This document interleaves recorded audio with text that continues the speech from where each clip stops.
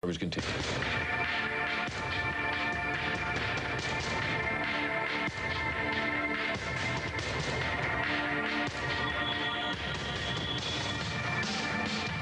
Deliberate and deadly attacks which were carried out yesterday against our country were more than acts of terror. They were acts of war. President Bush's stark words in reaction to the terrorist attacks that have changed our entire sense of security in the United States, beginning with the first attack that began at 8:45 a.m. Eastern Time yesterday in New York City, the first of 4 hijacked airplanes that slammed into one of the towers of the World Trade Center and then forever changed everything. We're waiting for some news conferences to happen this hour. We want to go back now to Washington managing editor Britt Hume with more information on the news conferences set to come in a matter of moments. Britt? We do have some briefings upcoming, Linda, but before I get to that, I want to mention something else that is of some consequence here.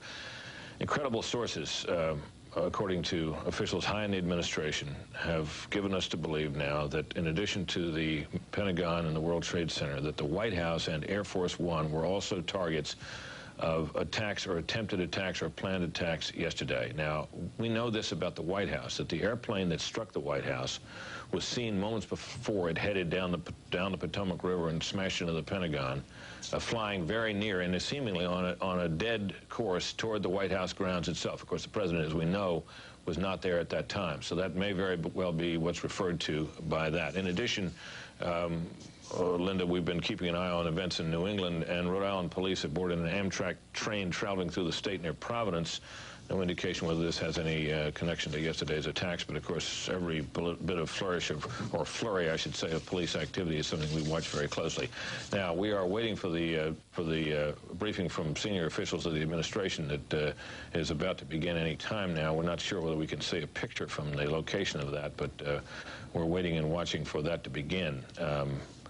Yeah, there it is. This is the Department of Transportation, and the Secretary of Transportation is expected to be accompanied by other, excuse me, that's the FBI headquarters, and we're waiting for a briefing there by the Attorney General and others. The Secretary of Transportation has already issued limited permission for some airports to reopen to allow flights that were diverted to airports other than their intended destination to begin to fly under very tight and changed security procedures. So why don't I give it back to you while we await the beginning of this briefing and news conference at FBI headquarters by the Attorney General, among others. Linda? Okay, Britt Hume, we'll get back to you in just a moment. As soon as those briefings begin, we are also keeping an eye on Ground Zero, as it were, that area right outside the World Trade Center where they are still tending to the injured and they are still looking for people trapped inside.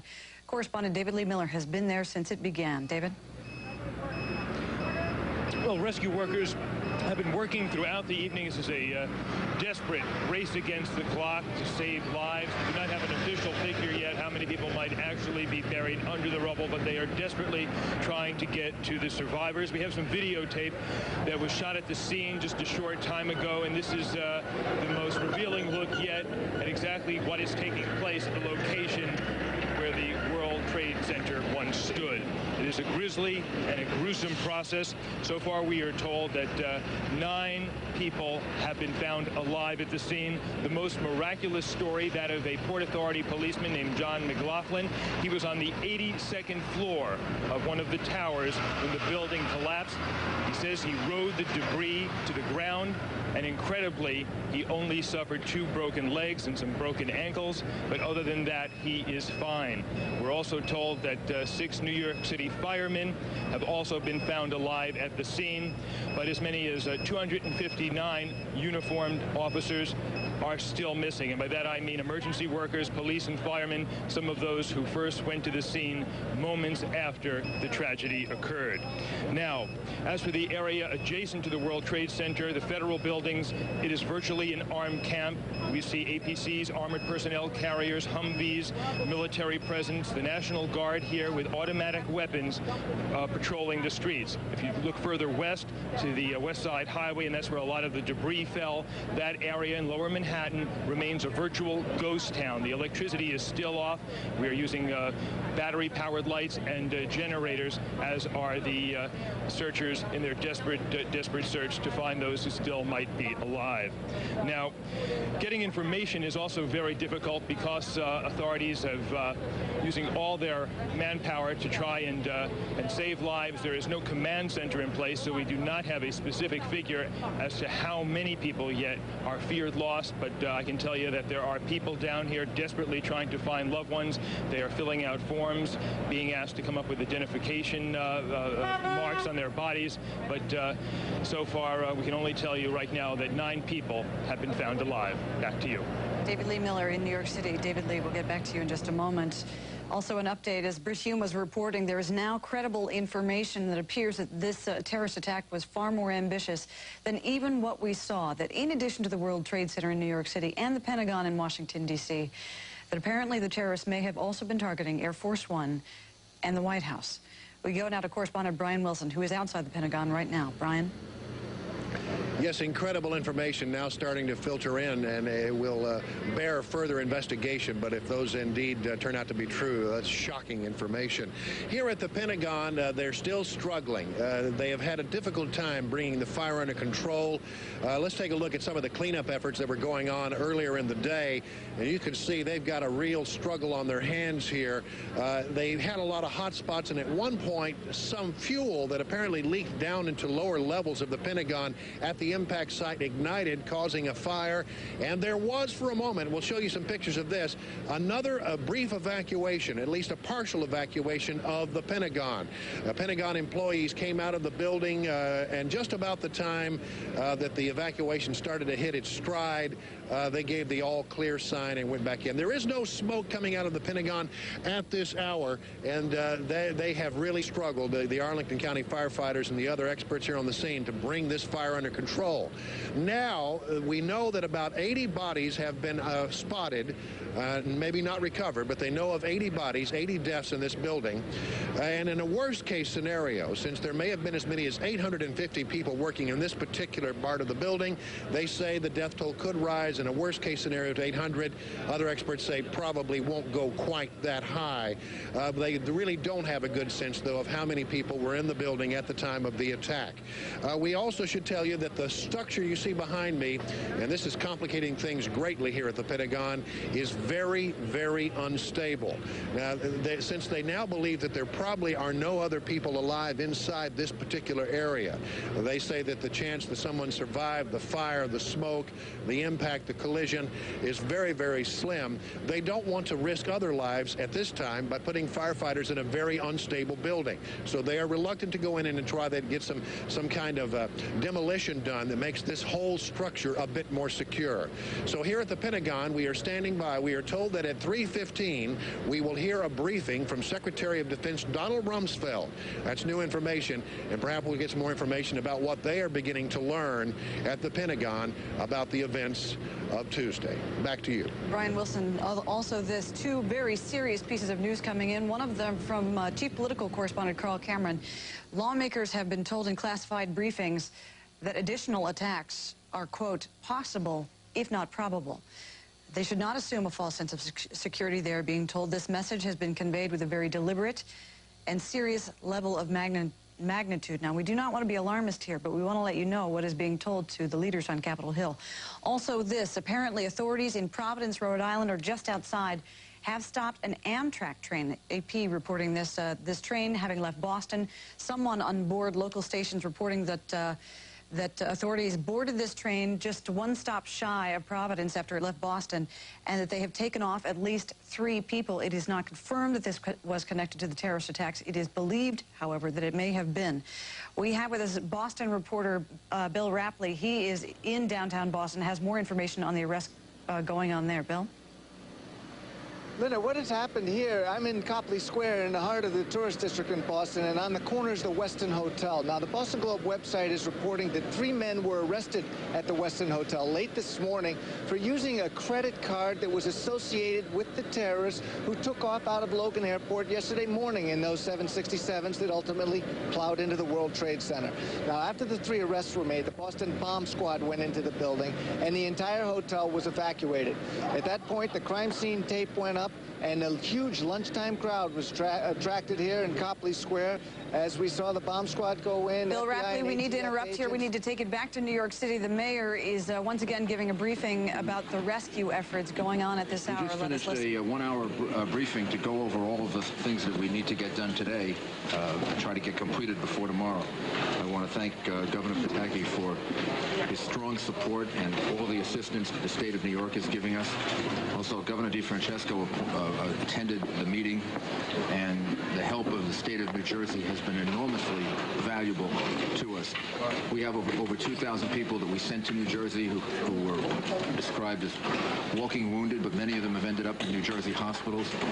The New Jersey police, the state police, some of the local police departments in New Jersey, fire departments are there on the scene helping us and supporting us, and their assistance has been enormously important and very, very valuable. And I thank you very much, Governor. It's really terrific. And that's really been true of everyone. They've all come to our assistance and our aid and our help. And New Yorkers who are strong and very resilient and should also know that they have lots of support, lots of people from around the state, from neighboring states like New Jersey, and all over the country that want to help us, want to support us. The president has made certain that the military is deployed in such a way as to keep us as safe as we possibly can be, given the times that we live in. And the New York Police Department and the other agencies are doing everything that they can to assure us as much safety as is possible. And people should know that they're not alone, but there are a lot of people suffering with them, there to help them and support them.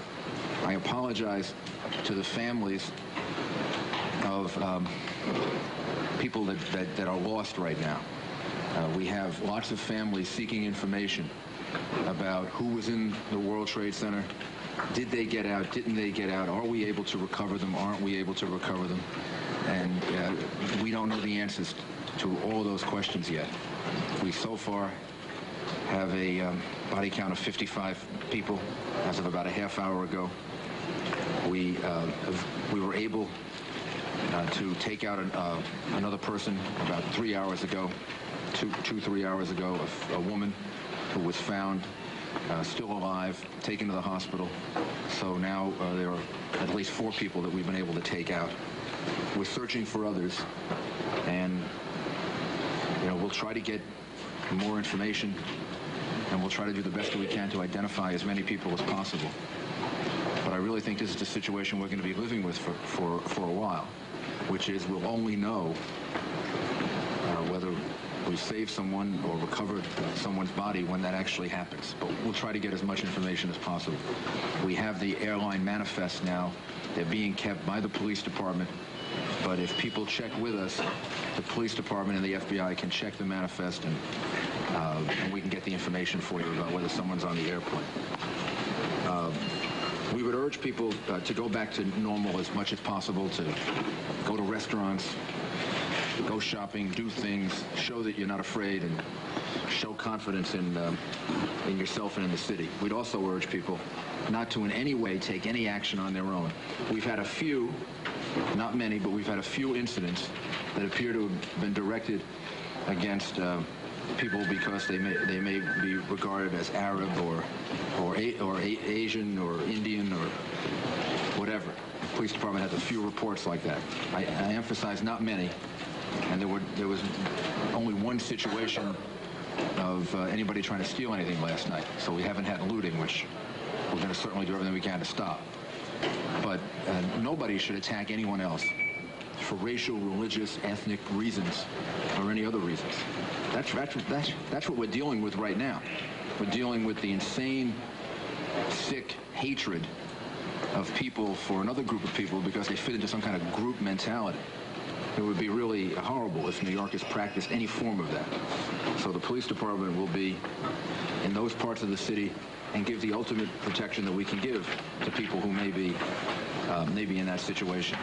One other thing, the generosity of people is really enormous. We have thousands of volunteers. We have people volunteering to give blood. They're lined up on the street in front of Bellevue Hospital and all over the rest of the city. Also, some of our corporate citizens have already made major donations for the benefit of the families of the police officers, the firefighters, the EMS workers who will turn out to have lost their lives in this situation. GE, the CEO of GE, Jeff Imholt, told us that he is going to donate $10 million to a fund for the families of the police, fire, and other emergency workers that tragically turn out to have lost their lives in this situation. The Cisco Corporation has also offered a donation of $4 million for similar purposes, and we will organize a charitable organization that can be accountable and can make sure that all this money gets in the hands that it's intended to get to, meaning to the children and the families that turn out to be the most direct victims of this tragedy. And again, I thank GE and I thank Cisco and all the others who have come forward in their own way and helped us. Governor? Mayor, thank you. Let me join with you in thanking Governor DeFrancisco for being here and for the extraordinary help we've gotten from New Jersey and the cooperation we've had with the Port Authority. It's been just tremendous, and we appreciate that help. And the mayor referred to us as coming out of a one-hour briefing, but it's really not a briefing. It's a work session.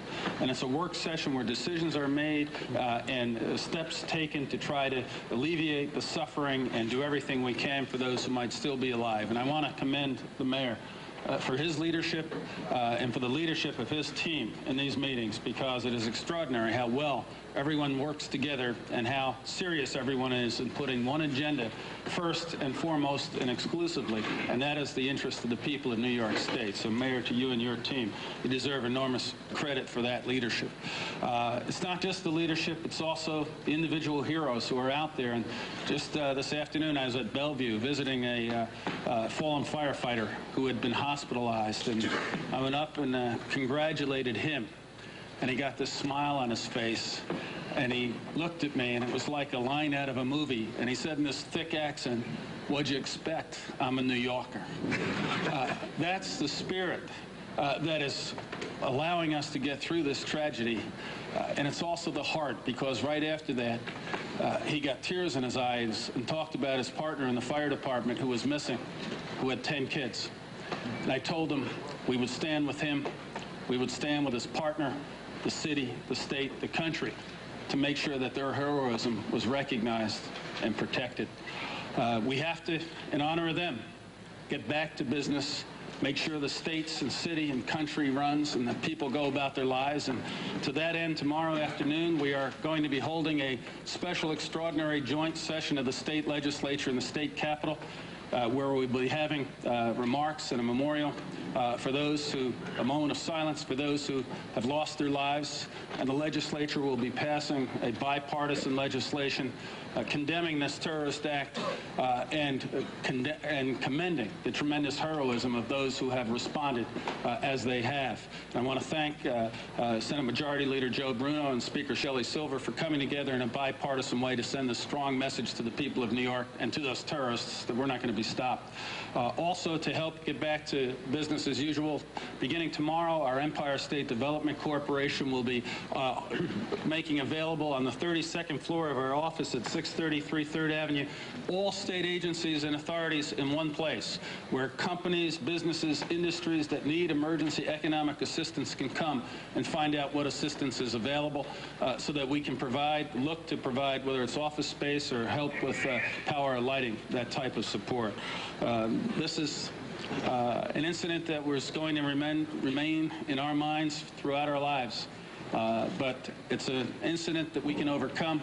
put behind us and move forward in protecting our freedom and the future of our city, state, and country, we are going to do that. Mayor, again, thank you for your leadership. Thank you, Governor. Thank you. Governor? If I could, there are a couple reasons why Thank you very much. I was able to why I wanted to be here was, first of all, to tell the both of you that you've exercised great leadership during this very difficult time. I express my sorrow for the many, many people that we've lost, but also our support. Really, we're here to tell you that we support you in any way possible.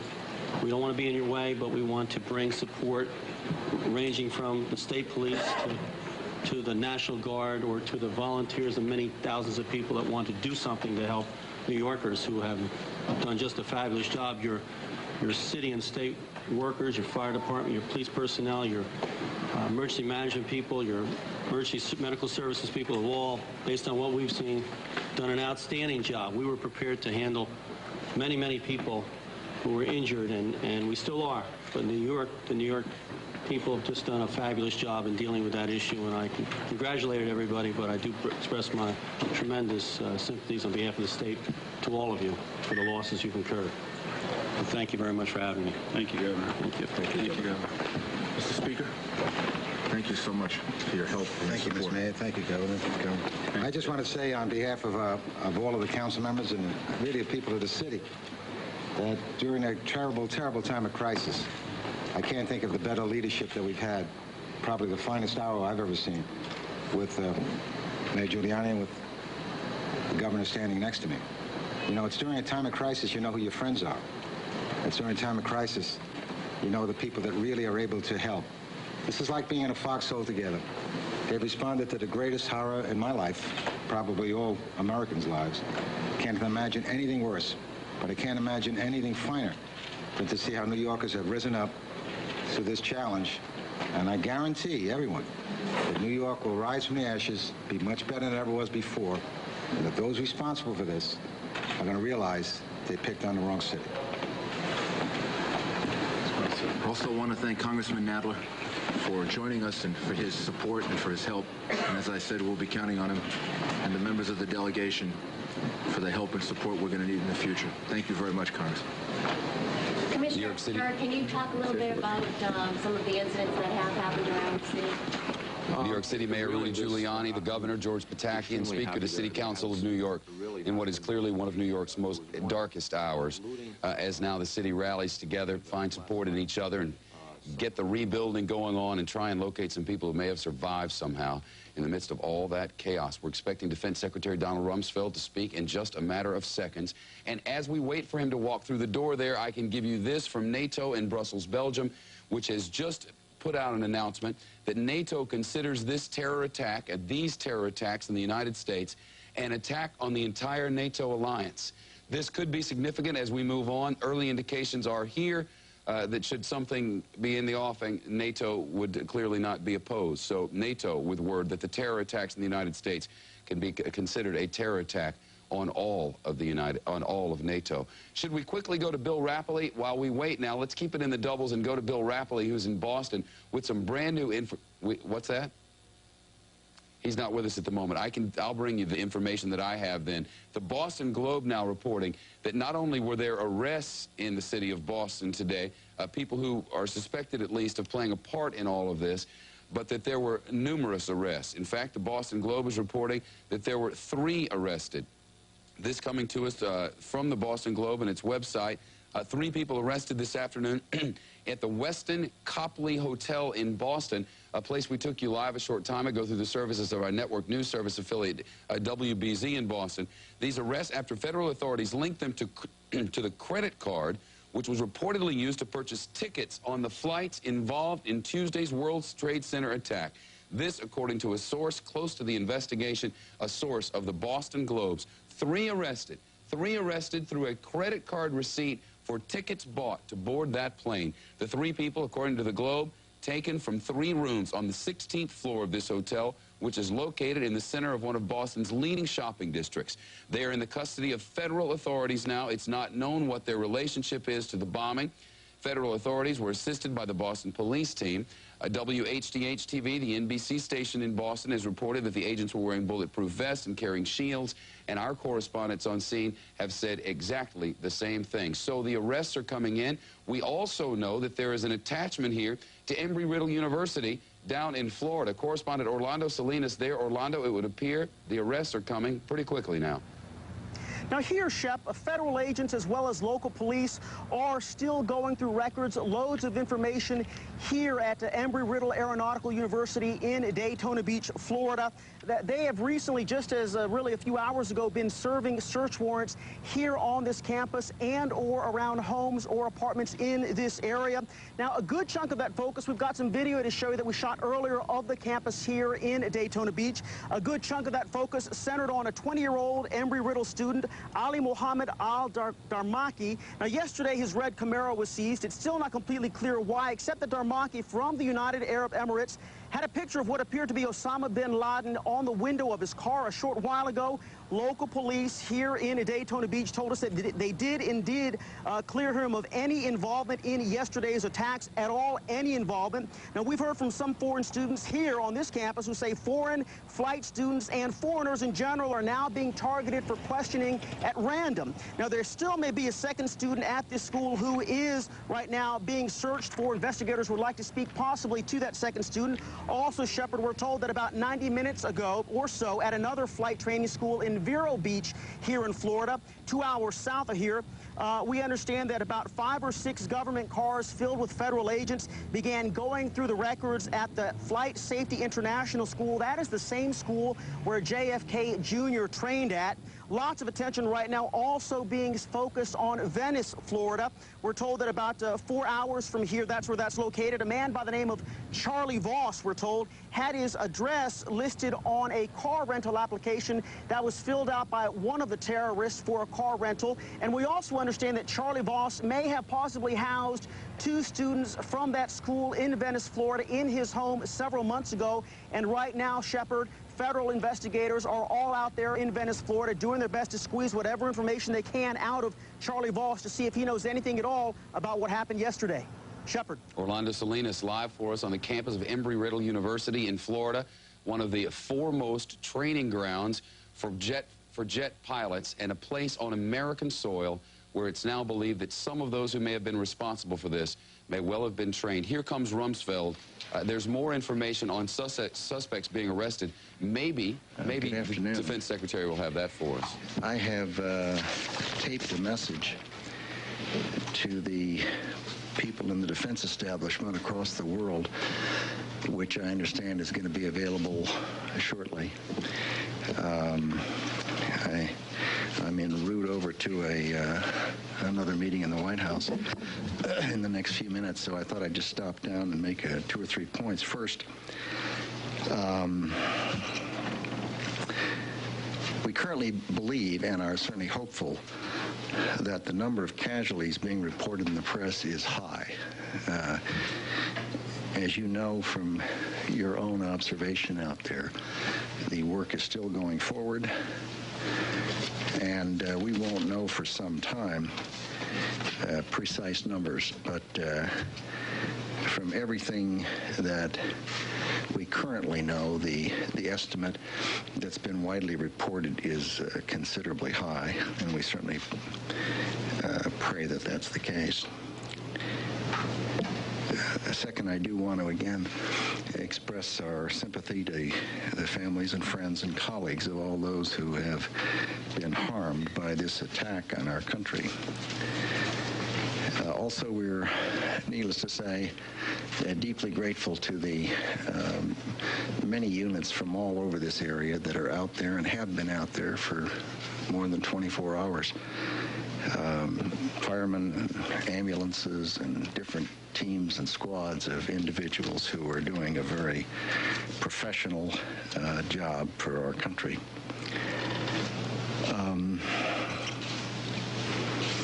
We are, in a sense, seeing the definition of a new battlefield in the world, a 21st century battlefield. And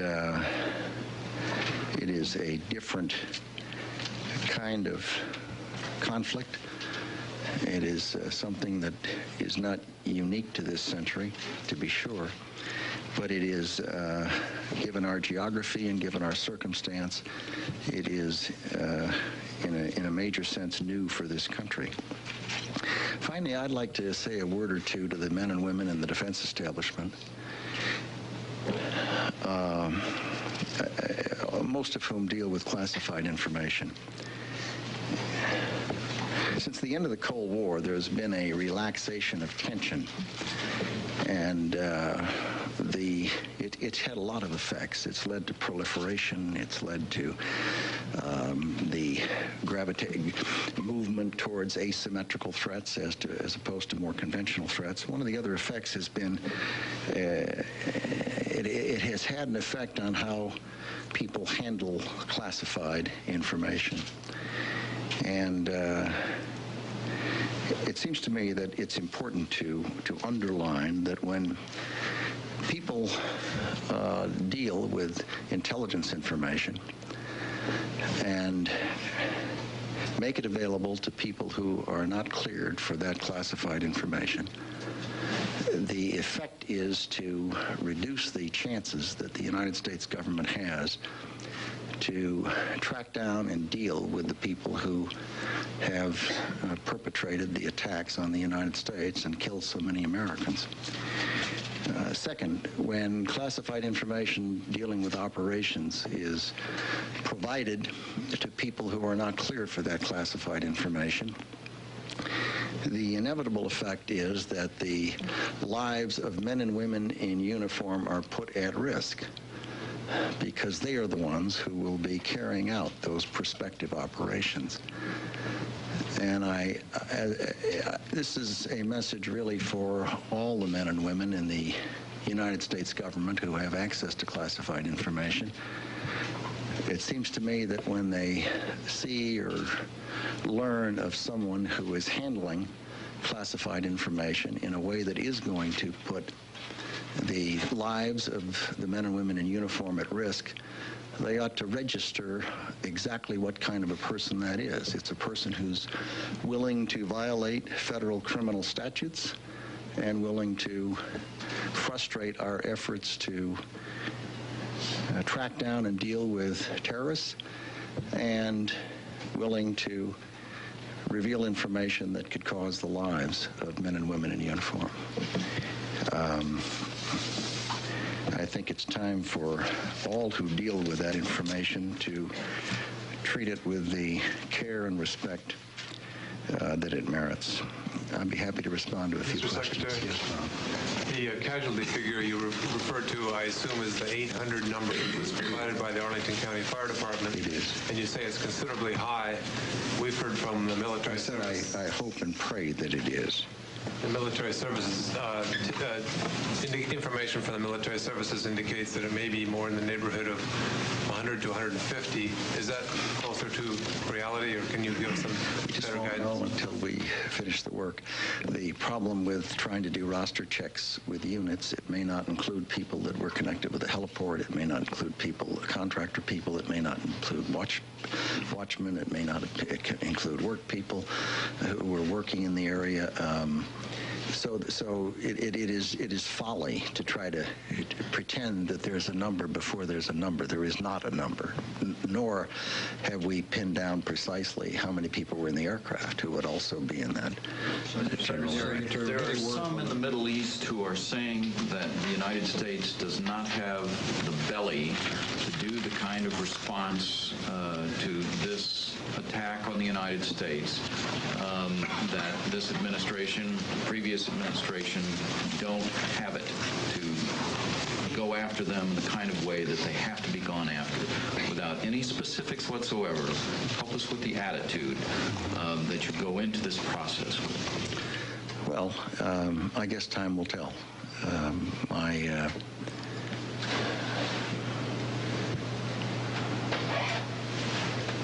I guess I'm kind of old-fashioned. I'm inclined to think that if you're going to cock it, you throw it, and you don't talk about it a lot. So my instinct is that what you do is you go about your business and do what you think you have to do. I think anyone who thinks it's easy is wrong. I think that it will require a sustained and broadly based effort, and I don't think that people ought to judge outcomes until sufficient time has passed to address what is clearly a very serious problem for the world. And it's not restricted to a single entity, state or non-state entity. It is an attack on a way of life. The purpose of terrorism is to terrorize. It is to alter behavior. It is to force people who believe in freedom to be less free by altering their behavior and redressing a balance between freedom and security. Anyone who's ever been in a war zone, as I know most of you have, you know that when you walk out of a building, you don't walk out with your head high whistling. You look around the corner and see what's out there. And that's not the way Americans live, and it's not the way we want to live. Mr. Secretary, your comment, let me ask one. I was just cut off for a second because I kindly left to my colleagues. So we're getting word from reporters at the White House, quoting Ari Fleischer, that the target of the 757 was actually the White House, and also Air Force One was targeted. Can you shed any clarification on that? I'll leave that to the White House. Mr. Secretary, your comments on the handling of classified information, are you suggesting that it's time to move to a more secretive government in which there's less transparency about what it is you're doing? And how does that square with the goal of openness that reassures both friends and foes around the world that the United States intentions are good? We all know that there's a wealth of material that's classified unnecessarily and doesn't necessarily need to be. Well, as I'm sure you've discovered, I do believe in openness, and I think it's enormously important in a free system with a free press and a democratic underpinning to our wonderful success as a country that we recognize that and respect it. I also know that you're quite right. There are things that get classified that ought not to be classified. But what I said is enormously important, and that is that when classified information is compromised by people who ought to know better because they're unprofessional or uncaring and perfectly willing to violate federal criminal law and seemingly willing to put people's lives at risk, their colleagues and their neighbors and their friends, I think it's something that should stop. Yes. Secretary, Jim's question, folks, he needs to leave. We need to get you across the river. Last question. Was sloppy handling of classified information, did that play some role in the attacks?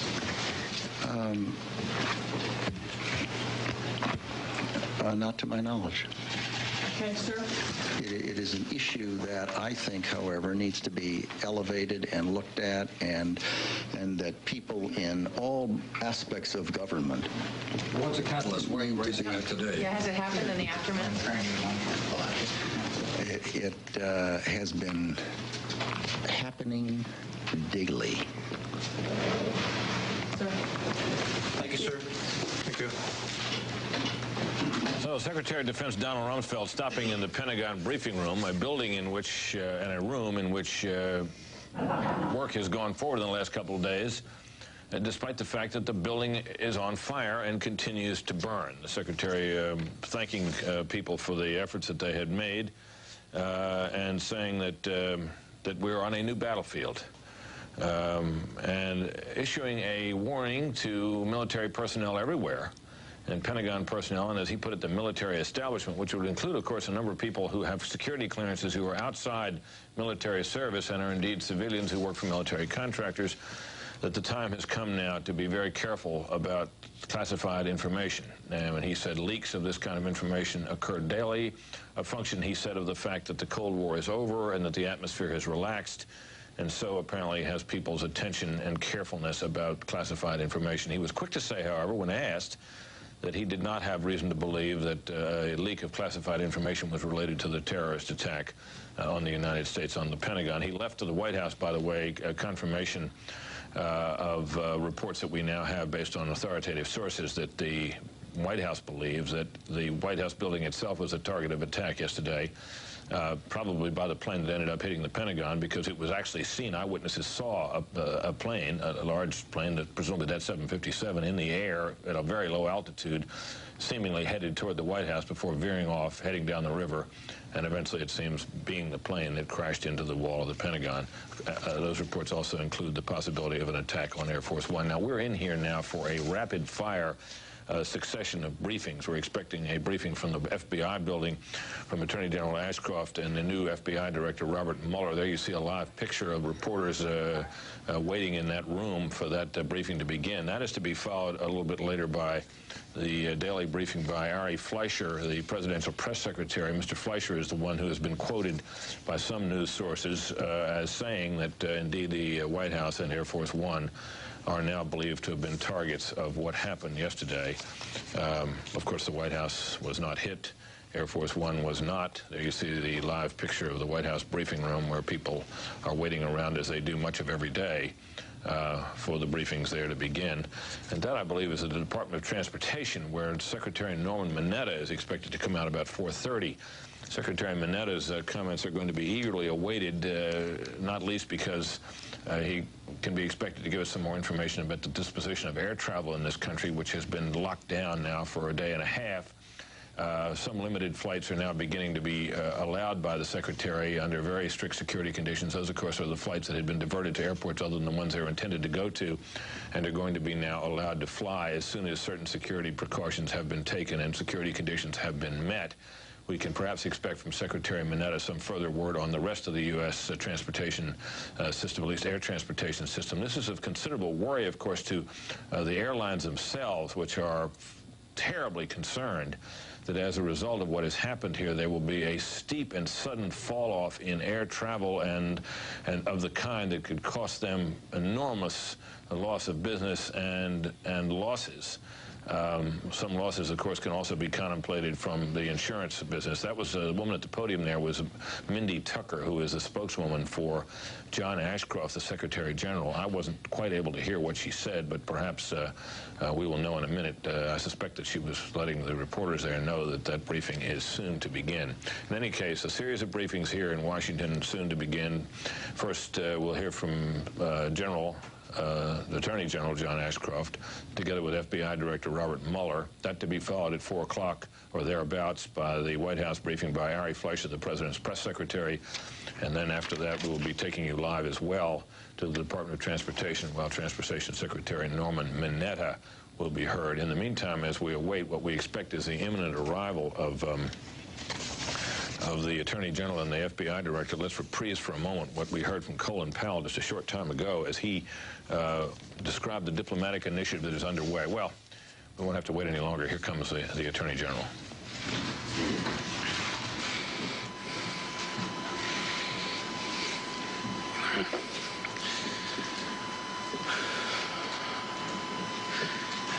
This investigation and recovery is a highly coordinated effort. I want to thank all of the federal, state, the local agencies that have worked tirelessly yesterday and today to help the victims of this act of war find relief and to help the United States of America locate the people who are responsible for these terrible acts of war. Immediately after the first report of a plane crashing into the World Trade Towers, numerous federal agencies coordinating with the White House mobilized their resources. Throughout the day, secure video conferences took place among the National Security Council, the Department of Justice, the Department of State, the Department of Defense, the Department of the Treasury, FEMA, CIA, the FAA, and other federal agencies. Both the President and the Vice President presided over a number of cabinet and sub-cabinet meetings and video conferences. Continuity of government plans were put into effect. Within the Department of Justice, our full resources were put into operation immediately. As I will explain in greater detail in a few moments, these resources have been deployed both to investigate this act of war and to assist victim survivors and victim families. But let me stress that this is not simply a Department of Justice effort. The response of the federal government across the board has been, I believe, from the President of the United States to the rescue workers, magnificent. I'll now turn to the information that the response we have been making has developed. I'll give you the information that we can give you. However, we will give you only facts that we can confirm. You may be hearing things that we have not told you, but some people have the luxury of speculating.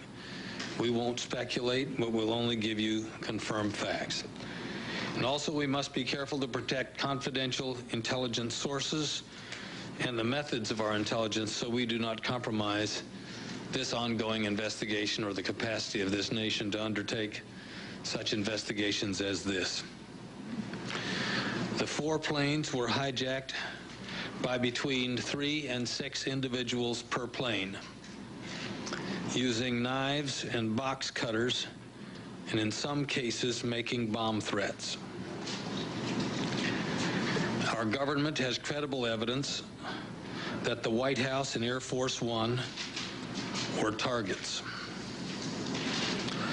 A number of the suspected hijackers were trained as pilots in the United States. The Department of Justice has undertaken perhaps the most massive and intensive investigation ever conducted in America. The full resources of the FBI, the Justice Department's Criminal Division, the U.S. Attorney's offices, the INS, and other components have been brought to bear and will be focused in this endeavor. Throughout the day and into the night last night, Deputy Attorney General Larry Thompson and Assistant Attorney General Michael Chertoff, who is not with us at this moment, and I were present at the FBI's Strategic Information and Operations Center, together, of course, with the director and a number of other individuals. The Justice Department is working closely with investigators, the FAA, and the intelligence community, including the CIA, the NSA, the Defense Intelligence Agency, and the Defense Department. Numerous agencies have assigned personnel to the SIOC at the FBI to coordinate investigative efforts so that information which is received on these premises becomes immediately available to the cooperating agencies. And I might add that we reciprocate with similar deployments in a variety of other settings. The Justice Department's Terrorism and Violent Crime Section is coordinating the response of the U.S. Attorney's offices nationwide. These agencies have a presence at the SIOC here in the FBI 24 hours a day and are coordinating efforts both in the United States and worldwide around the clock. Investigators are reviewing intelligence and have received numerous credible leads. Command posts have been established at all crime scenes. Evidence response teams and the FBI's disaster squad have been deployed to the crash sites. The recovery of bodies and the collection of evidence is ongoing at the Pentagon and at the crash site in Somerset County, Pennsylvania. Investigators are working with the National Transportation Safety Board to recover the black boxes from the crash sites. The crime scene at the WTC has been secured, but is not yet a crime scene accessible to investigators. The United States Attorney's Office's terrorism units and the FBI's Joint Terrorism Task Forces are obtaining the passenger manifests, rental car receipts, telephone logs, and videotape from parking garages, and pay telephone videotape records at all scenes for review and appropriate follow-up interviews. All investigative resources of the FBI's laboratory and crisis response capabilities have been mobilized. Now let me turn this podium over to FBI Director Bob Mueller to talk more about the investigation itself. Thank you, Mr. Attorney General. I want to start by saying that the men and women of the FBI join the nation in expressing our deep sympathies for the victims of these horrific tragedies and their families. And we, all of us in the FBI, pledge to those directly affected by these attacks that we will leave no stone unturned in our quest to help find those responsible and to bring those individuals to justice. Let me turn, if I could, for a moment to the effort that we have undertaken at the FBI to investigate these tragedies.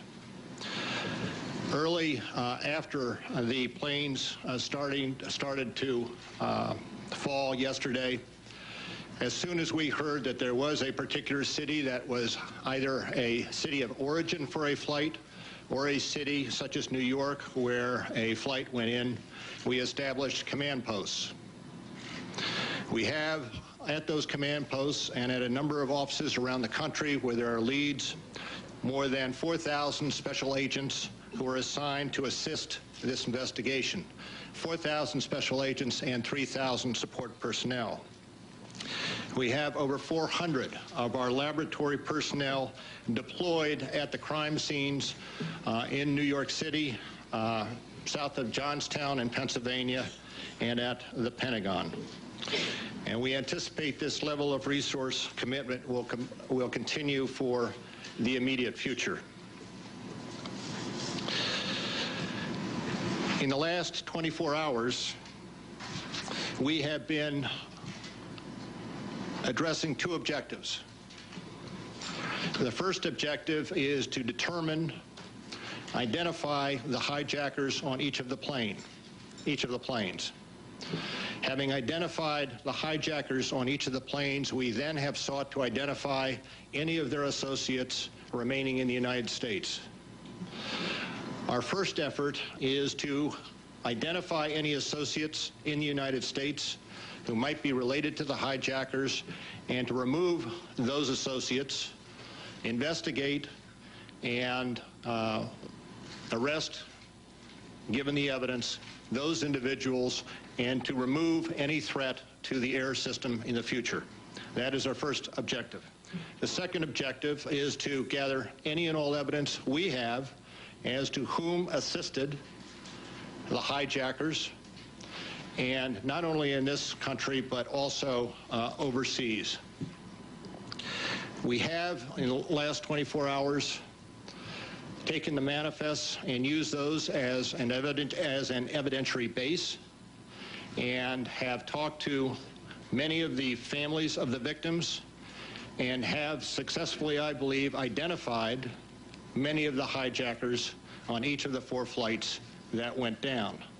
We also have identified, through a number of leads, principally at the cities of origin, a number of individuals whom we believe may have had something to do with the hijackings, and we are pursuing those leads aggressively. Let me conclude at this juncture by emphasizing again the FBI's total and unwavering commitment to this investigation. We will not stop, and as I said before, we will leave no stone unturned until we have determined who was responsible for these attacks on our freedom. Now, I would be happy to entertain questions, as I'm sure the Attorney General would. Has there been any arrests of any of these associates that you've identified? Now, I understand that there is reporting out there that the FBI has made arrests with regard to the hijacking. That is not accurate. There have been occasions where we have interviewed individuals and come to find that the individual is out of status and that individual has been detained on an immigration hold. But there have been no arrests relating to these hijackings at this point. People that you've talked to and the people that you've identified, are these people that have been under FBI's watch in the past relating to other kinds of terrorism activities? Are they people who you're familiar with? As we identify names, there may be one or more individuals with whom we have information as to involvement with individual terrorist groups. We've seen activity today in Boston, Rhode Island, and in southern Florida. Can you walk us through, in any of these cases, give us any guidance on why these particular individuals have been stopped and what the FBI is doing? We have in Boston, my understanding also in Providence and also in Miami, we have leads indicating the presence at some point in time of either the hijackers themselves, and we are attempting to recreate the travels of each of the hijackers on the planes, either the hijackers themselves or their associates, and consequently we are following all leads with interviews, with search warrants, and whatever investigative techniques are necessary to obtain the evidence. They've got to get to the White House for a meeting. How many associates, Mr. Mueller, do you think? And how many were workers at the airport? I can't give you a definitive number on the associates. Have you linked this to Osama bin Laden? Thank you very much. There you have FBI Director Mueller, who was joined earlier by the Attorney General, outlining what is being described as the most massive and intensive investigation ever conducted by the Justice Department. And he revealed a few, what he said are facts that they have come to count on, that they were 3 to 6 hijackers for each plane, and they had such weapons as knives, box cutters, and in some cases made bomb threats, he said. He confirms what we have been hearing from other sources, that White House and Air Force One were, according to Mr. Mueller, targets of yesterday's action, although obviously neither of those entities was hit, and that the hijackers, some of them, were trained as pilots in the United States. Mr. Mueller portrayed what appears to be considerable progress so far in the investigation, saying that they believe they have identified many of the hijackers, and in some cases, others who may have had something to do with the hijacking as well. We, of course, have been covering this afternoon, considerable flurry of activity up in New England. You saw the scene outside the Copley Plaza Westin Hotel there in Boston, where police had descended and according to some reports, arrested several people. No arrests, said Mr. Mueller. There's an FBI news conference going on in Pennsylvania now. We're going to join that as we await the beginning of Ari Fleischer's briefing at the White House. Let's listen. Need for information in terms of the specifics, the capabilities of the items shown here. Feel free to call the NTSB at their headquarters at 202-314-6100. Again, we're looking for human remains, aircraft parts, the black box, and other items of evidence. I want to take some time to express our gratitude to representatives of the Salvation Army and the American Red Cross, as well as other organizations who provided us with support here on site. As you can imagine, we're working long hours to try to address this issue of the processing of the crime scene. Again, for information regarding attacks that occurred in New York and Washington, you can call 866-483-5137. If you have any information to provide to us, you can call the FBI Pittsburgh office at 412-471-2000 or go to ifccfbi.gov. At this point, I'd like to defer to the Lieutenant Colonel who will speak to United Airlines. This morning, a number of you had inquired about United Airlines, and the response from the United Airlines is that their communication through the media would be, or to the media would be from Agent Corvington of the FBI. However, there are a couple of numbers that I want to give you. The United Airlines contact number in Chicago is 847-700-5538. They also have a website, www.united.com. The United Airlines contingent has a facility at Seven Springs Resort, which is nearby here. They will have a media room for families who come to this area and opt to talk to the media. The phone number at Seven Springs Resort is 814-352-7777. You are listening to an FBI presser that has been going on, one of many today, trying to sort out the details of who was responsible for what in the greatest calamity ever to hit the United States of America. A day after the fact, still a lot of questions. Who prompted this attack? Who was behind this attack? And now, how to respond for those who were. Consistent with what it has been.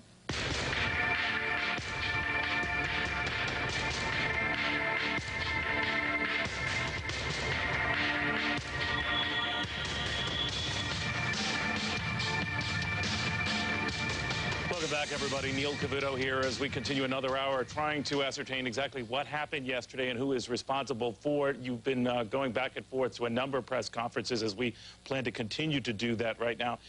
We are also awaiting a press conference from White House Press Secretary Ari Fleischer. We're also expected to hear from some NTSB officials, even though they have essentially bowed out of this as far as their responsibility now. This is a criminal investigation looking into the 4 hijacked planes that were behind yesterday's calamity at both the Pentagon, of course, in Pittsburgh, and, of course, no doubt at the 2 World Trade Center towers. So we're going to be waiting on all of those developments. Meanwhile, I want to go to David Lee Miller. He has some of the latest at the sort of epicenter of all of this. David. Neil, authorities at this hour are in a race against the clock to get to the survivors trapped under the rubble that was once the World Trade Center. Now, we have some videotape recorded just a short time ago at the scene. This is a home videotape, and it is the most recent video that will show you exactly what is taking place only a few blocks from where I am now standing. So far, 9 survivors have been pulled from the rubble. Thousands, though, are feared missing, presumed dead. The most miraculous story to date, a Port Authority cop named John McLaughlin. He was on the 82nd floor of one of the towers when the building collapsed. He says he rode the debris to the ground, and incredibly, he only suffered 2 broken legs. Now, 6 New York City firefighters have also been found alive, but unfortunately, these type of stories are really far and few between. Right now, as many as 259 cops, firemen, and uniformed personnel, EMS workers, those who are first on the scene, are still reported to be missing. One rescue worker told us that in the last few hours, they pulled 15 bodies from the wreckage, and that they have located other bodies as well, but it is simply too difficult to get to them. It is too dangerous at this point to remove some of the bodies that are trapped at the World Trade Center. And to give you some idea how difficult and grisly that this type of undertaking is, they have brought to the scene cranes, heavy equipment, tractors, all types of equipment. They have welders on the scene who are actually cutting into the steel girders of the World Trade Center to try and dismantle the structure. Then by hand, the workers are actually removing the debris from the scene, hand by hand, taking what was left of the World Trade Center, placing the debris in trucks, those dump trucks, if you will, then making their way up Church Street, where we are now standing, and then they're taking the debris to 59th Street, where there is a dump. The FBI has a special staging area where they are going through the evidence. We have some breaking news now, Neil, so I'm going to toss it back to you. All right, David, thank you very much. David Lee Miller. Now on to Ari Fleischer at the White House. These are phone calls to leaders around the world to rally an international coalition to combat terrorism. He has spoken today with Prime Minister Blair, with Prime Minister Chrétien, with President Chirac, with Chancellor Schroeder, with President Jiang of China, and twice with President Putin. The President will continue to reach out to leaders throughout the world to develop this coalition, to send a message that the United States and the world stand united, all the freedom-loving countries and others, to fight terrorism.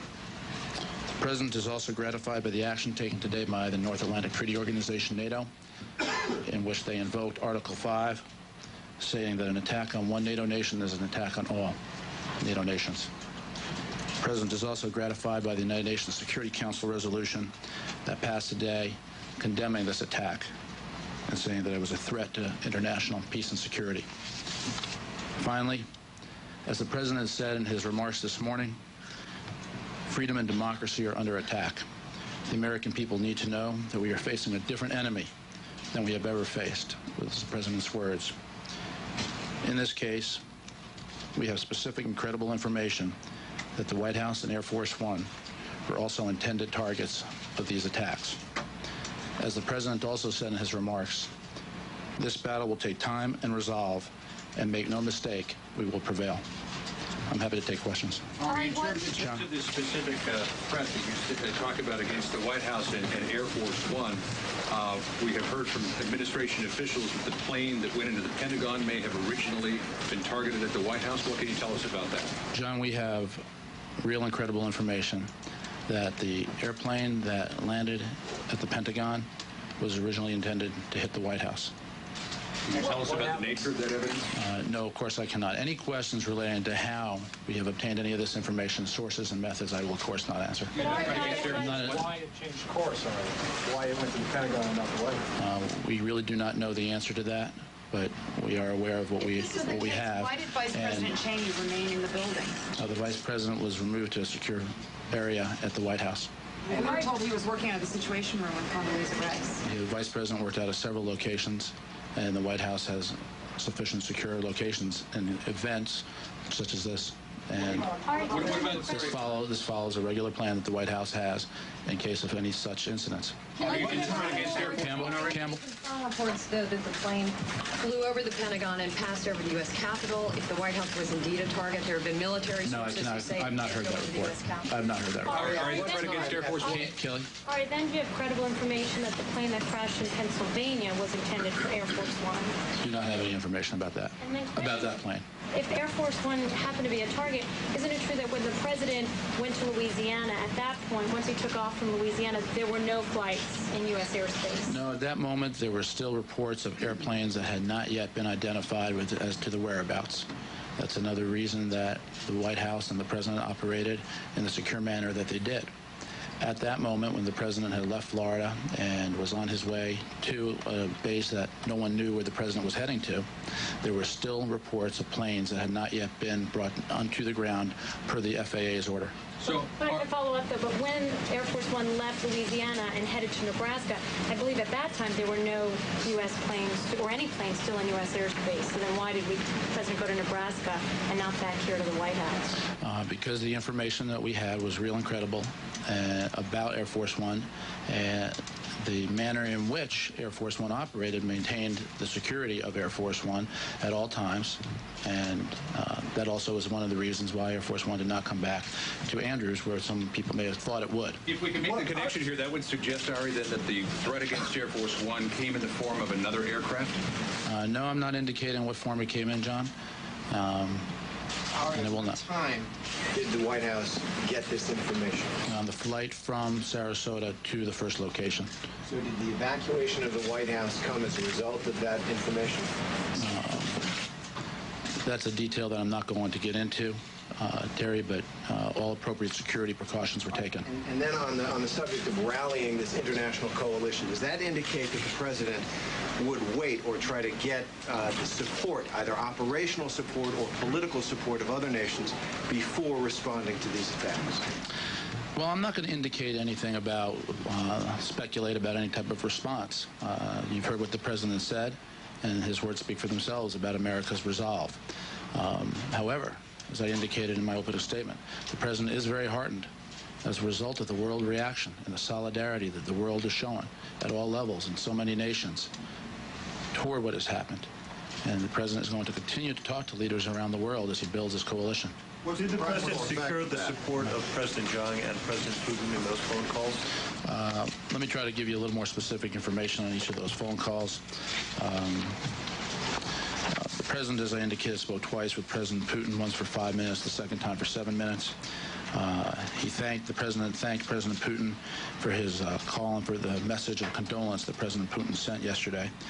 President Putin informed President Bush that he had signed a decree that there be a moment of silence at Russia and throughout Russia at noon tomorrow, with flags at half-mast to express the outrage and solidarity of the Russian people with the American people.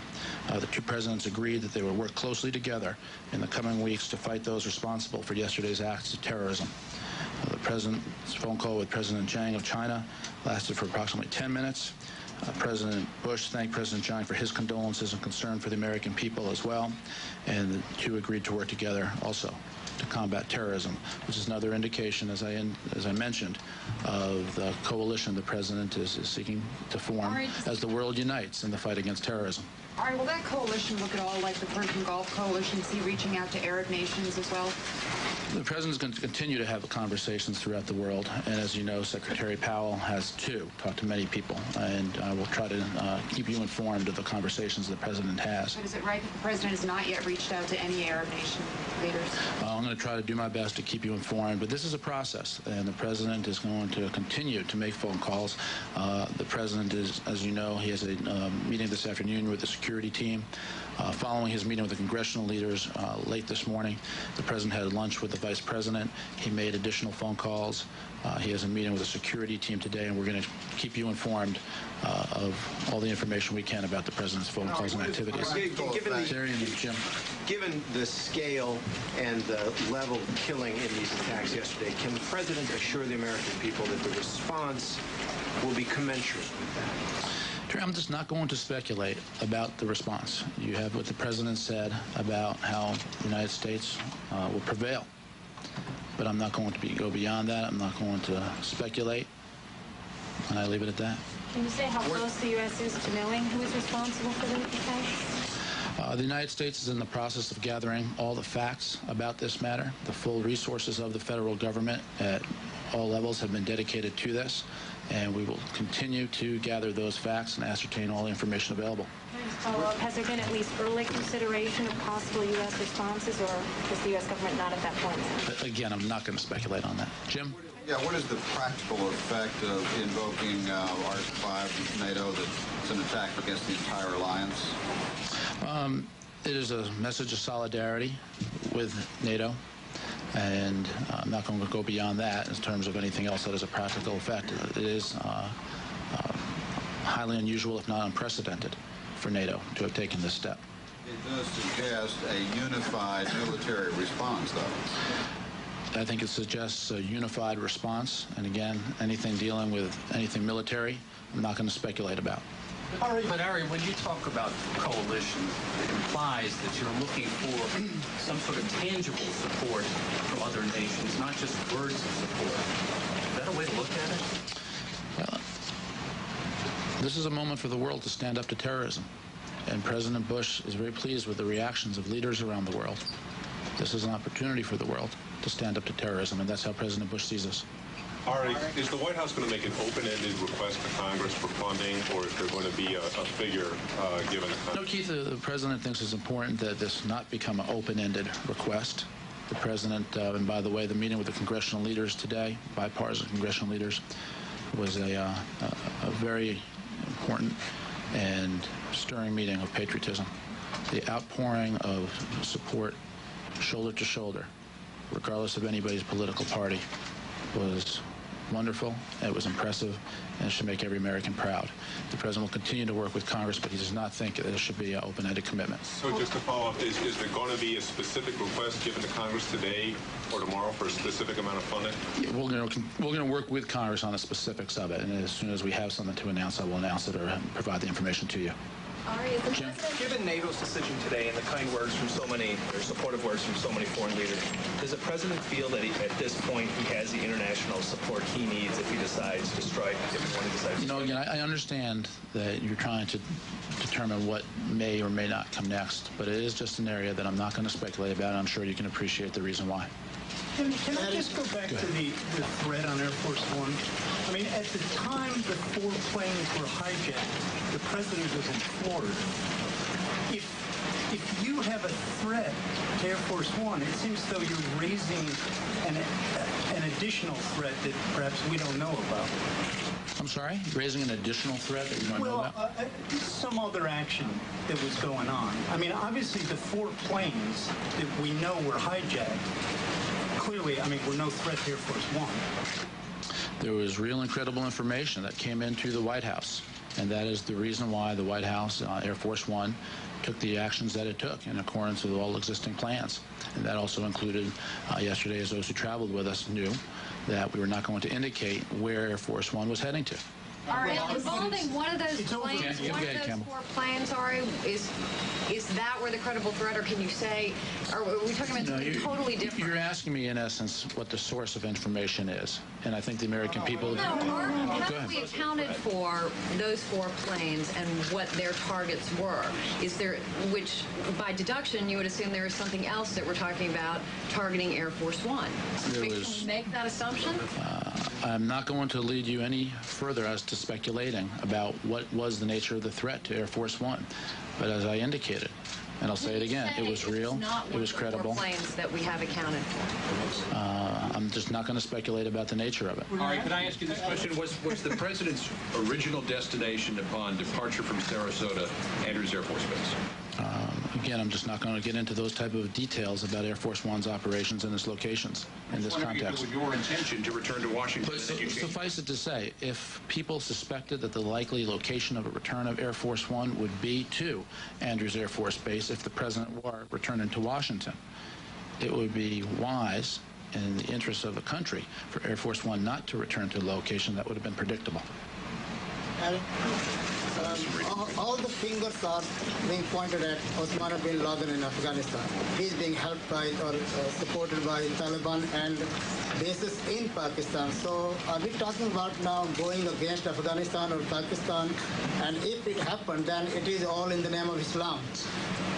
So is it time now for the United States not to wait anymore, that more innocent people will be killed in the name of... I was asked earlier about who we believe is the source of this, and I indicated that the United States continues to gather the facts about that information, and so your question presupposes the answer, and I'm not prepared to do that.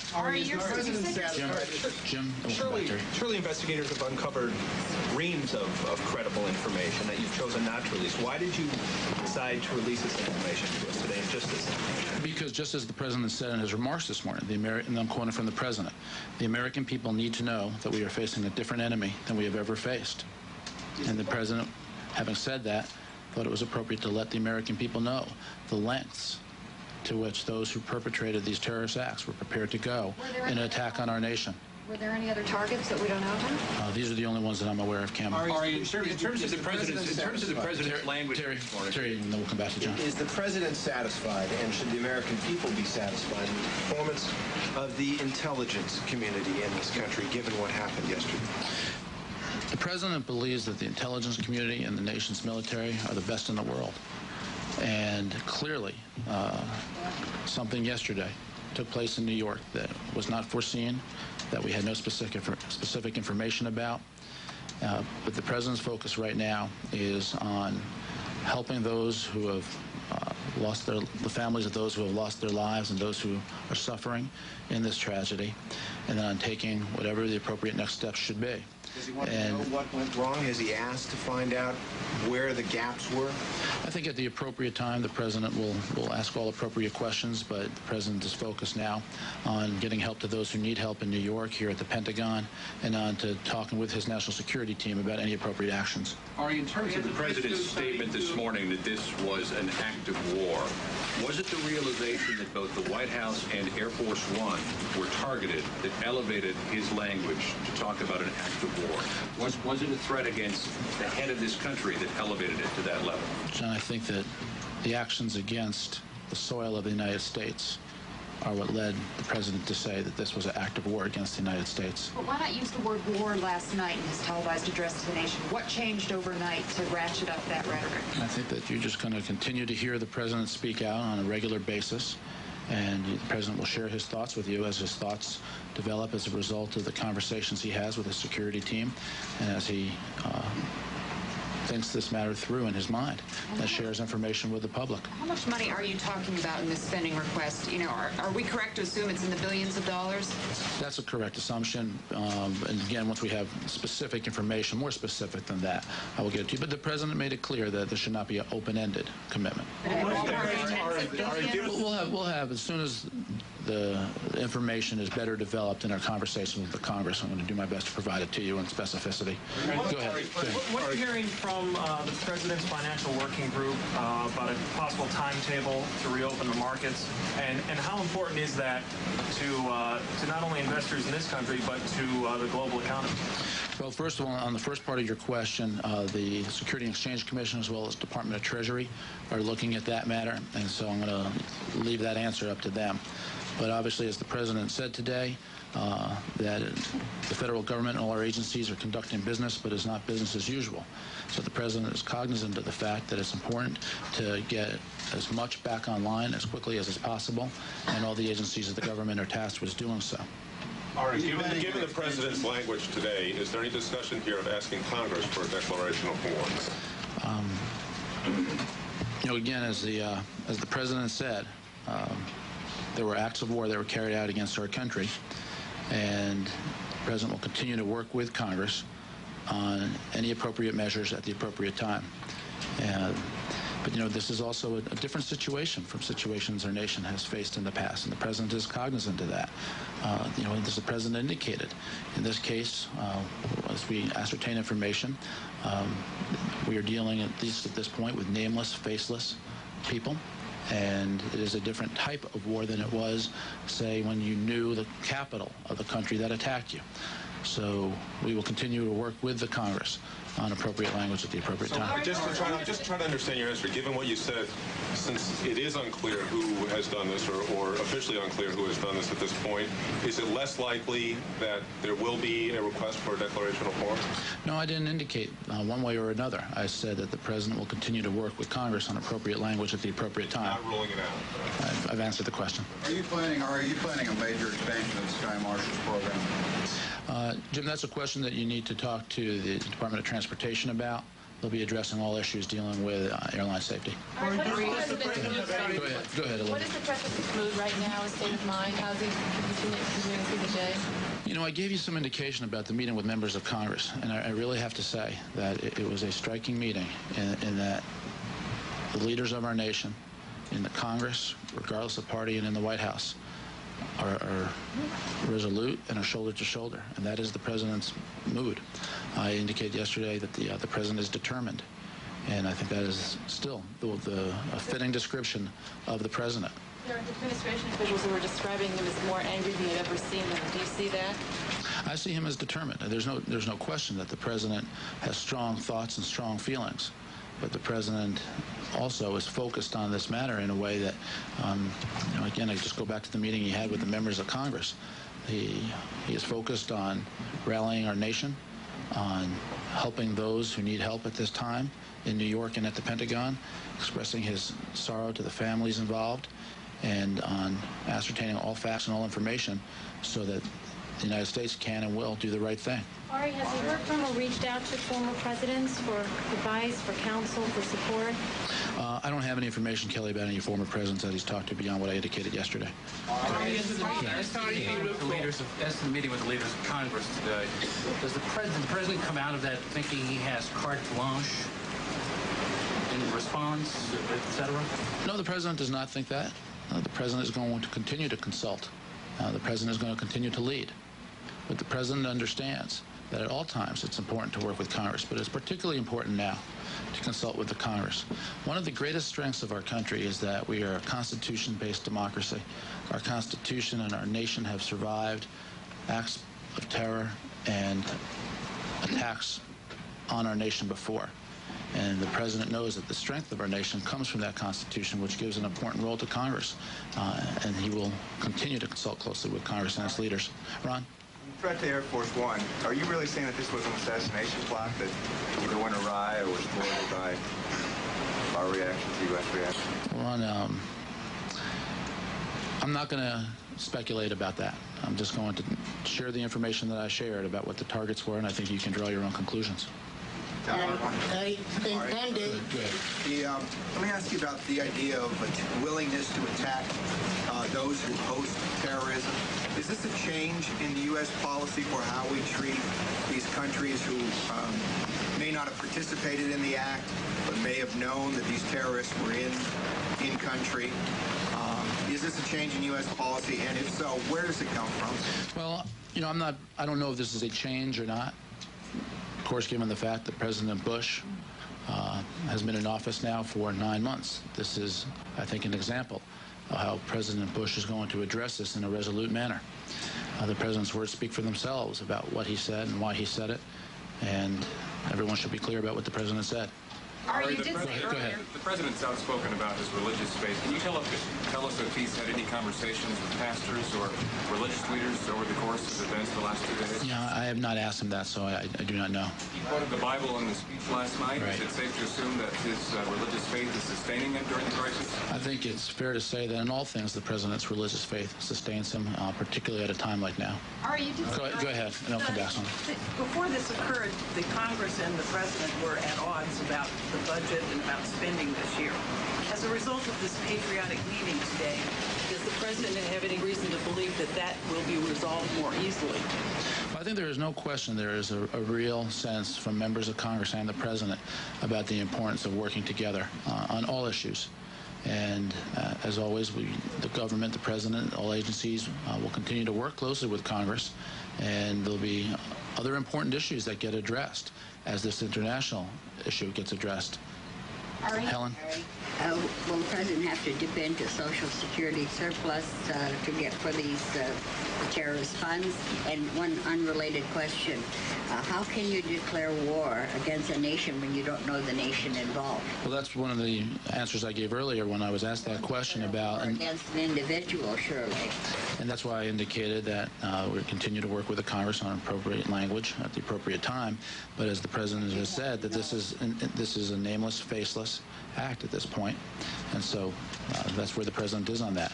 As for Social Security, you know, again, the fiscal year will end on September 30th. We'll have more specific information at that time. But clearly, the situation has changed.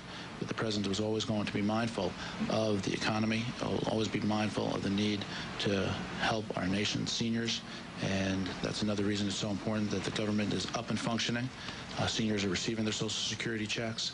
And as the President said, it's not business as usual, but the business of the nation and the government is going on. Go ahead, Helen. Does he feel he has to have a declaration of war to go after known terrorists? Absolutely classic White House briefing. There are times when it is the job of the White House press secretary to add practically nothing, if anything, to what the President has said. The President has spoken this day in words that were obviously very carefully chosen. He did use the phrase, as was noted in several questions there, act of war. And Mary Fleischer, as you saw, was asked to elaborate on that and its implications, which he very carefully declined to do. He did enumerate the conversations that the President had with other world leaders, principally the heads of state of the members of the National Security Council, the UN Security Council, which is obviously a very important organization to work with and through if you're seeking to build what Colin Powell described as a worldwide coalition against terrorism in all its forms. But on this day, the news was made first by the President this morning, later by Colin Powell at the State Department, and then subsequent to that, by John Ashcroft and the new FBI Director Robert Mueller at the FBI headquarters. And you saw the White House reporters trying to get a little bit more news from Mary Fleischer and not having a little luck on a day when they wanted to let the President make the news. That concludes it from here. We've got other briefings to come, but for now it's back to Neil Cavuto in New York. Neil? All right, Brett, thank you very, very much. I want to quickly go to Jerusalem now. Jennifer Griffin keeping an update on Middle East reaction to this, particularly among the Israelis. Jennifer, what do you have for us?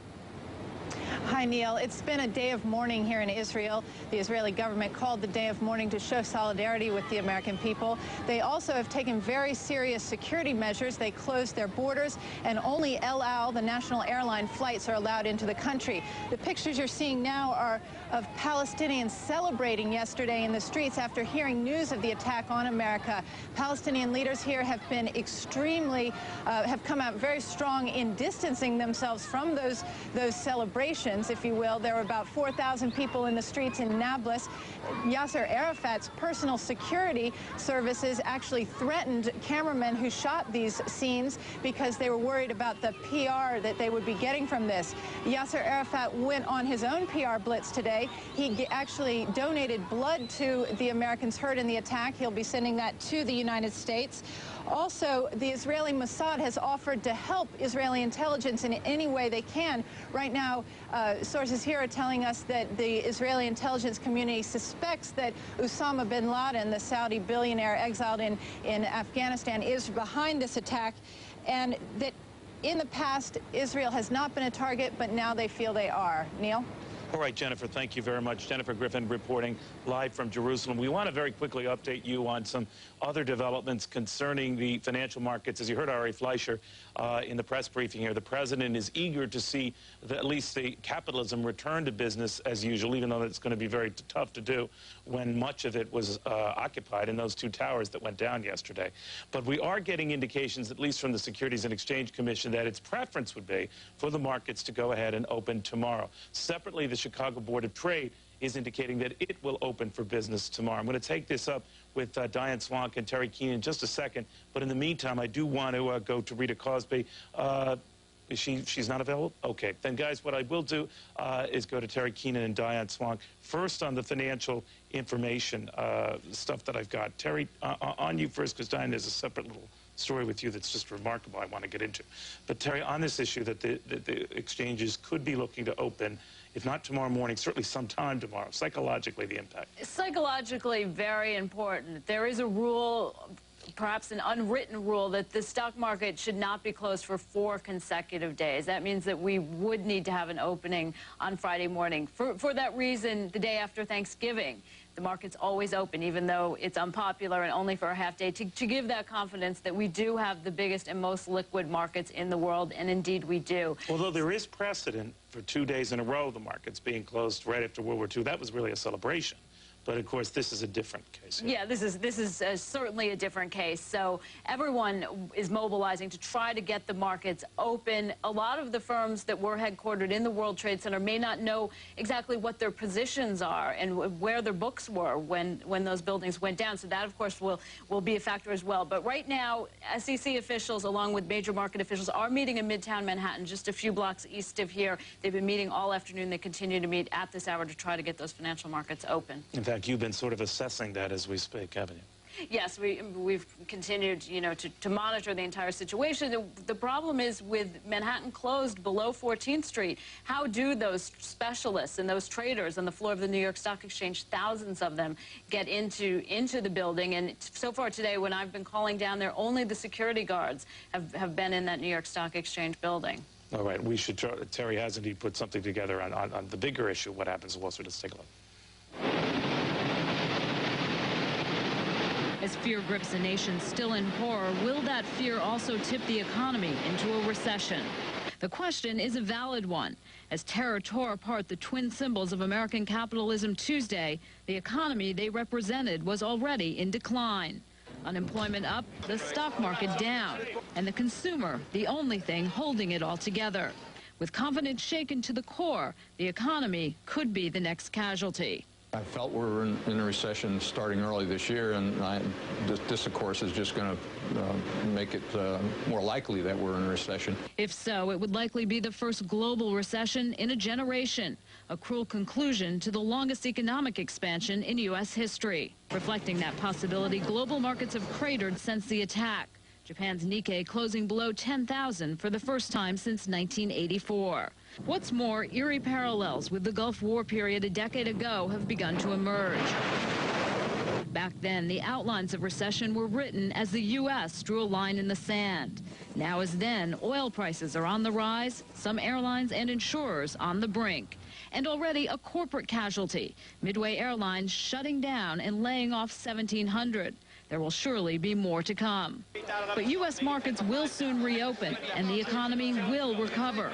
Acts of evil, no match for the most free and fair economy on earth. I don't view this as an attack on the financial markets as I do as an attack on a national landmark. And I think the New York City skyline, which is now forever altered, has been altered by this act. I don't think if it was intended as an attack on the financial markets, in that respect alone, it was a dismal failure.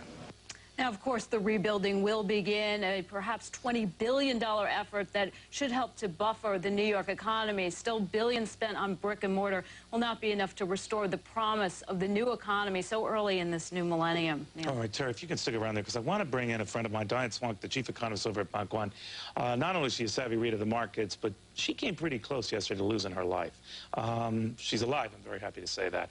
But Diane, explain to me, you were at a gathering, a business gathering, right at the World Trade Center. We had our association I was former president of. Alan Greenspan's been president of the National Association for Business Economics, had their annual meeting at a place that I actually chose. I was on the choosing team several years ago, and we went to the World Trade Center at the Marriott and chose that site. So the feeling that I have of guilt and all of this is also extremely personal. We were in the main ballroom, the grand ballroom, where Bob Scott from Morgan Stanley, Dean Witter, was delivering his CEO address to about 250 NABE members, mostly business economists, a lot of top economists on Wall Street as well.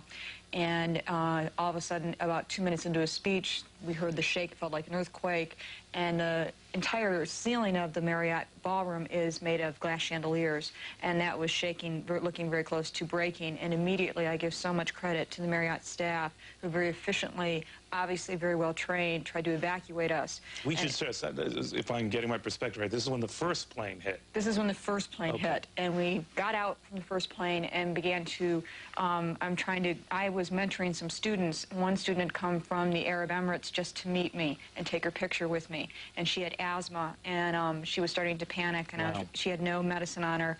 We had several people tried to gather around, hold hands to make sure we could stay together as a group and not lose anyone, and we're making it away towards the water and running away from the building. She said she couldn't run, and we said, you have to do whatever you have to do, just keep moving. And every time people would look back, unfortunately, they looked back and they saw the second plane hit, which was a very gruesome experience, because you could see. So they're running back, they're trying to get out of there. They look back, they see the second plane hit. And that one was quite severe because all of a sudden everything is falling out of the sky besides. Including bodies. Right. And trying to keep these kids, I'm a mother, and my instinct is keep kids calm, and they're not kids, they're in their early 20s, but they were scared to death. They're from different countries. None of them had their passports with them. Everything was in the hotel. And so we all, somehow, three of us chief economists from Chicago, Tim O'Neill at Harris Bank and Carl Tannenbaum, found each other, along with Steve Landefeld, the head of the Bureau of Economic Analysis in Washington, was with us. And we got a group. It ended up being about 12 of us all together that walked into Battery Park, and then came the soot. And as the soot started to come, people panicked again in Battery Park, and it was terrible. You saw, acts of extraordinary kindness. In our group, I saw a woman who was walking with a crutch, and people said, "Walk faster," and we're trying to almost trample her. And she didn't have a mask, and they had been giving out masks, so I gave her my mask, and Steve handed me his tie, and I tied the tie around my face, and because I could move faster than she could. I saw people in wheelchairs, and people were, trying to throw chairs at windows to get inside of buildings to escape. Was anyone in that group, Diane, hit by any of this shrapnel or falling? Actually, a good friend of mine who was reporting from the conference, Mike McKee at Bloomberg, he ran into us later on. He was there when the building collapsed and somehow caught up with us in the park, and he was covered in dust and had blood and cuts all over, and we were trying to clean him up a little bit with what water we had. And then he ended up having a truck came by that he recognized the people in, and he got in it, and I got contact with him later, and he was okay. But as far as I know, everyone got out of the hotel, but there's still people that, my friends, that we couldn't track down. We sort of set up, at Bank One, we set up a main space. They had food for us when I got there. I was in contact with the chairman's office. They were making phone calls from Jamie Dimon's office around the country to anyone I met that I could get a line out, just because no one could get any lines out of New York. They're making phone calls to assure people.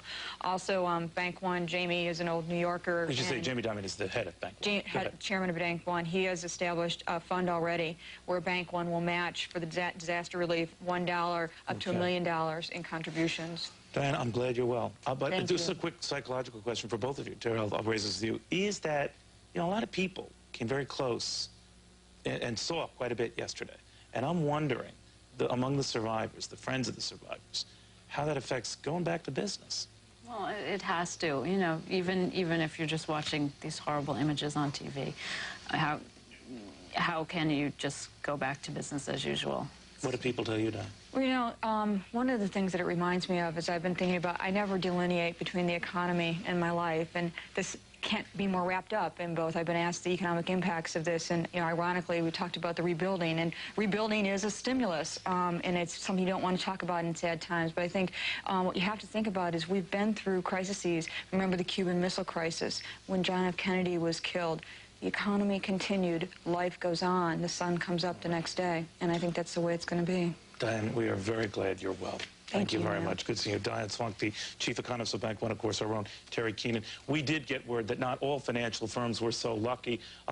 We are told as well that the vast majority of the folks who work at Cantor Fitzgerald, a major brokerage firm in its own right, have not been accounted for and are feared dead as well. We do not know the status of all the workers of Morgan Stanley Dean Witter, who were housed in those two towers. The early reports are that the vast majority of them got out okay, but no indications as to who did not.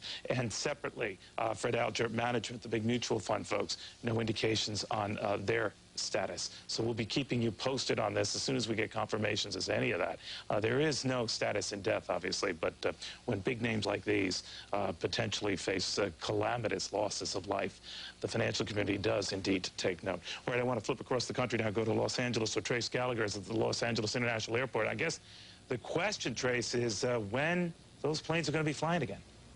I got to tell you, Neil, as the day goes on, the odds dwindle of any airports opening across the country. In fact, LAX holding a briefing right now saying they don't know when LAX will reopen. But the FAA and the Department of Transportation have said they will begin allowing limited flights. Mostly the flights that were diverted yesterday to other airports and, in essence, are stranded. But those flights will not fly until the airports they are flying away from are thoroughly searched and the passengers once again checked in with even tougher security. I got to tell you, here at LAX, it is still a big plane parking lot. 178 planes on the ground. They normally handle about 2,200 flights a day here. So this thing is going to take a while. Even when they do finally lift this ground stoppage, we're talking about 3 to 6 hours before the first flights even take to the air. It could take up to a week to get these things back on schedule. With that in mind, airport authorities across the country are issuing travelers this warning. Travelers should not attempt to come to the airport until an official announcement has been made that the airport has opened, and then should check first with their respective airlines for flight schedules and status. That applies, by the way, to travelers across the country. This will forever change the way we fly. There'll be no more curbside check-in, a lot more security checks. In fact, they'll have random ID checks. The security checkpoints will be stiffer, and no more knives allowed on flights. Previously, they allowed knives up to 4 inches long. Now they're not even going to sell them in the gift shops. And as airport to airport goes, they'll even have some tougher parking standards and parking garage standards. 3 of the 4 hijacked flights were coming here to Los Angeles. The families of the victims yesterday were all gathered up, taken to local hotels. They were greeted by, of course, grief counselors and clergy. The airlines have offered the families $25,000 initially. That is money to pay for their initial payments. And then, of course, traditionally, the airlines will then take those families at some point in time to the various crash sites so they can then grieve there and hold their memorial services. The last flight that left Los Angeles International Airport was yesterday. It was a 747 Life flight filled with blood and medicine and medical workers bound for New York City. And Los Angeles still has some military flights patrolling the skies. Neil, back to you. Trace, do you know anything about a federal plan to make sure either a member of the military, the Coast Guard, National Guard, is seated on each and every plane that eventually flies in the next couple of days? That would be obviously a Herculean task, but have you heard anything about that? It exactly would be a Herculean task, Neil, but they have talked about the fact of having air marshals again. You know, years ago they had these things. They're talking about having more air marshals in the air. A lot of these different security measures being bandied about. This is the early stages of this. You can bet if you had to get to your flight an hour ahead of time in previous years, even with the security implications put into effect, that now it could be 2.5 hours before you have to be at your flight. That could really drag things out here. The airports are going through all kinds of scenarios to try and improve security. They've not set anything down yet except for the basic guidelines of no knives, of better security, of different parking guidelines. But air marshals are a distinct possibility. You know, we talk about the airline industry, Trace, and it's a big moneymaker for this economy. By some accounts, it accounts for $1 out of $10, in fact, that go into it. So the fear is that if this drags on much longer, this is going to have an economic impact. Are you beginning to notice a lot of folks looking at nothing more than that these days, that this is severe as far as the economy is concerned? And I think it's already having an economic impact. I mean, let's face it, we're talking about this thing is going to be a week before it gets back on schedule. If you wanted to fly somewhere tomorrow, even if the airport's open late tonight or tomorrow morning, if Neil Cavuto wanted to jump on a plane tomorrow afternoon, good luck.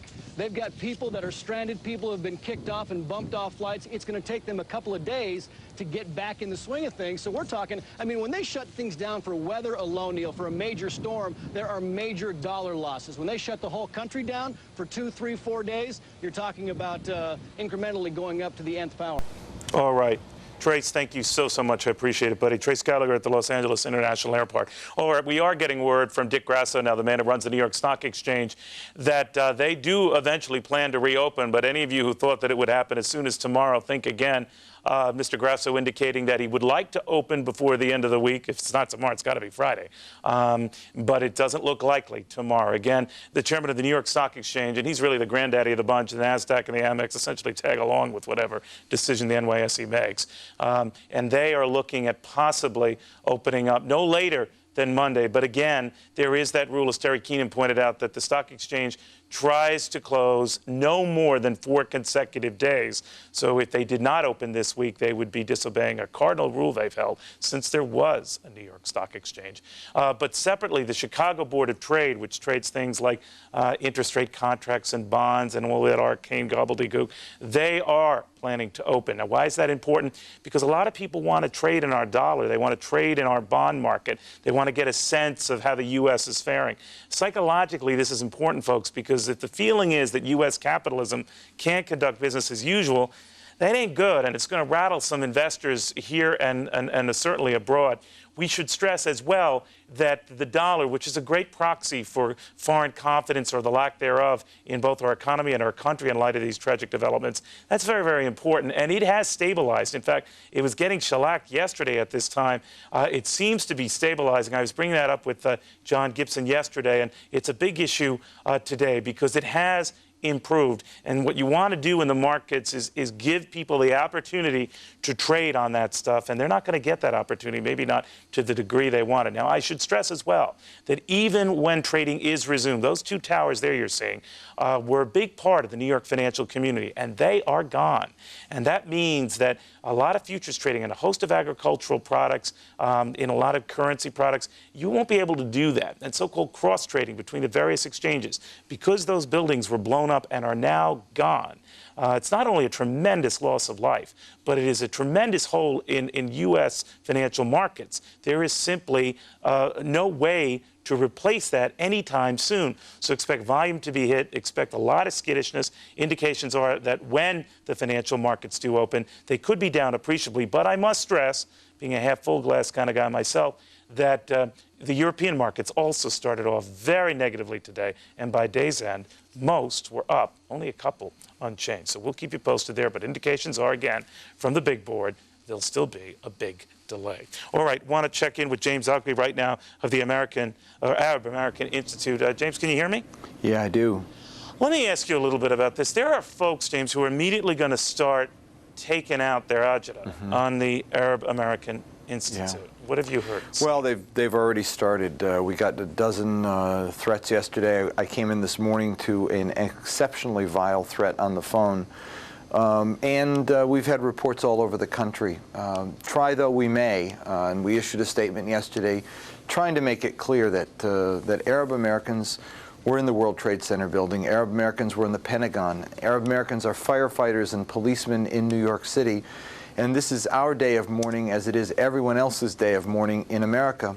We have nothing to do with these actions, and we condemn them because our friends and our family are victims like everyone else. But while we want to mourn, we end up having to look over our shoulders because some people point a finger, and frankly, it's unfair, and I'm hoping that we will get statements soon from the Attorney General, from the President, making it clear that there should not be the assumption of collective guilt on Arab Americans. James, what did this caller tell you?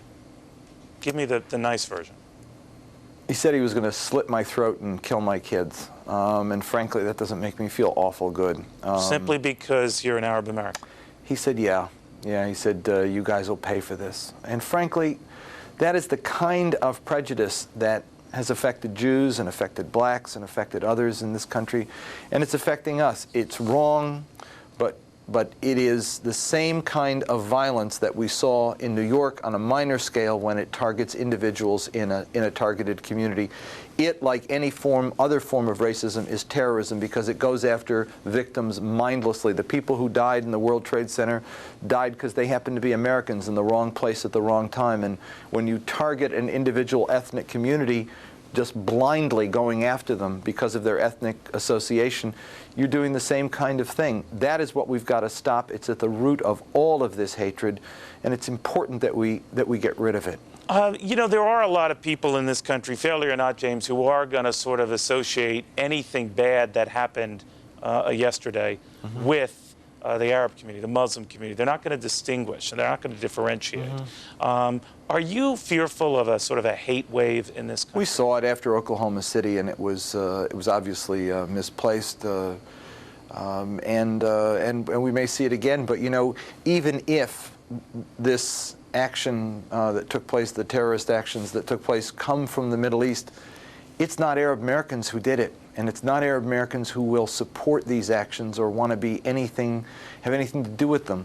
There are 2 Arab Americans in the President's cabinet, and there are 6 Arab Americans in the Congress, and there are Arab Americans who are, as I said, in the World Trade Center building, in the Pentagon, in the police department, and fire departments in New York City.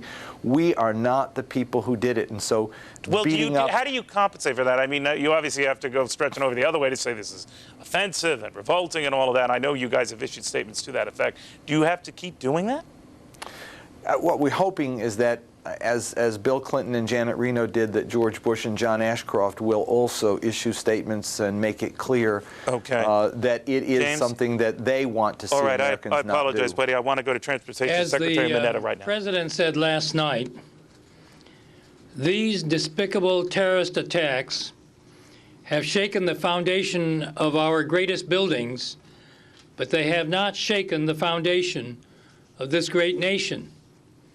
And I hope that we will all heed the President's call to keep the victims and their families in our prayers. Now, effective immediately, I have directed the Federal Aviation Administration to reopen on a limited basis the nation's commercial airspace to allow flights and passengers who were diverted yesterday to be able to continue on to their original destinations. Only passengers on the original flights will be allowed to reboard under strict security, and only after airports and airlines have implemented strict screening measures. Now, airlines will also be allowed to reposition empty aircraft in preparation for the resumption of regularly scheduled airline service. I have also directed that the FAA temporarily extend the ground stop order that was imposed yesterday while additional security measures are being completed and we continue to assess any potential threats. Safety is always of paramount importance, and in these extraordinary times, we intend to be vigilant as we remain committed to resuming commercial flights as soon as possible. Therefore, I have ordered a variety of security measures to be instituted at our nation's airports upon reopening to improve the security of our aviation system. A thorough search and security check of all airports and airplanes will take place before passengers are allowed to enter and reboard aircraft. We will discontinue curbside check-in at the airport, and passengers will be required to go to the ticket counters to check in. We will also discontinue off-airport check-in. We can no longer allow passengers to check in for their flights at hotels or other venues. Passengers must check in at the airports. We must reserve boarding areas for passengers only.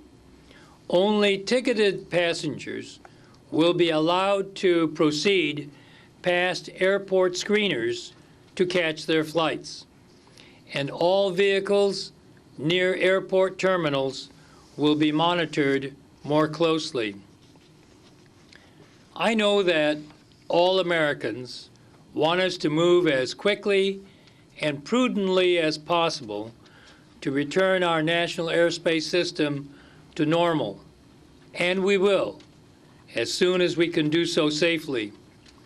In addition, I have the following announcements to make concerning other major transportation modes and venues. Major railroads are reporting normal operations and minimum delays.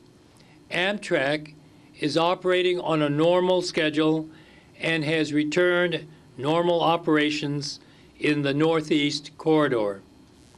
Many bridges connecting Manhattan and New York City remain closed, open only one way, or with limited access. New York City Transit is 95% operational with the exception of the traffic around the World Trade Center site. Washington, D.C.'s Metro Rail system is operating on a regular schedule.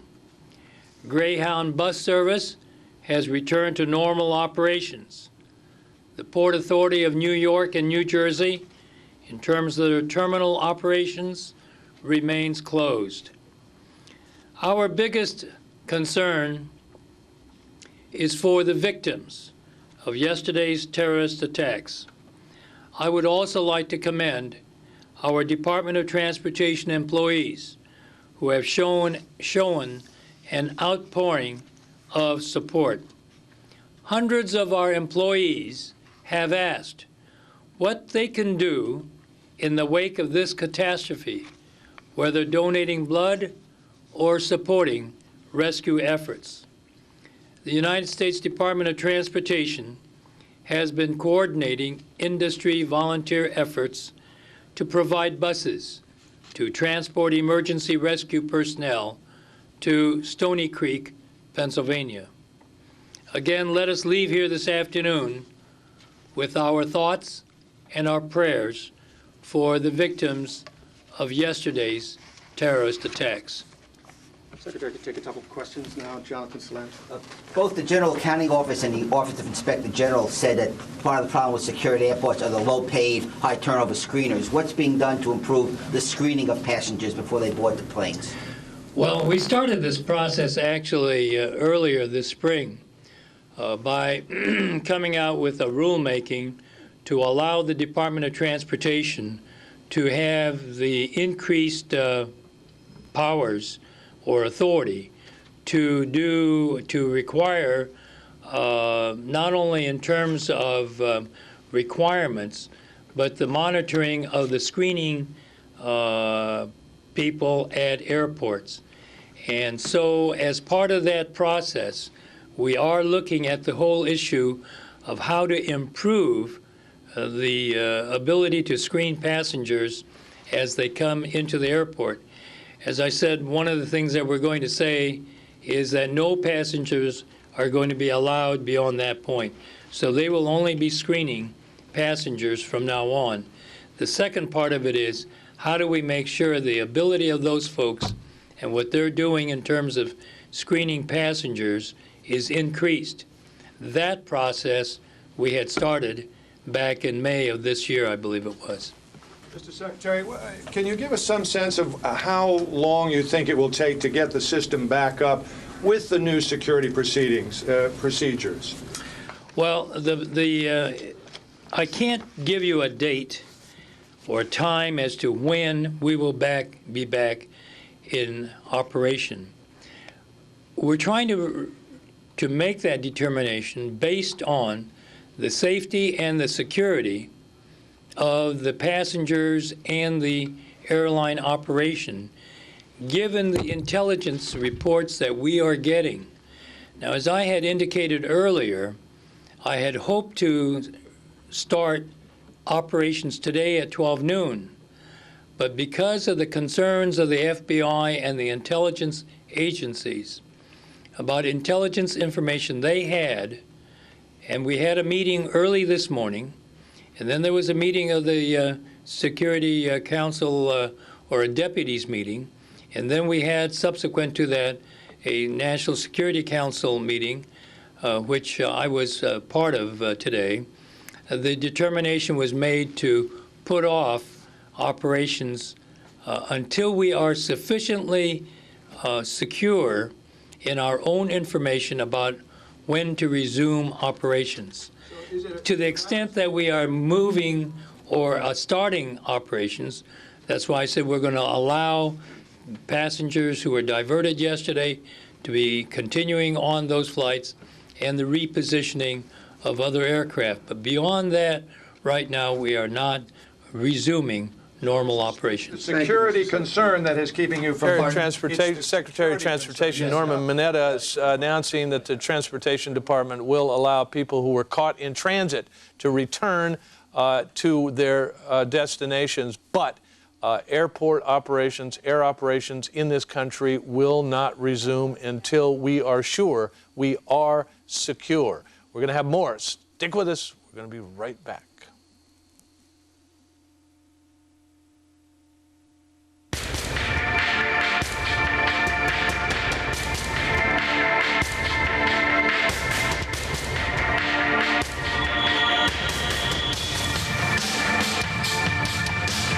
First the terror, now the information. We're finding out a lot of information today from various federal officials, from the Attorney General to the Secretary of State to the Secretary of Transportation to the White House Press Secretary. You're looking at pictures of the rescue and recovery operation going on down at what was the World Trade Center in New York City. Before we go to David Lee Miller down there, let me just review a couple of things. Attorney General John Ashcroft saying today that the hijackings that occurred yesterday involved 3 to 6 people on each plane, and they accomplished the hijacking with knives, box cutters, and bomb threats, and that the White House and/or Air Force One were primary targets. Somehow their efforts in that area failed. We may know more about that soon. Also, the air traffic system in the United States is not going to start again until the federal authorities, including the National Security Council, are assured that we are secure. Evidently, there is still a security threat, so no one is going to be flying except those people who were caught mid-trip, and they are going to be allowed to continue on to their destination. And by the way, in the future, forget curbside check-in or any of the conveniences at airports. We are going to toughen up. Let's go now to Fox's David Lee Miller down at the site of the incredible scene yesterday, where we are now trying to recover survivors and victims. What is going on, David? Hi there, John. Well, thousands of people are still missing and feared dead. Relatives are searching for loved ones, but getting information is not an easy thing. We do have some new information, though. Let me give you the latest right now. 55 bodies, according to authorities, have been pulled from the wreckage now. 300 New York City firefighters, though, are unaccounted for. 40 New York City police are missing. 30 Port Authority cops are still not located. And 200 employees of the Port Authority here that work downtown at the Trade Center have not been located. Now, authorities at this hour are continuing their rescue efforts. Nearby, though, a morgue at a Brooks Brothers department store has been turned into a temporary morgue. We have some videotape that was recorded at what was once the site of the World Trade Center. Let's take a look at it. This was recorded just a short time ago. It is our best insight into what is taking place now at the scene itself. As you can see, they have very heavy equipment located there, and essentially what they are doing now is they are cutting into the wreckage, they are cutting into the steel, and then hand by hand they are removing the wreckage itself, placing it in dump trucks. Those trucks are then making their way up Church Street, which is where we are now located, and the wreckage is being taken to a dump on 59th Street. But the FBI is very interested in going through that rubble. Among the other things they're looking for, of course, the black boxes that belong to the two aircraft. They have a special staging area set up not too far away where they have a collection point. They have 3 trucks at that point, but unfortunately, as best we can tell, they have only collected 3 small boxes of evidence at this point. Now, there are some miraculous stories to report. There is some good news in all this. So far, 9 survivors have been plucked from the wreckage. One of them, incredibly, a Port Authority cop named John McLaughlin. He was on the 82nd floor when the building collapsed. He says he rode the debris to the ground. Incredibly, he's not only alive, but his injuries are minimal. He has broken legs, only 2 broken legs after such a horrific fall, but those type of stories are few and far between. Also, we are learning from the New York City Police Department at this hour that there is an increase in the number of bias crimes that are being reported, attacks against people of Arab and Pakistani ancestry. The New York City Police Department is saying that they will do all they can to protect those people. And finally, John, one very poignant story. A short time ago, we talked to a woman here who said she lived in the area. She identified herself as a high school teacher, and she was wiping the white ash off of a car. We asked her, is this your car? And she replied, telling us, no, these are my friends. John, back to you. All right, David, hang on just a second. I want to come back to you, but while you were speaking, Linda Vester, who is up on the roof of this building at 1211 6th Avenue, has some news that's just come into us about what is going on around David Lee Miller. Linda, what can you tell us? John, it looks like there is a hitch in the rescue operation. As you know, there are hundreds now, if not thousands, of rescue workers who are around the World Trade Center. WNYW, the Fox's New York affiliate, is now reporting that some of the rescuers at the World Trade Center are being evacuated because of a gas leak. This is a major problem, and it's not something that authorities have been able to secure even these many hours after the attacks on the World Trade Center. That's part of the difficulty of trying to fortify that structure and get people out. I mean, they've had sniffer dogs there. They've had robotic cameras. They're trying to find people in the crevices. They have been sifting through rubble. They have been trying to fortify what is left of the 2 towers of the World Trade Center. And now it appears that there is a gas leak, and that leaves everyone in danger, not the least of which is inhalation, gas inhalation, but an explosion. It's a very unsteady situation, as you can imagine. These 2 towers were 110 stories tall. One of them is now only 2 stories tall, and the other one is only 7 stories tall. It's very, very unstable. It's unclear how many people they've had to evacuate or when they're going to be able to get back to them. But you remember that we have had reports of people making cell phone calls from the inside of that building saying they're alive and they need help. Well, this is going to hamper that. Those rescuers who are trying to get those survivors out now can't do it. They've got to leave the area until they get this gas leak problem solved. John?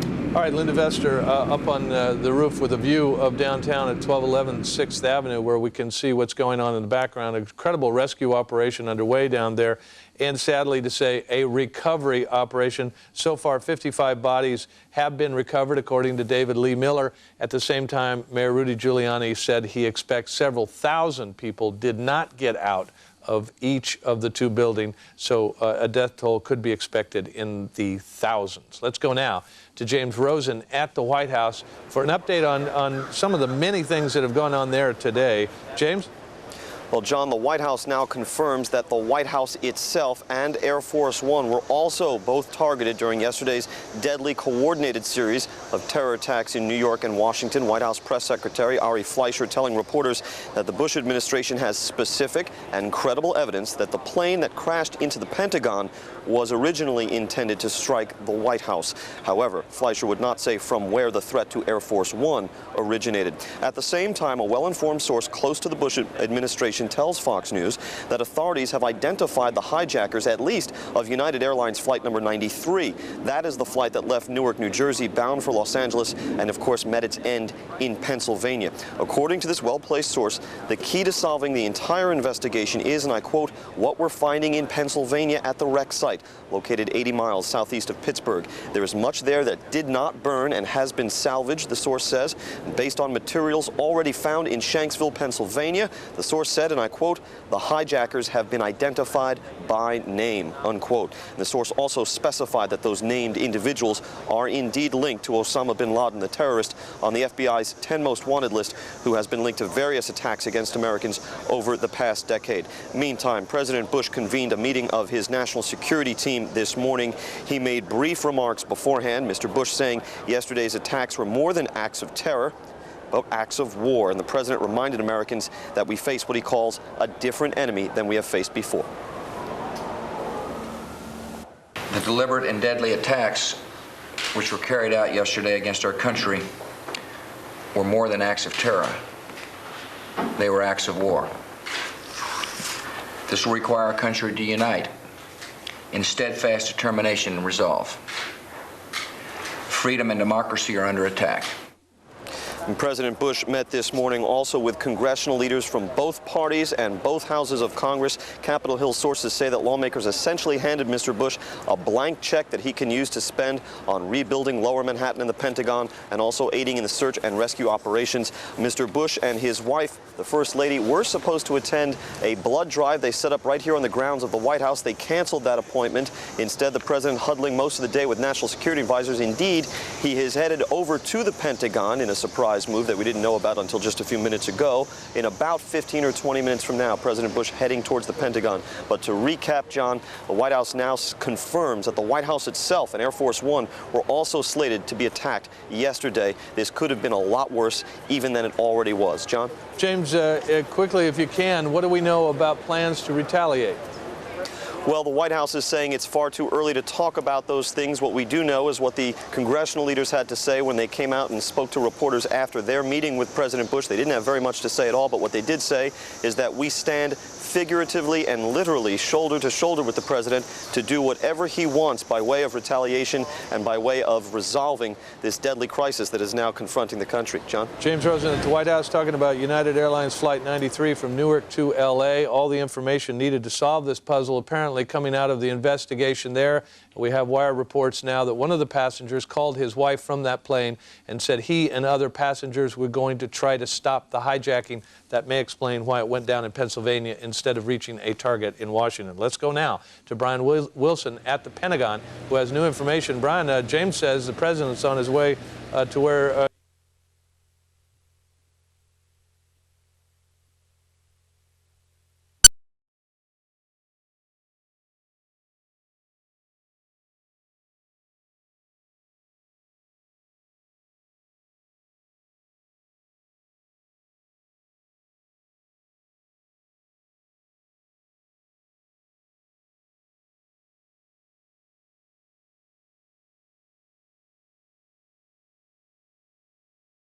the front lines to defend our country.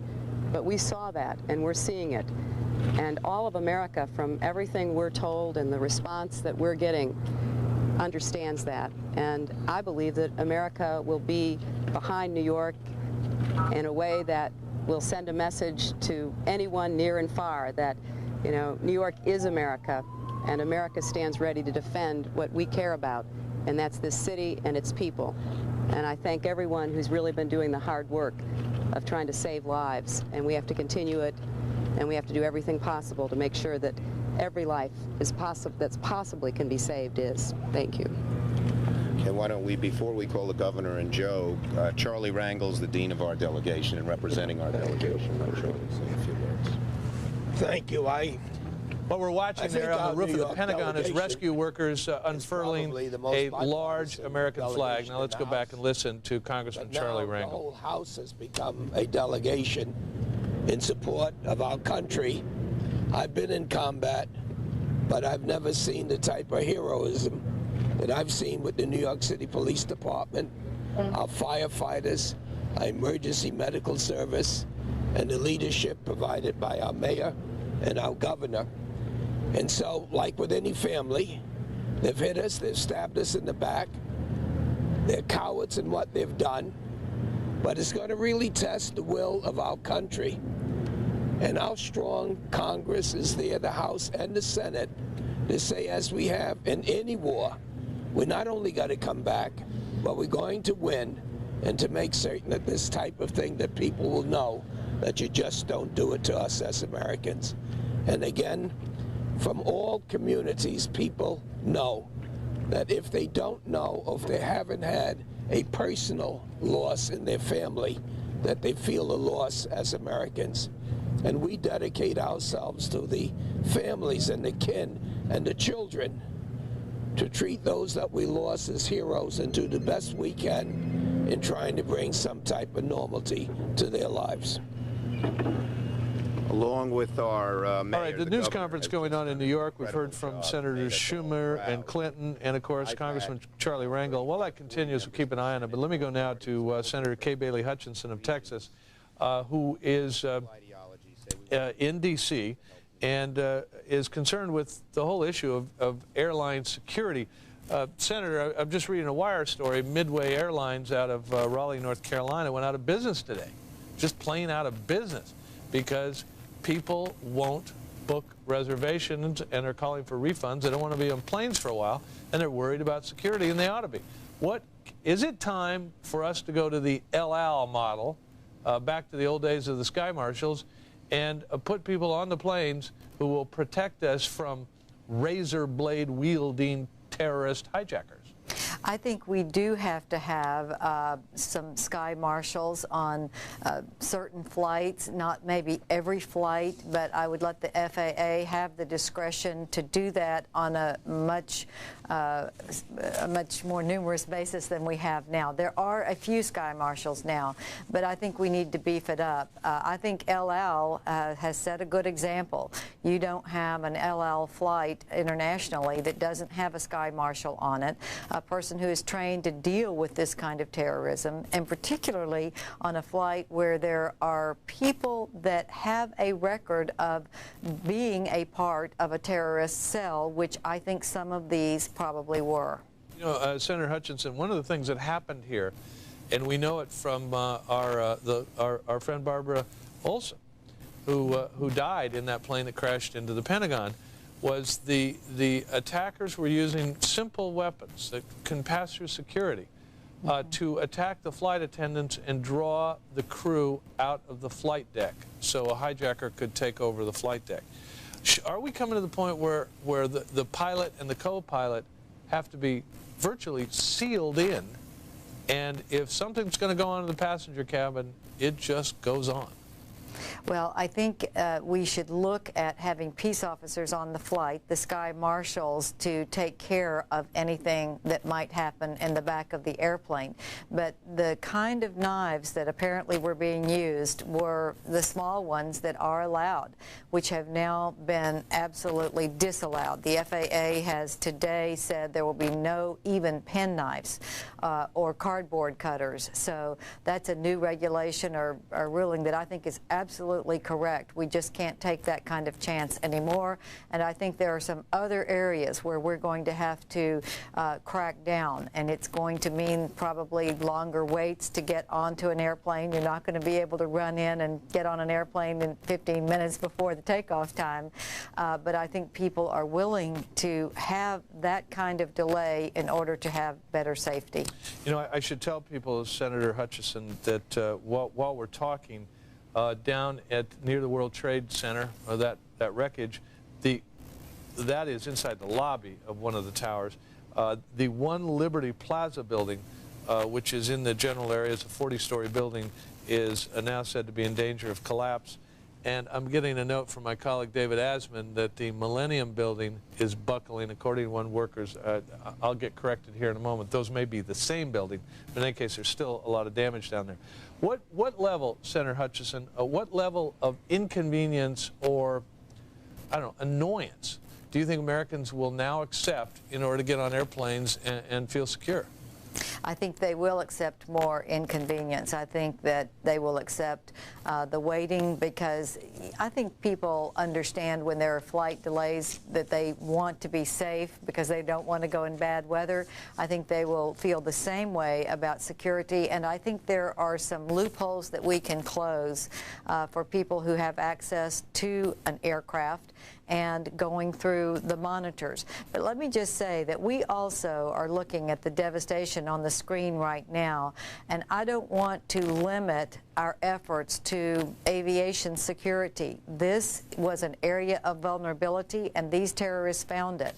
But I think we have got to also look at our infrastructure, our public works systems, our subways. We've got to have a missile defense against an incoming ballistic missile from an island or a close-by country. I just think we have to look at all the terrorist threats to our country and be very sober in realizing that there are crazy people out there who have no regard for innocent human life, and we are going to fight back just as Senator Schumer and Senator Clinton said we would. We are united in the United States Senate on this issue, and not only do we want to retaliate, we want to protect our citizens better. You know, Senator Hutchison, there is one other thing, and if you'll allow me to connect the dots, which I've been interested in doing in this thing. United Airlines Flight 93 from Newark to Los Angeles was turned around, hijacked almost as it got to Cleveland, and apparently the hijackers were making their way back to Washington to crash into the White House or Air Force One or Camp David or something. This is the one of these efforts that failed. This is the one that crashed in the field near Pittsburgh, and where they're getting so much information. We're also learning now from the mother of a passenger that the passenger called his mother and said, "We're being hijacked. There's a few of us here who are going to do something about it." And evidently, they rose up in a, hijack-E mutiny and tried to take over the plane. And if it was going to go down, it was just going to go down. But they weren't going to. They'd heard about the Trade Center. Do Americans now have to say to themselves, when you get on a plane, I may have to get out of my seat and attack somebody? Well, we don't want Americans to have to say that. That's why I'm introducing legislation tomorrow to add sky marshals and try to beef up the security on the aircraft so that people will feel secure, and so they will not feel that they have to go into a protection mode when they get on an airplane. That's ridiculous, and people wouldn't travel. Just like you said earlier in the newscast, an airline is going to go out of business because people are not flying. Well, we want people to fly, and we want people to feel safe, and I think we can do that. We're up to the task. We can close these loopholes.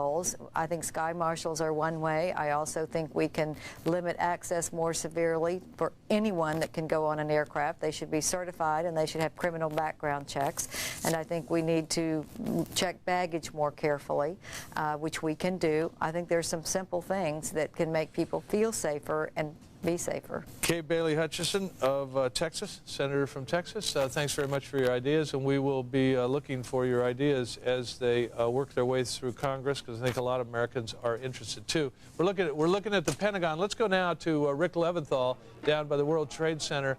He was there shortly after the first plane hit the World Trade Center. He was there as both of them collapsed over his head, and he is now there as yet another building is weakened, and people are trying to get out of the area from gas leaks and the weakened rubble. Rick, what is going on down there? The situation has changed dramatically in the last few minutes. Police evacuated all the media from where we were, but certainly evacuated everyone who was at the building site that was working to move the rubble and save possible people buried in there and then clear the area. They moved everyone out because there were fears apparently that one of the buildings, and we can give you a shot of it, just a corner of it, we believe it's that one. Can you guys confirm that it's One Liberty Plaza, that tall dark building on the left? The one behind it. Okay, we're hearing it's either that tall building you're seeing there or the one just behind it was shaking, and there was smoke seen coming from the top and from the bottom of that building. So as you can imagine, everyone who was in the area immediately began running for cover and running in this direction. We heard a lot of other rumors from the site as to what may have been going on up there. But some of the guys who I've spoken with, one guy who was working below in the subway said that he heard a rumble, and he came out and he saw the building shaking. This gentleman just came from the site. What did you hear and see when you were over there? Basically, it was a loud noise, and at that point, you don't want to sit back and think. When somebody says run, you're going to sit back, grab the person that's on the right and the left side of you, and you're going to run as a team. Nobody's selfish, nobody's greedy. Everybody's working as a team, and everybody's united, all right, for one purpose only, and that's to find out if there are any remains, any survivors in there. The debris can be basically disposed of, but not a family member. Yeah. We've been talking, and you're obviously shaken by what you've been seeing in there. Not something that's easy to talk about. You cannot sit back and put any kind of horrific scene into words. I mean, you're dealing with something that's really disturbing mentally and emotionally, all right? And then when you sit back and then you're busting your buns and trying to help them physically, I mean, the only thing you have going right now is spiritually. Well, you also have a danger apparently looming above you, and I'm guessing under your feet as well, because the conditions in there are not stable. Let's put it like this: when you're supporting the next person, you always put them before yourself. I'm a union worker, I'm a hard worker, and I'm a family man, and I'm not going to sit back and not contribute my heart, body, and soul to something, because I know in my heart we're in the United States of America, especially New York. Everybody may have an attitude 364 days a year, but God forbid one day we have a tragedy, you'd be surprised. Your worst enemy's right next to you saying, hey, what can I do for you? What do you need me to do? And you know something? That makes this place worth really, caring about for. Stay with me. I want to talk to you after I'm done here, okay? But just to bring you back up to speed, Rick, let me just ask you. Go ahead. Let me ask you very quickly. We have a report also that the Millennium Hotel building is buckling, as well as One Liberty Plaza. Tell me what you know about other buildings down there that have been weakened. You know what? We've heard several buildings. We've heard that the South Tower had collapsed. There was some 10 stories still left standing at that point. We heard that collapsed. I heard One Liberty Plaza. I heard the Millennium Hotel. It's tough getting, the same answer from different people, because everyone's hearing different things. There's a lot of chaos out here. I also heard gas leak was the reason for the evacuation, and I heard there was a bomb in there. These are all rumors. None of it confirmed. But as far as what people have told me, they saw one of those buildings shaking, a very tall building, and the fear was that it would come crashing down. All right, Rick Leventhal is down there in the rescue area as they continue to work. We see some flames, actually, in the area where rescue workers were trying to set aside rubble. This is going to continue, and Fox News coverage will continue as well. Britt Hume will join us momentarily to continue Fox News' continuous coverage of terrorism in America. We've been struck in Washington and here in New York, and we will be back momentarily with more with Britt. Next on Special Report, the president says we will win the war against terrorism. Federal agents pick up suspects in Boston and in Florida. And we'll talk to former Israeli Prime Minister Benjamin Netanyahu about how the United States should fight this war against terrorism.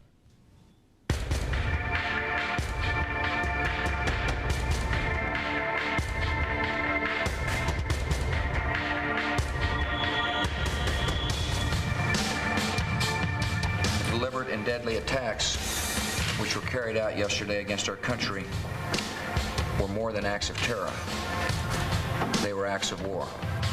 Welcome to Washington. I'm Britt Hume. That was the president, of course, expressing the thoughts of many Americans this day that the attacks at the World Trade Center and at the Pentagon were acts of war. The latest now in the investigation. There is now credible evidence that the White House and Air Force One were planned targets of the terrorists. Federal agents in Boston searched hotels for suspects and evidence pertaining to Tuesday's hijackings. At least some of the hijackers have been identified, according to the U.S. government.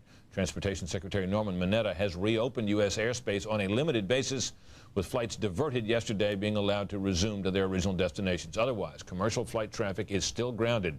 The FAA is warning carriers about potential follow-up attacks. NATO, meanwhile, says the terrorism against the U.S., it says this by resolution, is considered an act against the entire alliance. Cleanup, of course, continues at the World Trade Center, where a few survivors have been pulled from the wreckage. New York's mayor says thousands of people may have been lost in each of the buildings. At the Pentagon, officials say they expect to find no more survivors in the wreckage there. The building was partially evacuated at one point today, but that was quickly determined to be a false alarm. and workers were allowed back in. The Pentagon remained open. There is more information now about why President Bush was diverted to 2 locations in Louisiana and then Nebraska before returning to the White House last night to address the nation. The administration is now acknowledging the plane that hit the Pentagon seems to have been intended for 1600 Pennsylvania Avenue. Senior White House correspondent Jim Angle has the story. After the president held a round of meetings with members of Congress and national security officials, the White House made a startling disclosure. We have specific and credible information that the White House and Air Force One were also intended targets of these attacks. In other words, terrorists sought to assassinate the American president. That explains why military fighter jets escorted Air Force One Monday as it flew from one military installation to another before returning to Washington. The threat to the White House, officials believe, came from the plane that hit the Pentagon. Real and credible information that the airplane that landed at the Pentagon was originally intended to hit the White House. That matches eyewitness accounts that a plane was seen headed for the White House before it veered off toward the Pentagon. President Bush met with his national security team as he contemplated the nation's response to the worst attack on the United States in half a century. This battle will take time and resolve. But make no mistake about it, we will win. The president, seeking to steel the nation for whatever may come next, warned that the nation is facing a different enemy than ever before. This is an enemy who preys on innocent and unsuspecting people, then runs for cover. But it won't be able to run for cover forever. The administration is also worried about additional attacks. The Federal Aviation Administration, in issuing new rules eliminating curbside check-in and other security precautions, also sent the airlines a sobering message. The FAA is warning U.S. air carriers of the potential for follow-on terrorist attacks. It said anti-U.S. terrorist levels during the past 7 months suggest that extremist groups are actively targeting U.S. interests. The directive goes on to say that terrorists retain a capability to conduct airline bombings, hijackings, suicide attacks, and possess surface-to-air missiles. But in spite of that and the determination to respond forcefully, officials said the U.S. will not be cowed by terrorists. On a bipartisan basis, I think it is accurate to say that we literally and figuratively stand shoulder to shoulder. We cannot be a people who are afraid to live. We cannot be a people who will move away from a relatively open society. We cannot be a people who walk around terrified. We're Americans. We don't walk around terrified. The NATO allies are also standing shoulder to shoulder with the U.S. NATO said today that the terrorist attacks on the U.S. are considered an attack on the entire alliance. Secretary of State Powell says that doesn't necessarily mean using NATO troops in any retaliation, but it does help the U.S. with its key approach of trying to build an international coalition, much like the one Mr. Bush's father built for the Persian Gulf War. One other point, Britt, President Bush has gone to the Pentagon late this day to visit rescue workers, thank them for their efforts, and talk with Pentagon workers. Britt? Jim, I would now assume that this debate we've been having over the disposition of the Social Security surplus and whether it could be used for any purpose other than paying down the national debt, is that over? I believe that debate is finished, Britt, and that is certainly the indication from some members of Congress. You know, Mr. Bush had said there were 3 reasons that you could dip into Social Security, and 3 reasons only: recession, war, or, he added recently, a severe emergency. Asked today if this qualifies as a severe emergency, White House spokesman Ari Fleischer said this is the definition of a severe emergency. And you talk to members of Congress, they are all saying that they are willing to do something without regard for what it costs. Money, the White House says, is not a consideration. They are talking about a supplemental, which you'll hear more about later, but obviously at this point, money is not the question. Yeah, the supplemental, they're talking about anywhere from $10 to $20 billion for just the fiscal year that ends in a couple of weeks. That's right. More money presumably to come after that. I would expect so, Britt. All right, Jim Angle, thank you very much. Senior correspondent Rita Cosby now has the latest on the search for suspects and on those taken into custody in Boston and in Florida. Rita? Heavily armed agents, along with a bomb squad team, searched this Boston hotel, and law enforcement sources say they found a vacant room where a man believed to have hijacked one of the U.S. airliners once stayed. Government officials say they have identified almost all the hijackers and some details of how they took over the planes. The 4 planes were hijacked by between 3 and 6 individuals per plane. using knives and box cutters, and in some cases making bomb threats. Sources say they got the names of the hijackers with help from the plane manifests and intercepted cell phone calls. Fox News has learned that at least one hijacker was previously known to authorities as a supporter of Osama bin Laden. Sources also say the hijackers were mainly Egyptian and Saudi nationals, the two groups that comprise a good portion of bin Laden's followers. The FBI says those that assisted the hijackers are now aggressively being sought. Our first effort is to identify any associates in the United States who might be related to the hijackers and to remove those associates, investigate, and arrest. Law enforcement sources tell Fox News several people have been taken into custody in South Florida, Providence, Rhode Island, and Boston on various charges ranging from immigration offenses to weapons violations, all in an effort to thwart what authorities say may be future attacks. In Boston, sources say 3 people were arrested. They were tracked down by the credit card numbers used to buy the hijackers' tickets. In Providence, at least 3 Middle Eastern men were taken off an Amtrak train and taken into custody. Some of the first leads came from Logan Airport in Boston, where the FBI located a car filled with various paperwork, including a flight manual. The car apparently transported some of the terrorists.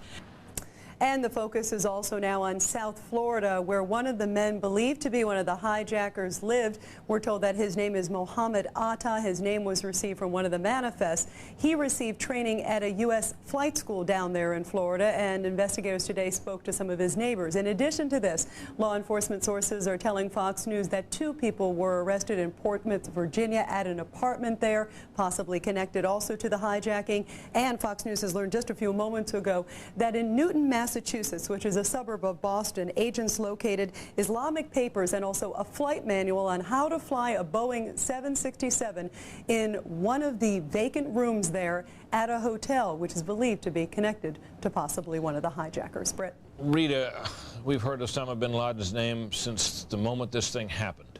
How certain are officials now, as far as you can tell, that he is indeed the mastermind of this? Britt, I've talked to a lot of senior U.S. officials today, in fact, one just a few moments ago, who is telling me that he is almost 99.9% certain that bin Laden is behind this. He said all the markings are there, and in addition to that, they continue to get what they are describing as concrete evidence, i.e. these individuals directly tied to him, and also different variations from the cell phone calls that they intercepted, and also some other paperwork that they're retrieving from hotel rooms now all over the country.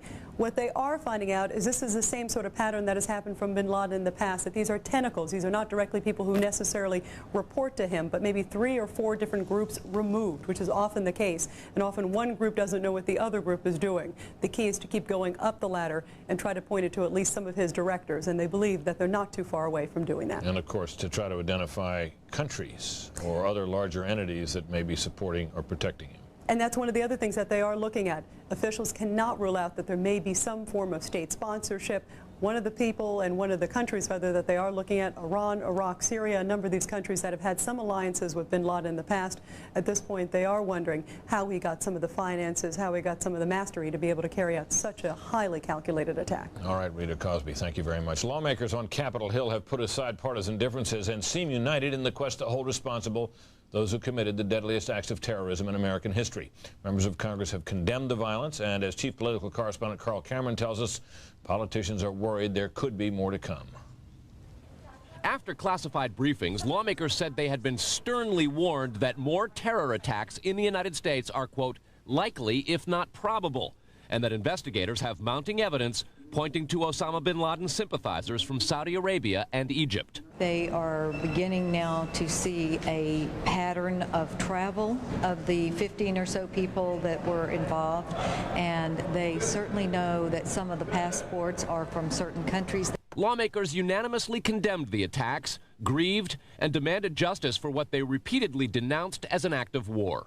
These were not just crimes, they were acts of war, and have aroused in this great nation a controlled fury and unity of purpose, not just to punish, but vanquish. I say to our enemies, we are coming. God may show you mercy, We will not. First the Senate, then the House unanimously passed a resolution of condemnation that, among other things, thanked U.S. allies for their willingness to, quote, stand with the United States in the war against international terrorism. And they promised that Congress would, quote, support increased resources in the war to eradicate terrorism. Make no mistake, this was an act of war against the United States and all of our people.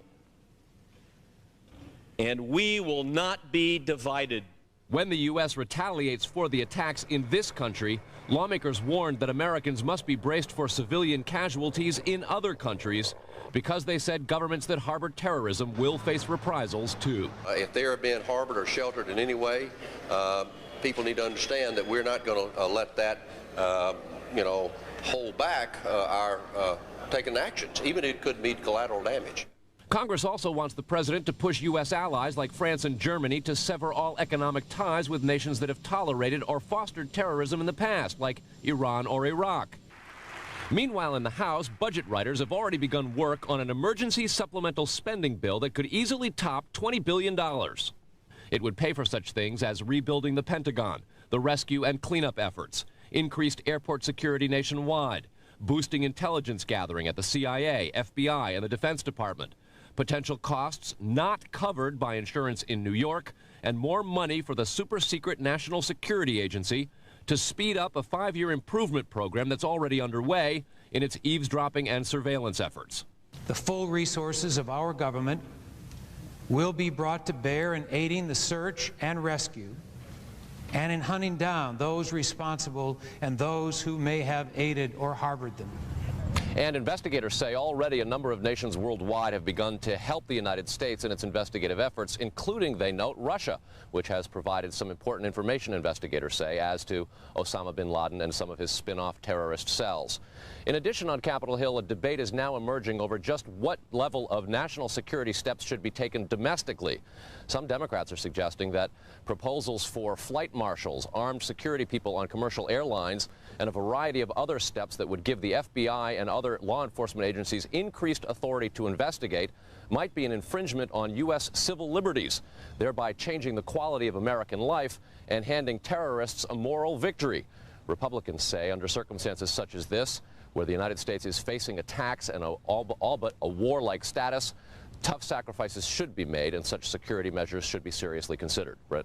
Carl, I have to ask this question about the spending that may be available. Does this change the equation at all on missile defense, which had been a presidential priority? Obviously, this was not a missile attack, a devastating attack nonetheless. How does this play out on that issue? Well, Democrats are suggesting that this shows to them that there has been too much emphasis on missile defense and that the United States is vulnerable to a variety of other attacks, and that perhaps the missile defense proposal advocated by the president and a number of congressional Republicans and a few Democrats should be put on the back burner. Republicans conversely and perhaps not unpredictably say this proves that the United States should spare no amount of money to increase its national defense and security measures, including a missile defense, because it shows that if the terrorists are capable of orchestrating such a coordinated attack using hijacked jets, they could certainly come up with some way to launch a missile at the United States. Brett? All right, Carl Cameron, thank you very much. We turn now to the rescue and recovery efforts underway in Lower Manhattan, where a handful of survivors have been pulled from the wreckage of the World Trade Center today. But Mayor Rudy Giuliani says they estimate there will be a few thousand victims left in each building. Fox News correspondent Rick Leventhal has details on the search efforts. The grim task of sifting through the rubble in Lower Manhattan started late last night and continued throughout the day. The once magnificent Twin Towers, now a pile of dust and debris, a shadow of what once stood. The New York City skyline altered forever. Thousands are feared dead, and more than 1,700 injuries have now been reported. Mayor Rudy Giuliani says more than 250 police and firefighters are still missing. I apologize to the families of people that are lost right now. We have lots of families seeking information about who was in the World Trade Center. Did they get out? Didn't they get out? Are we able to recover them? Aren't we able to recover them? And we don't know the answers to all of those questions yet. Or get them out, you know?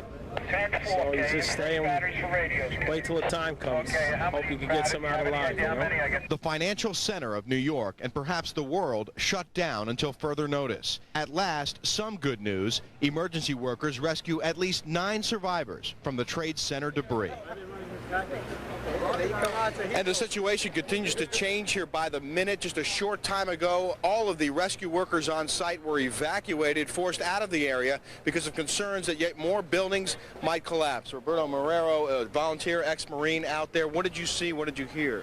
Okay, we went out there to take out a lot of debris for the trucks and the other vehicles to come in and try to do their job. Things started When things started, we went inside this building for the inspectors to inspect. A big crack came out of the building, windows started to shatter, and everybody ran out of the building. Everybody ran out. And then there's another building called the One Liberty Plaza. It's also bended, leaning towards the Millennium Hotel. And now they are investigating either they have to demolish the building down or if the building is still safe enough. All right, well, thanks a lot. We'll let you get back to it. I appreciate your time. Britt, there are a lot of problems out here. Apparently, just about every building immediately surrounding the World Trade Center complex has suffered some kind of structural damage. So now they're starting to see the signs of that. They're starting to see smoke coming from the buildings and seeing the buildings, hearing them rumble and seeing them shake. So now there are genuine concerns, real concerns for the safety of these workers who are still trying to go through the rubble of the World Trade Center and find possible survivors and obviously recover the bodies of the victims as well. Rick, one question. I assume that that all of those buildings that are immediately adjacent there that are apparently have further damage, they're all vacant, correct? They're all, the end of the question, they're all what? They're all vacant, right? Empty. Oh, yes, absolutely. They have been cleared out, but there's still plenty of work to be done in and around those buildings. I talked to some transit workers who are down below one of those large buildings working in the subway, trying to get the tracks cleaned up and get the area cleaned up so that possibly one of these days soon the trains can start rolling again. But they obviously got out of there very quickly when they heard the rumble and saw things starting to shake. So now, again, concerns about where they go from here. Britt? All right, Rick Leventhal, good job, my friend. Thank you very much. Defense Secretary Donald Rumsfeld says he hopes estimates that up to 800 people may have been killed at the Pentagon are too high. Sources say about 100 military personnel are unaccounted for. Rumsfeld says the actual number of casualties won't be known until the work is all done there. Fox News correspondent Brian Wilson joins us now live from the Pentagon with the latest. Hi, Brian. Hi, Britt. Over my left shoulder, you will notice there is a large American flag which has been draped from the Pentagon in just the last few minutes. A poignant sign of patriotism now on display in the battle-scarred south side of the Pentagon, unfurled when the president visited earlier on this day. Let's show you some pictures of what's going on closer to the scene, some better vantage point pictures that show you just an incredible amount of destruction that you will see in that gaping chasm on the south side of the Pentagon. It is more accurate to call this a recovery rather than a rescue because experts say they do not expect to find many more people there, that the heat, the smoke, and the impact were just too much to have survived. The official death toll here now stands at 80, but Secretary of Defense Donald Rumsfeld says some early death toll estimates may have been too high. We currently believe and are certainly hopeful that the number of casualties being reported in the press is high. The building is still unstable, and that is creating some problem there. Firefighters and rescuers don't want to put their people at risk if they do not believe that there are people to be recovered alive. Britt, back to you. All right, Brian, first of all, just real quickly, the fire is still burning? No, pretty much the fire is out. You may see some smoldering, but really it's under control here. Now, you've been around this town a long time. Yes. Do you have a sense of why we now know that that plane that ended up crashing into the side of the Pentagon there appeared originally to be headed for the White House, and indeed people saw it overhead almost at the White House, in the sky low over the White House or in that area?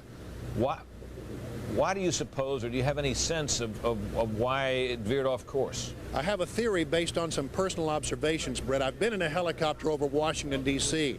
It's very difficult to see the White House from the air. It's not a particularly large building. It's nestled in a bunch of other very tall buildings. It is surrounded by trees. It's not easily found from the sky, especially if you're in a jet moving 500 or 600 miles an hour. My theory, and it's only a theory, is that they missed their first target. They overshot it. They couldn't find it from from the sky, and they went to their secondary target, which is very easy to see from the sky no matter where you are. It's a very big building. It's the Pentagon. Indeed, and of course, I guess once you pass over the roof of the White House once, there are guards up there thought to be possessed with Stinger missiles, so... Yes, you wouldn't get a second chance.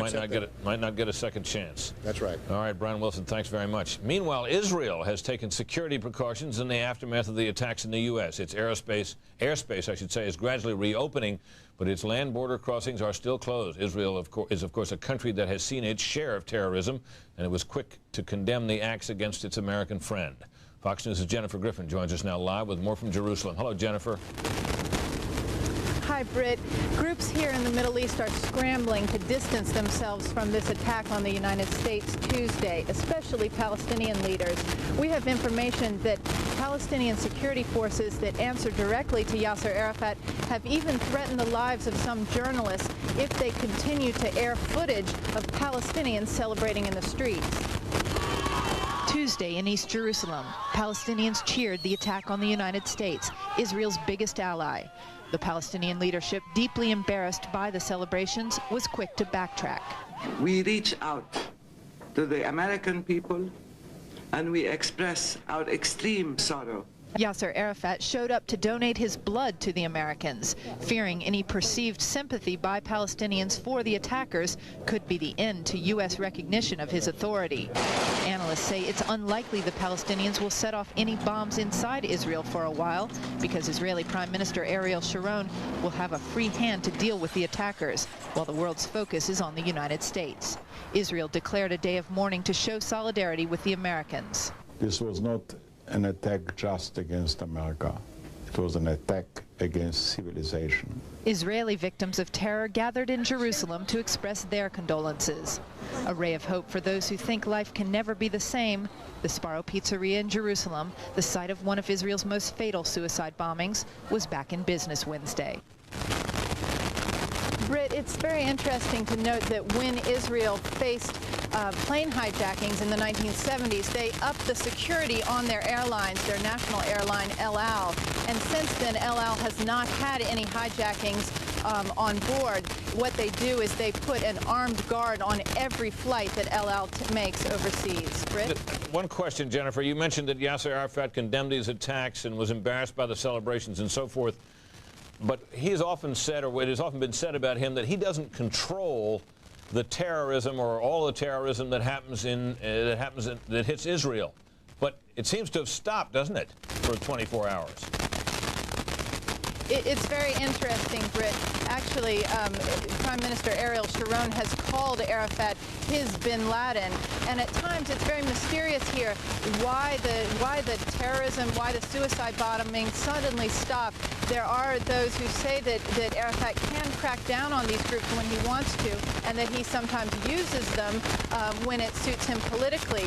Right now, I'm not sure whether we know whether Arafat has actually cracked down on any of the militant Islamic groups who have carried out suicide bombings. All right, Jennifer Griffin, we lost her there at the end, making the point that there is a coincidence of timing, it seems, between Yasser Arafat's desire not to be further embarrassed and a cessation, at least for the moment, of terrorist attacks. Many of us have been wondering how these terrorist attacks could have been planned and implemented without any warning. Well, former Israeli Prime Minister Benjamin Netanyahu predicted something very close to this could happen in his 1995 book, Fighting Terrorism, subtitled How Democracies Can Defeat Domestic and International Terrorists. He wrote of the terrorist networks, quote, such groups nullify in large measure the need to have air power or intercontinental missiles as delivery systems. For an Islamic nuclear payload, they will be the delivery system. In the worst of such scenarios, he added, the consequences could not be a car bomb, but a nuclear bomb in the basement of the World Trade Center. Benjamin Netanyahu joins us now live from Jerusalem. Mr. Netanyahu, thank you very much for joining us. Obviously, this was not a nuclear bomb in the basement, but it destroyed the World Trade Center just as certainly as if it were. Give us, if you will, your thoughts about these terrorist networks and what kind of action the United States, how the United States should regard them, and what kind of action the United States should take. Well, I think first that I have to say that if any people in the world can identify with the horror and grief of the people of the United States, it's the people of Israel. We've been on the front line fighting this terrorism for many years, but now terror, the forces of militant Islamic terror have struck in the heart of the free world. And that's precisely what we have here. We have here a battle between the forces of freedom and the forces of tyranny, between the forces of democracy and the forces of terrorism. It's not accidental. Arafat can shed crocodile tears and donate his blood. He's been shedding innocent blood, including innocent American blood, for decades. And he has been sponsoring these kindergartens of suicide bombs. But you don't think Yasser Arafat's behind these attacks, do you? I think what we have, and you alluded to this, is a network of terror. There's an empire of terror. There are fiefdoms. Arafat has his own fiefdom. Bin Laden has his own fiefdom. The Hezbollah in Lebanon have their fiefdom. There is Hamas and Islamic Jihad working under Arafat's very fiefdom, and they enjoy the support and sponsorship and close cooperation of such sovereign states as Iraq and Iran, havens in Afghanistan, and other Middle Eastern regimes. They work together, both in material support and, of course, political support. We saw that in Durban the other day. I think that what is important is this. Bin Laden, or whoever committed this, is not floating in the air. He comes back to the Middle East. He is not suspended in space. He goes back to the territory of this terror empire. So I think what is required right now is for the United States not merely to seek out the specific perpetrator here, but to go and dismantle the entire evil empire of terrorism. Because if we don't, what I wrote in 1995, well, it didn't come to fruition precisely in the way they didn't plant a nuclear bomb in the Twin Towers. They used a 350-ton conventional bomb. But these regimes that are part of this terror network are developing now nuclear weapons. If we don't dismantle this terror network in time, the regimes and the organizations that have absolutely no inhibition in destroying the United States and its allies, then what we will see is that one day their mad fantasy will bring about not tens of thousands or even 20,000 victims in the United States, but hundreds of thousands and millions. They are after our civilization.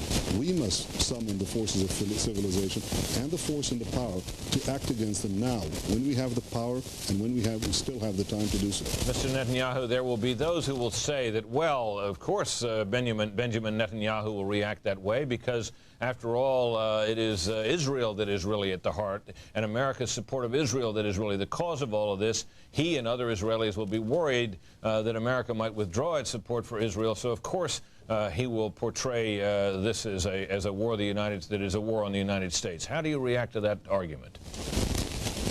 Well, that's a common misperception. These militant Islamic terrorists don't hate America because of Israel. It's the other way around. They hate Israel because of America. They see us, by the way, correctly, as an outpost of our common values, the common values of freedom. They hate that freedom.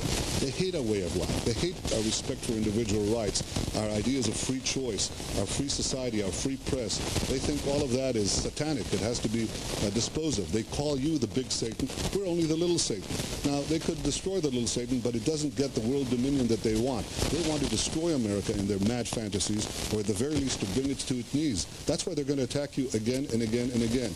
And mind you, have no mistake about it. Can you doubt for a second, Bill, or anyone that is hearing us right now, that if they had a nuclear bomb, they'd drop it?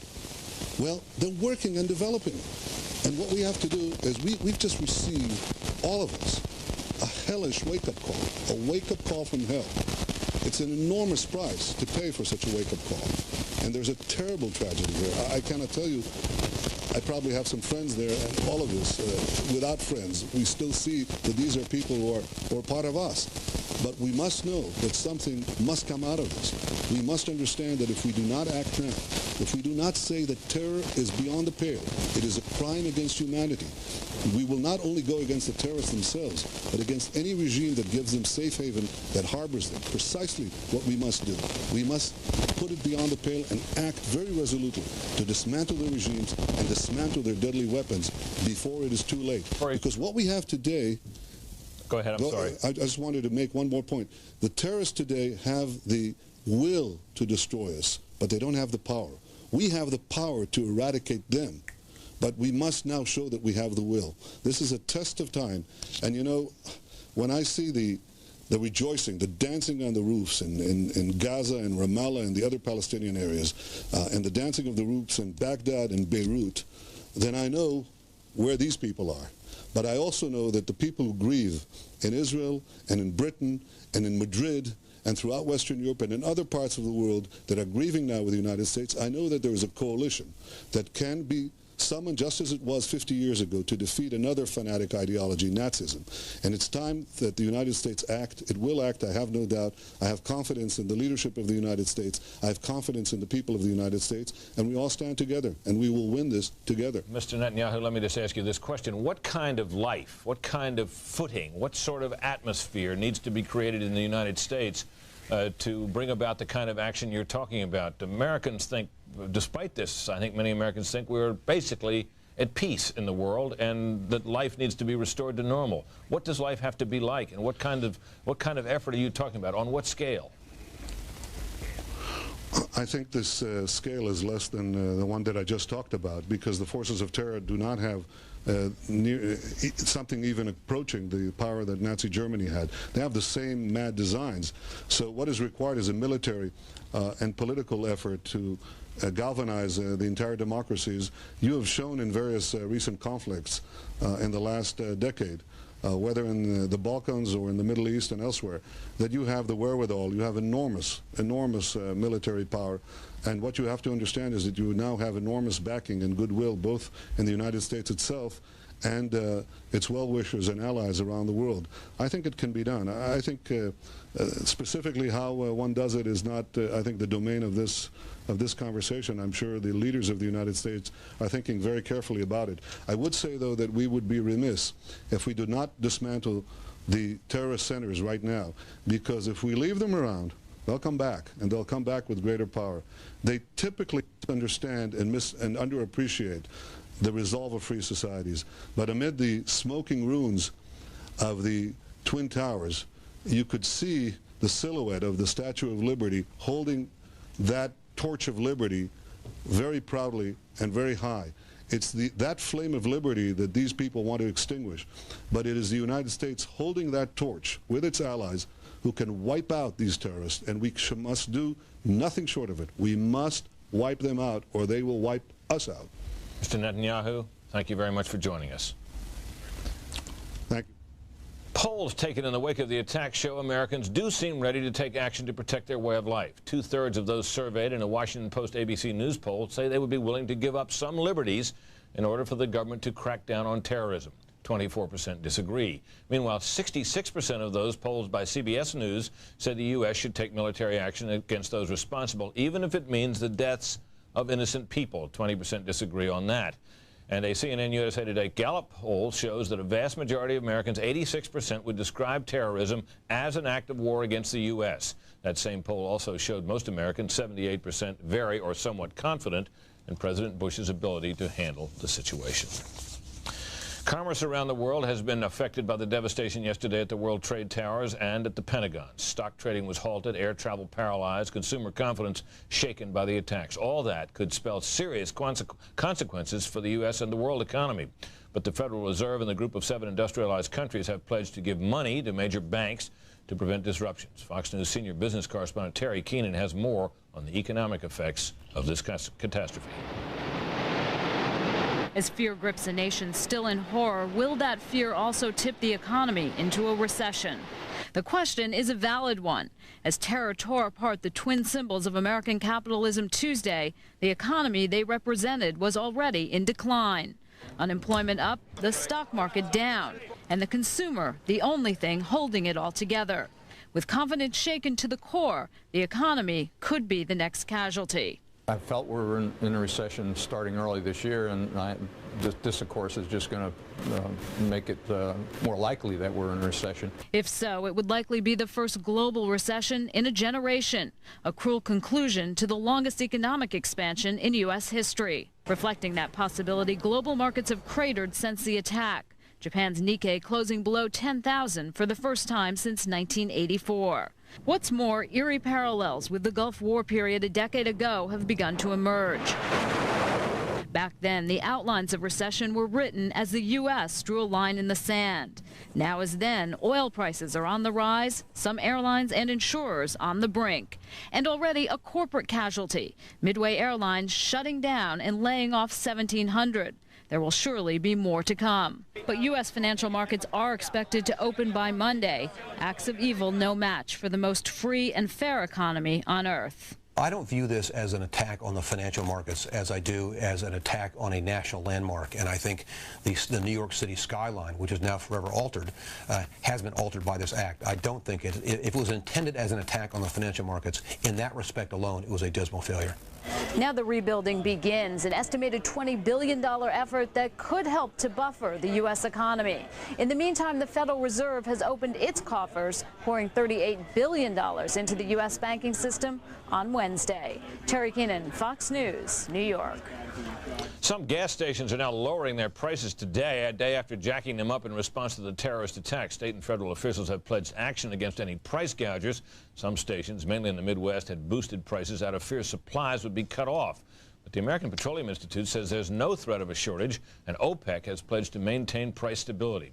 By this morning, prices were falling, and one gas station owner says he'll hand out refunds to consumers who were overcharged. So far, Congress seems to be uniting strongly behind President Bush as he contemplates an appropriate response to Tuesday's attacks on the Pentagon and the World Trade Center. Will Congress give the president the means to go after perpetrators and bolster against future terrorist attacks? Senate Majority Leader Tom Daschle now joins me from Capitol Hill. Mr. Leader, Senator, welcome. Very glad to have you. Thank you, Brett. Good to be here. Tell me, sir, we've just had an interview with Benjamin Netanyahu from Israel, and of course he came as close as anyone really did to forecasting just such an attack 6 years ago in his book when he spoke of how terrorists themselves could become the delivery systems that could, as he suggested, take a nuclear weapon to the basement of the Trade Center. Of course, this was not a nuclear attack, a conventional attack. He calls for an all-out war, a major military action to root out not just individual terrorists or individual cells, but the whole terrorist network and the nations and organizations that support them. Is the U.S. Congress ready to go along with something like that in your judgment? I think we are, Britt. I don't think there's any question we will take every action available to us. We obviously want to consult with our allies, and we want to do all that we can to make sure that it is a smart strategy, whatever it is we employ. But without a doubt, we're willing to pull out whatever stops required to take action and to punish those who have been responsible for the actions yesterday. I wonder how many people have begun to consider the implications of this. For example, we're running a large surplus in Social Security revenues. Would you be prepared? Do you regard this as the kind of emergency which would make it that would be worth using those Social Security funds?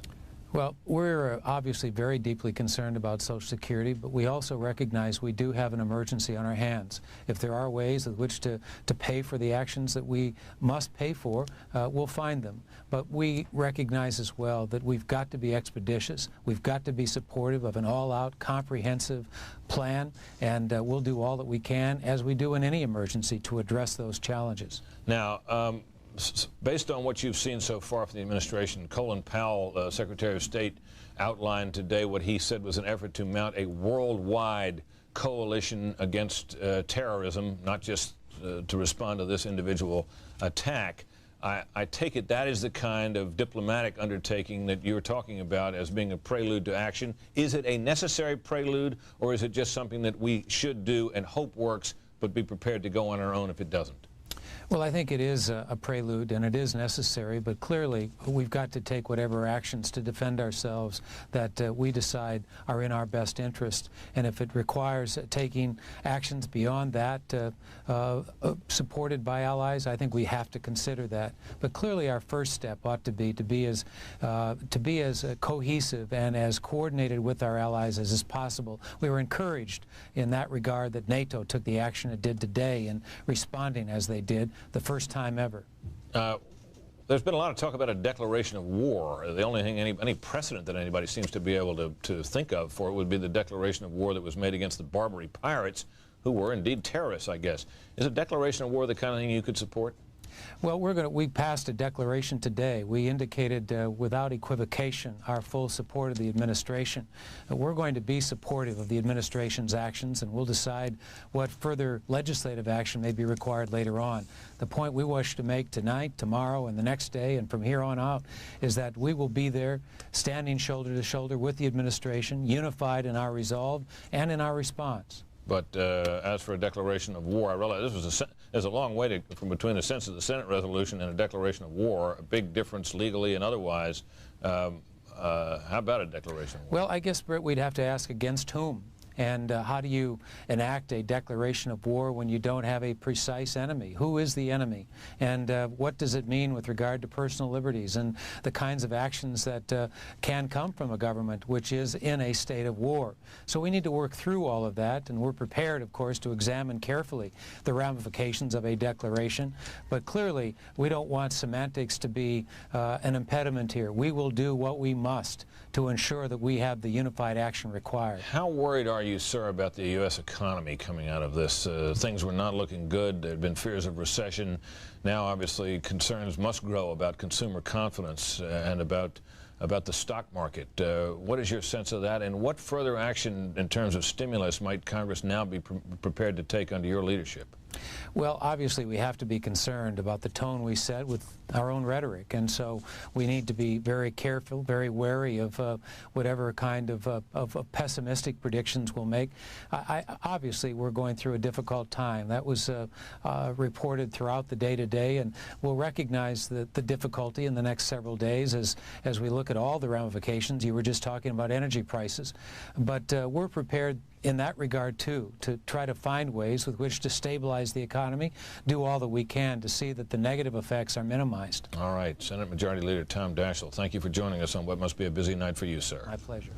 For years, Americans have complained about airline service, but not so much about airline security. Yet in a matter of an hour yesterday, 4 U.S. planes were hijacked with disastrous results, and now it seems there have been red flags for years that American airports are too accessible. Fox News correspondent William LaJeunesse has that story. Airport security, our systems say experts, is full of holes from baggage check-in to the cockpit door. There's a small latch, but as we've seen before, that latch can be broken very easily to somebody who's serious about getting in the cockpit. It could be done with a heavy object, a blunt object. It could be done with a rope. It could be done with a small knife. So it doesn't have to carry a gun through security. That poses a tough challenge for those who screen carry-on luggage. According to reports, our weakest link. After the crash of TWA Flight 800, a dozen government audits revealed gaping holes in passenger screening, calling airport staff underpaid, inexperienced, and poorly trained. Baggage screeners earning $6 an hour with no fringe benefits. At some airports, turnover exceeded 400%, compared to 50% in Europe, where airlines typically hire ex-police. That's the key point right there, is the people who are checking the x-ray machines. Are they qualified? They know how to do the job. Are they strong enough to question people as they come through? Sorry. Another problem? Hoping to save money, some airports have outdated technology. Some airlines refuse to use bomb detection equipment because of flight delays. And while experts admit it's impossible to stop everyone and every threat, they can learn from every incident. One airport audit showed undercover agents using phony IDs and uniforms penetrating security 70% of the time. Others in plain clothes illegally boarded airplanes well before check-in.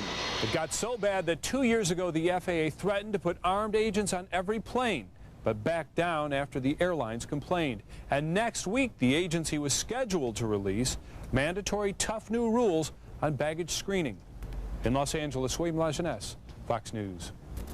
Some insights on an extraordinary couple of days now from Fred Barnes, executive editor of the Weekly Standard, Jeff Birnbaum, Washington bureau chief of Fortune magazine, and Bill Kristol, editor-in-chief of the Weekly Standard. All are Fox News contributors. Editor-in-chief, that's too grandiose, isn't it? You're just the editor. Just editor, just Brett, the editor. just editor. I understand. You're anchor-in-chief of Fox News Channel. No, I'm not. I'm not even I that. just got you in trouble. I'm just managing editor here. All right.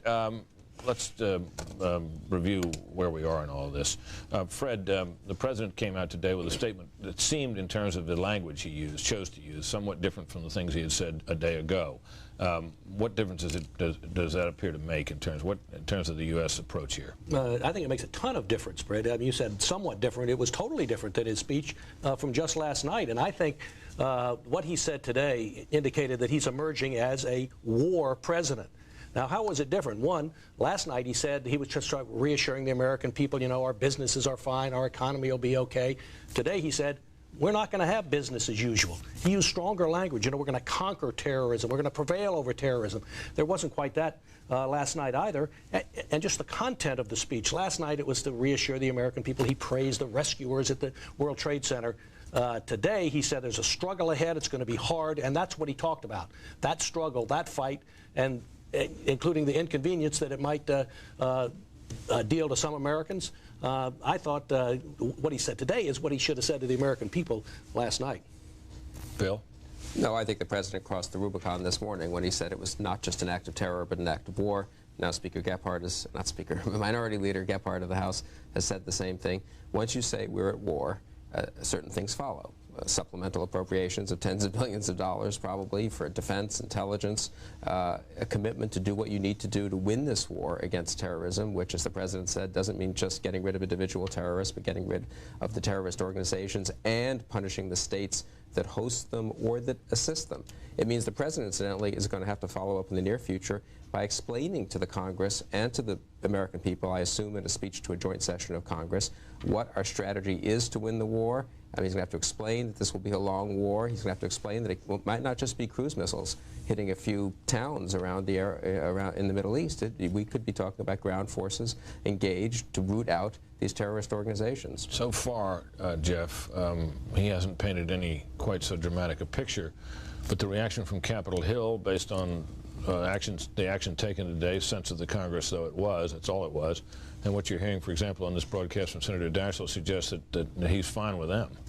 That's right. I think anything that the president wants, he's likely to get from Congress. It is one of those rare moments, a rally around the flag moment, a rally around the president moment, where he is in the driver's seat. At the same time, I do think it's incumbent upon him to show himself as a leader. To be a better communicator than he has been. He has given us a few very short statements of different messages on different days. I think that this is a very big challenge for him. He has to define the problem, I think, a little better than he has, and he does have to explain who the enemy is once they have made a case to explain who that enemy is, and then he has to explain the solution in a much broader, a much fuller, a much more persuasive way than he has been right now. People have doubts about his communications abilities, and they will be put to the test. You may recall that during the run-up to the Gulf War, people said the same thing about his father, who led not by rhetoric, but by action. I'm not saying that this Bush will fail this test, but it is a test that he has not yet taken, and that he must pass in order to, I think, win the hearts and minds of America. Is this a rhetoric test, Fred, or is this an action test? Well, it is well, it's an action test. It would be nice if George W. Bush were a rhetorical president. If he were a Reagan, a Churchill, we know he's not. His father wasn't. Richard Nixon. Most presidents are not that. But he can lead by his actions. Look, we heard what he said today. It was very strong. They now have the biggest federal investigation ever by the FBI and others into these bombings. So they already know who a bunch of the terrorists are. They know who most of the terrorists are. Article 5 of NATO was invoked, I think, for the first time. That is the all for one, one for all. Exactly. An attack on one is an attack on all. That's a big step. I think a declaration of war is important for another reason. Most of the things that it would basically allow you to do, a president can do unilaterally anyway, freeze the Taliban's assets, if they have any anywhere. I'm not sure they do, or things like that. It gives you powers to, stop neutral ships if they were shipping to your enemies. I think the president could probably do that anyway. But a declaration of war would show how deadly serious this administration and Congress are in winning over terrorism. Well, should the declaration come soon, or should the declaration come after more information is gained, more allies have been brought aboard, a clearer sense of what exactly is going to happen? Bill, what do you think? Well, I think it's might turn out to be a necessary or at least useful prerequisite to the actions that the president will feel he wants to take. I don't know that we know exactly right now. Who would you declare it on now? Well, you could declare it on the terrorist organizations and the states supporting them responsible for this action. Generally identified, or no, not more identified than that? Right, you don't need to identify them that, and we've declared war on other nations in the past and then included in the war their allies who weren't in the original declaration of war. So it's not as if you have to specify ahead of time, I don't think. But I think, you mentioned the Gulf War. In a way, this is a continuation of the same war. I mean, I do believe Saddam Hussein, at the end of the day, is behind Osama bin Laden, or at least has certainly been an ally, a helpful, very helpful ally to Osama bin Laden. And that's a war that we engaged 10 or 11 years ago. We beat Saddam in the first round. We didn't finish him off. We now have taken casualties that begin to match up, frankly, to Saddam's casualties from 10 years ago. They'll not match up, but are pretty serious. And this, I think it is now up to George W. Bush to finish the war, and it may turn out that that means finishing off Saddam Hussein. I do not know that you can look the American people in the eye 3 years from now and say we've solved this problem of terror in the Middle East if Saddam Hussein is sitting there testing chemical and biological weapons with a professed aim to do the kinds of things that Osama bin Laden appears to have done yesterday, whether or not Saddam directly ordered Osama to do this. In other words, if you're fighting a war on terrorism, you're going to have to preempt and say we are engaged in the Middle East and we're going to clean out those people who have these kinds of intentions against the United States. I agree with this, but I'm not sure that a declaration of war is what's necessary from Congress. I believe some vote of confidence in the President and support for his actions would be a very good idea, because it would give him a mandate from the Congress and by proxy from the American people.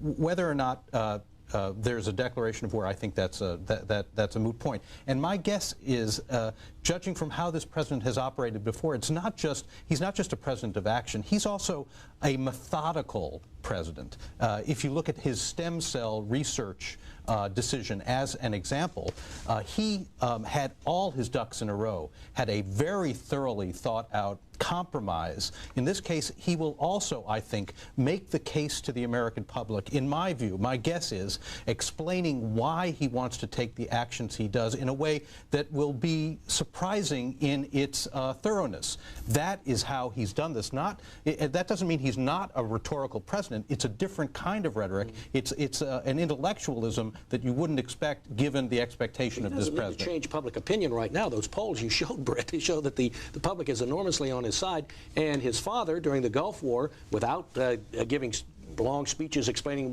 why he was doing this, every time he did something, first sending troops, then building them up to 500,000 troops, then the air war, then the land war, the public went along with him every time, even though beforehand it looked like they might not. What was interesting about that is that there were repeated steps that he took that public opinion polls, until he took the steps, said were unpopular. Then he did them, and then they became popular. Well, the facts on the ground changed. I want to change the subject just a little bit here, and that is to this question of the Middle East. It is a kind of conventional wisdom that it is U.S. support for Israel that occasions the hatred of us in parts of the Arab world, and that is really at bottom what this is all about. You heard that view contradicted by Benjamin Netanyahu, who argued instead that it is not Israel that is hated so much here. It is the U.S., and the hatred of Israel is a function of Israel's attachment to us, not our attachment to them. What about that, Bill?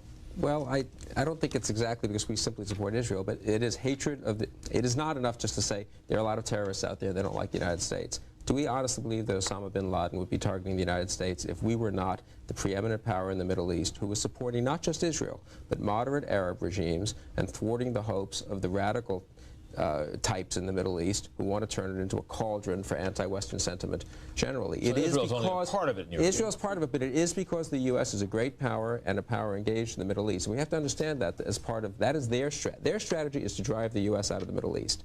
That is what Osama bin Laden wants to do. It's what Saddam Hussein wants to do. They then will pursue the rest of their agenda in the Middle East. I think that's why it's very important for us to now indicate that we'll not be driven out of the Middle East, that we stand by our allies and friends in the Middle East, and that we will punish those in the Middle East who harbor and assist our enemies who have inflicted all this damage on us, which means being tough with some regimes in the Middle East that we've, for other reasons, tried to be very nice to, and we've turned a blind eye to certain things. I don't think we can do that anymore. President Bush made the case today that this was a fight between good and evil, and our Arab enemies, to the extent we have them there, have made the fight against the United States a matter of good and evil as well for a generation. That is, we are the evil in their eyes, and it's not a rational hatred of the United States. It is rational, Jeff. Well, it is. They want us out of there because we are stopping them from doing what they want to do in the Middle East, which is to destroy Israel and destroy pro-Western. What about the public passion in the streets, though? That's the passion behind the effort is not rational and is a kind of brainwashing that's been going on for a generation and more. That is why the Arab nations and so many Arab citizens are backing a crazy person like Osama bin Laden. Yeah, what is it? Understand these attacks. Yeah. I hate it when I heard from a number of members of Congress when they were talking about this resolution passed by Congress today, calling these attacks senseless. They were not senseless. They were a part of this effort, a plotted, sophisticated part of the effort to drive the United States out of the Middle East, and at the same time, they'd like to eliminate Israel as well. Right. An effort but that's they been weren't going senseless. on for 30-plus years. That's right. Well, how did all this terrorism start? Well, so what adjustments, if any, should be made in American policy or the American attitude toward Israel? Should we tip more strongly than ever toward Israel in our policy there and stand ever more shoulder to shoulder with Israel? And what should be our attitude from now on toward Yasser Arafat? Well, on Israel, it seems to be any hint that any of this terrorism deters us from standing by our friends and allies would be the worst possible thing we could do. So we have to stand with Israel, which is itself a victim of terrorism just as we are. And what about accelerated diplomacy toward a peace process in the Middle East? If you let an act of terror, the killing of thousands of Americans, influence somehow our diplomacy, we have to be a little nicer, we have to spend a special envoy, it's the worst possible thing. So tougher toward the Palestinians? Well, I think this actually gives us, I'm sorry. Go ahead. This actually gives us a chance, I think, to differentiate, to bring more people as friends, because being our enemy now, I think, is a very dangerous position. This may be the leverage that we've been seeking to get Arafat finally to come to terms with in peace with Israel. Well, don't hold your breath. No, but it's possible. I think seeing Arafat there donate blood to these victims of the United States was so breathtaking in its hypocrisy. I mean, I was astonished that he would have the gall to do something like that. It was so breathtaking while still teaching not only hatred of Israel, in schools, on television, but teaching hatred of the United States. I mean, there was a reason why those Palestinians were cheering the bombing of the United States, because they've been taught to hate the United States by their government, by Yasser Arafat himself. The official Palestinian Authority's newspaper, which came out a few hours after the bombing, the destruction of the World Trade Center, praised the action as a noble action. Well, I saw that. I think rather Bill, it was praising suicide bombers in general, because I think that was a morning paper. It came out probably before the attacks, but nonetheless, the principle is the same. Their attitude towards suicide bombers. Arafat claims to have no responsibility, to be against this sort of thing, and the organs of his organization praise it and encourage it. I think this will be the Bush administration effort for the next few days, if not few weeks, delineating who are the real enemies that we need to attack and who are bystanders. And I think the case will have to be as narrowly placed as possible in order to justify the kind of death and destruction that the U.S. will be behind. Before there is a military response of some kind, what are the intermediate steps? What do we do, for example, to deal with a country like France, who may or may not go along fully? France almost never does, at least in the early going. What about countries like Pakistan or Afghanistan itself that may be reluctant to deliver? What do you do, Fred? Afghanistan's a good place to start. As John McCain said today, we ought to immediately demand from the Afghans, from the Taliban, that they turn over Osama bin Laden and all his people. Now, whether or not he was involved in these bombings recently, we know he was involved, and he's been indicted in the United States for the 2 embassy bombings in Africa. Give them a timetable. A short one. All right. Fred Barnes gets the last word. Thanks to Fred. Thanks to Bill. Thanks to Jeff. That is Special Report for this time. The Fox Report with Shepard Smith is next. Please join us again next time. And in the meantime, stay tuned for news. Fair and balanced, as always. To motivate Sergeant Chambers, sir. Appreciate you. Thank you. Sergeant Farrington, sir. Pleasure. Thank you, sir. Thank you. I appreciate your hard work. Thanks for your hard work.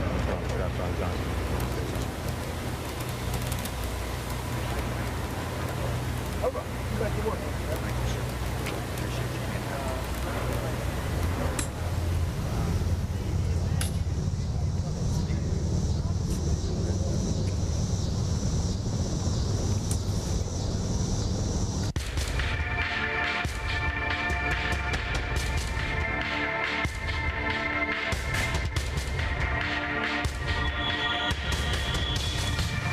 It's 7 o'clock in the east, 4 p.m. in the west. I'm Shepard Smith in New York. This is a special edition of the Fox Report, Terrorism Hits America. Today, yet another collapse. And right now, fears 2 more buildings are in danger. One, a 54-story building, seems shaking just minutes ago. It's called 1 Liberty Plaza, buckling the windows and blowing out, sending reporters scrambling, police setting up new lines. allowing everybody to get back and out of the way as folks in the middle of all that dust and smoke now believe that there is danger that 2 more buildings will fall. One, a 54-story structure, which is just around the corner from what was the World Trade Center. Today, 2 arrests in 2 American states, and word that the suicide pilots may have been trained to fly on American soil. The president's spokesman with the revelation that the White House was a target of the terrorists, and so was Air Force One. At World Trade Center yesterday morning, thousands, even tens of thousands, believed inside America's tallest buildings, and today, only a handful rescued. The latest collapse happening just about an hour and 15 minutes ago, and we have videotape to show you of that. Let's go right to it. It's the first video in A1. Workers picking through the rubble and suddenly ordered out of the area. Within moments, the remains of the World Trade Center's South Tower, all that contained in the Strand, rumbling to the earth. One day after what the president called an act of war on the United States of America, and now the United States is fighting back. From a Boston hotel to a Florida flight school, the FBI is closing in on the men suspected of the deadliest act of terror on U.S. soil. Just how deadly remains to be seen. Thousands, 10,000 or more, 24 hours after 2 hijacked planes toppled both towers of the World Trade Center, an amazing story of survival. A police officer literally riding that tower all the way to the ground, living to tell his harrowing tale, but survivors suspected to be in the fractional minority. The mood is very grim, but determined. People are working as hard as they possibly can to pull this debris out. There are human chains of people taking piece of rubble by piece of rubble out. We're in the United States of America, especially New York. Everybody may have an attitude 364 days a year, but God forbid one day we have a tragedy, you'd be surprised. Your worst enemy's right next to you saying, hey, what can I do for you?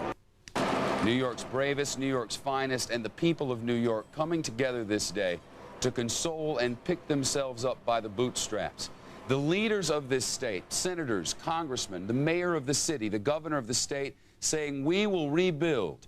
The United States and the city of New York will not be beaten by anyone, certainly not a terrorist, not a coward who pulled off what President Bush calls an act of war. We'll be keeping very close watch over this plaza, 54-story building, one that they believe may, in fact, fall in the minutes to come. They moved back reporters just a short time ago.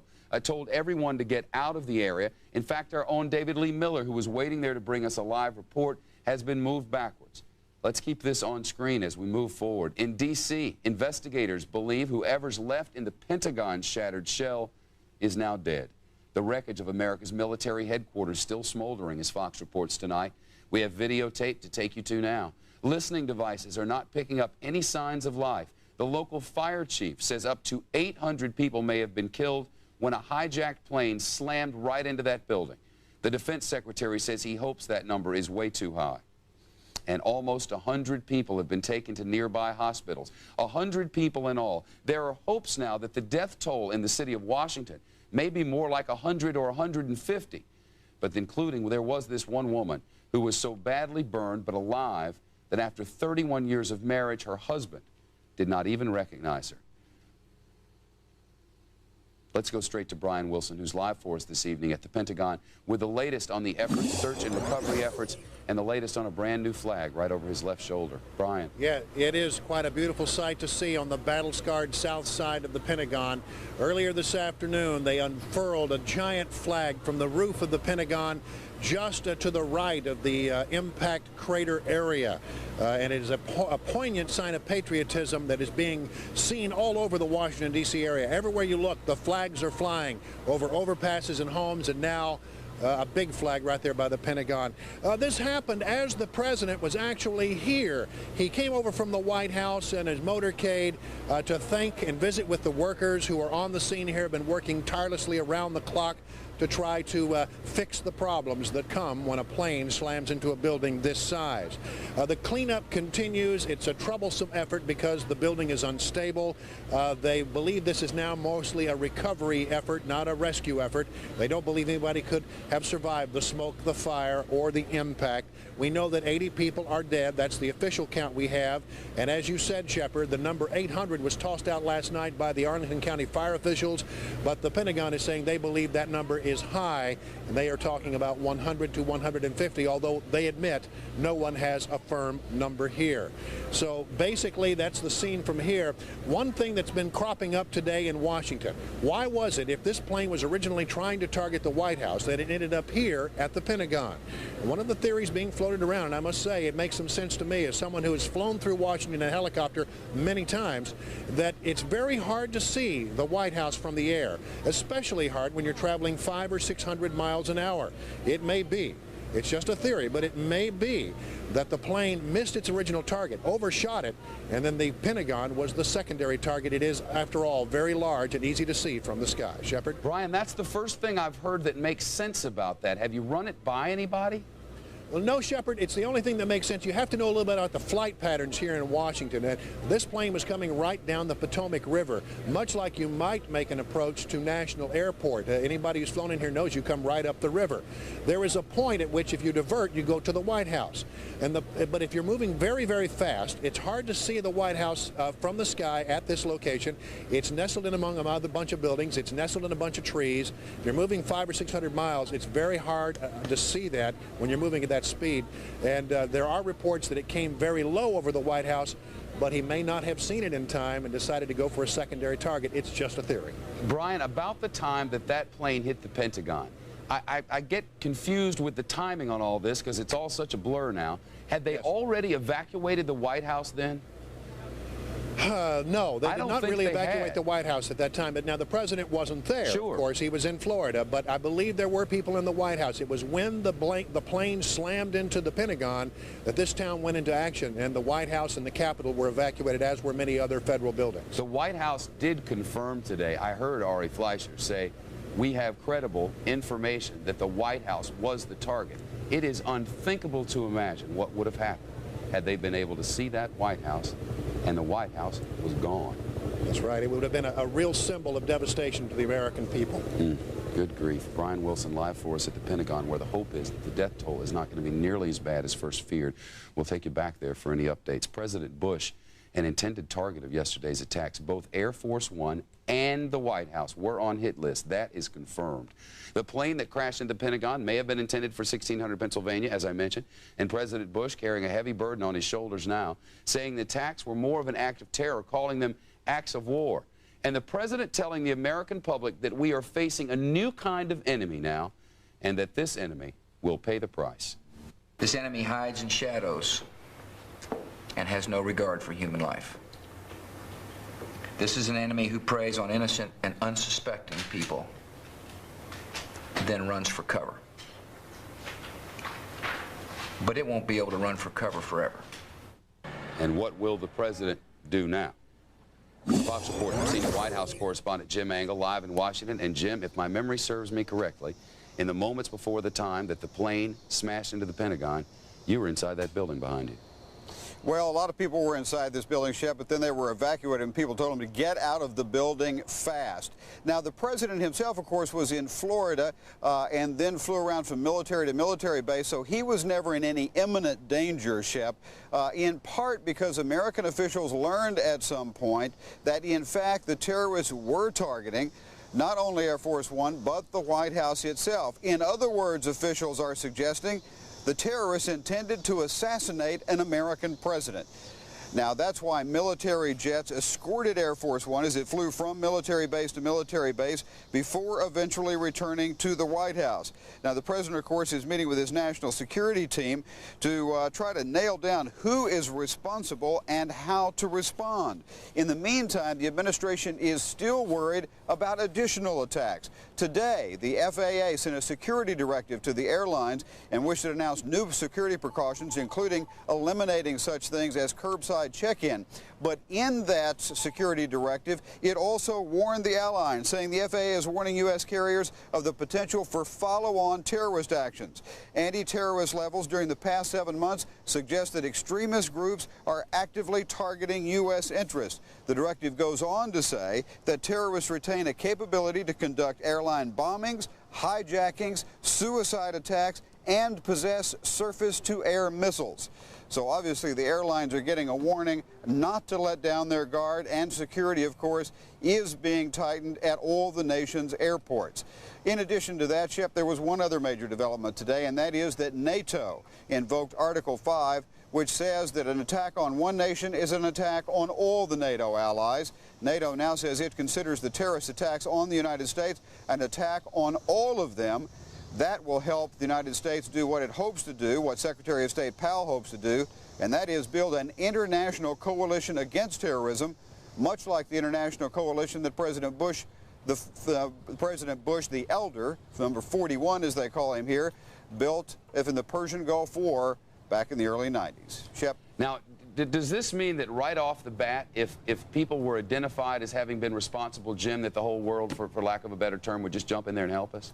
Well, not necessarily. Secretary Powell said today, Shep, that it doesn't necessarily mean that we would use NATO troops. What it does mean is they would have full cooperation from all the NATO allies. That includes intelligence help, transportation of troops, backup, use of airspace, all of the things that are absolutely critical when you're launching a military strike far from your shores. Obviously, all the NATO allies are much closer to the United States is. That is a critical part of the entire plan. Now, the administration doesn't have any plans yet, or at least won't talk about them, for retaliation. It does seem absolutely clear that the U.S. will retaliate, and retaliate in a very forceful way, given the damage that was caused here in what is clearly the worst attack on the United States in the last half-century, Shep. Jim, we know that the president's jet was flanked by war jets or fighter jets yesterday. Is that a plan that's going to continue, do we know? Well, the president doesn't have any travel plans at the moment, Shep. He was scheduled to go to New York in a few days for a UN meeting. What the White House does say is that he would love to go up and as he did at the Pentagon today, as you saw a few moments ago, thank the rescue workers who were there, many of them risking their lives to try to rescue those who may still be alive and to help the families of those who were killed, and of course to talk to people in that community. But they say the president doesn't want to go up there now because, and they don't cite security concerns, but because anytime the president travels, it tends to disrupt things, and he doesn't want to do anything that would disrupt the rescue effort as it goes forward. Shep. Jim Engel, live for us at the White House. Jim, keep us updated. Thank you. I want to show you a live picture now from Remote 7 of downtown Manhattan, the lower third of Manhattan. There it is, this spot where it's now believed that a 54-story building in the same neighborhood as World Trade Center, a building that would tower over many of the skylines in this nation, is now perilously in danger of falling to the ground. And not just that one building, but another as well. Fox News correspondent David Lee Miller, who was moved around because of these late developments, is on the ground with us, back up and live. David Lee, what can you tell us about the smoky situation now? Well, there's a great deal of uncertainty here, Shep. At about 5:30, they relocated us, and they moved us about a block north from the World Trade Center. That after two buildings, we were told, were in danger of collapse. One of those buildings identified as One Liberty Plaza. You can take a look at it over my shoulder. It is a thin black building, and there's also a building behind it that they say is also in danger of collapse. Workers in the building say windows suddenly began to pop and that cracks began to appear in the walls. For nearly an hour, there was a caravan, a non-stop army of rescue workers, firemen, cops, and heavy equipment that then paraded down Church Street away from the site that used to be the World Trade Tower. Now, as for the rescue efforts, we're told a limited operation is now underway, and they would not elaborate on that. One of the firefighters told me that there are still rescue workers on the scene, but nowhere near the number that there were just a few hours ago. We also have some numbers for you that tell us that 9 people have now been pulled from the wreckage. The most miraculous story, that of a police officer, Port Authority police officer identified as John McLaughlin. He was on the 82nd floor when suddenly the building building began to give way. He said he rode the debris all the way down to the ground. Miraculously, he suffered only broken legs. 6 other firefighters have also been rescued, but these stories are few and they are far between. Right now, 55 bodies have been pulled from the wreckage. We are told 300 firemen are still missing, 40 New York City cops, 30 Port Authority cops, and there are still more than 200, they say, workers from the Port Authority that are unaccounted for. To sort of put in perspective the gravity of the situation here, the Brooks Brothers department store located right near the World Trade Center is now a morgue. Now, not far from what was the World Trade Center are the federal building here and the courthouse, and it is virtually an armed camp. There are APCs, there are military with automatic weapons patrolling the streets. Meanwhile, on the other side of Manhattan, west of the World Trade Center, it is virtually a ghost town. Electricity is still off, as are the gas lines. There is still a fear here that there could be more explosions. The situation is very precarious, and as we have learned, it is literally changing by the minute. Shep, back to you. David Lee Miller, live for us in Lower Manhattan. Our colleague Rick Leventhal is down there as well.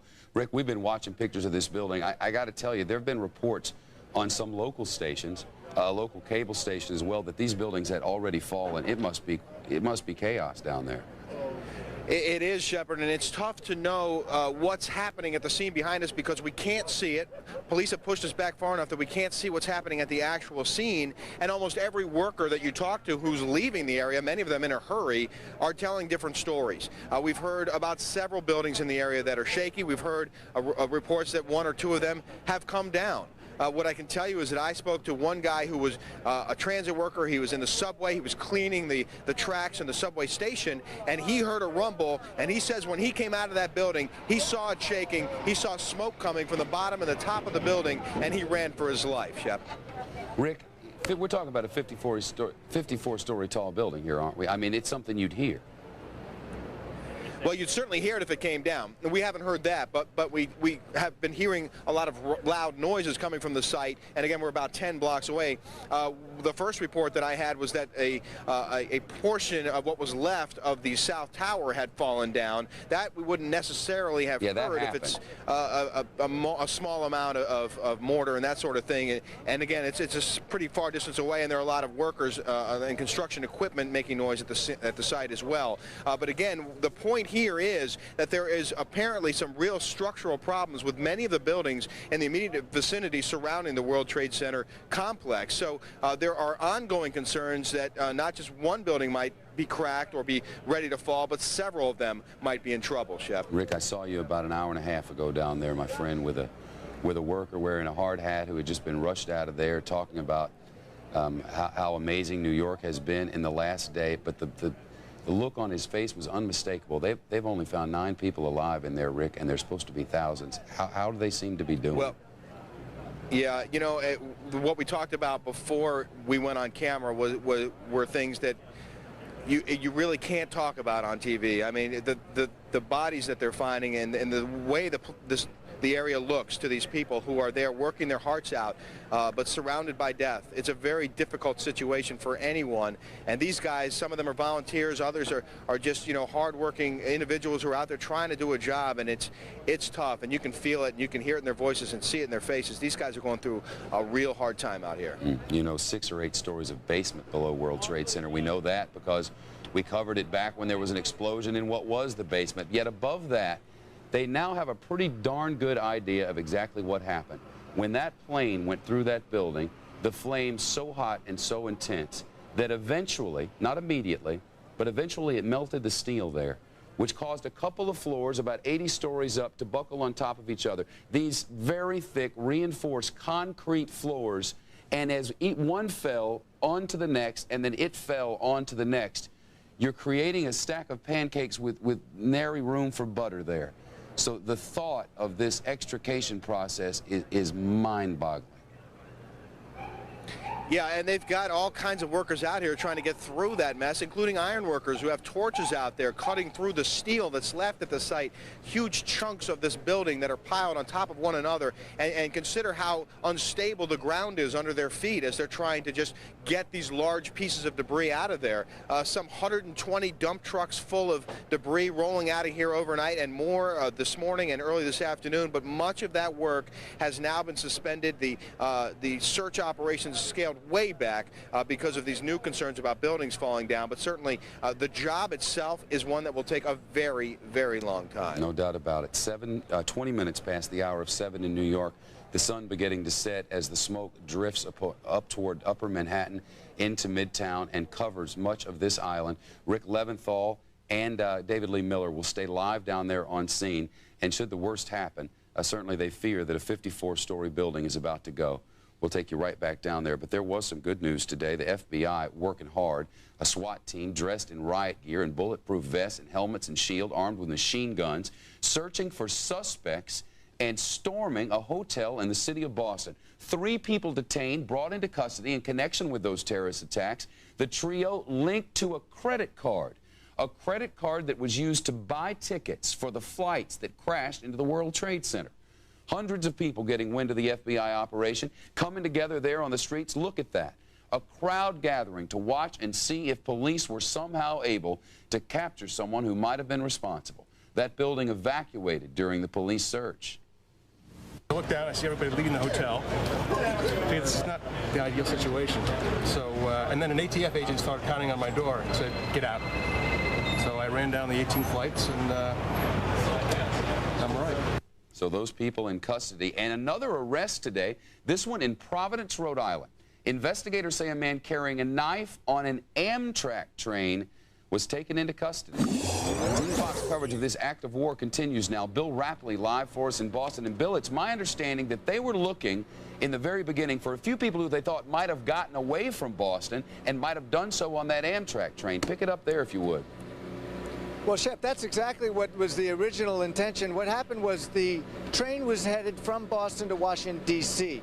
Now, this is a case that shows just exactly how much on edge people are, because the passengers reported that they were suspicious about 4 of the passengers on the train, 4 Arabic-looking men, 2 of whom were wearing turbans.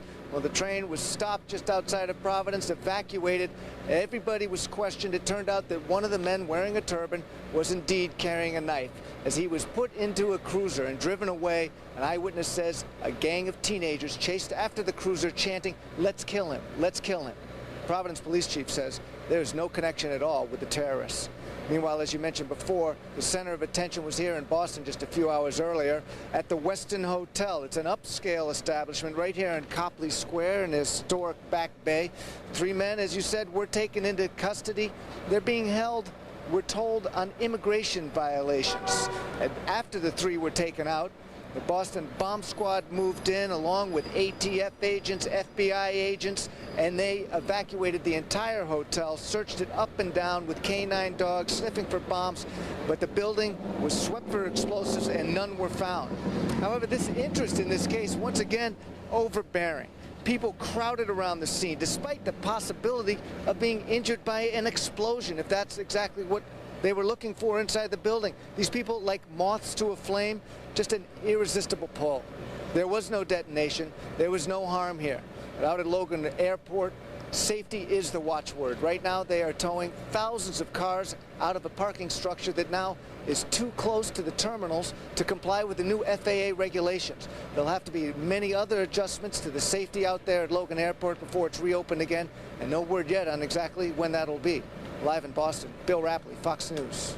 Bill, thanks very much. Back to the World Trade Center now, and the planes that were loaded with fuel turned out to be the weapons. Like flying bombs they were, the aircraft becoming tools of terrorism, acting as missiles heading right for their targets. Now word that some of the suspects who were responsible for this trained to fly those planes right here in the United States. A flight school in Florida called Embry-Riddle University, an extremely well thought of university that's trained hundreds upon hundreds of jet pilots, apparently giving several terrorist pilots license and the information they needed to take control of those jumbo jets. A former school employee at one time sharing his home with the suspects. Listen. When they first arrived, they had no place to stay. They just popped in pretty much, as I recall, unannounced. And so we provided them, for the benefit of the flight school, provided them a place to stay for a few days. And those suspected of driving the jets into World Trade just before they collapsed to the ground, now believed to have been schooled right here. Team Fox coverage of this act of war continues now. Orlando Salinas live for us from Daytona Beach, where that school's located. Orlando? Shep, it is incredible, but tonight we are learning about the very real possibility that some Americans unknowingly may have played a very real part, a major part, in what is being called the worst terrorist attack in history. At this point, we hope and pray that the university has not been a victim in this madness.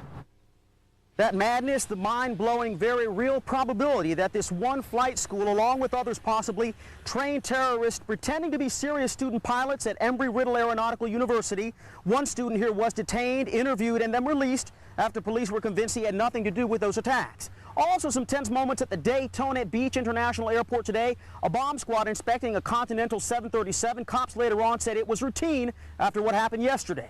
While rescue and recovery efforts continue in New York and D.C., in Vero Beach, Florida, FBI agents swarmed all over the Flight Safety International School. Meanwhile, in Venice, Florida, agents had a long talk with that man we heard from earlier, Charlie Voss. This guy's address was listed on a car rental application filled out by one of the terrorists. Today, Voss said he allowed those two student pilots to stay in his home last year. Then he told them to leave because he said they were acting crazy. Shep, tonight in Florida, several people have been detained, we're told, for questioning. Shep? Orlando Salinas live for us outside Embry-Riddle University. Now, some of the best clues to the terrorists may in fact come from another hijacked plane that missed its mark, the United 737 that went down near Pittsburgh. The local congressman saying obviously rural Pennsylvania was not the intended target. He says heroic passengers kept even more lives from being lost, and one cell phone call backs that up. Team Fox coverage of this act of war continues now. Jeff Goldblatt live for us in Shanksville, PA. Jeff. Shep, indeed, it's starting to look like extraordinary heroism and selflessness played out on board United Flight 93, that perhaps passengers, knowing that they were going to eventually die, decided to storm the cockpit in hopes of thwarting terrorist plans to hit a more high-profile target. We're getting some insight into this tonight. The San Francisco Chronicle reporting tonight that a passenger named Thomas Burnett phoned his wife Dina from the doomed 757. Burnett's priest telling the paper the call went like this, with Burnett saying, quote, "I know we're all going to die, but there's three of us going to do something about it. I love you, honey." The call then ended. What happened next on board? Investigators hope that the jet's black boxes will provide this vital insight. Now, unlike the other terrorism targets at the Pentagon and also there in New York City, investigators here believe that the black boxes will be recovered.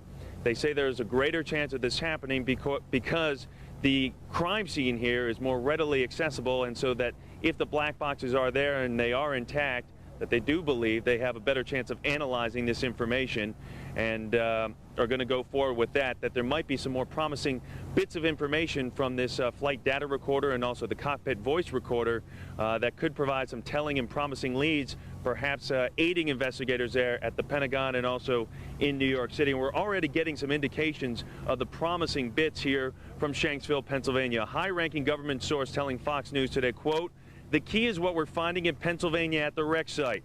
There's much there that did not burn and has been salvaged." The source added that based on materials already found here in Shanksville, Pennsylvania, that government officials do know the identifications and IDs of the hijackers on board this United flight, and that they are linked to convicted terrorist Osama bin Laden.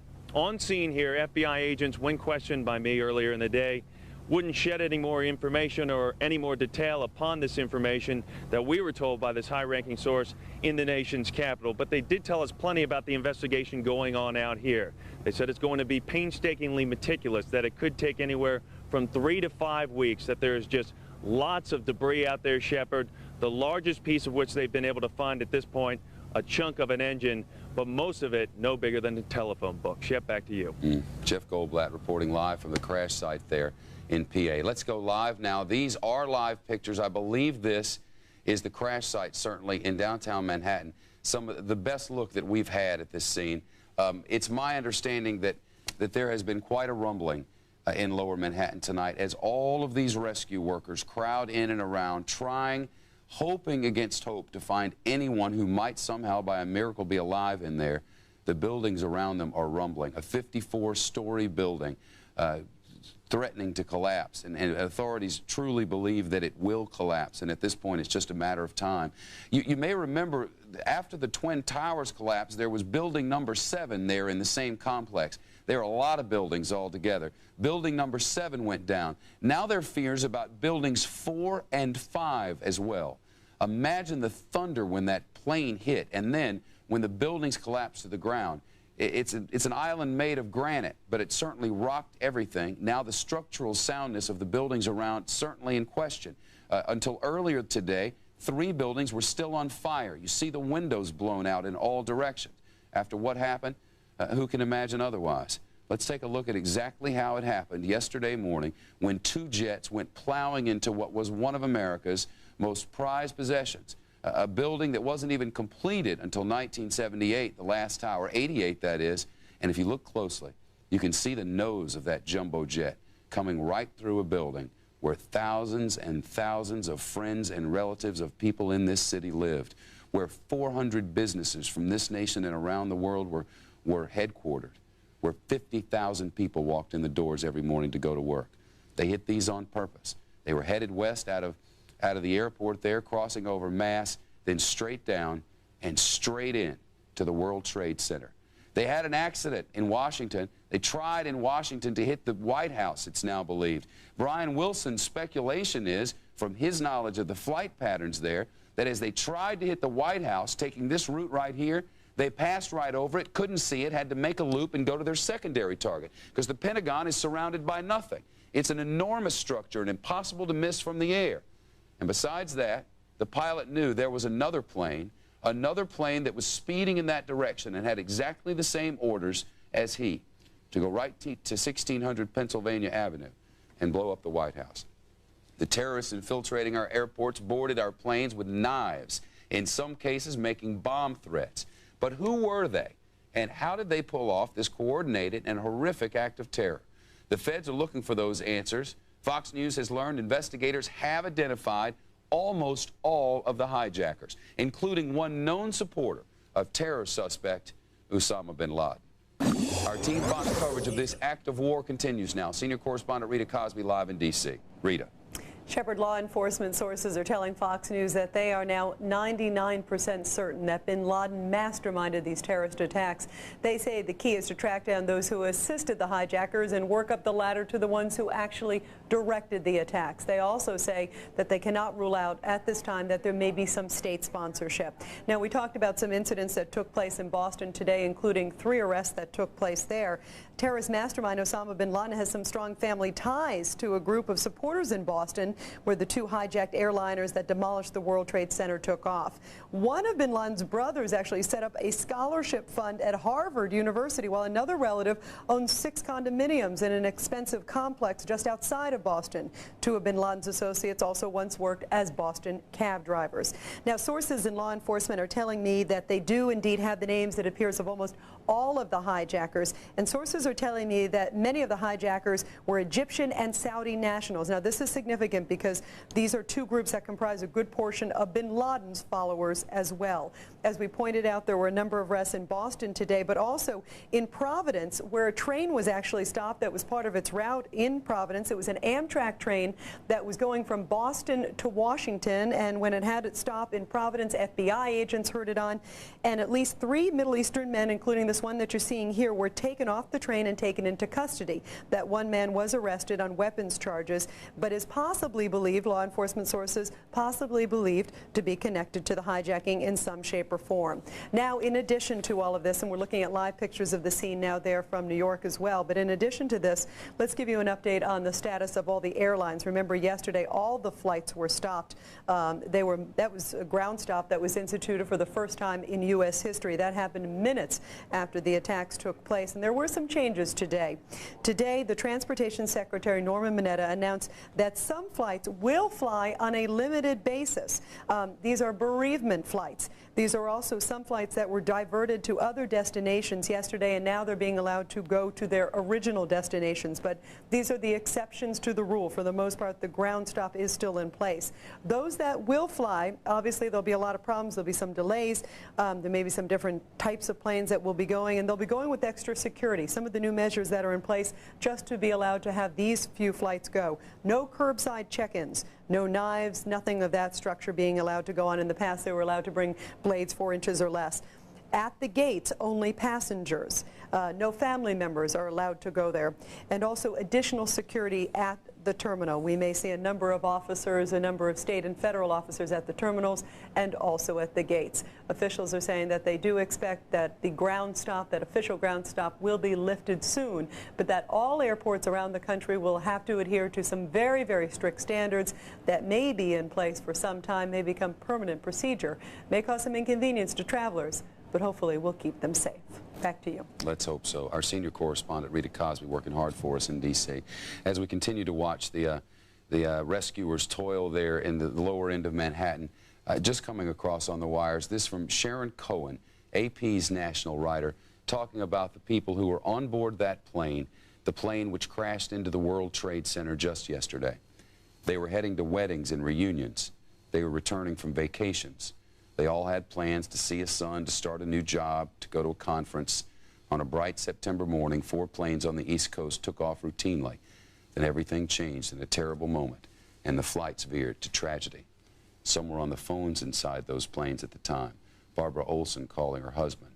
A man on board another plane, trapped in a bathroom, on the phone, desperately trying to get word to someone. And in Pittsburgh, Pennsylvania, just outside, word now that it was heroic passengers. Passengers who realized that there was an attack going on against the United States, against the very soul of this nation.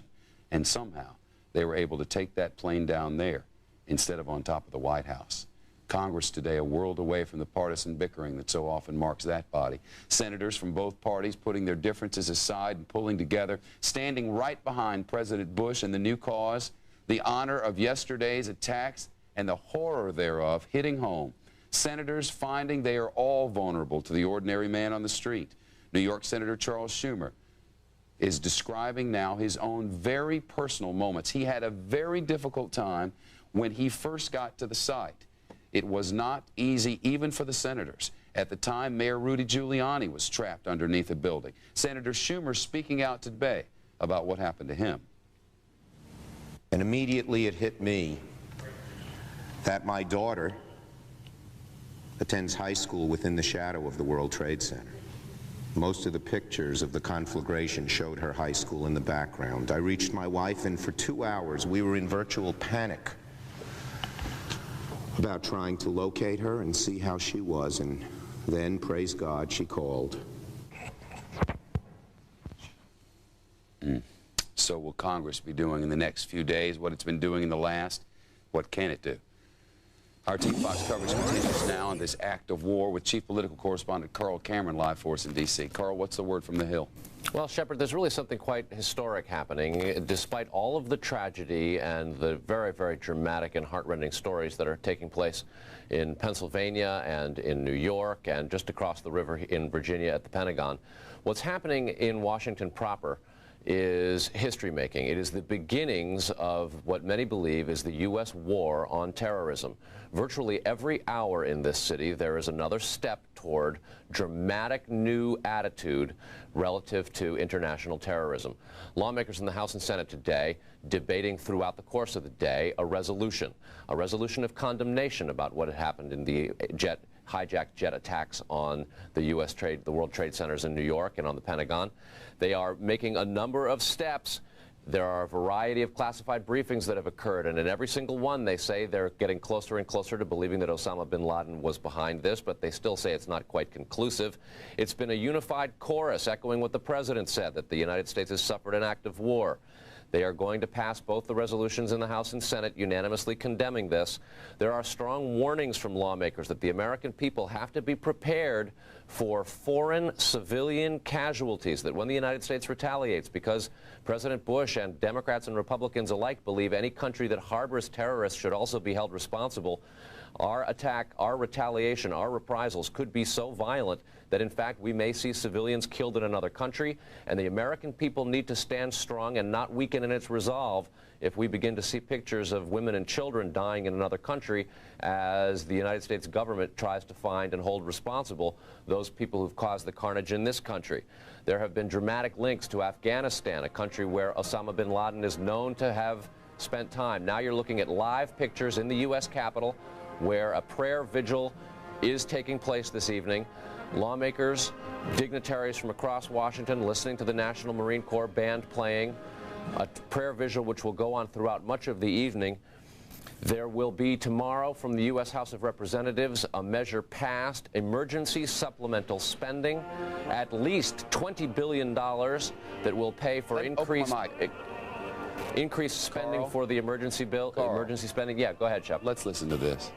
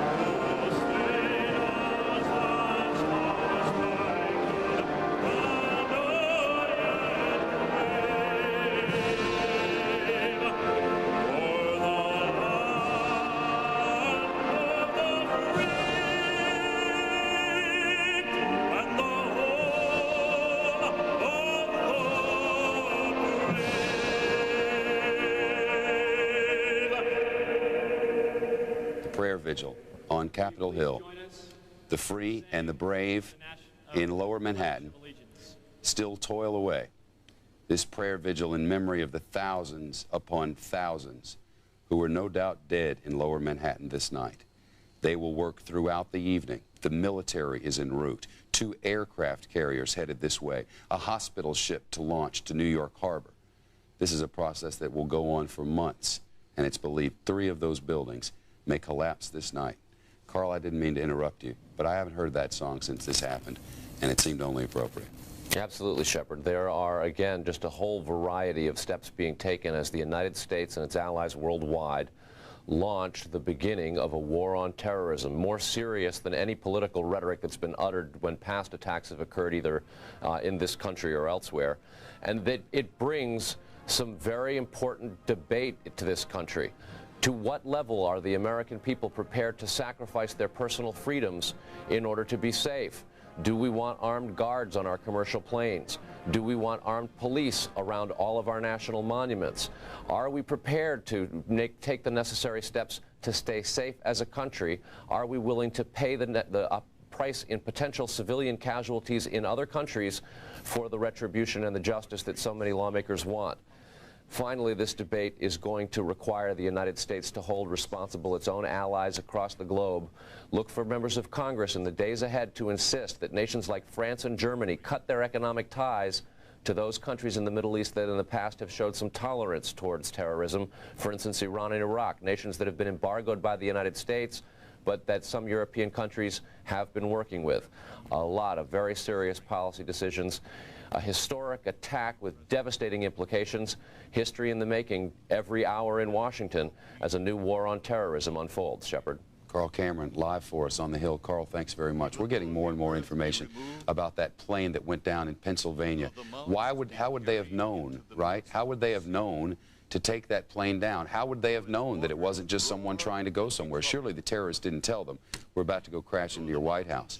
This now from Associated Press and from other reports. Just before Flight 93 crashed, some of these people went to their cell phones and were able to call their homes. And inside those homes, what do you think they were watching on television? They were watching the World Trade Center after 2 jets had just plowed into it. They found out about the World Trade Center when they were in the air. And some of them on the phone vowed to wrest the controls of that plane away from the hijackers and keep it from crashing into 1600 Pennsylvania Avenue or whatever the destination was. Surely they didn't know. But their relatives saw those pictures on television, and somebody acted. The 911 calls have been much talked about. Now, details of them in a Fox report from Steve Brown. As terrorists took over 4 flights Tuesday, passengers and crew members used cell phones to reach out with urgent cries for help, with information for authorities, or with last-second words of love for family members.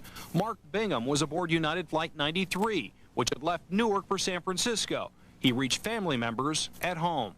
He just said, I want to let you all know that I love you very, very much in case I don't see you again. I said that. That the plane has been taken over by hijackers. And then I said, well, we love you very much too, Mark. Let me go get your mother. An unidentified man hiding in a bathroom aboard Flight 93 dialed 911 on his cell phone to reach a dispatcher outside Pittsburgh. We are being hijacked. We are being hijacked. This is not a joke, he said, before his phone went dead.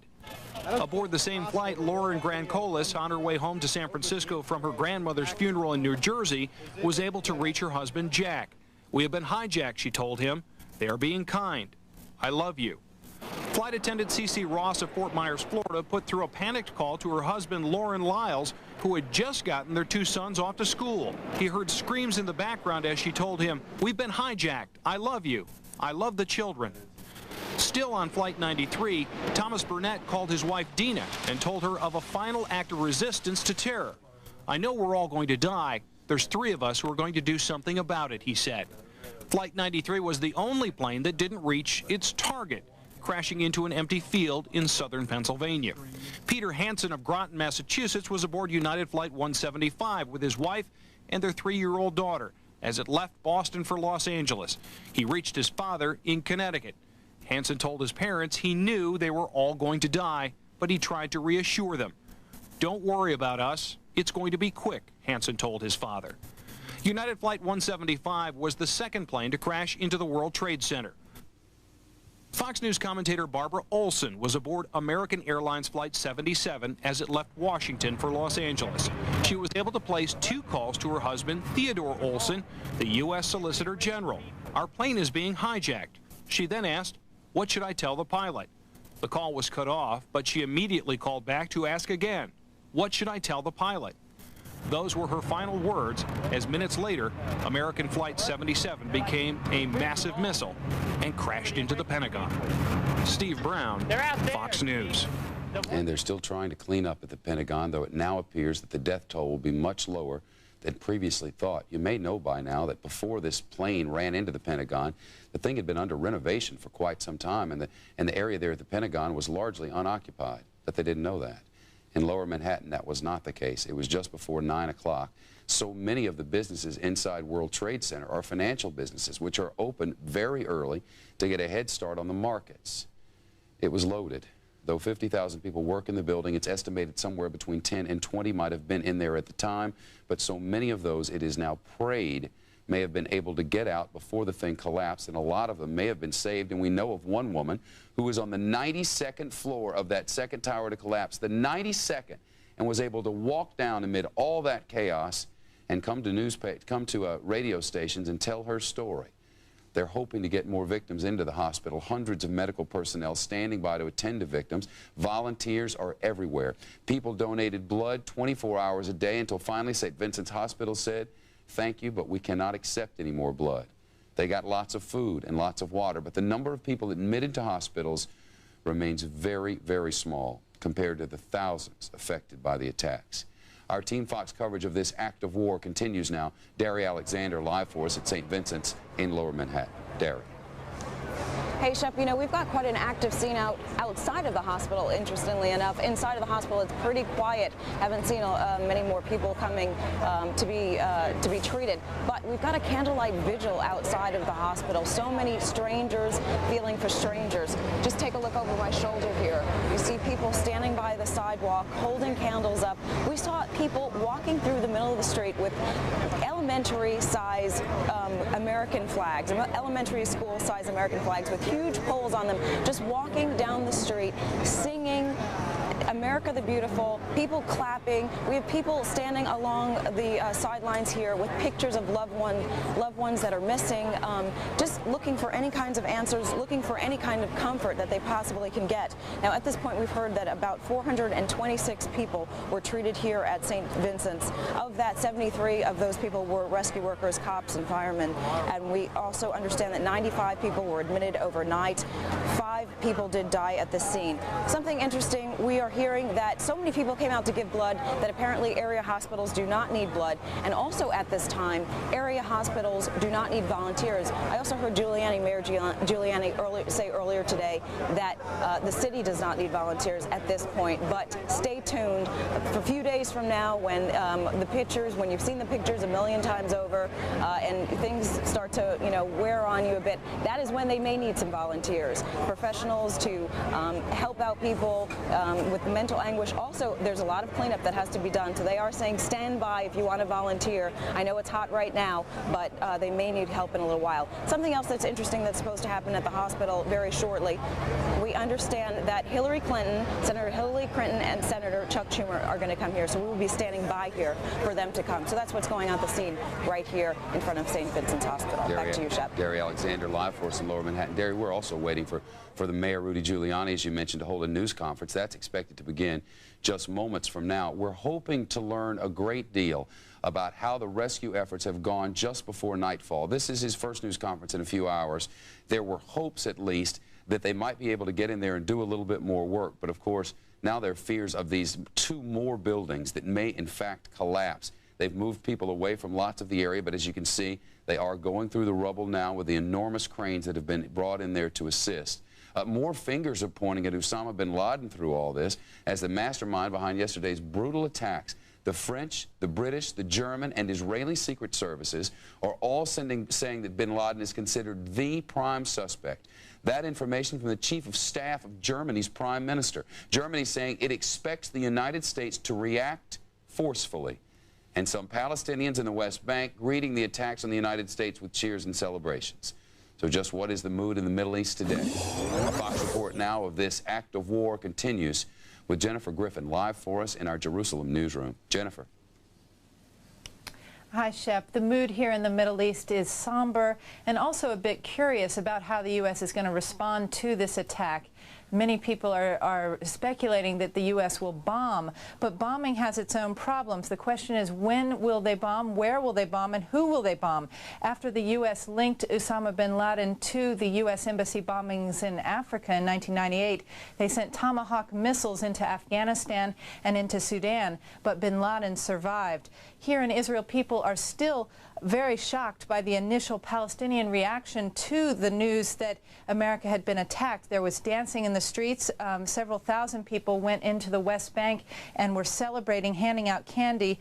It reminded many Israelis of the Gulf War when Iraqi Scuds landed on Tel Aviv and Palestinians celebrated at that time. Palestinian leader Yasser Arafat went on a blitzkrieg PR campaign offering his condolences and trying to distance himself from those images of Palestinians celebrating in the streets.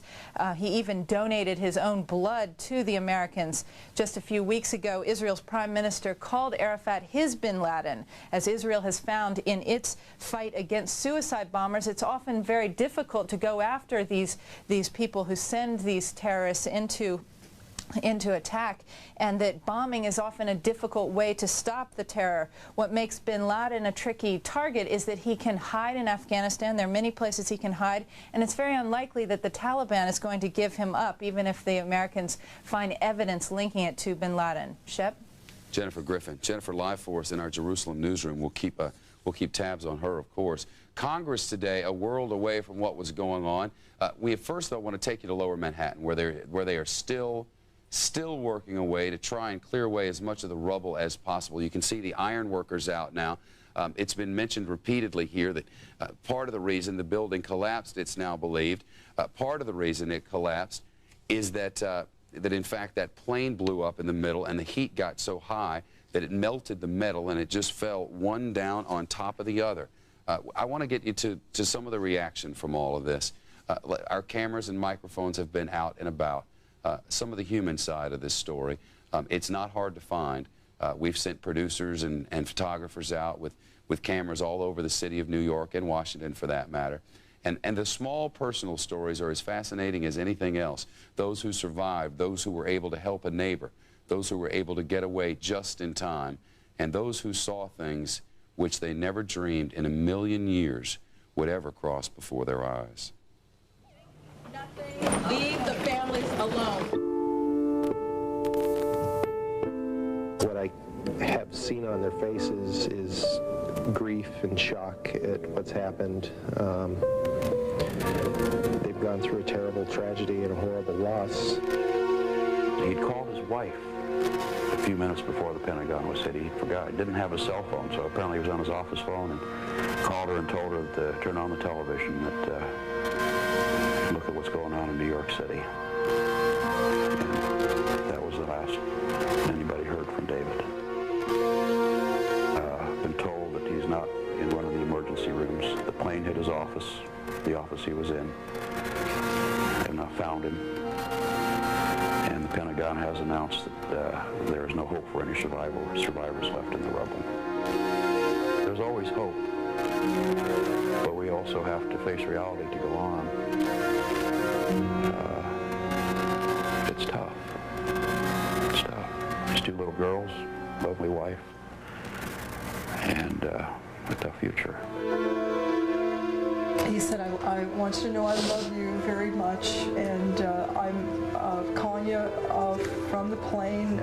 We've been taken over. There are 3 men that say they have a bomb. And I said, well, who are they, Mark? And he repeated that he loved me, and he said, I don't think he said, I don't know who they are. He became distracted there as if someone was speaking to him, and he said, it's something to the effect of, it's true. And then the phone went dead. Maybe he cut the fuel off or something, the fuel supply off, unbeknownst to the hijackers. I'm thinking he might have, the way it came down, apparently, looked like there was no power to the airplane. It looked like it came straight down, and it didn't hit whatever target they were going for. He helped us grow this company from about 100 people to 2,000 people or maybe more. And he gave his life for it. It's tough, but he did what he wanted to do. I hope that President Bush is the caliber or can come up with some of the backbone that Ronald Reagan or Harry Truman had and not back down from these people. They will be hunted down, said the president. The people who harbored them will be as well. The United States will not stand for what the president called this cowardly act of war. It would appear now that NATO is on board. NATO in Brussels today with a statement saying that this attack on the United States was an attack on the entire NATO alliance, that the world is on our side. Now, in Lower Manhattan, they continue to search for people who may somehow, by some miracle, have survived. The truth is, the hopes are fading. There are 3 buildings precariously close to this spot that are teetering on the brink, even now. Earlier tonight, the 54-story building just across the street began to buckle. The windows began to burst out. Police and firemen cleared the scene away, trying to avoid any more catastrophes. A 54-story building. It has not yet fallen. They expect that it will. It is not a windy night in Lower Manhattan. The smoke is rising and coming up over the city, which has really not smelled this at all. Until early afternoon today, the people of Manhattan above 14th Street, in the area around Rockefeller Center where all of us work, in the Upper East and Upper West Sides where so many hundreds of thousands of Manhattanites live, nothing of this since the very first moments of the very first day. Now the smoke has engulfed much of the island. Much of the debris is in Brooklyn. Much of the soot is in New Jersey, and this pain is being felt, certainly, around the globe. This will be a 24-hour-a-day operation. New York's bravest and finest have worked now better than 30 solid hours. They'll be replaced by the National Guard. The area which is cordoned off in Lower Manhattan, it is believed, will be shrunk down. And as the days progress, much more of this city will return to business as usual.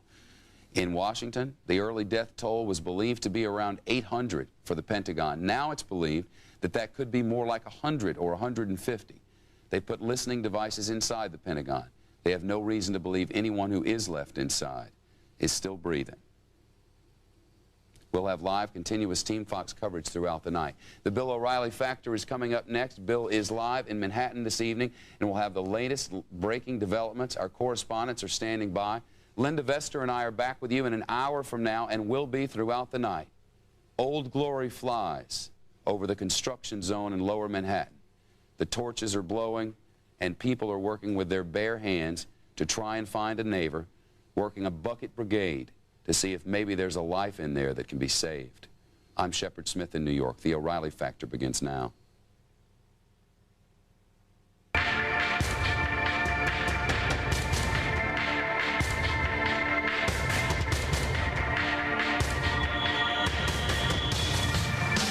Hi, I'm Bill O'Reilly. Thanks for watching us tonight as we continue our uninterrupted coverage of the terrorist attack on the United States of America. Well, I'm still furious, and I bet you are too, but all Americans must avoid the temptation to overreact. The FBI has made a lot of progress in the past 36 hours, and in a moment we'll run down the latest for you in the Talking Points memo. There will be major repercussions for all of this, all of us, I should say, because of this attack. And tomorrow, Talking Points will get into that, but tonight, emotions are still too raw, and our reporting will center on what has happened and what is happening right now. By the way, I've noticed many people here in New York and in New Jersey and Connecticut are displaying flags outside their homes. This is a really good thing, and you might want to do it if you haven't already. For the next week or so, we should be a nation of flag wavers. The memo this evening is designed to bring you right up to date. Here's what happened today. Authorities have now identified most of the terrorists, all of them Arabs, at least one a known Osama bin Laden supporter. So far, at least 5 people have been arrested in connection with the terrorism. The plane that crashed into the Pentagon was aiming for the White House, according to the Attorney General.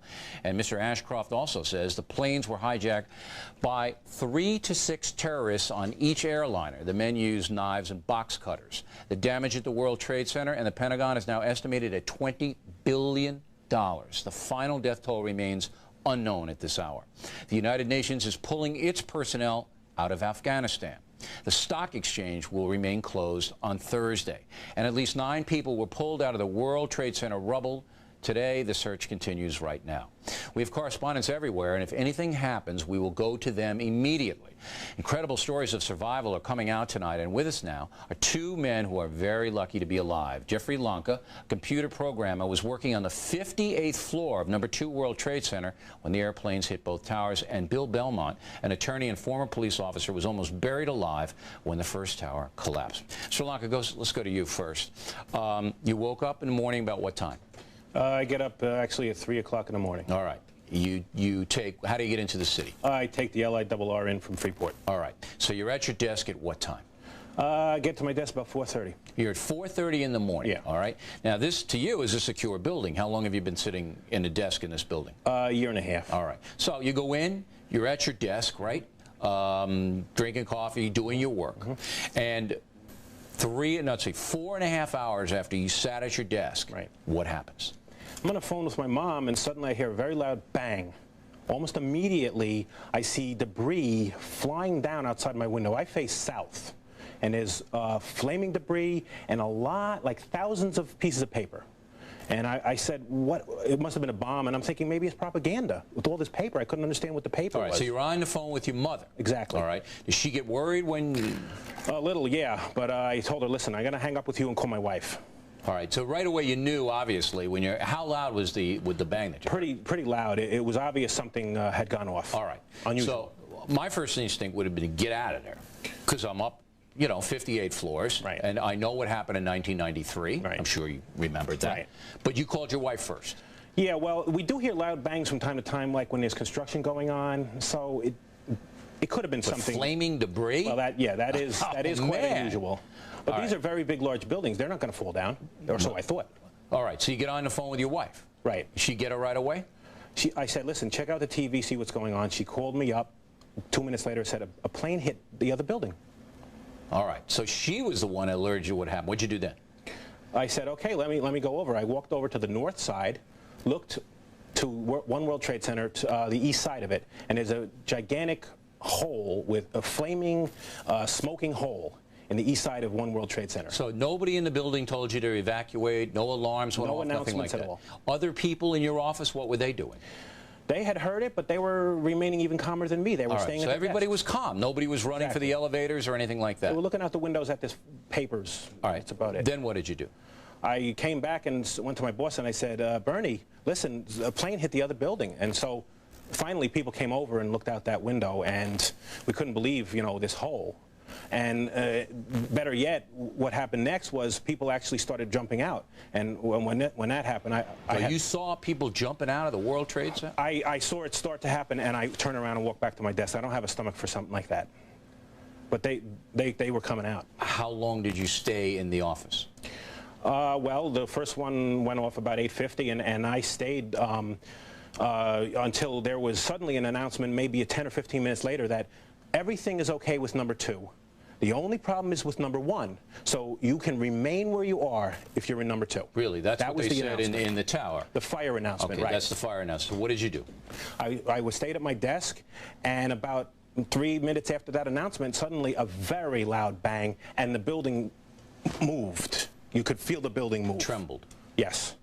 And I immediately said to myself, we are under attack. This is no coincidence. So I grabbed my wallet and my keys, and I made a beeline for the stairs.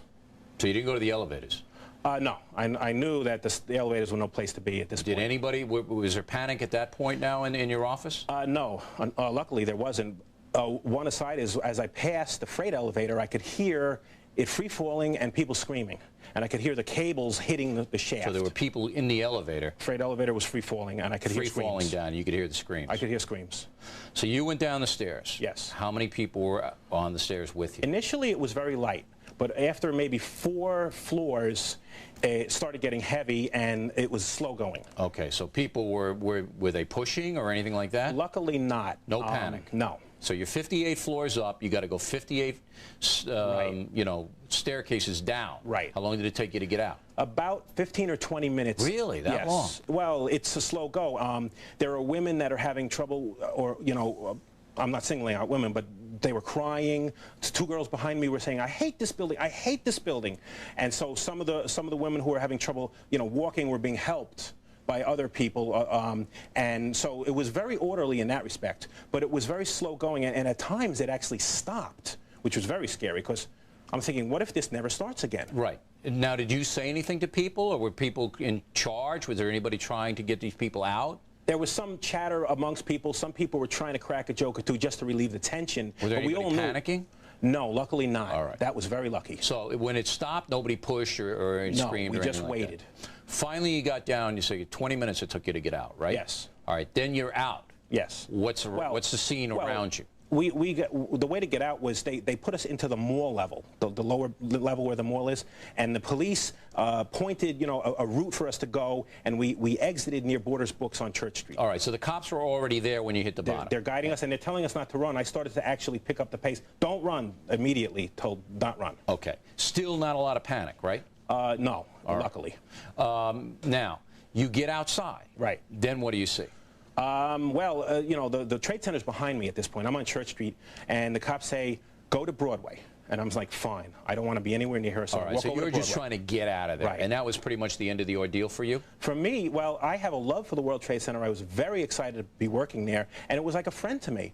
I looked back once, and I saw these smoking, flaming holes, and I was saddened greatly. So I just kept going to Broadway and headed north because I wanted to get to Penn Station and never looked back because it was just too horrifically sad to look at that building. And then you called your wife and your mom and let you know that you were okay. Finally got through on the cell phone after maybe half hour of trying because the cell phones were just not working. Were your mother and wife hysterical at that point? My wife was hysterical crying, but when she heard my voice... all right, because you have a 4-year-old boy and a 1-year-old girl. Exactly. All right, and I'm sure they were on your mind in this whole ordeal. Exactly. God. All right. Now, exactly. Mr. Bennett, You have a bandage on your head. I guess the audience can see it now. You also, just bring your hand up for a minute. I know you got hurt there.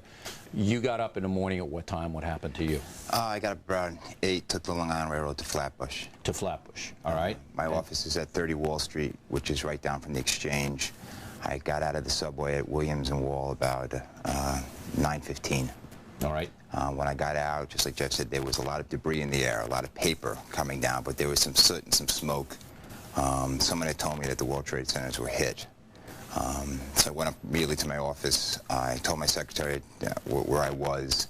I work for Pinkerton. We do crisis management. I was going to go out and see if there's anything that could be done. All right, so you're an extra-policeman, so you wanted to help. Right. As so many people, New Yorkers, did. So you went toward, while Mr. Lanka was going away, you guys probably passed. You probably passed on the street, all right? You're going one way, you're going the other way, and to help. Then what? I got to Broadway, looked up. This was after both planes had hit the buildings. It really was surreal. The flames were coming out. There were bodies coming out at that point. You saw people jumping out of the towers? I don't know how they came out. There were bodies coming out of the towers. You could see it? Yeah. What went through your mind when you saw that? Because I mean, that to me is the image that stays in my mind. And Mr. Lanka, of course, you know, in his testimony right now, I mean, to actually look out the window and see these people. What did you think when you saw that? I thought it was bad. I thought for people to have to make a decision to do that, there had to be some real problems that were going on. That it was either the smoke or the heat or the flames were getting to that point. I have a friend, Morty Frank, who works on the 107th floor. I was trying to call on the cell phone because I knew this was below. The flames were below them to see what the situation was up there. All companies have a crisis management plan. Maybe I'd get some information. Maybe I'd hear something about evacuation.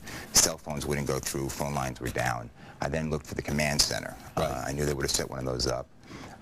Jeff was a little further south, north than me. I was south right along. I came up by One Liberty Plaza, which I think we've just heard recently. Right. All right, so now I'm going to stop you there because we have a breaking situation going on right where you guys were. This activity is happening right now. David Lee Miller is standing by. David, you want to come right in and tell us what's happening there? Bill, we've got a lot of contradictory information. We were on the air here at about 5:30 live when suddenly we were literally unplugged by the New York City Police Department. They told us we had to move away because 2 buildings were in danger of collapse. One of those buildings identified as One Liberty Plaza. Some of the workers we talked with say that their cracks appeared in the walls, a number of the windows suddenly began to break, and that rescue workers then flooded Church Street, which is where we are now standing, heading north about 5 or 6 blocks away from the World Trade Center, and then a caravan of heavy equipment, some of the tractors, cranes, and almost all the safety personnel came this way. We are told that a limited search and rescue is underway at this hour, but that is by and large anecdotal, what we're getting from the workers. We've had no official statement, but joining me right now is one of the firefighters who was down there. He is from the Maybrook Police Department, and that is in upstate Orange County. His name is George Byrne. George, you were there. You saw the carnage and the devastation. In your own words, how would you describe what is taking place a few blocks from here? Utter devastation. The buildings are gone. There's no other way to describe it. They're just gone. What is the likelihood of being able to pull people out of this wreckage? I understand that so far only 9 people have been pulled from the rubble. I've been in the basement of 5 World Trade Center. There is a lot of air spaces down there. There's a lot of places people could be still trapped. Any hope that these people are going to get out? I mean, what can be done to get them out? I understand they have iron workers cutting the steel, but a lot of this work has to be done very carefully, or the workers themselves may be hurt. Well, right now they have iron workers in there. The iron workers are going to work through the night. They're going to bring the search and rescue back in the morning. There's always hope. You always cling to hope that somebody's down there and we can get them out. You've seen some pretty terrible things, I'm sure, in your work as a firefighter, but how would you describe this scene again to people who only see it on television from a distance? I've never seen anything like this. I'm a Vietnam veteran. There's nothing like this. It's just absolute chaos down there.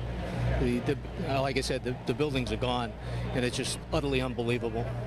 George, Bill O'Reilly has a question, but you don't have an earpiece, so Bill, I'll pass it along. Okay, don't worry about it. I think George covered it for us, David, and we appreciate you checking in. Stay out there. If anything happens, let us know. I mean, it's very interesting to see. We have to describe this for the audience. That all the buildings around the World Trade Center, because the World Trade Center is so huge, were weakened when the Trade Center came down. And there are literally thousands of people still missing, including hundreds of firefighters, police, Port Authority police, that obviously could be alive because the basement of the World Trade Center remained intact. And so police and fire and rescue people are still down there tonight, yet all these other buildings are shaking and coming down, which is why we have David right there. All right, now, Mr. Belmont, let's get back to you. So now you're going toward, and then debris fell on you, right? Well, as you can, I came from the East End Broadway to the perimeter, moved myself to the command center, which was set up on the west side. At that point, which Jeff explained, which I couldn't understand, there was nobody leaving the building when I arrived. The 25-minute period prior to the building coming down, I thought you would see people running out of the World Trade Center, running out of the plaza, heading in all different directions. There weren't. Jeff explained some people went north, but there was no movement east or south or west. Hopefully most people who could be evacuated were taken care of at that point. I was trying to move to the command center, which was on the west side, to see what assistance I can provide. That was the staging area for the medical personnel you just referred to. Like you indicated, there was people... All right, so you're trying to get there, and what happens? We were there trying to assist the medical personnel getting in. They were rushing in EMS, the fire department, ambulance personnel lining up and actually heading into the building. And while we're standing there, we're underneath the overpass thinking we were safe, thinking anything that came off the building, anybody... Would hit the... you were protected. We were protected by the overpass. So what happened? At that point, we heard a large boom. You know, I looked up and just saw the building coming at us, and we just turned and ran. So it was like an avalanche? It was like an... yeah, that's a good description. It was just... And what hit you in the head? I don't know. I tried running to the building. I kept thinking if I get to the corner, we'd be all right, but just like I got pelted in my back and my head by concrete. I mean, the force of the concrete was so great, it actually filled my pockets, my suit pockets. Did other people around you go down? We all went down. I was surrounded by all emergency personnel, so we got... Any of them killed? None that I saw. All right, so everybody were wounded but survived. Well, we literally could not see. We thought we were buried alive initially because it was pitch black, and I mean dark, it was pitch black. We were crawling on the ground, going through survival techniques, you know, we'll live, everyone survived, grab somebody. We made a life chain, myself, the fire personnel, police personnel, and moved. Well, we're happy. You know, it's amazing, gentlemen. You get up in the morning, right? You go to work, right? You figure it's just another Monday. Tuesday. It's another Tuesday, and then all of a sudden your lives are changed forever. For you guys will never forget that. We're happy you're okay, both of you, and thanks a lot for sharing your stories. Okay? Thank you. Thank you. All right, joining us, we're going to go to Washington, D.C. now, and our next segment is going to focus in on the prime suspect that have caused, or may have caused, all of this damage and terror and murder, Osama bin Laden. And with us is national security expert Lieutenant Colonel Robert McGinnis, who knows a lot about bin Laden and a lot about terrorism in general. Now, Colonel, what I want from you is everybody today who's called me, literally hundreds of people from around the world have called me, and they ask one simple question. If this is a wanted man, if he's been wanted for 8 years, if we knew he blew up the coal, if we knew he was involved in the embassy bombings in Africa, why is he still free? Can you answer that? We've decided not to go after him, apparently, Bill, even though we have a $5 million award on his head. The U.S., if we wanted to, quite frankly, with a special ops capability, we could seize him. Now, of course, you would infringe upon certain sovereign territory in the Taliban if that's where he is today, and we suspect that it's true. They would object, but I'm convinced that we could go in there given our special ops capability. When you say if we wanted to, why on earth would we not want to? Well, you know, a lot of things going on behind the scenes, Bill, that we may not see. Quite frankly, you know, one of the reasons Osama bin Laden targets the U.S. is because of his hatred of the Saudi regime, the Saudi royal family, and that mix with the U.S. there, we're the great Satan, of course.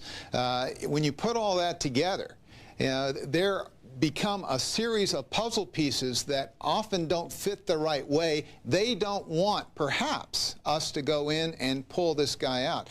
It's not clear and obviously our CIA, NSA, DIA, and all these other agencies that are trying to assess this have decided in their recommendation to the President that we don't want to risk the sovereignty problems of going into a country like Afghanistan in spite of the Taliban, etc.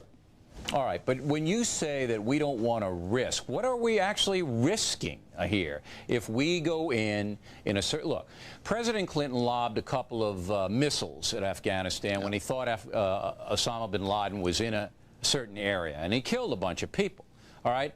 There was no reprisal to us, unless this is the reprisal. Maybe it is. But you say risk. What are we risking by chasing down the most wanted man in the world? Well, Bill, you started off by pointing out the USS Cole in 2000, the bombings in the embassies in '98, probably Khobar Towers in '93, and the World Trade Center back in '93, all indicate that this gentleman and his operation are able to go outside the region, into this country, obviously, and elsewhere in the world. His tentacles are rather long. All right, but Colonel, this doesn't make any sense to anybody watching this. We've got this vicious madman, okay? Yes. We're afraid to go after him because he might do something. He's already done stuff. And he's going to do more, Bill, and I agree with you. I'm not saying, you know, if I had the authority, he wouldn't be there. All right, wait a minute. Whoa, Colonel, if you had the authority then, what exactly, specifically and precisely would you do? I would probably send in first man bombers to bomb the infrastructure of the Taliban, distract them. I would have probably several teams of Green Beret or Delta or some other type of operative. There'd be a combination of forces coming from the Persian Gulf and hopefully from Pakistan, assuming Secretary Powell can arrange that sort of thing. We would go on the ground through infiltration, probably via helicopter or a halo insertion. We would find his base camp, and we already know where it is. The problem is he keeps bouncing around. So we would probably go in at 4 or 5 different locations where he's known to have been, and we would find him. And then, if necessary, we would evacuate him, or if he became a casualty of war, so be it. All right, but you're making it sound a little bit easier than I think it is. There are 2 things in play here. You're right. Number one, the Clinton administration, and to some extent the Bush administration, doesn't want a wide conflict in the Middle East, and this man, bin Laden, has support among some oil-producing nations. I've always said here on The Factor, we're way too dependent on Arab oil. It's strangling our policy. And number 2, the intelligence experts we had on The Factor last night said they lost bin Laden about 8 months ago. They don't know where he is. So I don't know how we go after a guy if we don't know where he is. Well, Bill, if all the major networks can find him at bin Laden's decree, and they have apparently been able to over the last few that's months, because, that was what was said last night. They want to be found. Yeah, bin Laden told them where he is, but he's not going to do that now because he knows we're after him. Yeah, but part of the problem, obviously, is that we've allowed ourselves to be blinded over the years. Our human intelligence system is absolutely broken, and we've relied upon high tech, but bin Laden's smart. He has PTP, which is a technology for decoding his Palm Pilot and his local PC so he can communicate to these people all over the world. And then as well, he doesn't rely as much on his digitized cell phones any longer. So if we're not there, and we're not, unfortunately, we're not going to be able to predict his movement from one camp to the next. And so that breakdown makes the equation that I articulated earlier much more difficult, because we end up with many teams. The United States of America does not have anybody on the ground in Afghanistan who can tell us where this guy is. We don't have any operatives. We don't have anybody helping us out. Now, I'm not going to say categorically 0, but it's not very many. All right. What about the money trail? It takes a lot of money to do what this guy's doing. It takes an enormous amount of money to do this, to infiltrate people here into the United States, to train people, to coordinate. How about the money trail? Is there any way we can trace that? Well, there is speculation, and that's the best we have. Bin Laden's father, of course, is extremely wealthy, one of the wealthiest men in Saudi Arabia, and that's saying a lot. Bin Laden, by the way, is extremely popular with the people. The royal family isn't. But bin Laden's father, probably through some of his other sons, can be passing these millions of dollars, which it takes to run a very sophisticated operation like was run yesterday in this country. So I see those lines, they may not be perfectly clear, but certainly we have some evidence to suggest that that sort of thing does occur. All right, but it would make sense that our intelligence agencies would be watching bin Laden's father, knowing where the wire transfers of the money go, knowing where the source of the money is, whether it's in Switzerland or somewhere else, certainly not in Saudi Arabia. You see, what I'm getting here is a very confused look. And we'll go back to your original premise, because we have a minute and a half. We're going to take a quick break, and then we'll come back. I want you to stay, if you would. That we didn't have the will to bring this man to justice. It doesn't seem, the world is a small place, as you know, Colonel, especially when you're spreading around a lot of money, and we are. We pay a lot of money for information. So I don't know if we had the will to get this guy before this. Yeah, well, Bill, we prop up governments that really are not very moderate. They're against our best interests, the Saudis being one, and we do it for the oil.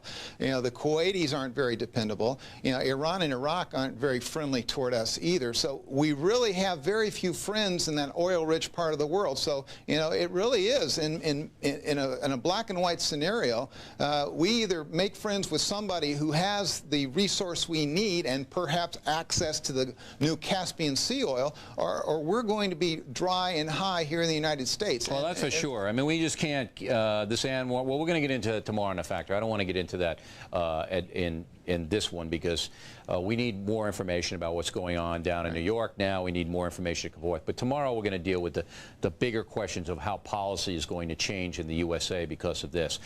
Colonel, we're going to break, give our affiliated stations now time to pause. Just stay there. We'll come right back to you.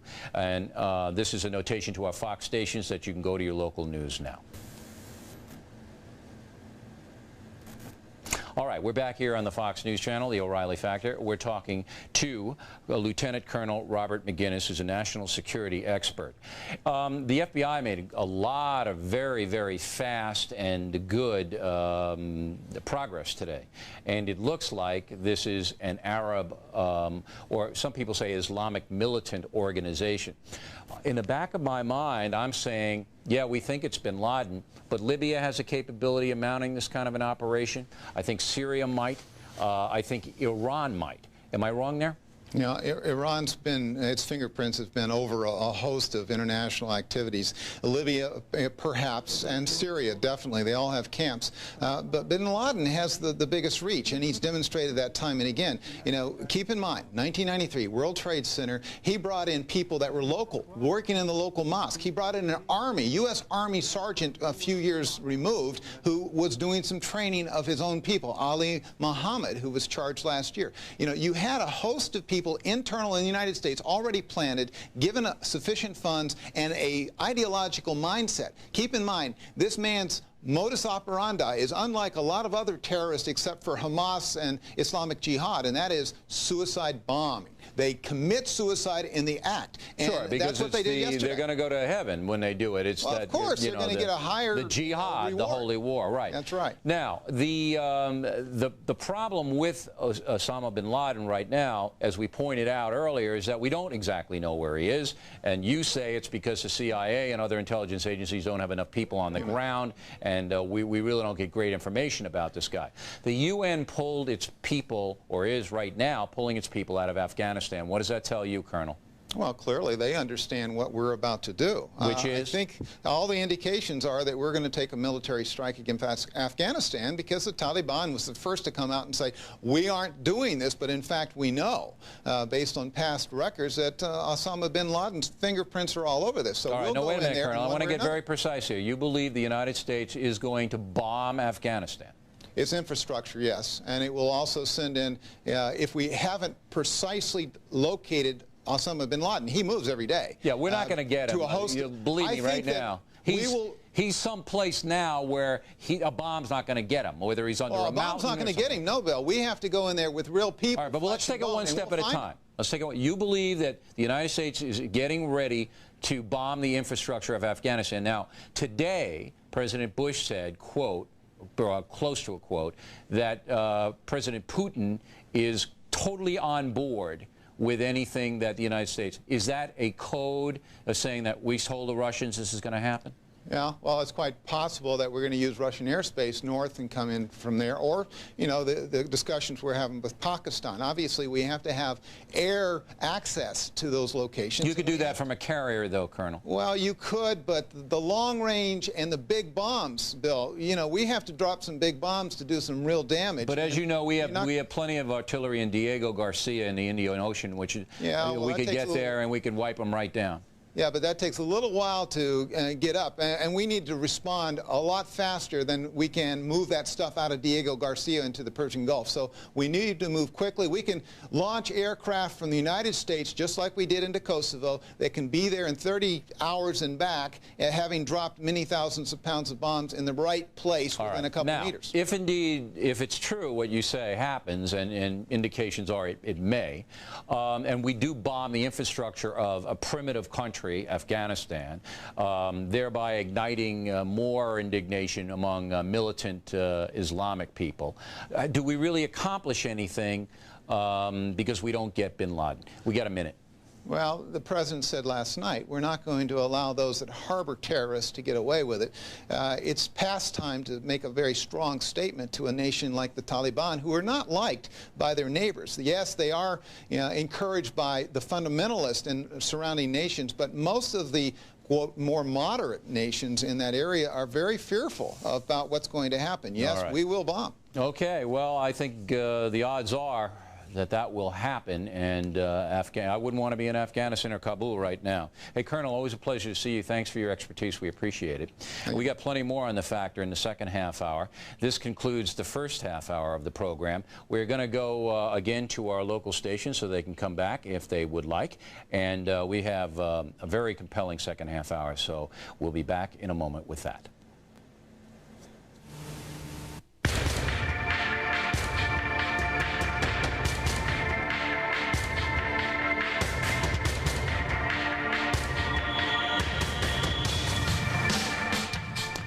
This is Fox News' continuing coverage of the terrorist attack on America. I'm Bill O'Reilly. You are watching The O'Reilly Factor. Joining us now from Columbus, Ohio, is Mary Schiavo, the former Inspector General of the United States Department of Transportation. Ms. Schiavo, you have been on The Factor before. You know we're a no-spin zone. And outside of the Osama bin Laden question that I've gotten all day long, the second most asked question to me is, how can 4 airlines be simultaneously hijacked? And we asked this question last night, and it now looks like these people had box cutters and knives that weren't made out of steel. Again, raising all kinds of questions on how they could get access to the pilots, for example. Aren't those doors locked? So take us through what you believe might have happened and where the security might have broken down. Okay. First of all, the weapons that they appear at this point to have used probably could have been gotten through security.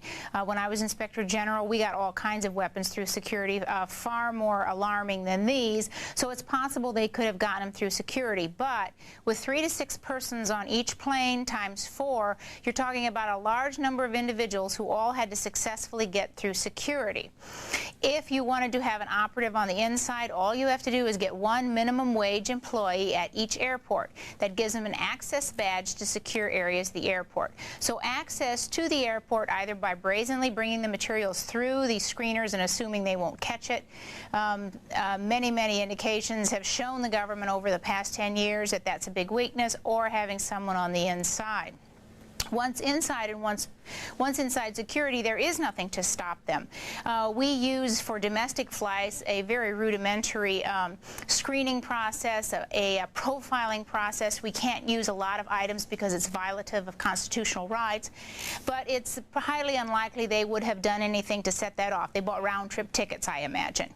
Once on the plane, first of all, everybody makes a big to-do about the locked cockpit door. First of all, those are not bank vault doors. They're very flimsy doors. You can get through them.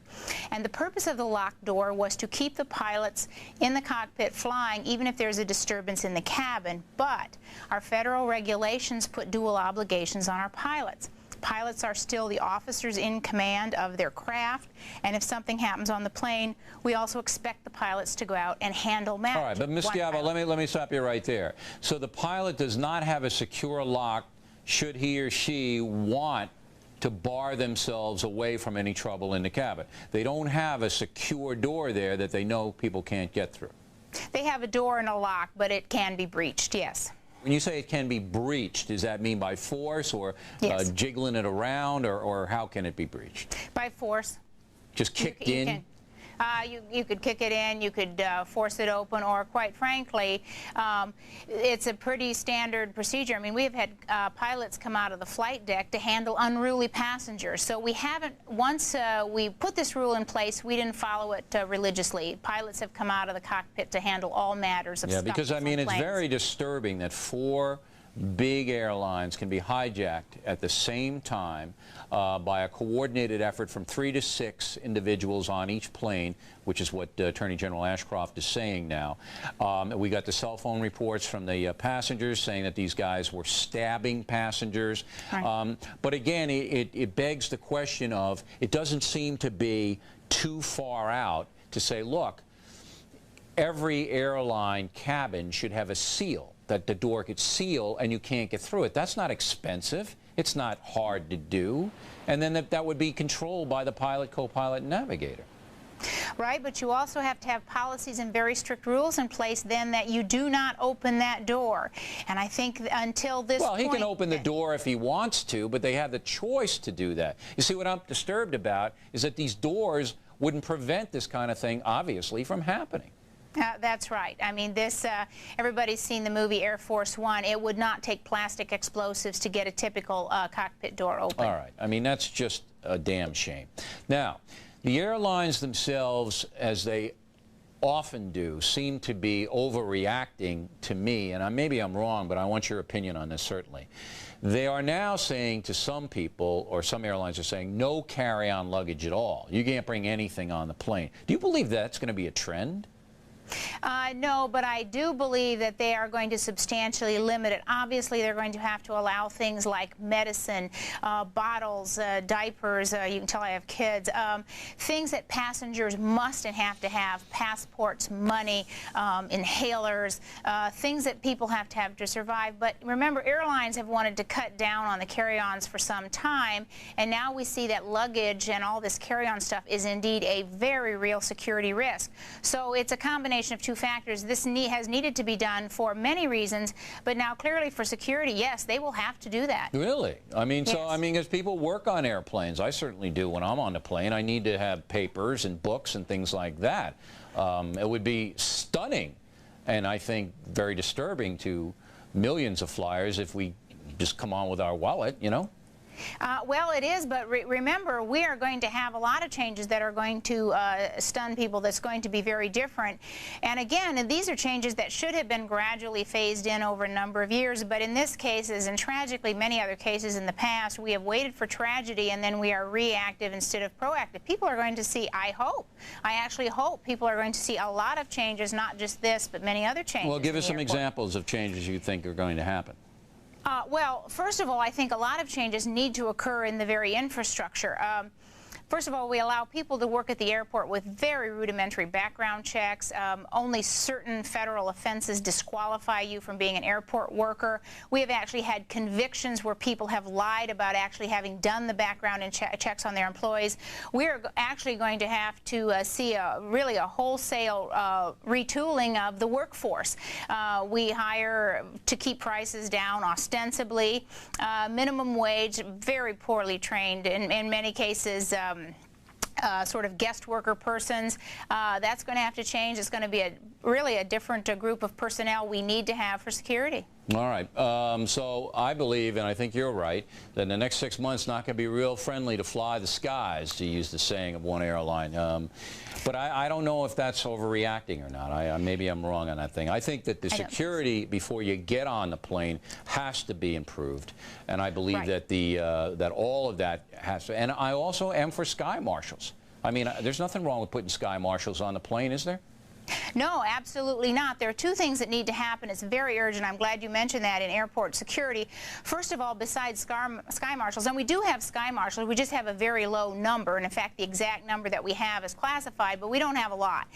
We need to beef up that program. But most important, now what do we want to do? Do we want to put a lot of law enforcement officers under the legal control of the FAA? No, it's a civilian aviation agency which has responsibility of propping up airline finances. What we need to do in this country, and we are an aberration in the world, is aviation security is a law enforcement function. It needs to be performed by a law enforcement agency. We approach it extremely schizophrenically here. The FBI does a threat assessment, and then they say, here you go, FAA, now make our airports secure. The FAA has never had the heart for it, and they have failed miserably. Give the job to law enforcement. Sure. I mean, there's a bill in Congress going to be introduced that sky marshals are going to be put on the planes. Let the federal government handle it.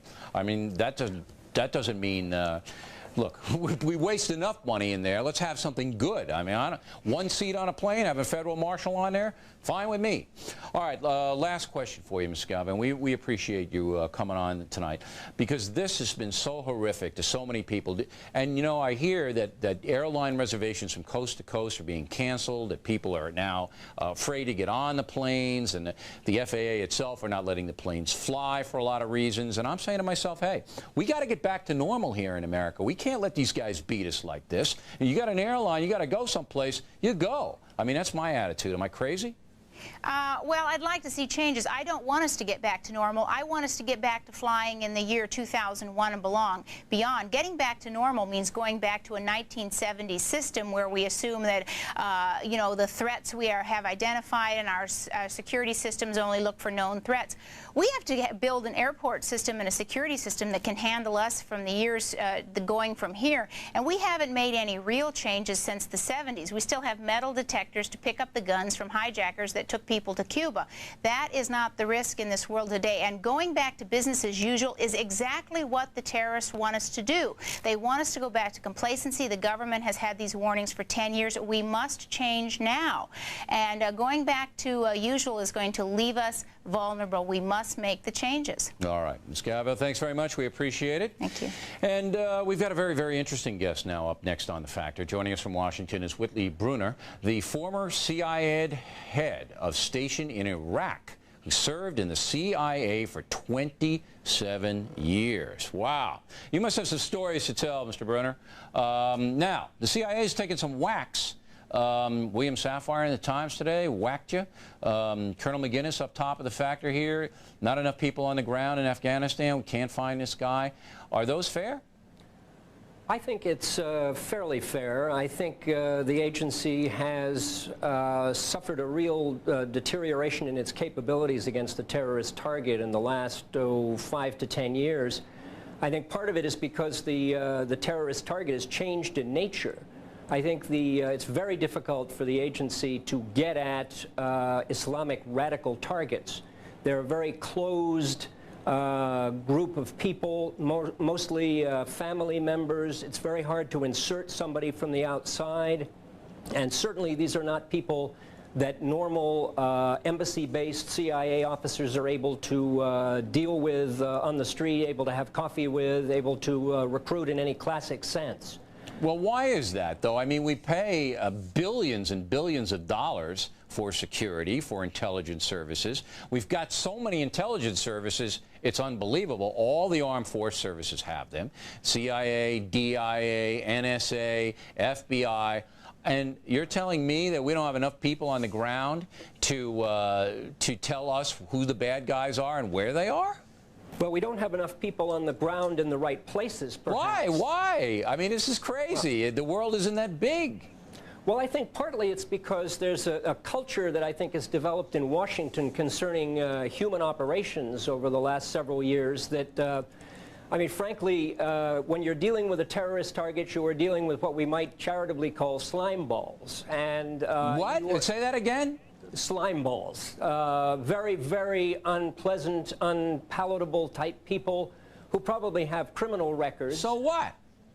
we're not allowed to deal with them. What do you mean you're not allowed? Who says you're not allowed? It's the standard regulations. You are not. You have to. If the person that you are trying to recruit against a terrorist target has questions of human rights or other kinds of crimes. Well, I got to stop you, Mr. Brennan, because this is fascinating, and I want everybody watching to figure this out.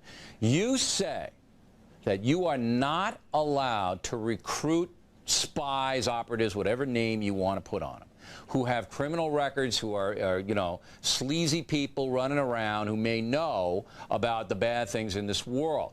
But I've looked at your manuals, and I don't see that in the manual. I mean, it's not against the federal law to do that. It's regulations, and you can never say 100% you can't do it, but the amount of paperwork that's required when you're dealing with somebody of this type is so daunting that it's practically impossible to get it done in a timely fashion. When did that change? When did that change from you could use them to now you can't use them? When the Berlin Wall came down? I can't give you an exact time because I don't remember, but you know, I was dealing in the early 90s with Palestinian targets like the Abu Nidal organization, the Hamas organization, the Islamic Jihad, and again, the people that would have access to these targets may be suspect in themselves, and it's very difficult to get approvals to use them. To pay them is what you're saying, because you got to pay them. To pay them and to have a formal relationship with them. In other words, to be dealing with them, and you give them money, they give you information, you deal with This is really interesting. I'm glad we booked you as a guest. My theory, and please tell me if I'm not right here or way off. My theory is that the intelligence agencies, including the FBI, are run mostly by bureaucrats. People who have gotten their positions by sucking up to those in power, by doing things that are politically correct but not so correct for the country. They get into positions of power, and their primary motivation is to protect their own butts. While the field agents, the FBI, the CIA, the NSA, are out there trying to get information, but the bureaucrats who really don't have any training, don't know what the world is, and are just trying to look good in front of Congress or their superiors or whoever it might be, are tying their hands. Am I wrong on this? This may be right at the top of at the political level of the intelligence community. I would say that most of the people that are in the middle bureaucratic level have probably served overseas and know these problems. But again, their hands are tied. It's very difficult to change the culture. I think Americans are leery about intelligence operations anyway. Not American people, Mr. Brunner, not the people. They want to be protected. I mean, come on, look at this. Look at what we're seeing here. And you're telling me you don't think the American people? I tell you right now, Mr. Brunner, the American people, if there was a plebiscite held tomorrow, would vote for assassination, would give you all the powers you wanted to hunt down these guys, would cheer when you did. It's not the people. It's the bureaucrats and some of our elected politicians. I know that to be true. That may be. I think that, you know, there are galvanizing events like what happened yesterday. I think it's true. I think that perhaps the culture in Washington is a little different from Main Street America. You bet. I think, but you know, even when I was working at the beginning of the decade on Iraqi opposition activities vis-a-vis Saddam Hussein, for instance, you had to be very careful that you were not talking with people, for instance, about a coup d'etat that might result in Saddam's death, because that would be killing him, and that you can't talk about. All right. So when you're talking to groups that want to get rid of Saddam, you have to tell them, but of course, we're not engaged in this kind of activity. So it makes it very But it's not quite so simple as that. President Ford signed the order that said, the executive order said no political assassinations. I understand that. You know that. Right. That's the law of the land. However, we know that you've used Mossad, the Israeli Secret Service agents, to do some wet work, as they call it. The British Strategic Air Services are allowed to do these things. They've done them in Libya. They've done them in Northern Ireland. They're our allies. These things can be done. You know they have been done. So it's not quite that, you know, black and white, is it? Well, the Israelis do it, and I think they've admitted quite. And they do it for frankly. the United States, at the behest of the United States on occasion. I'm not aware, at least in any of the operations that I've been involved in, that we have either raised that type of request with the Israelis or that anything of that nature was discussed. Did you have a relationship when you were in Iraq with the Mossad? No. None at all? I was, no. I mean, one doesn't, in Iraq, when I was there, it was a U.S. interest section there. Obviously, there were no Israelis that I was aware of there. There may have been, you know, Israelis of Iraqi origin that were in some sort of commercial activity undercover, but they never dealt with the Americans, nor would we have wanted to deal with them inside Iraq, which is a police state. All right. Now, when the Russians were our main concern, the KGB committed political assassinations all the time. So how did we deal with that? Well, we didn't. You know, well, let me put it this way. The KGB and the Americans sort of, I think, during the Cold War had a tacit agreement that there would be no kinds of attacks against each other's operatives, against each other's field people. And I think that worked, you know, that tacit understanding worked fairly well. I don't, you know, I'm not aware that there was anybody that was killed on any side of the intelligence operatives. All right, so you had the understanding that don't do it to us because we'll do it to you. But again, they had to know that you would do it to them, or you know, what would happen. I don't think that it was that simple. I mean, I don't think that we would have done it to them. You know, before the executive order, who knows? Right. I can't. That was a long time ago. Since then, no. I think I think the reaction would have been in other spheres. All right, Mr. Brunner, there was a 3-year study that I'm sure you were aware of that was headed by Warren Rudman, a former senator from New Hampshire, Gary Hart, out in Colorado, and a few other politicians, James Schlesinger for one, that spent 3 years and millions of taxpayer dollars studying terrorism, just what we're looking at on the screen right now. They came to the conclusion last spring that an attack of this nature was imminent, was going to happen, all right? They issued their report. I didn't even know about it as a journalist, and believe me, I read everything, I see everything. I didn't even know about this. Probably my fault, but I know most Americans didn't know about it, didn't get any press coverage to speak of. Did you know about that report, number one? And number two, why was it ignored by the powers that be? Well, I think that, for one thing, it was in the press, and you're right, it didn't get the kind of the coverage that you would expect. I think the problem, perhaps, is that the implications of what that report said in the terms of domestic terrorism and what kind of steps, I mean, you were just talking about civil aviation and so on. I think the ways, the methods that you have to apply to deal with a massive threat like that was unpalatable, or let's say it was, it would have required a lot of difficult time-consuming steps, which I think a lot of people felt before yesterday, would have gotten a lot of Americans angry and so they basically didn't want it, because let me just read the audience. These are the conclusions of this report. It's amazing. It really is. It's a 3-year study, okay? And then the congressional hearings were held to hear what the study said. The study said the threat of terrorism by a foreign power in the United States is asymmetric, and we're not prepared for it. Absolutely. And then it said the Defense Department has to pay far more attention to homeland security. I mean, it doesn't get simpler than that, Mr. Brunner. You know what I mean? It does. No. It does. And then we have last week, this is what, and we're going to get into this again tomorrow. I want the audience to know on the factor. Vicente Fox coming up here saying, hey, we want open borders. We want to have everybody come in here from Mexico who wants to come in. And you don't think it's just going to be Mexicans coming in. Anybody who wants to come in is going to go to Mexico and drive right in. And you're going to legalize 4 million undocumented aliens. And in Canada, you know, anybody can come down there and come into the United States. The INS doesn't have enough people. The Border Patrol don't have enough people. The borders are wide open. This study says we got to pay more attention to Homeland Security. The Clinton administration does nothing for 8 years. Nothing for 8 years. And the Bush administration, they've only been in power now for 7 months. They haven't done anything either. So shouldn't we be a little angry about this?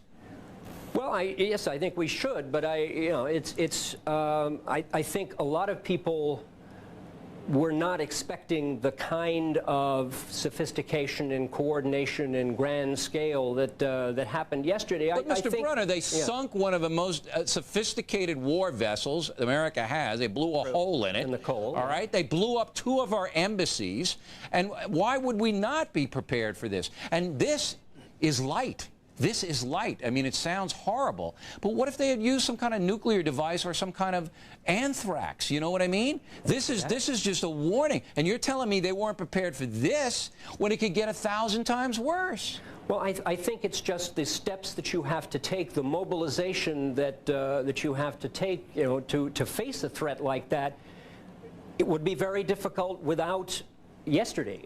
I think that most of the bureaucrats in Washington, for instance, you know, were afraid to sort of demand that sacrifice of the American people in general, which now is fine. I think everybody's on board for that, and it's I don't know how much of a agree. sacrifice it would be to toughen the borders up and put the military down on the southern border. I don't know if Americans would be sacrificing there. I think it would be good use of our military down there. But the thing is, you're a savvy player. I mean, you know what the world is. We live in a brutal, frightening world here. And our politicians, the people we elect, their primary responsibility is to protect us. And you get a report like this issued after 3 years of a study, and they do absolutely nothing on it? Well, I know it's very surprising. I think particularly since the World Trade Center was a target in 1993, and there's considerable debate still within foreign observers in Washington as to who exactly was responsible for that, as well as probably Osama bin Laden. I mean, they got the guys who did it, but they didn't get the guys behind it.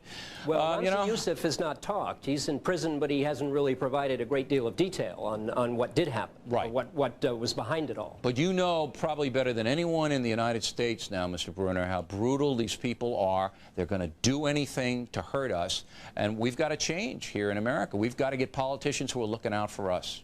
I agree. I think there have to be steps taken, and I think that the other side of that, domestically, is that we need to beef up the capabilities of the agency and others. All right, Mr. Brunner, it's a pleasure to talk with you. Thanks very much for coming on. Not at all. Thank you. And we're going to pause now so some of our Fox stations can go to their local news. We'll be back in a moment. Okay, we're continuing now with the Fox News Channel's continuous coverage of the terrorist activity yesterday. You know, just on a personal note, I didn't want to get into finger-pointing tonight because, as I said at the beginning of the factor, emotions are just too strong. They're just too strong. People still grieving. We've got a lot of people still missing. We've got families. And it's not really right to vent. But when we see what we've uncovered here with warnings and studies and a guy, Osama bin Laden, who's been at large for 8 years. We haven't been able to track him down, haven't been able to do anything to him, that you get frustrated. And I think that's what the primary feeling across the country is. It's one of frustration because everybody feels terribly for these victims and the families. We're all Americans. We all want the best for our country. Yet, we seem to be, as Mr. Brunner just put it, reactive rather than proactive. And we have to start to demand discipline and accountability on the part of our politicians. This thing probably would have happened anyway to some extent, but to see the total breakdown in our airport security, in our intelligence efforts, and all of that all come together, and still have this guy, this Osama bin Laden. You know what he said today to a Palestinian newspaper? He's happy that this happened. He's happy that it happened. Of course, he denied doing it because he doesn't want his pals in Afghanistan to get leveled, but he's happy that it happened. You know, this guy should not be running around. All right, what we're going to do is we're going to go to a few letters, and the mail's been pouring in. I want to read some of reaction across the country. And later this evening at 11 Eastern Time, we're going to take your phone calls. Instead of me mouthing off, we're going to allow you to say what you want for half an hour during our special edition of the O'Reilly Factor at 11. We'll get a phone number up there. We can give the folks a phone number, because last time we had so many calls people couldn't get through. We'll try to flash that number up sooner or later, so you can write it down, get in early. We want to hear from you. There it is, 1-888-TEL-FOX. And we're going to have a couple of guests here and myself. We'll field your questions, or if you want to make a statement, we'll be happy to hear it. We'll comment on that. It's all coming up at 11 o'clock Eastern Time. All right, the mail. Deirdre Clark, Nassau, the Bahamas. Mr. O'Reilly, please let the people of America know that we are praying for them and feeling their pain. Jan-Mark Van Koolen, Barcelona, Spain. As with any sane person, I feel devastated about what happened, and I'm praying for the victims and their loved ones. We received hundreds of letters from our viewers overseas. We appreciate them all very much, and we know the families do as well. George Martin, Washington, Pennsylvania. Why don't the airlines do two simple things? Seal off the pilots from the rest of the plane and install an emergency panic button that would alert authorities on the ground to any trouble. Morgan Poole, DeWitt, Iowa, September 11, 1972, Munich, Germany. Palestinian terrorists kill 11 Israeli wrestlers at the Olympics. 29 years later, this. Dr. Mamoun Aram, Bethesda, Maryland. I am a Muslim Palestinian, and I condemn those cowardly acts of terrorism in the strongest terms. Patrick Ohm, Madison, Wisconsin. Bill, please use the term Islamic terrorist rather than Arab terrorist. My wife, a Catholic from Jordan, gets upset. Jan DeCaro, Bedford, Ohio. Bill, you want pithy? Well, here it is. How can we be at war with terrorists when we have rules and they don't? Tracy Upham, Dripping Springs, Texas. Assassinating terrorists is not lowering ourselves to their level. Dr. Marcel Horowitz, Baltimore, Maryland. Years ago, President Kennedy said, we are all Berliners. As of yesterday, we are all New Yorkers. Seth Blau, Forest Hills, New York. Mr. O'Reilly, I've been a huge fan of The Factor for 4 years, but your decision to show pictures of people jumping from the World Trade Center was truly tasteless. Well, taste doesn't matter when you're covering atrocities, Mr. Blau. My job is to make this story as real as possible for the viewers. Those pictures illustrated better than any words the horror of this attack. I stand by our reporting. And Michael Resch, Tucson, Arizona. Bill, thank you for presenting the nation with a calm, reasoned report on the tragedy. Once again, we will be back at 11 Eastern Time with a brand new Factor, during which we will take your phone calls. And if you would like to email us, we'll take a look at that as well. The email, there's the phone number right there. There's the email address, O'Reilly@foxnews.com, no apostrophe, O'Reilly@foxnews.com. As always, we would like to hear from you. All right, and that is it for us today. Thank you for watching. I'm Bill O'Reilly. We'll see you at 11, and next, our Fox News continuous coverage will be here.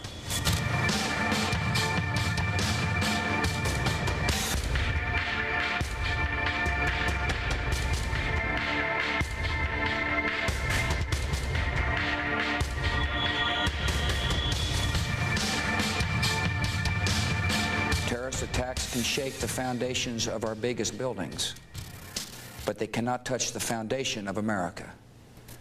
These acts shatter steel, but they cannot dent the steel of American resolve. Stand beside her and guide her through the night with the light from above. This is a vicious attack upon New York. It's an attack upon America. It's an attack upon the whole concept of freedom and our way of life. And we cannot let these attacks succeed. From the mountains to the prairies to the oceans, wide with all. Our hearts go out to all the victims and to their families. It is a tragedy, but as the President has made clear, it is a tragedy that we are strong enough to overcome. Our spirits will not be broken. We are, in a sense, seeing the definition of a new battlefield in the world, a 21st century battlefield. God bless America, my home, sweet home. New York is going to be here, and we're going to rebuild, and we're going to be stronger than we were before. God bless America, my home, sweet home.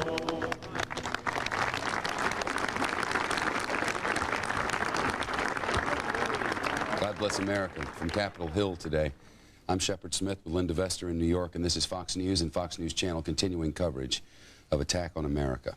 This has just come into Fox News. We are getting what are the first reports of a possible casualty count.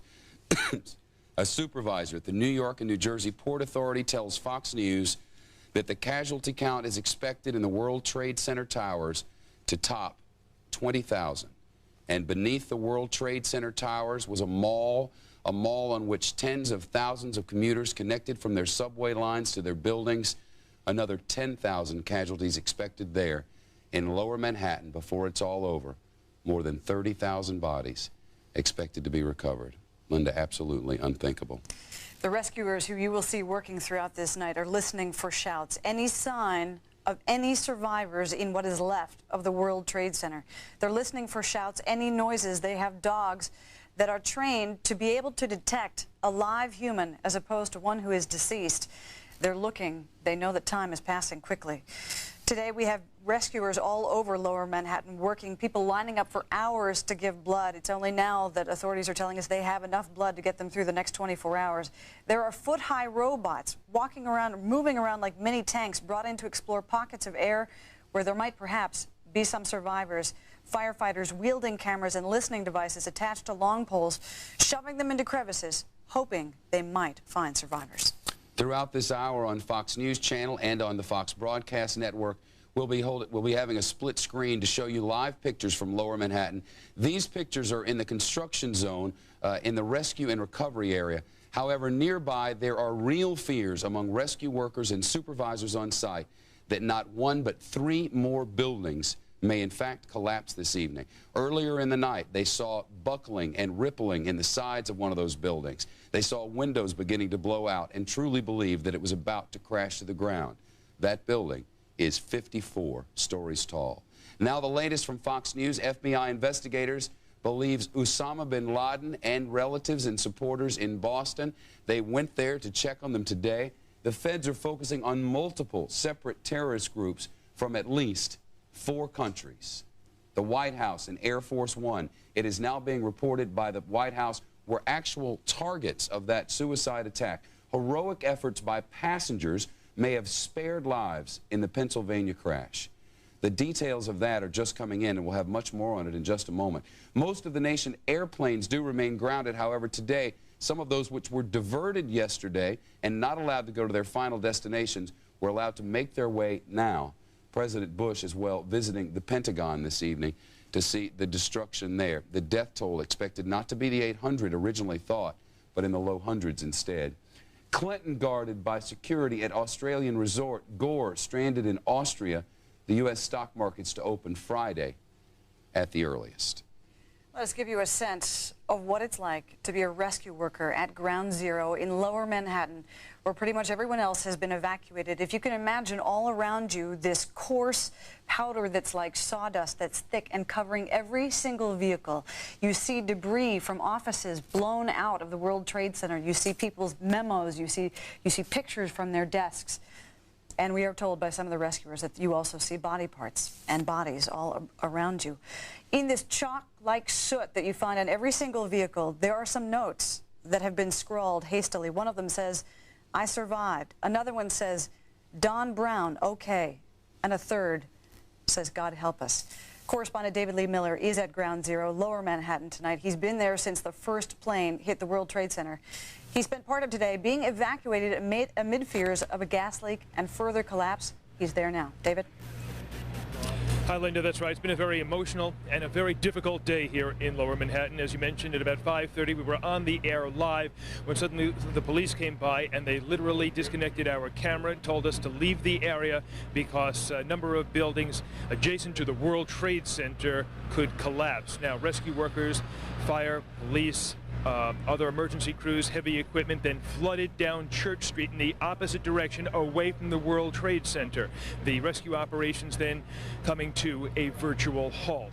Now we are told the situation has shifted. They now believe that building is not in immediate danger of collapse, or any of the 3 buildings that we hear have been severely damaged, and rescue workers are starting to return to the area. As for the rescue operation itself, it continued throughout the evening, although it was considerably scaled down. We can tell you now that so far only 9 people have officially been rescued. That's the figure that we were given by authorities. Among them, one Port Authority cop who had a miraculous story. He was on the 82nd floor of one tower when the building collapsed. He rode the debris all the way down to the ground. Incredibly, his injuries only broken legs. 6 firefighters were also found alive, but these stories, unfortunately, are really far and few between.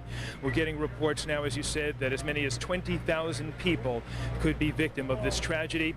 We understand now that some 250 plus uniformed officers here are unaccounted for. Many here, unfortunately, presumed dead. As for the rescue operation itself, it is a very difficult procedure. What they're essentially doing a few blocks from where I'm standing is they're actually cutting into the building skeleton itself, cutting into the steel, and then hand by hand they are picking through the debris, taking the debris, placing it into dump trucks. Those trucks moving up Church Street, which is where we are now standing, going to 59th Street to a dump up there, and the FBI, we are told, is then looking at some of the debris, or looking at all of the debris, in the hope that they're going to find some evidence. But at an FBI staging area where they have 3 trucks set up in order to go through that evidence and to store it, we are told at this point all they have collected is 3 small boxes. And finally, I did mention that this has been a very, very difficult day, but it is especially difficult for the relatives and the families of those who are still missing. We found one woman who identified herself as a school teacher down here. She was dusting the white ash off of a car and collecting it in a bottle. We asked her if it was her car, and she said no, it wasn't. She said, "These are my friends." Back to you.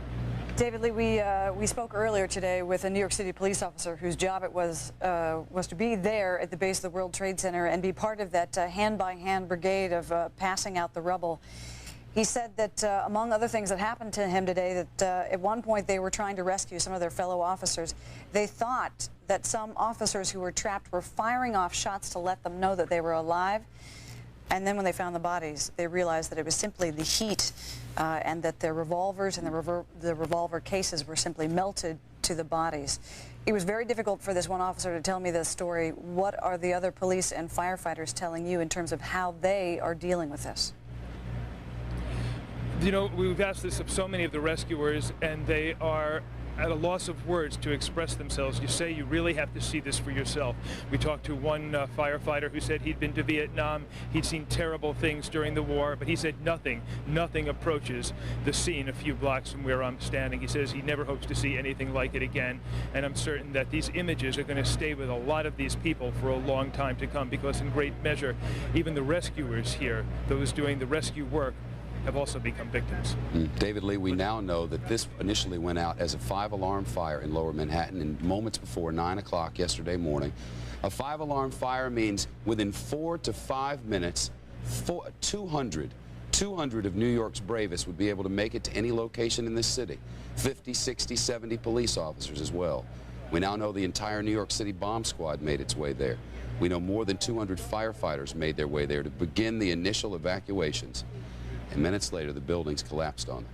Fox 5 television in New York City reporting as many as 334 firefighters unaccounted for. Joining us now from Phoenix, Dan Quayle, former vice president under former President Bush. Dan Quayle joining us now. Mr. Vice President, it is good to see you on this very difficult evening. Is this an act of war, and what do we do now? Oh, yes, it's an act of war, and the news you just reported, perhaps as many as 20,000, is just staggering. It's hard to fathom that number and to comprehend the death toll. But this is war, and this is what you have when international terrorists act like this. And I think Don Rumsfeld, our Secretary of Defense, had it about right. This is the battlefield for the 21st century. Unfortunately, the first major battle took place on American soil. But make no mistake about it, the American people have the toughness, have the resilience, have the determination to see this thing through. It's not going to be a short-term situation, and there's no doubt that the terrorists will try to strike again. Mr. Vice President, you know as well as I do that the cycle of emotions in a situation like this is well documented. The patterns are understood by many. And the truth of the matter is, if history tells us anything, we know that in a matter of 24, 48, maybe 72 hours from now, probably no longer, the hurt and misery that so many tens of millions of Americans feel will quickly become anger, and lots of it. And the American public will begin to rise up and say, find somebody to attack. It's not going to be that easy, is it? It's not going to be easy, and I share that anger. I have that anger right now as I speak to you, and it builds up every day, particularly as you see these tremendous rescue efforts and you hear the just horrific stories of the loss of life and the families that are, you know, still don't know to this day whether their loved ones are dead or alive. It does build up. But the President of the United States, he's got a tremendous challenge ahead of him. It's not like a Desert Storm, which I was with his father, because there we knew who the enemy was. There Iraq had invaded Kuwait, and we said that Iraq will get out of Kuwait, that this will not stand. We knew exactly what to do, and we said this would not be another Vietnam, that we would use overwhelming force to meet our objectives, and we did. We accomplished the mission, we accomplished the objective of getting Saddam Hussein out of Kuwait. This is entirely different. We don't even know exactly who the enemy or the enemies are. We have some good information, we have some leads. It's going to take some time to sort it out. But this is going, we're in this for the long haul. As I said, Don Rumsfeld said it best. This is the battlefield of the 21st century. So this is what we're going to be confronted with for many years ahead, and they will be back. They have killed, they will kill again, and that's why we have got to track them down. Mr. Quayle, and get them before they get us again. Linda Vester with you as well. The President has called this an act of war, as have other leaders. What specifically do you think he should do? Well, specifically, he's focusing on the rescue mission right now, and that's the right thing to do. I mean, in terms of an act of war. I know, but when you look at the wartime situation, he is meeting with his national security team on an hourly basis. He's in constant communication with them. He's been talking to world leaders because we do have to have an international effort here. I was very heartened by the statement that NATO put out, which is absolutely correct. That attack upon the United States is attack upon NATO. Attack upon NATO is attack upon us. But even the NATO statement, sir, I mean, the NATO official, that statement doesn't compel our NATO allies to help us with anything. It doesn't compel them to allow us through their airspace. It doesn't compel them to aid us with any military equipment or personnel. Well, let us wait and see what options the President wants to pursue to rectify this situation and to respond to what he has said is an act of war. His Secretary of State has said it's an act of war. And I think you'll be surprised about the cooperation that we will have from our allies and our friends around the world. It's not going to be as easy to assemble a coalition as we did against Saddam Hussein, because in Saddam Hussein's case, that was the first post-Cold War violation of international law. In this particular case, we have an enemy that we can't see. Well, you know, but I am convinced that when the President decides a strategic course of action, that he will have full cooperation of the Congress, full cooperation of the American people, and a lot of international support. Maybe not entirely, but he'll have enough international support that we will hopefully be able to achieve the objectives that he lays out for us. That seems clear, Mr. Quayle, but it also seems clear that all the signs of which we know definitively so far point directly toward one man. Our senior correspondents in Washington have repeatedly identified many of these people who have been questioned and some who have been arrested by authorities in the United States, federal authorities, by tens of thousands of them who've been working on this case already, as people who have ties and have links to Osama bin Laden. Osama bin Laden has been at war with the United States, you must admit, for some time now. Is it not time to just go over there and get that man? I think that is certainly an option that the President. So how do you do it? Do you start sending missiles over there? Is going to consider. Do you bomb places where you know he is? Do you stop messing around and spending all this time knowing about bombings in Kenya and Tanzania, knowing what's just happened in Lower Manhattan, and get off and get something done over there? Yeah, well, it's a lot easier for me to sit here and for you to ask the questions and for members of Congress to say this and that and for various people to say we got to do it right now. But the President of the United States will make that decision. And he will make that decision at the appropriate time with the correct information. And I know George W. Bush quite well, and I know his team. I know Dick Cheney, and I know Colin Powell, and I know Don Rumsfeld, and I know Condi Rice. And I know they are working right now on these options, on what they will recommend to the president. And this is a tough president, and he will make the tough decisions. And when he does, well, we're not going to sit there, and his team is not going to broadcast it. I think it was Secretary of Defense Don Rumsfeld sort of warned some members of Congress and others, be a little careful with the intelligence material that you have. There is an element of surprise that it would be that one would like to have in this particular case. But you are going to have to be a little bit patient here. Now, I understand the frustration, I understand the anger, I understand the emotions of the American people and the families that have lost loved ones.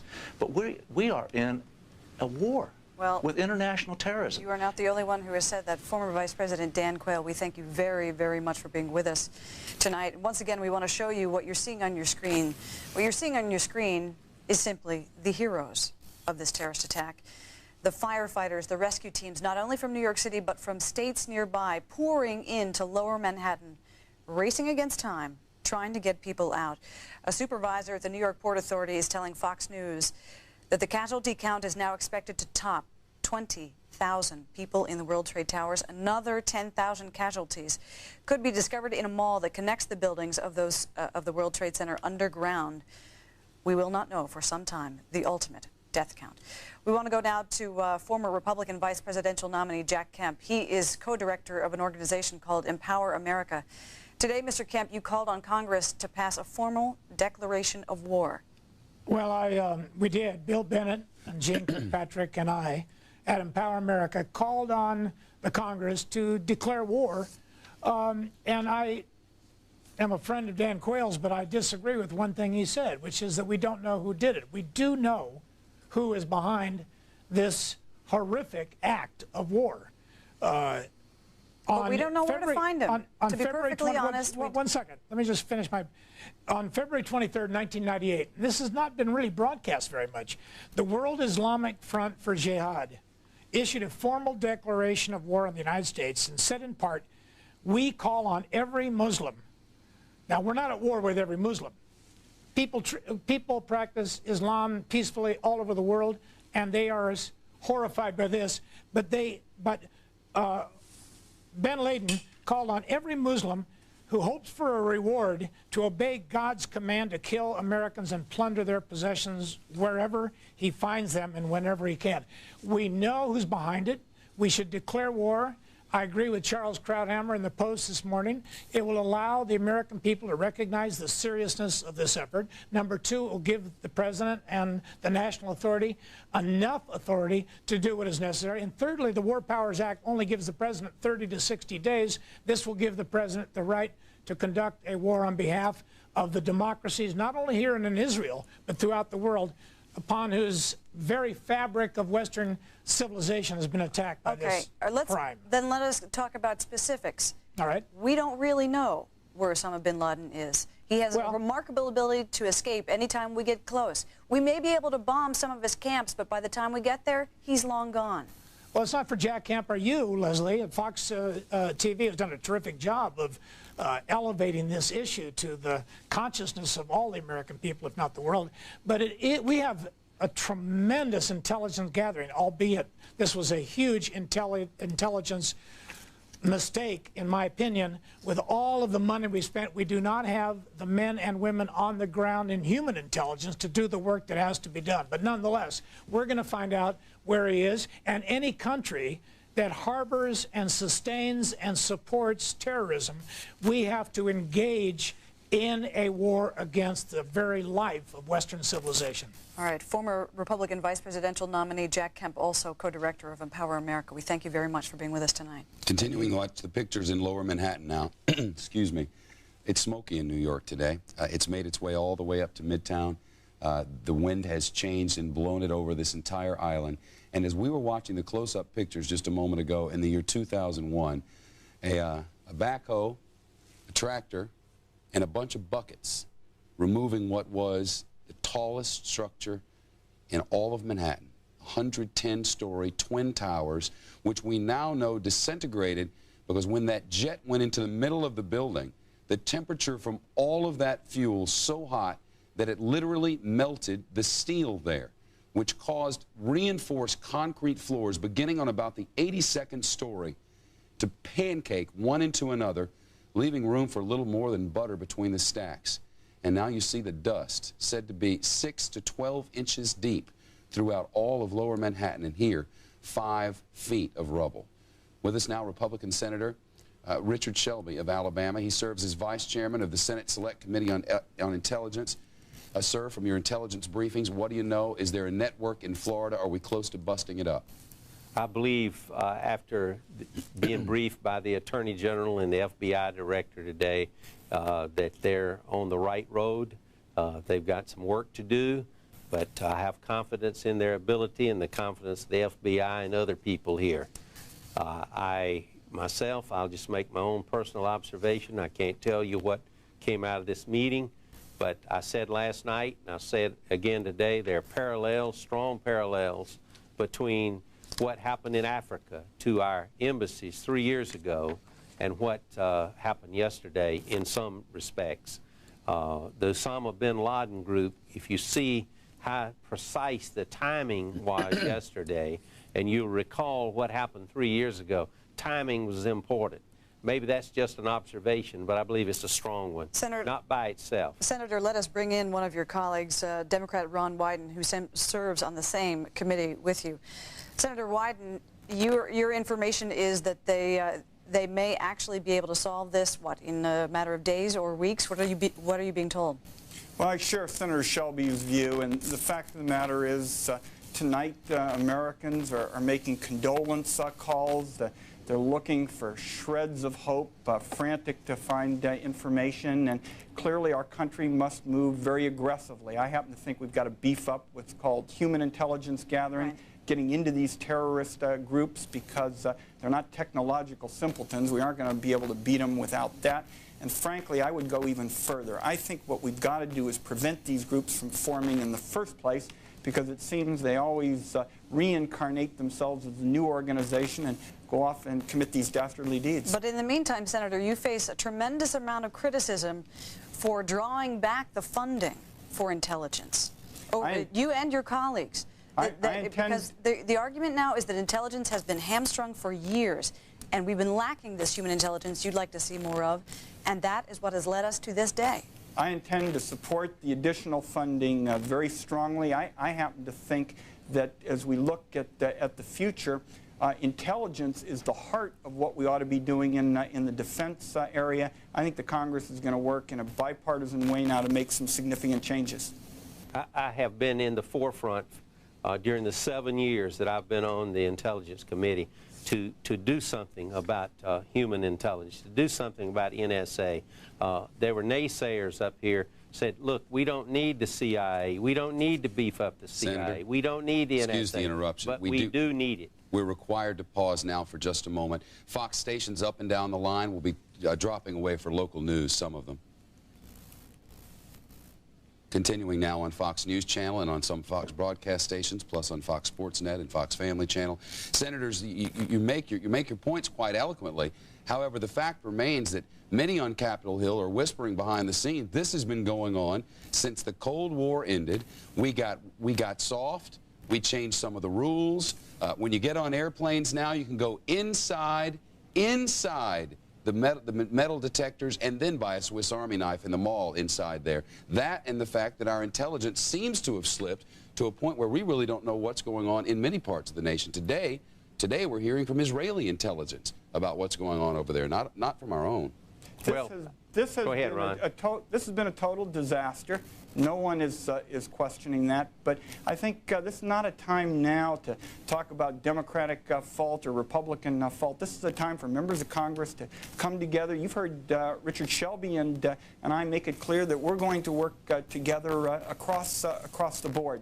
And with respect to airport security, it's clear that dramatic changes have to be made there. This is not just going to be a question, for example, about strengthening the way we check in bags. I mean, I think we're going to have a significantly more of trained security specialists in the airports. The folks that are checking those bags when they come through security aren't people with significant expertise. Those are the kind of changes that are going to have to be made. Senator Shelby, in fact, there have been numerous citations against Boston Logan Airport and others that there's a remarkable failure of security screeners at airports all across the country.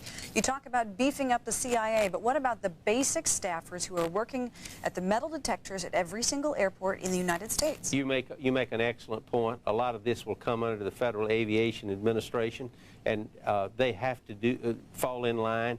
America is going to be changed. Our attitudes of travel is going to change drastically. We must change. We've got to do security first. Security, security, security. Make no mistake about it.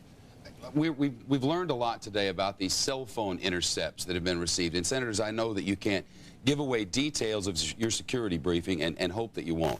But is it right and proper to say that this cell phone information is just the tip of the iceberg? Long and short of it, are we darn sure this is Osama bin Laden? Can we be completely sure of it? And then if we can find him, is it time to just go blow him off the planet?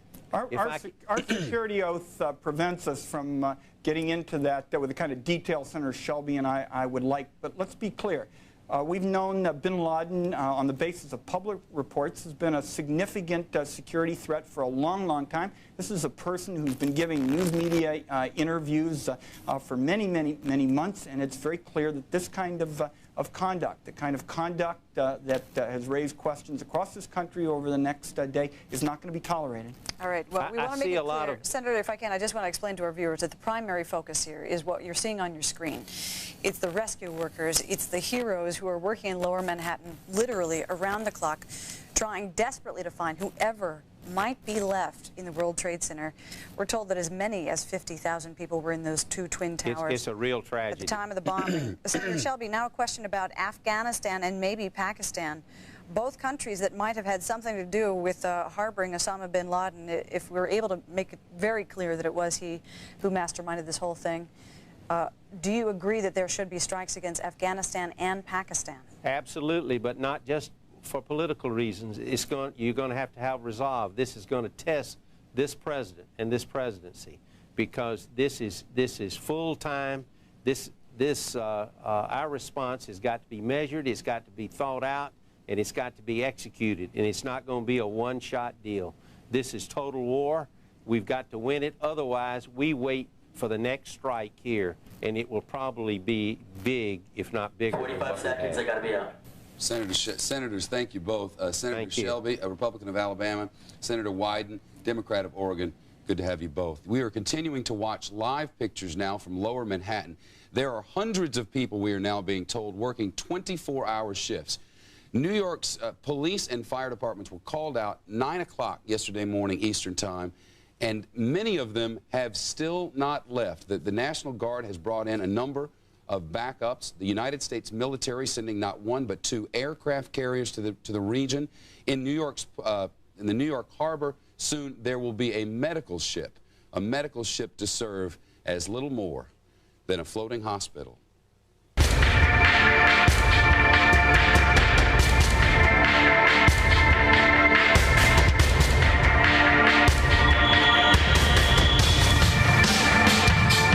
Welcome back to the Fox News Channel's continuing coverage of the day after terror hits America's shores.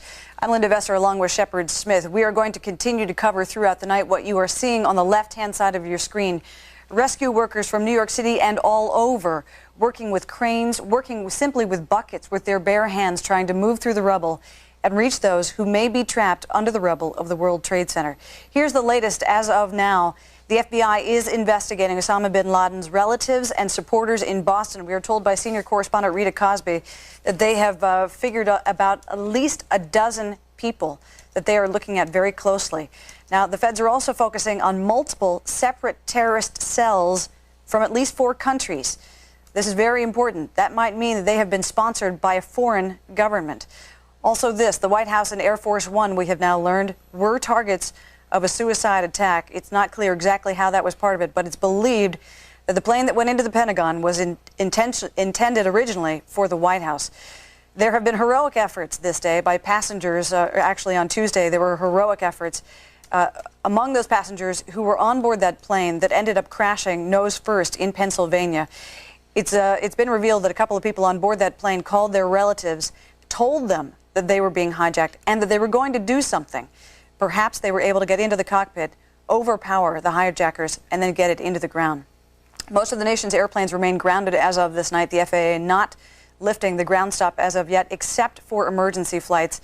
President Bush did visit the Pentagon earlier this evening, and what you now see over the part of the Pentagon that was destroyed by that airplane that crashed into the wall is a gigantic American flag signaling the United States resolve.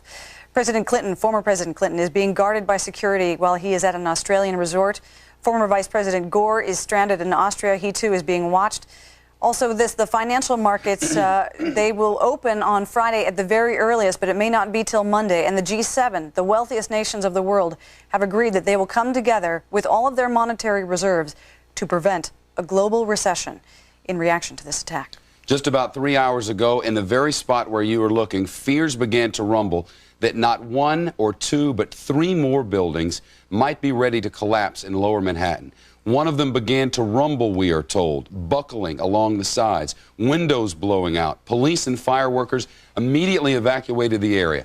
We're talking about a 54-story building just across the street and down from the two towers of what was the World Trade Center. Now, three of those buildings, it's feared, will in fact collapse. A matter of time, not whether, but when.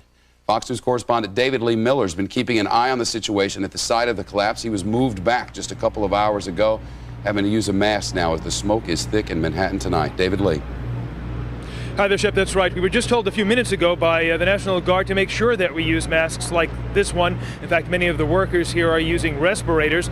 That's because we just found out that there is a fear that the buildings may have contained asbestos, and there could be asbestos particles in the air, and that, of course, would raise a serious health concern for everyone here exposed to the site of the former World Trade Towers, especially those who are at Ground Zero. Now, as you mentioned earlier, there was another devastating problem here, a delay in getting to those that were buried underneath the rubble. At about 5:30, we were on the air live. Suddenly, the police approached us, disconnected our camera, unplugged our microphone, and told us we had to leave the area because a number of buildings, we were told, were in danger of collapse, as you mentioned. Apparently, the windows began to pop out, and cracks could be seen in the walls of those buildings, and then almost as fast as they arrived, we saw rescue workers, firemen, EMS, doctors, nurses flooding down Church Street with heavy equipment, moving away from the site of the World Trade Towers. Although we are told a handful of workers remained on the scene, continuing with rescue efforts.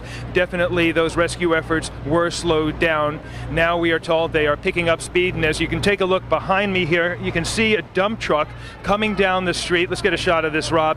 This is one of the trucks containing the debris of the World Trade Center, and what's happening a few blocks from here right now is they are cutting into the skeleton of that building. They are trying desperately, as quickly as possible, to get to those who are buried underneath, and then with their bare hands they are actually lifting up that rubble, hand to hand, putting the debris inside those trucks. It's going to a dump in Upper Manhattan on 59th Street. The FBI keeping an eye on that debris because it could contain evidence such as the black boxes that were aboard those two airplanes. But so far, as best we can tell, the FBI, although they have 3 trucks standing by to be used for transporting evidence, has only collected 3 boxes worth. Now, as for the buildings that were damaged in Lower Manhattan, we are told that one of them is One Liberty Plaza, another is the World Financial Center, the Hilton Millennium Hotel, and also a historic building, 90 West Street, a building that was built in 1907. All those buildings, we are told, suffered serious damage, and authorities are keeping an eye on them because, as you mentioned, there is a fear of further building collapse. As for the workers themselves, as I said, they are donning these masks, they are staying on the job, but they describe it as a very, very gruesome sight. These recovery volunteers, police and fire say in all their careers they have never, ever seen anything like this. Back to you. David Lee Miller, we will continue to get back to you during the hour. And for our viewers, you may see at moments when this camera shot pulls back and gets a little bit wider, at the bottom of your screen, you may see an American flag that planted among the rescue workers and by the rescue workers to let the world know of the United States' resolve in the face of this attack. There was yet another collapse late this, and there it is. Goodness. There was another collapse late this afternoon. The South Tower of the World Trade Center, which was the second to go, still had about 5 or 6 stories of building which remained, the last of this 110-story structure. And there began to be fears about it this afternoon. They moved people back a bit, realized it was about to collapse, and sure enough, just about 4 hours ago or so, the last of the World Trade Center collapsed. Now what we have is about 5 stories of rubble. These people are on top of it, and occasionally as the camera moves around, you'll be able to notice that you have to look closely, but inside this rubble, trapped underneath there, fire trucks, police cars, ambulances. It's our understanding that when the building came down, there were as many as 22 fire trucks onto which this building collapsed. Let's go to Derry Alexander, Fox News correspondent at the Pierre Hotel in Lower Manhattan. That's a spot where some of the victims' relatives are being taken. Derry. You got it. You know, we talk about everybody pulling together. Cantor Fitzgerald, a very important securities firm in Building 1 of the World Trade Center. They had floors from about 101 to 105. They are missing roughly 650 employees out of 900 employees. Well, they set up a little center for employees' families here at the Pierre Hotel where people can come and basically look on the safe list. They've compiled a list together of people who've been accounted for. Roughly 260 people have been accounted for out of 900 people. So basically all evening we've been seeing people walk into this hotel and looking on the list and finding that very grim news, 650, to find out that very grim news that perhaps their relative is not on the list, so they have not been accounted for. I want to introduce somebody who's standing here with me. She's kind of acting as an intermediary for 4 wives whose husbands are missing. They live in New Jersey. They cannot get into the city. I talked to somebody else actually who worked for Fox News who was doing the very same thing for a friend. If you live in the suburbs and you can't get in the city, you have no idea if your spouse is missing, and you can't find out because you can't get in here to look at the list. This is Lisa. She wants her last name to remain private. Lisa came in here to help out 4 wives in New Jersey. Tell me the names of the husbands who work at Cantor Fitzgerald who are not accounted for. Well, the most important is Patrick Busey, but it's spelled B-U-H-S-E. So a lot of people call him Bushy. And Edward D. Simone, Stephen Strobert, Michael Lafort, L-I-F-O-R-T, and Bill White. You've spoken to these wives. What's going through their minds right now as they sit down? It's a feeling of shock. They can't even believe what's happened. They were called as soon as the plane hit, and Susie was called, and her husband said everything's fine. And they're just, it's kind of a makeshift emergency center. They're just in shock. We certainly appreciate you talking to us, and I know they appreciate your efforts. Something else I want to tell you real quick is that the CEO's brother is missing. They were in the first plane, they were in the first tower when the plane hit, and apparently he picked up his cell phone. Can I get out? But I don't think I'm going to make it out of here. The CEO of this company came in here and made a speech and said, hey, listen, I'm with you guys. My brother is missing, and we can't find him. Correspondent Derry Alexander. Once again. Derry, thank you very much. We're going to get back to you shortly. We appreciate it. We want to give you more information. This is coming in from the mayor of New York City, Rudy Giuliani. Apparently, the city has asked federal officials for 6,000 body bags. The toll of the dead is expected to go much, much higher than that. But at least at this point, the mayor of New York City has requested from the federal government 6,000 body bags for the victims of the World Trade Center collapse. Derry was talking to someone who mirrors so many stories around this city. Our email volume has just become unbelievable, and reading through it, the letters from the 12-year-old, 13-year-old kids with a photograph attached, talking about the 85th floor, the woman in the subway carrying the picture of her husband and weeping with the New York Post in front of her. There are scenes like this all over this city, but it is very strong, has seemed to be very united, and in many corners of Manhattan, life just goes on. Within blocks of that building, there are sidewalk cafes that are open and people are dining right now. And yet you get a sense that things are so different and so strange. This bustling city that is always so noisy and so jam-packed is almost like a ghost town. On many quiet streets, you see National Guardsmen in their Humvees, in their APCs. They're out on the streets. It is a totally different sense of what this country is like, and some people here are wondering whether this is about to become Fortress America.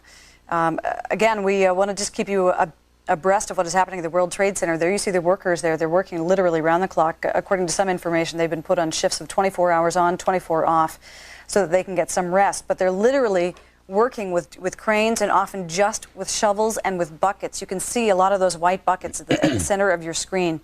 From what we understand, some of the debris is being carted away in dump trucks, and then it's being sent across the river to New Jersey so that federal authorities can sift through it, hoping that they can find any evidence of those two planes that crashed into the towers on Tuesday. They'd really like to find the black boxes, but imagine what they're dealing with here.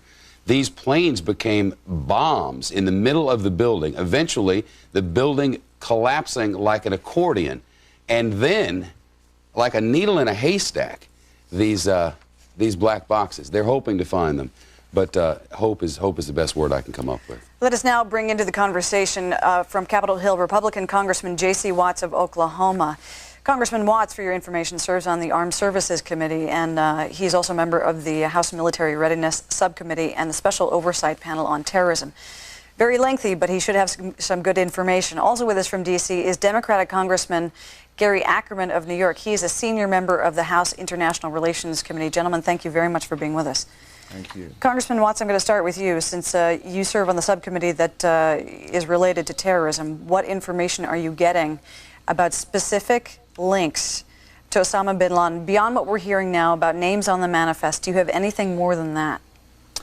Well, I've actually, I don't serve on a subcommittee on terrorism. I've actually been one of the people that's kind of led the charge to say that we need to create a select committee concerning domestic terrorism to figure out ways to respond and things of that nature. But been on the Armed Services Committee, we have gotten briefings. I've been a part of probably 5 or 6 briefings over the last 36 hours. There are suspicions out there that we all have. All of those suspicions we're trying to confirm those suspicions. We've got all of our eyes and ears in the right places.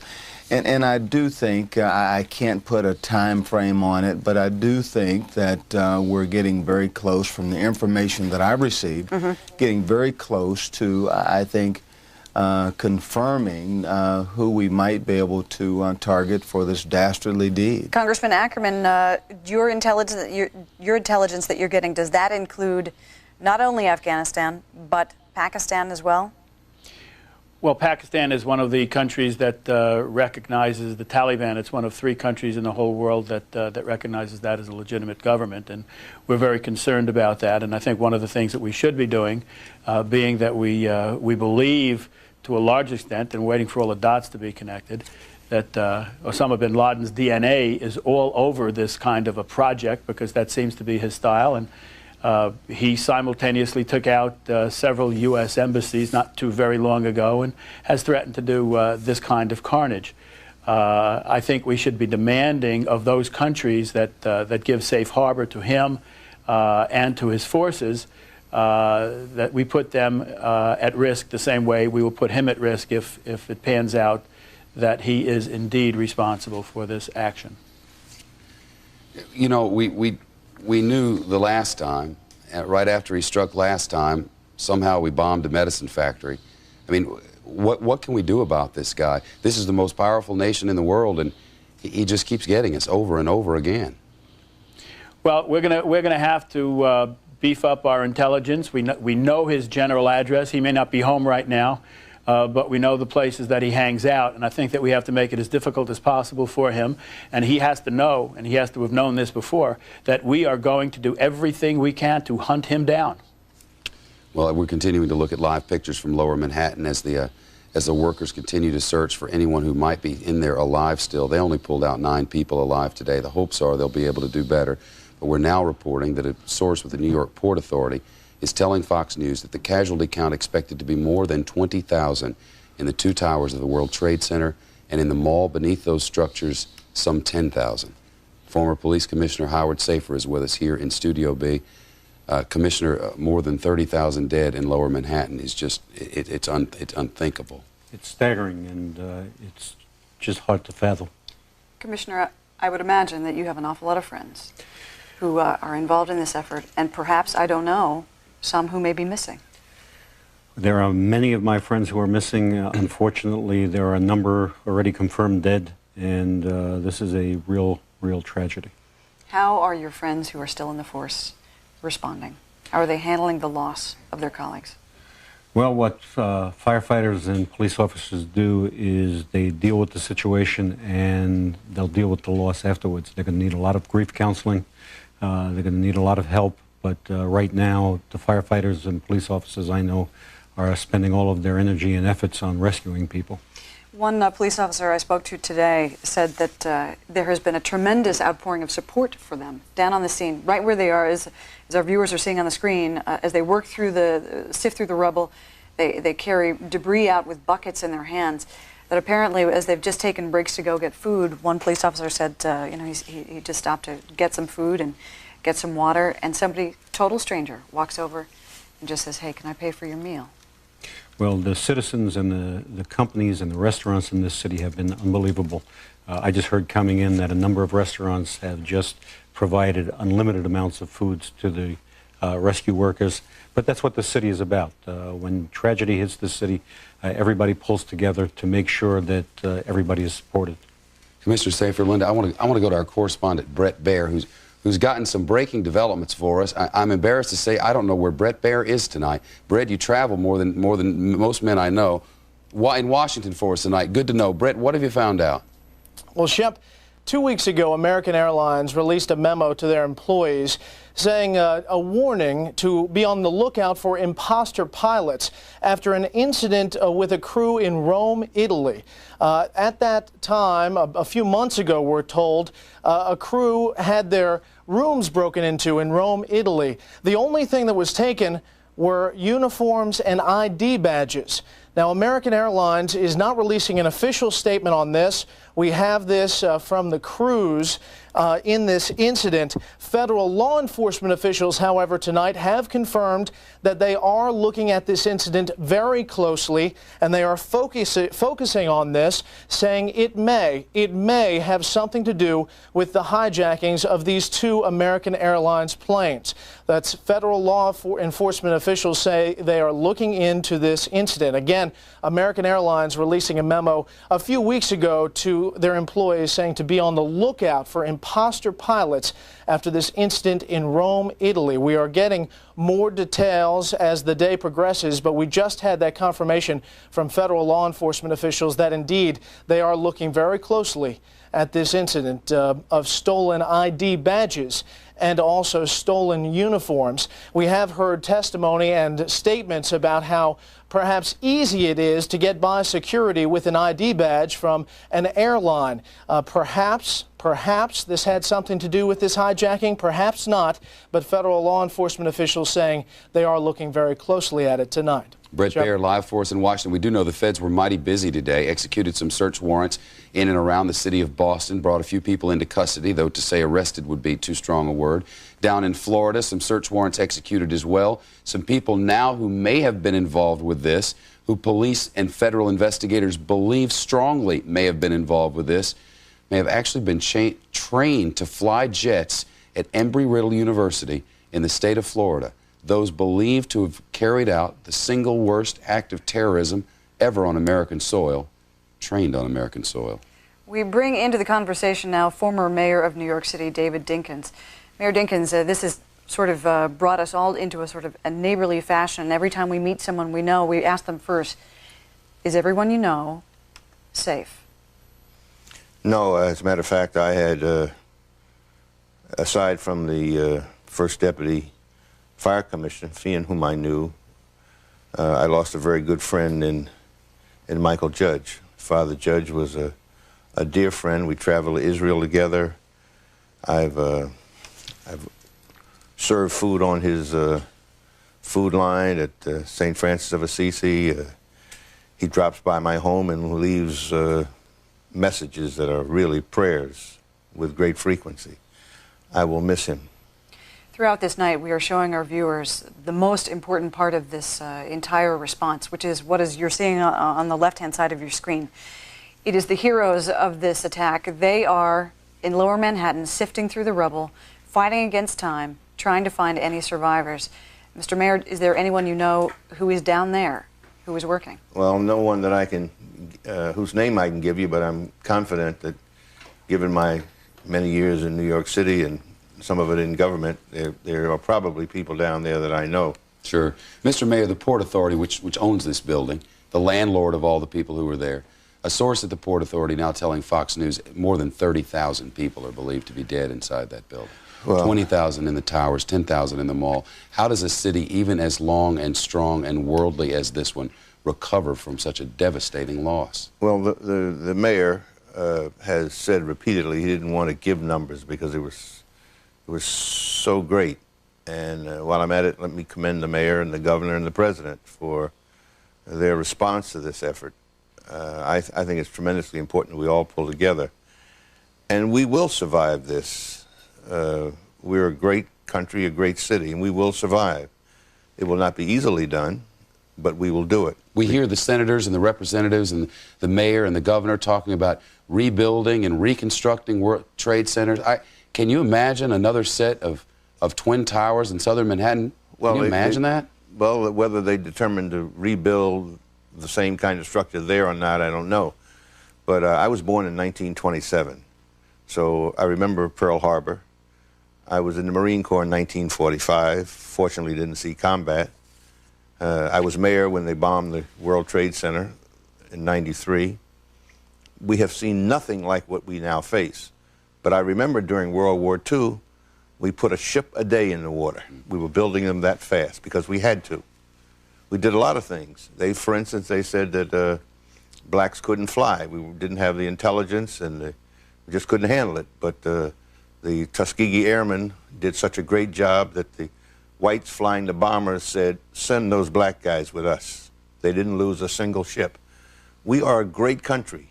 We are a land of immigrants, and we will all come together and we will beat this thing.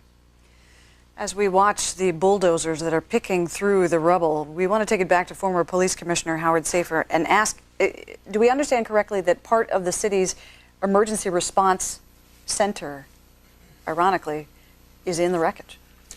Actually, the Office of Emergency Management's command center was at 7 World Trade Center, and that building collapsed, and with it went the Emergency Command Center. How fully staffed was it at the time? It was evacuated.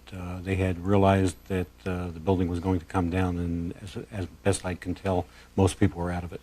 From what you know, obviously you spent plenty of time in your work on the force around the World Trade Center buildings, underneath. You've heard the estimate now that we're hearing from the New York Port Authority. There may be as many as 30,000 people dead. Does that sound on target to you? We know the city has certainly requested 6,000 body bags from the federal government. Well, I hope it's wrong, but on any given day at about that time, there's between 45,000 and 50,000 people in the World Trade Center, so it's certainly possible. I hope we're wrong. And this mall underneath about which we were speaking is just that, but add in transportation mecca. I believe it's the E line which runs underneath the World Trade Center there.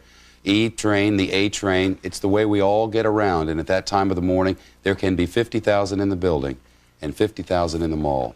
We're going to continue to talk about all of this and the rescue efforts that are underway. Right now, some local Fox stations will break away for a quick minute of local news. Mr. Mayor, when we look at all that we see down there, is there the possibility now that when these other buildings collapse, it's going to be even worse? I see them doing this rescue effort here, and I know that this 54-story building about which we've been concerned all night is a block away. Is it safe for them to be out there now, Mr. Commissioner? Well, they have structural engineers with them. They have the buildings department with them. These people are experts on whether or not a building is going to collapse or not, and they would move out with an abundance of caution, all of the rescue workers, if they believed the buildings were going to collapse. Do we still have, Congressman Gary Ackerman, I want to ask you a question. It's been brought up that In the recent few days, there's been a tremendous amount of bickering over what is left of the surplus that is designated for Social Security. Does it now appear that that bickering is going to have to end and that any surplus that's available may be used for the United States efforts for rescue and for fighting terrorism? Congressman Ackerman? Whether or not, let's set the issue of whether or not there's a surplus available aside, because we'll get into petty bickering, and we do not want to do that. It is clear and evident that the cost of this is going to be astronomical, just in financial terms alone, let alone human lives. We will be having an emergency appropriation requested by the administration that will be supported, I believe, by almost everybody in the Congress, that will include not only other emergencies, but will incorporate the initial estimates of the cost of this. I'm just curious, if it comes to this, would you support the President of the United States reversing the executive order that's been in place since the Ford administration that bans the U.S. from assassinating a foreign leader? Well, I think that it is not illegal if we can hook up the fact of a foreign leader being responsible for this kind of an action. I do not believe that the law precludes us from going after him and the people that he is associated with in committing this crime. This is not only a foreign leader that we're talking about, and I believe it's a head of government. This is a terrorist. He heads no government. He heads no recognized movement by almost any standard in the world. And in addition to committing an act of terrorism, he has committed a crime. He has committed mass murder, as well as crimes against humanity. Of course, that's the worst of the toll. No question about it. Everything else pales in comparison. But this is a man who... Go ahead, Congressman. Yeah, I think we also have to be cognizant, because everybody is concentrating, and appropriately so, and what can this count be just by the enormity of this unbelievably horrific occurrence. 6,000 body bags is probably on the very low side. On the other very morbid aspect of it, when you consider that the explosion and fire and heat and inferno that was generated, you had steel that was melting down and concrete that was vaporized into several feet of dust in some places. When you think about the people who were in between those concrete walls, with the walls vaporizing, sadly, I'm afraid that many of those bodies will never be accounted for. Yeah, certainly the very real possibility is that thousands upon thousands of them never will. And Mr. Mayor, that's a scar that's so difficult to heal. I remember in Oklahoma City, families weeks later waiting and praying for anything to bury, and the vast majority of them got just that. It would appear that that won't happen here. Only, I think that's probably true. As I understand it, the reason those buildings collapsed was the heat and the metal, the steel just melting, as it were. But I think of what we did following World War II. It was a massive effort. The war effort itself was magnificent, but then thereafter, we rebuilt Europe. We wouldn't permit Japan and others to have armies, and we poured tons of money into there. I can't conceive of an inability of our country now to come to the fore and raise the funds, whatever the amount necessary for this effort. Well, it's certainly going to be an astronomical cost, both in people and cash. Still continuing to look live in Lower Manhattan. The rescue effort will continue night and day, nonstop. We have been guaranteed until authorities are 100% proof positive that there is no way anyone else can be found alive. New York's finest and New York's bravest, along with the National Guard and others, working around the clock.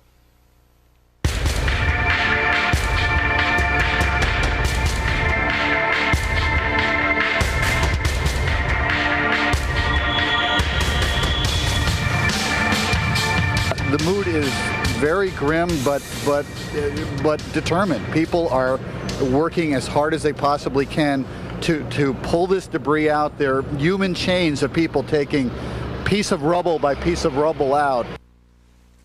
It is 10 p.m. Eastern Time here in New York City. About 36 hours ago, the World Trade Center began collapsing. This is the Fox News Channel special coverage. We continue now with our coverage of the terrorist attacks on the United States. Here is the latest as of this hour. The FBI, according to senior correspondent Rita Cosby, has gotten to at least a dozen people. It's investigating Osama bin Laden, specifically relatives and supporters in Boston, Massachusetts. But not only there, they have federal agents not only in Boston, but also in Rhode Island, in Florida, in Canada, in Portland, Maine. We understand they may also be in Hamburg, Germany, checking out an apartment there.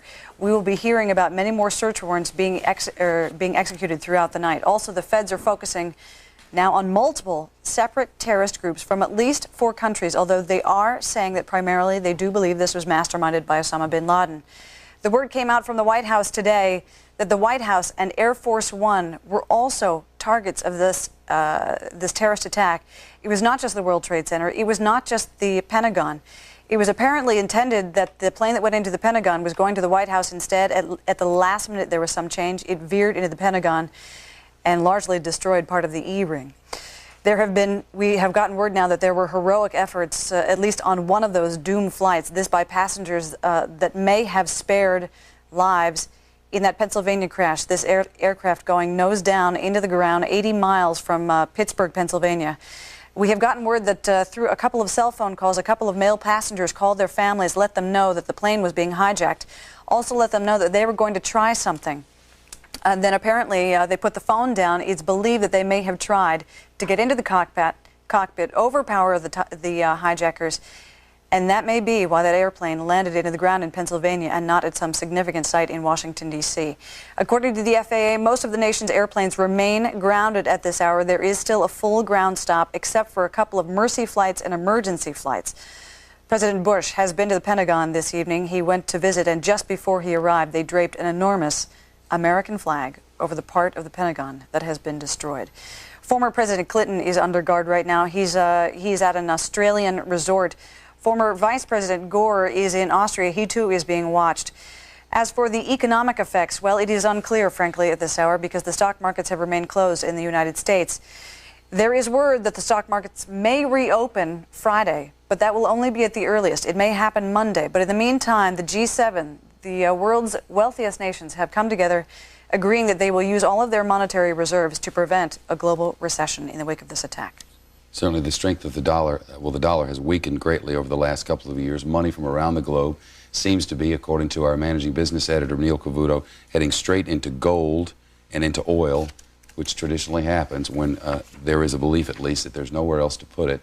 There has been some good news this day, and that good news comes from the Pentagon, where initial reports were the death toll could be as high as 800. We know that that portion of the Pentagon which was struck was largely unoccupied due to renovation, and now it appears the numbers have been reduced significantly. Our correspondent Brian Wilson outside the Pentagon now with a live update. Brian. Shepard, yesterday we had the Arlington County officials tell us that they thought that it could go as high as 800, and they explained that was a worst-case scenario. They also said it might be as low as 100. Well, today the Defense Department came out and said in their best guess that it should be somewhere around 100 to 150, but they could not say what they thought was an accurate number, and no one really knows. We know there were about 67 people on that flight, and all of those people perished. We understand that they now consider the death toll here to be at 80. But there are more bodies to be recovered, and that death toll number will rise here at the Pentagon. There was a poignant moment this afternoon at the Pentagon that happened as the president came to visit. A large flag was draped over the side of the Pentagon. You see that flag over my shoulder now.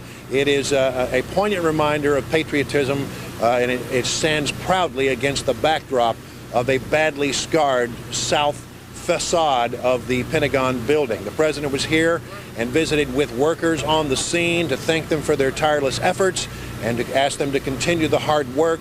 The president reportedly seemed to be very moved by what he saw here. The cleanup is very tough here. They had a hard time. Even this morning, they were still trying to put out some flames and some hot spots in the building. That is now all under control. They have a serious problem. The building is unstable. Now, since they don't believe that there are any more survivors inside there, they don't believe that anybody could have survived the impact, the smoke, the fire, they're very reluctant to put their rescue workers at risk since they don't believe that anybody survived. So they're trying to figure out how to stabilize this building and then go in for what is not really a rescue effort at this point, sadly, but a recovery effort. Shepard? Brian Wilson live for us this evening at the Pentagon. Linda?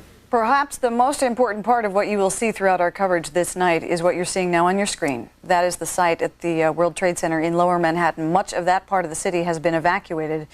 However, you see what you can see some of the T-shirts there. They say NYPD, a lot of police officers there working, even as they evacuate the bodies or they remove the bodies of their colleagues who have been trapped under the rubble. There's a massive rescue effort. Correspondent David Lee Miller is right there in Lower Manhattan.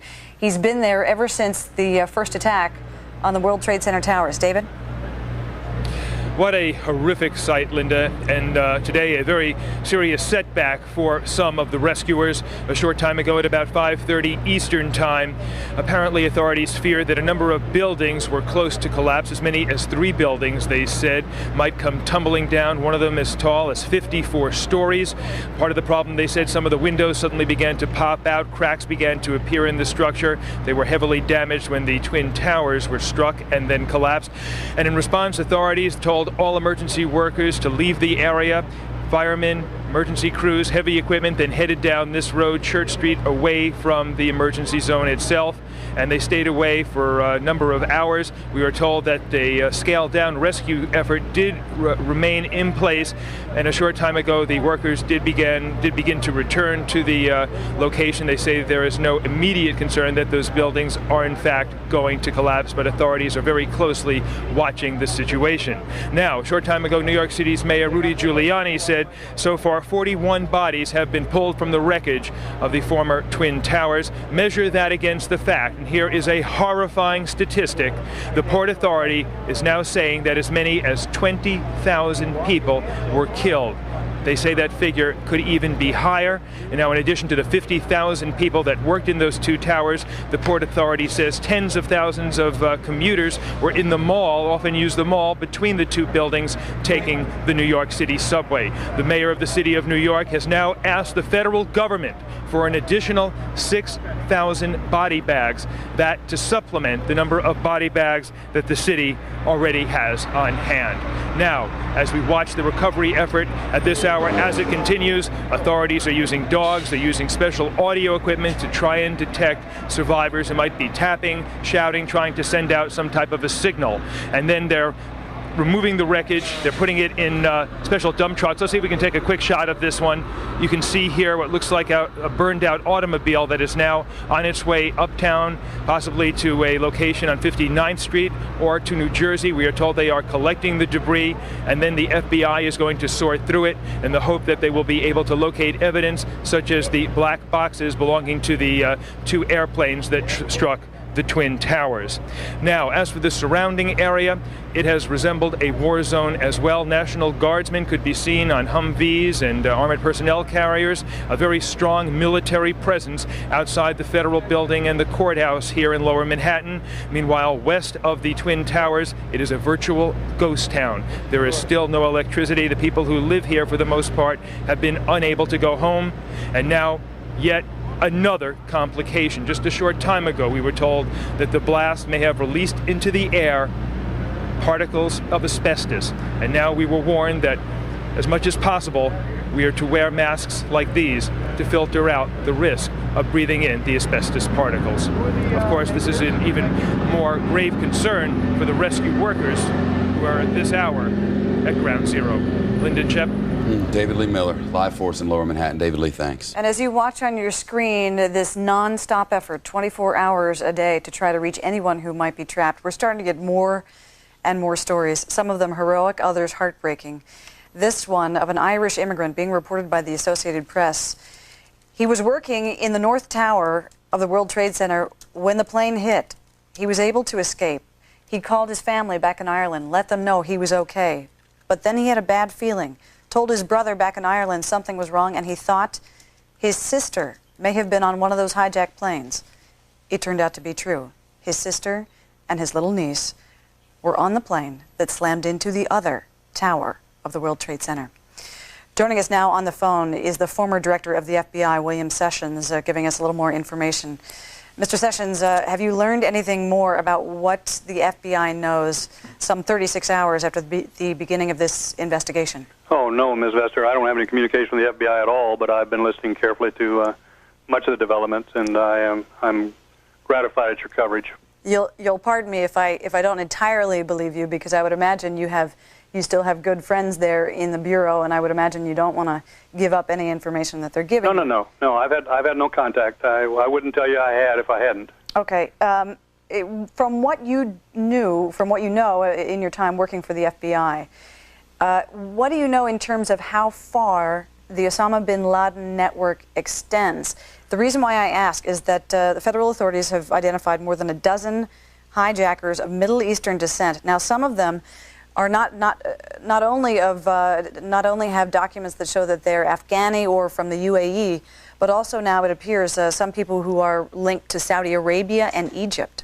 Well, I don't know the answer to that question either. However, we do know, and it's public knowledge, that he has great wealth, probably $1/3 of $1 billion, and of course he has a worldwide network, and that's well known.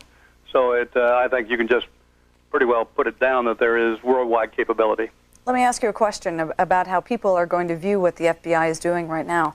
And the FBI was in movement. I mean, there are thousands of field agencies from all 52 offices all around the country mobilized with a single phone call, getting everyone moving.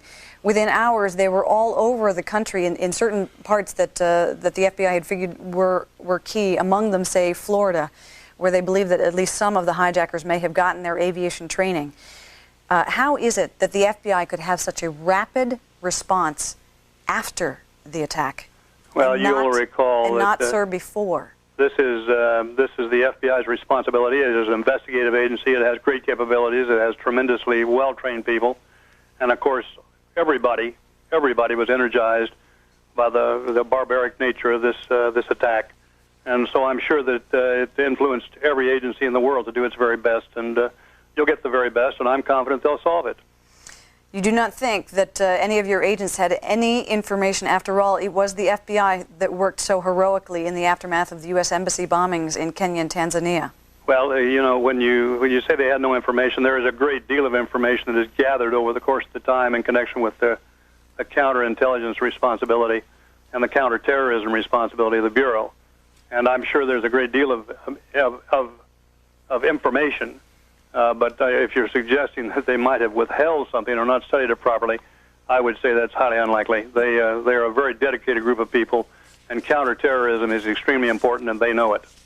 Former FBI Director William Sessions, we thank you very much for being with us. Nice to talk with you. Here in studio with us now, Frank Donahue, who was rushed to the World Trade Center as a member of the National Red Cross Rapid Response Team. Frank's CEO of the Southeastern Pennsylvania chapter of the American Red Cross. I mean, it goes without saying, you guys are all over the place when things like this happen, and normally there's a place where you can go in and help those who have been hurt, and this time people are not coming out alive. It must be an incredibly difficult experience. Yeah, it's been quite a 34 hours, 36 hours since yesterday morning. I arrived around 11 a.m. From Philadelphia, and just to drive into New York City to come through the Holland Tunnel, literally the only vehicle in the Holland Tunnel yesterday morning at about 11 o'clock. And the first person I came in contact with was a New York City police officer who was crying. And I knew what was ahead for the next 30-some hours was going to be devastating. I want to get this in here, and I don't want to sound...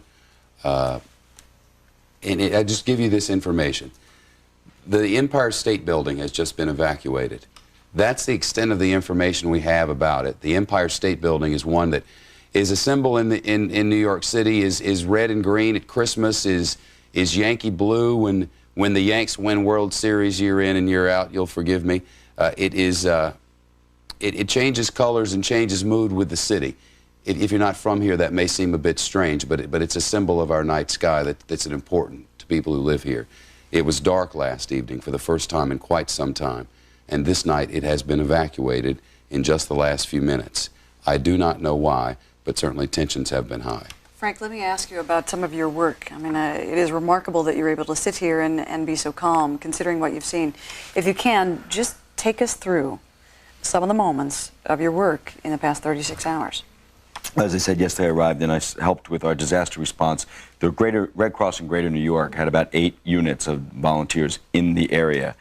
Battery Park, below Soho, on the Wall Street area, who were basically the backup for the medical staff and the firefighters that you saw on the television there. People were being evacuated. They were being sent to Red Cross centers and being, directed where to go if people needed medication, whatever they might need. Red Cross volunteers were there to do that. And that's where I spent most of yesterday. But tonight I spent time at what's been called the morgue, Bellevue Hospital, across town, and had an opportunity to see Red Cross mental health workers and talk to them and talk to family members. At that facility alone today, over 3,000 people have passed. And I said to one of our workers, I said, what was the hardest part of the day? To this volunteer, a woman who was a volunteer. And she said, what wasn't? And she just started to fill up. She said, no, I'll tell you what it was. She said, we saw 3,000 people here today, and not one name was on the list of a survivor list that we had from a hospital. Well, I want to jump in once again. Fox News has confirmed the Empire State Building has been evacuated. There are also reports now that Penn Station, Pennsylvania Station in Manhattan, has been evacuated as well. Penn Station is the spot which leads you everywhere, all over Manhattan and throughout the tri-state.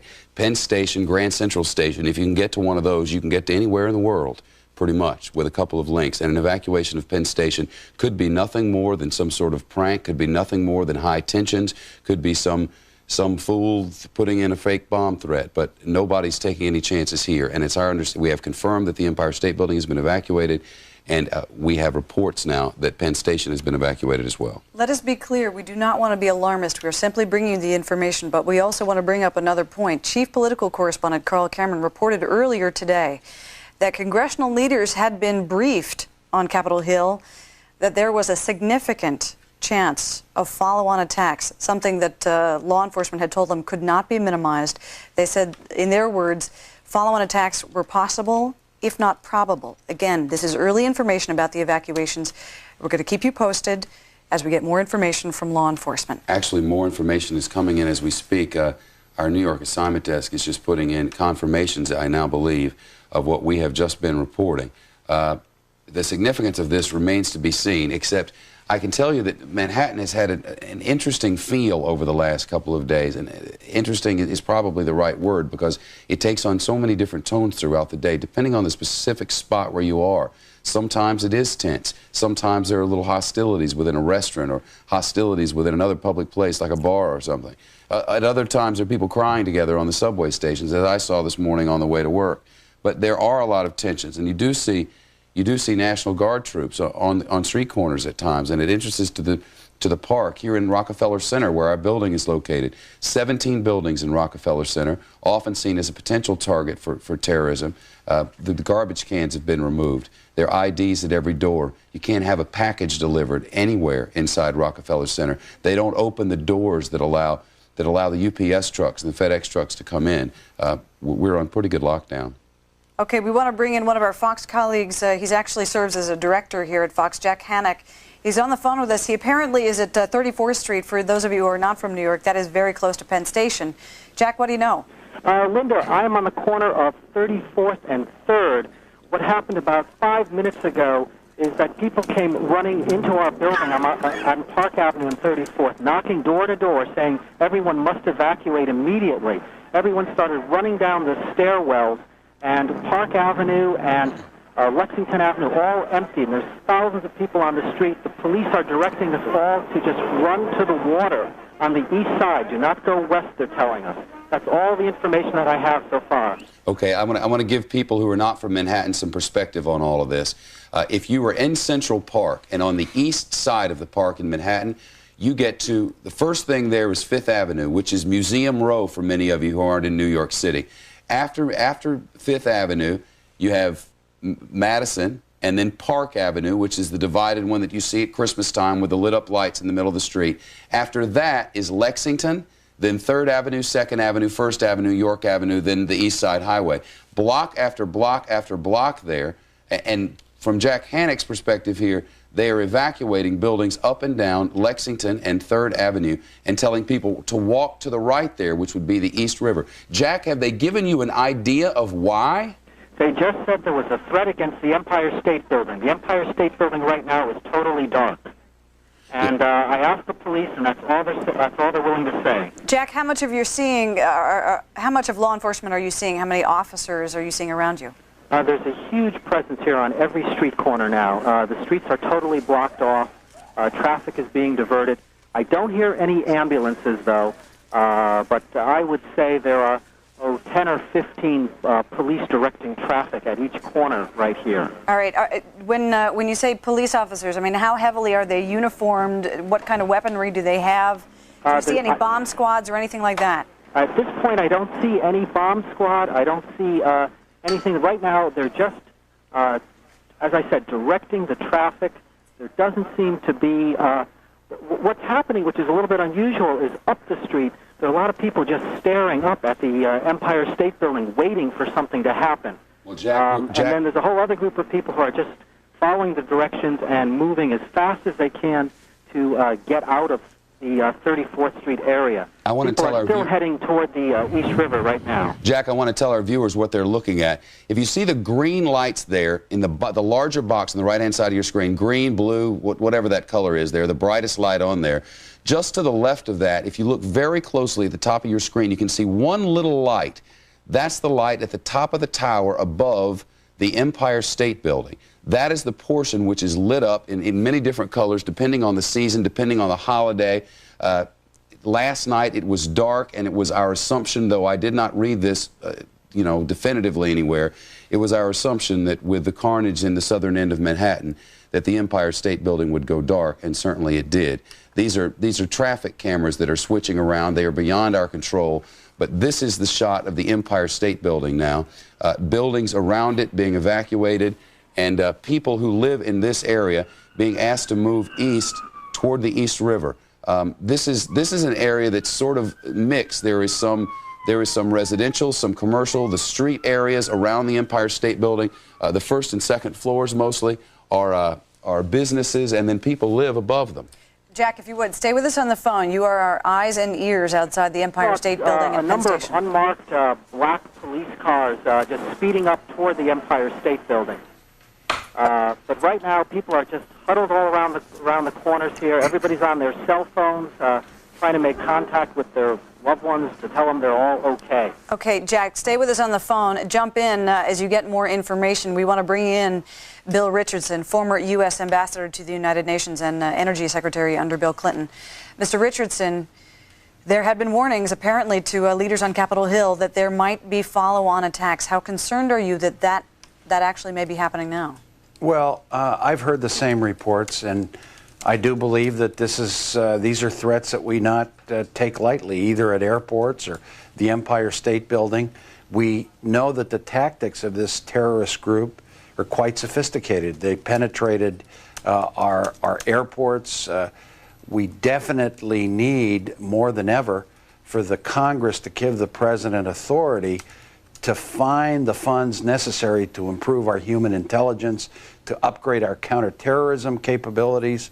We most likely need a terrorism czar of cabinet rank that coordinates the FAA, the FBI, the CIA, our entire counterterrorism effort. This is a serious threat, and the tragedy that has hit all of us. I just lost a friend, a close friend in New York Port Authority, Neil Levin. I just found that out today. This touches all of us, and we have to be prepared. I want to go back to what we were just talking about in this news of the evacuations on Manhattan's east side. We also mentioned Pennsylvania Station in an area similar to that, but almost due west, in the same place, but on the west side of Manhattan. Penn Station, it is now my understanding, was searched by a bomb-sniffing dog. This sniffing dog had some sort of reaction after searching the facility, so Penn Station was evacuated. However, this is a completely different story with the Empire State Building. There has been some sort of threat on the Empire tonight. Our local stations will break away. Continuing coverage now, Mr. Richardson, this sort of thing, I guess hoaxes happen at times like this, and God knows, let's hope it is. That's right, Shep. What is happening also is every crank, every would-be assassin terrorist is also stimulated to cause trouble. That has to be taken into account. Nonetheless, I think this is the time when We've got to cooperate with law enforcement, with the police. We've got to put up with a lot of inconveniences when we go to airports. And tomorrow, if airports open up, that it probably will be 2 hours before anybody is given a secure status to board a plane.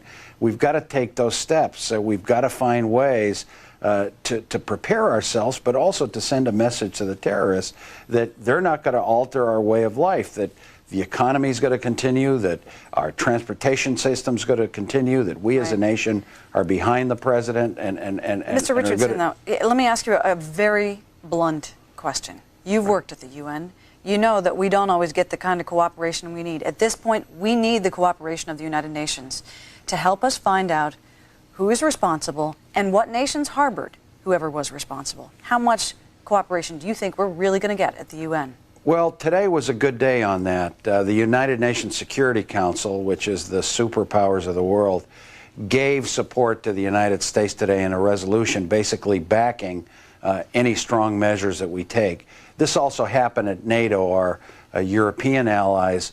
What is important, and I think the administration is doing this well, is to marshal international support for what you said is the most valuable tool we can get from our allies. Yeah, information. But, Mr. Richardson, I mean, words are cheap. It's easy to issue a declaration at NATO or at the UN.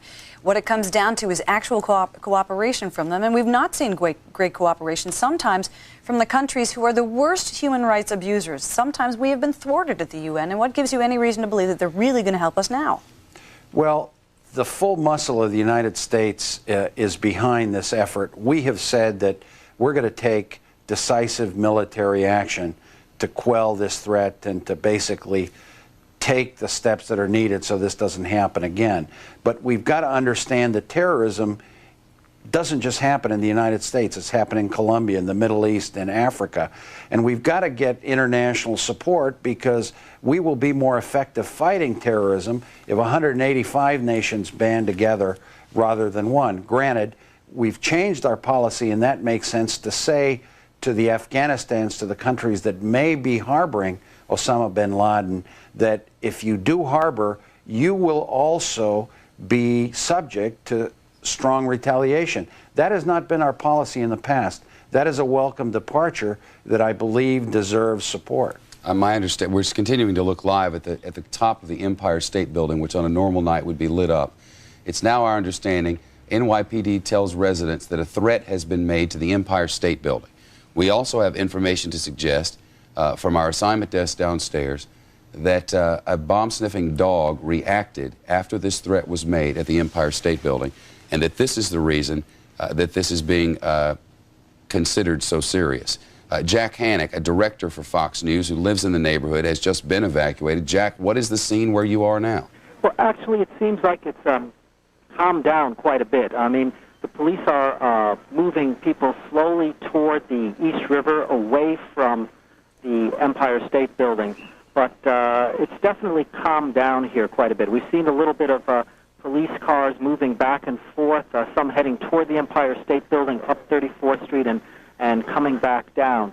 But right now it seems pretty orderly. Everyone is moving sort of toward the East River as requested, but there doesn't seem to be any panic. People are bringing their babies in their carriages. I see some people with luggage, and everyone's on their cell phones, again, looking and letting everyone know that they're okay. So right now there doesn't seem to be any real threat or problem. You see people just up and down 34th Street lined as if they were waiting for a parade of some type, just staring up at the Empire State Building. Jack, Linda has a question, but I do want to clarify, as this was breaking, it was a bit confusing.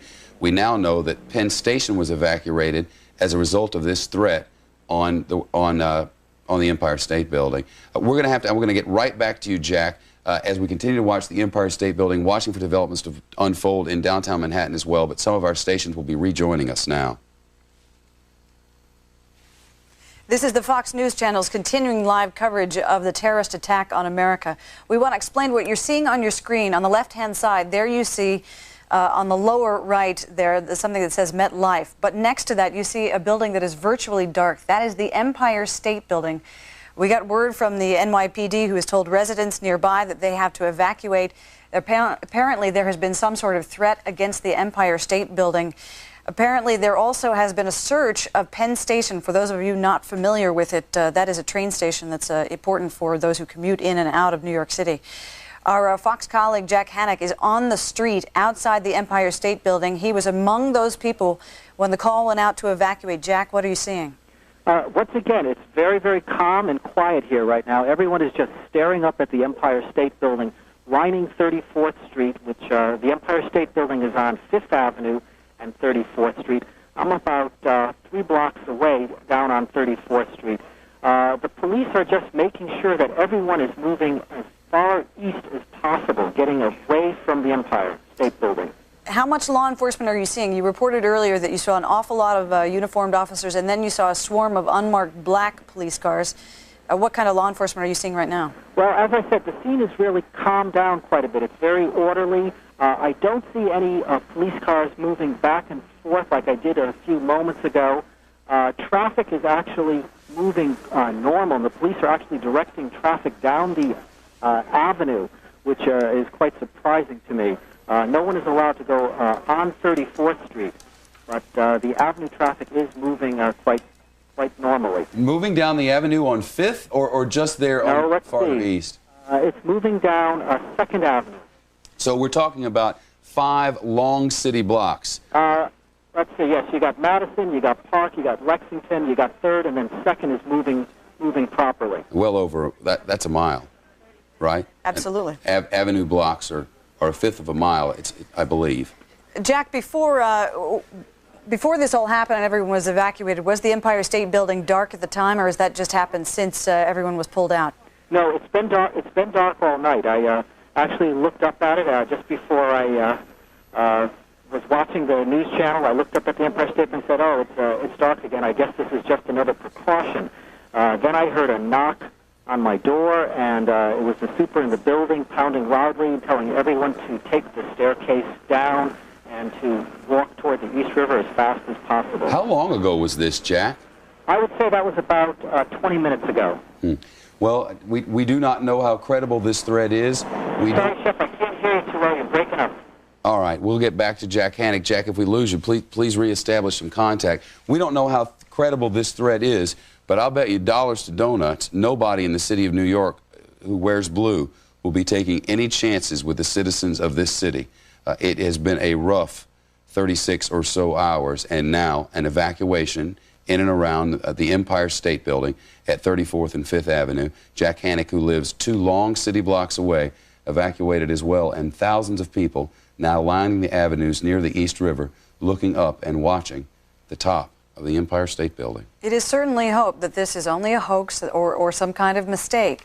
But we want to remind you of something that Chief Political Correspondent Carl Cameron was reporting earlier in the day. That is that leaders on Capitol Hill had been briefed by law enforcement, the Justice Department, that there was a significant, possible, if not probable attack, or a chance of follow-on attacks. They wanted to make sure that no one in Congress minimized that possibility, that no one totally took for granted everyone's security in these days after the attack on the World Trade Center and then on the Pentagon.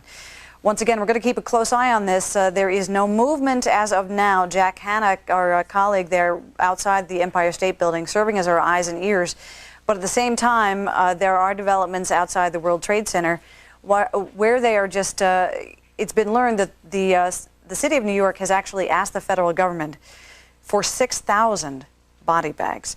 There have been some reports from the New York Port Authority that the death toll may go up to 20 or 30,000 by the time this is all over. The Port Authority suggesting that 20,000 would be the estimate now for the people who died in the 2 towers of the World Trade Center. Another 10,000, they believe, may have died, 10,000 or more in the mall, which is beneath the 2 structures and serves as a subway station and a massive transportation depot, for lack of a better phrase, for people all along the southern tip of the city. We're continuing to look live at what is the top of the Empire State Building, now the tallest building in America's largest city. It went black last night for the first time in my memory, certainly for the first time since maybe since John Cardinal O'Connor passed, I believe, as a matter of fact. The Empire State Building has been dark now for a second night, and a threat has been made which has left thousands of Manhattanites who for the last 36 hours have been stunned and shocked and gathered around television sets watching in horror as the southern tip of their island has just been blown off the map, and thousands upon thousands of their good friends and neighbors have been wiped out. Now this threat that's left thousands standing along the East River wondering if in fact this threat against the Empire State Building could be real. Now, we have been serving throughout the day as sort of the eyes and ears of America. We know that many of you have been glued to your televisions just watching what is happening and perhaps mourning vicariously via the TV and hearing the stories of people who've been witnessing the carnage down at the lower end of Manhattan. One of those who has been a witness to the carnage is Democratic Congressman Jerry Nadler of New York. He's been through the area touring what is left of the World Trade Center. Congressman, thank you for being with us. Without being too maudlin, we want to ask you what you've seen today. Well, what I saw was carnage. I mean, just devastation, just smoldering debris where the World Trade Center had been, damaged buildings and across the street in the World Financial Center, but basically just an awful, awful hole where the Twin Towers should be. And what's buried underneath that, we don't know at this point. We can see on the left-hand side of their screen an awful lot of rescue workers who are working round the clock, tirelessly, many of them without sleep, often without food, to try to get to anybody who is still in the rubble. Have you been able to talk to them? Well, only a couple of them, but they're working 12-hour shifts. And I was at the operations planning meeting at the mayor and the governor and a few and others today, and they figure that these people are going to be tiring by Friday, and hopefully by Friday we'll have a lot of federal people from FEMA to replace them in continuing the excavation, and what's going to have to become almost hand-to-hand removal of debris rather than with this heavy equipment as you get to areas where there may be people, perhaps, God willing, still alive or bodies buried. Continuing to get information about the evacuations taking place at this moment in New York City. You're looking live on the right-hand side of your screen at the top of the Empire State Building, that on Manhattan's east side, barely east of Center, at 34th Street. Go west on 34th Street, and you will run into Penn Station. Penn Station, it's my understanding, is now being evacuated as well. The head of our daytime booking department is Eric Spinato. He has been trying to get out of Manhattan and get to wherever it is he lives, and it's my understanding, Eric, that Penn Station is being evacuated too. Is that correct? Yes, that's correct, Shep. What are you seeing? What are you hearing? What are they telling you? You got about 50 people quickly walking upstairs to the entrances that lead you to the ground level. They're starting to put yellow tape line, and they're saying that it is a suspicious package at the bottom of the Empire State Building. A guy gets outside the Empire State Building. Eric, I'm hearing overhead announcements there. Is that what they're telling you? No, what they're saying is that they're asking people, calmly just to walk outside, and they're trying to suspend train service on Long Island Railroad, I guess, and of course the subways that goes uptown and downtown in Manhattan. Wow, that would be a paralyzing development if it lasts long at all. The Empire State Building, more than 90 movies have been featured on this building. It was built in 1931, 1,250 feet tall, the tallest building in the world for some 4 decades. 4 decades. William Lamb was the principal architect of the thing. It stands now as the tallest building in the city. And ironically, the Empire State Building was hit by a plane itself in the 1940s. Back to Eric Spinato, who is our eyes and ears inside Penn Station. Eric, just a sense of how calm or perhaps nervous people are? Yeah, Linda, it's pretty calm, but I see cops gradually coming downstairs and I guess trying to ask people to go upstairs. There's still people actually trying to purchase train tickets to go home to, I guess, Long Island and New Jersey. No, Long Island. We've heard that there are sniffer dogs as well, and that wherever this suspicious package may be, that they have been reacting, that the sniffer dogs have reacted to it. Yeah, I'm downstairs, so I don't see any dog activity. Just No like one's I told said, you. calmly, the cops are just asking people to try to evacuate the area, but it's very calmly. And again, Eric, they're saying that this evacuation of Penn Station is happening because of a threat at Empire State.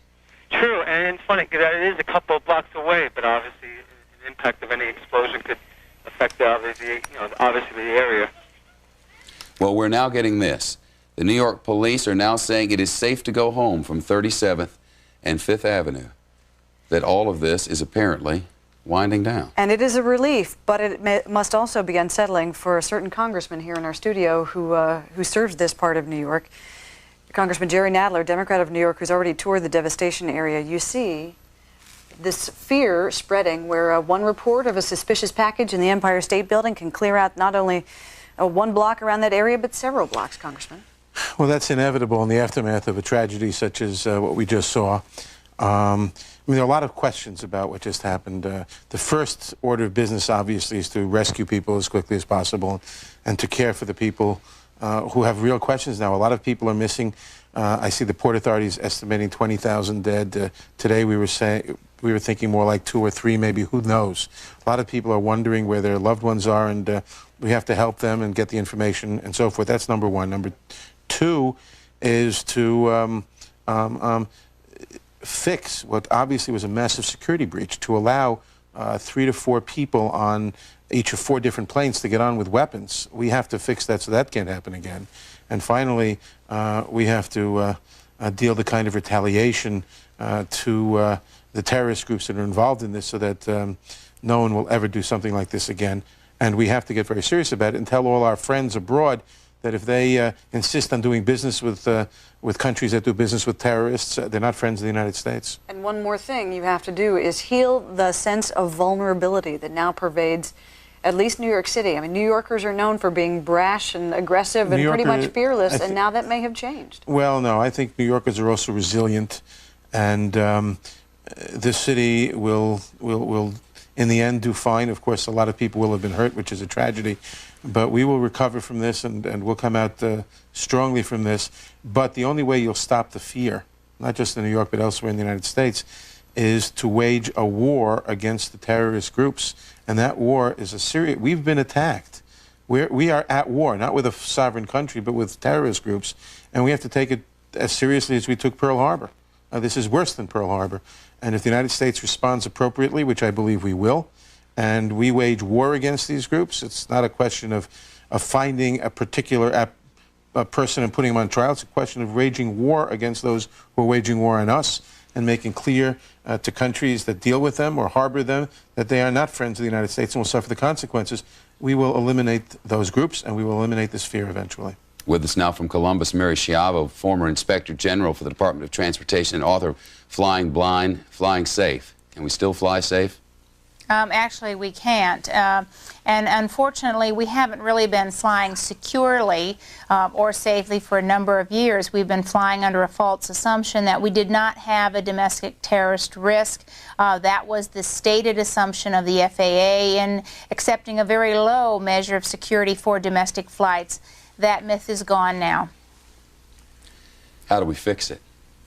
Well, we have to fix it. First and foremost, we have to start fixing it by putting into action the measures we have had in place for some time, the laws we have had in place. We are very lax with background security checks on our workers in the airports. Security screening is woefully inadequate of passengers and materials going into the airport. When I was Inspector General, we did a widespread investigation both in 93 and 95, 96, and we could pierce airport security at will in this country. We got knives, guns, deactivated hand grenade, bombs, you name it, through security. We could get onto any airport that we tried, and we really had seen no improvement. That was repeated in 99 and still no improvement. So we have to enforce the laws we have, but we also have to confront the reality that indeed domestic aviation terrorism, counter to what the FAA has told us for a decade, obviously now is very real. So we have to treat domestic aviation like international aviation. We have to have stringent security measures, starting with at least a minimum of the kind of measures on international flights, full checking of passengers. Not just the cursory 2 questions that are now asked by computer. Did you pack your own bag, and does anyone unknown to you give you items to carry on? Anybody can answer those questions. We cannot rely on what we have now. Mary Schiavo, if you would just hold with us for just a moment. We need to take you back to the scene of the World Trade Center where some firefighters are continuing. You could just see on your screen firefighters, police officers, and other volunteers working around the clock. David Lee Miller speaking with some of them who've been working nonstop. David Lee? Hi there, Linda. That's right. There are thousands and thousands of rescue workers here, many of them volunteers, some of them from fire districts outside of the New York City area. And joining me now are two gentlemen. They are both from Michigan. We have Robert Hudson. He is from Centerline, Michigan, and Mike Johnson, to my immediate left, from St. John's, Michigan. Both of you fellows thought it was important enough to leave your hometown, come here to help out. Yes, describe for us, as best you can, what the scene is a few blocks from where we're now standing. The best description, it's a war zone. Mass destruction, large losses of life. We don't know how many. It's a absolute all-out affair trying to dig through the rubble to pull out any victims that possibly might still be alive. At about 5:40, there was fear that there could be a building collapse or a number of buildings that could collapse. What happened? There was some concern that one of the buildings, they were using some transits to track the potential movement of the buildings, and apparently they felt that one was potentially moving and sounded a all clear to get out of the area, and everybody did. What did you do? Describe for me the scene. Well, all of a sudden we saw a group of people running and moving away from the buildings, and self-preservation runs in there, and so we joined the herd and got out of the immediate area until they were certain that it was safe to go back in. One of the other growing concerns I've heard is that there might be the risk of exposure to asbestos particles, and that's why we are all, or we should be anyway, wearing these masks all the time. What were you told in this regard? Just recently, just before we got up to your location here, we were advised that there is a higher than normal level of asbestos in the air, which would be normal because of the age of the buildings that had the damage to them, and that's airborne particulate, so it would be moving around in the air currents. And we were told to wear masks. Any second thoughts about being here, knowing that? Well, we've done it for so many years before we knew of all the hazardous materials that were out there, so it's one of those risks of the job. You try to do the best you can to protect yourself, but you never can do it 100%. And Mike, one last question for you. Can you describe exactly what the rescue operation entails right now? What is it that you are actually doing to try and find survivors as well as search and recovery? Well, the key thing right now is our team of 16 personnel we're in, and they were moving hand by hand by a chain effect, very slowly, piece by piece, rubble, using some power cutting tools just to get into the areas that make sure that there isn't anybody's, and it's a very slow process, and our crews were in there for about 4 hours, and we decided to pull them out and put them in a rehab state, and it's going to be a long grueling effect. It's everything from civilians to firefighters from all over the country here, as well as New York City Fire Department here, and with the major loss of the emergency services life also, I think it's amazing how everybody's pulling together. Gentlemen, thank you very much. We appreciate your time. Why don't you go get some badly needed rest? I know you're going to be back here in just a few hours. And Shep and Linda, I can tell you that authorities have released a figure that we've mentioned on the air a number of times tonight, that as many as 20,000 or more have actually died in the blast of the Twin Towers. Many of the rescue workers here are in absolute disbelief at that figure. They just shake their heads and cannot believe the task that is before them. Back to you. Correspondent David Lee Miller at the World Trade Center in Lower Manhattan. We want to bring another voice into our coverage. In Washington, D.C., Republican Congressman Saxby Chambliss of Georgia, he, by the way, is a former firefighter. Mr. Chambliss, I'm sure you have you've had your own harrowing experiences. How do you feel about seeing some of your colleagues out there trying to help those who may be trapped? Well, I fought some tough fires in Thomasville, Georgia as a firefighter, but obviously nothing like this. Those gentlemen right there from Pennsylvania, as well as every other firefighter in New York, are real American heroes. You serve on the House Armed Services Committee. The President today has warned the nation that we may be in for a long fight. It may mean more money for the military. It may mean a buildup. It may mean money that was supposed to go to other domestic programs may have to go to the military. Do you think there's going to be that kind of support in Congress? Well, I think we're going to have that kind of support, because what we're looking at is the next battlefront, that battlefront being terrorism.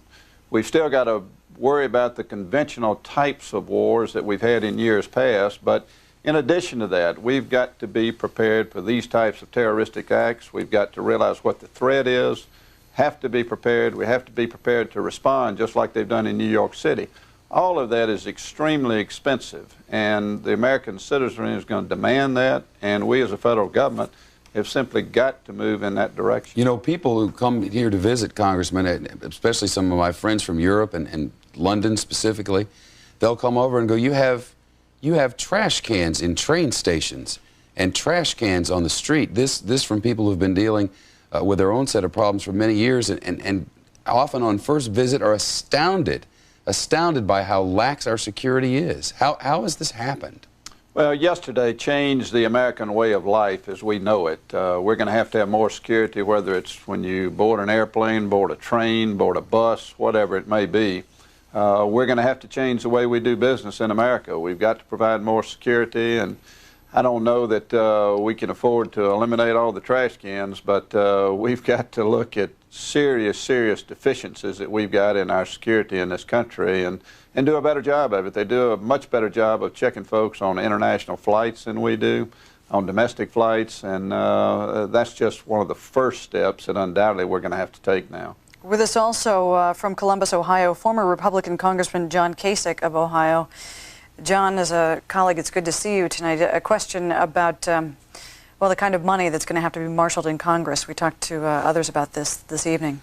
Well, you've presided over major budget battles yourself. Do you think that we're now going to see some bipartisan agreement on the release of money? Well, I think we're clearly going to have to spend some money, Linda, but at the same time, there's going to have to be some real cultural changes. I served on the Armed Services Committee for 18 years, and I can tell you that there was some resistance in terms of the efforts to try to change the military from the old threat, trying to guide it to meet the new threat. And there's going to have to be cultural changes at the top of our military with the brass. There's going to have to be changes with the politicians, who many times are a lot more interested in pork than they are trying to figure out how to provide for the new threat and to equip the military appropriately. I think the other thing that's going to have to be done, Linda, is I think the administration is going to have to target all of these terrorist groups, whether it's Hezbollah or whether it's Hamas or whether it's other terrorist cells around the world. And frankly, I think we should issue an ultimatum to the people in Afghanistan, to the Taliban, that we expect bin Laden to be turned over to us, and we ought to give them some deadlines. I think we've got to be firm, we've got to be tough. We've got to spend whatever money we need to, but this will be an ongoing war. Remember, this is the first time in American history where women and men and children have essentially been targeted as military targets. I mean, it's never happened before, and this is really a fight against our very way of life. It's a fight against the civilization. It's a fight against respect for others.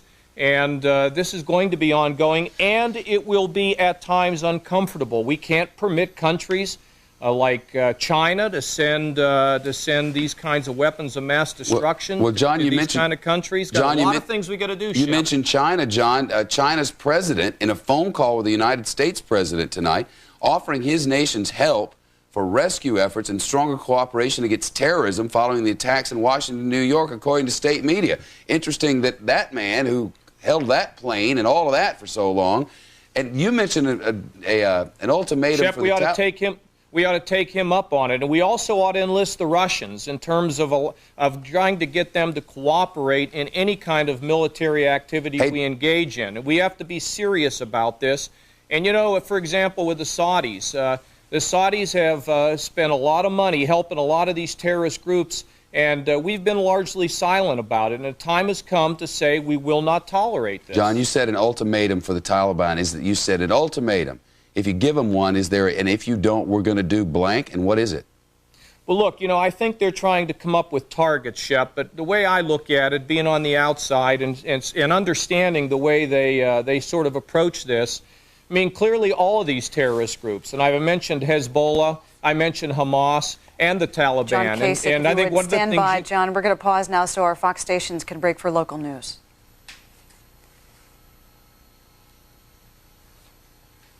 As we continue the Fox News Channel's live special coverage of the aftermath of the terrorism attack on America, We turn to one of our many guests this evening, Congressman Jerry Nadler, and as we continue to speak to our guests about possible responses, how the government should consider what to do when we find who is responsible for this attack. We are also keeping an eye on the personal aspect of this.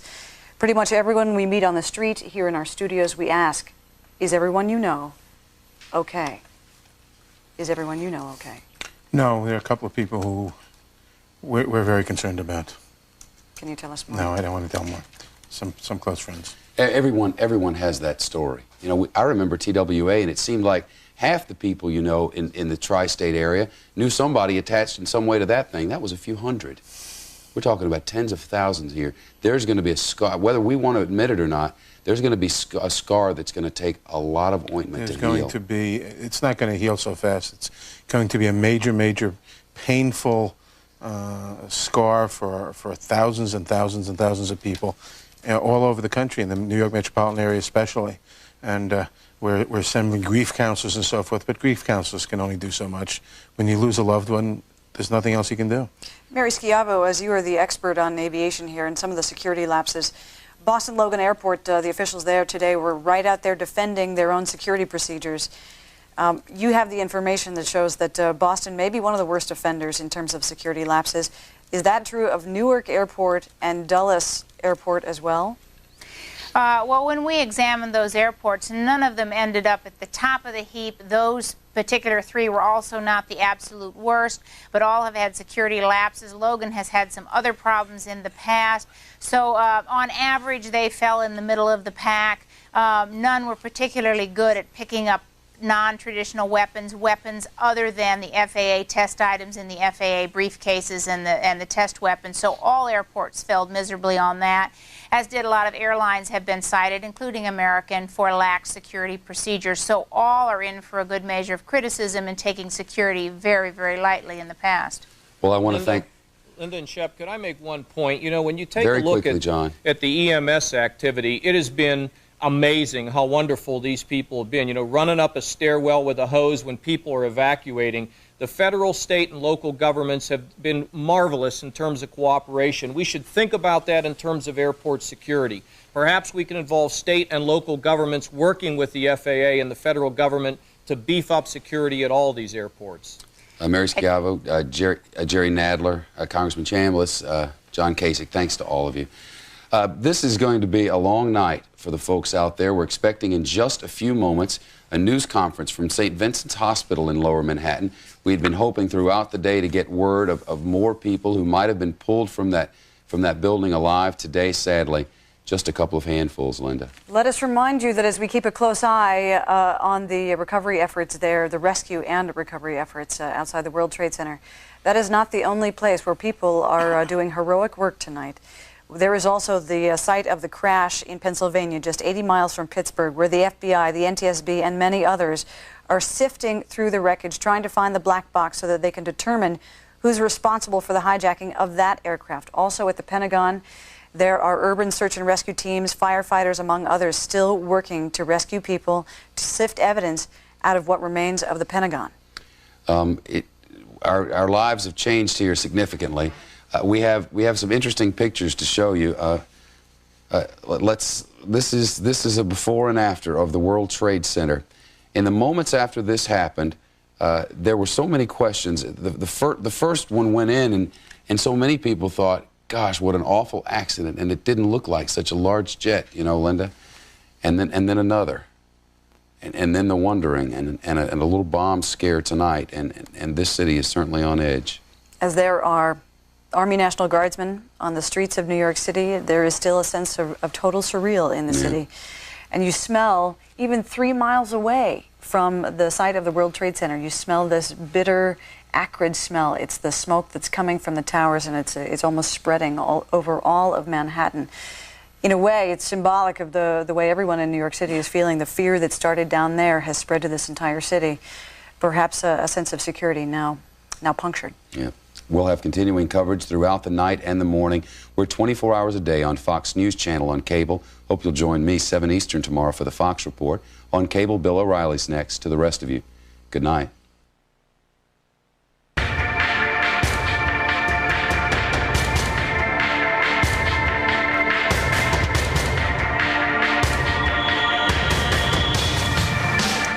Hi, I'm Bill O'Reilly. Thank you for watching this special edition of the O'Reilly Factor. You are looking at live pictures of the rescue efforts in Lower Manhattan, which are now round the clock. So far, 9 people have been pulled out of the rubble alive, and thousands are still missing, including hundreds of firefighters and police. Here's a quick recap of what has happened on the day after the terrible terrorist attack. A supervisor at New York Port Authority tells Fox News on the condition of anonymity that the casualty count is expected to top 20,000 in the World Trade Center towers. Another 10,000 casualties could be discovered in a mall that connects the buildings of the World Trade Center underground.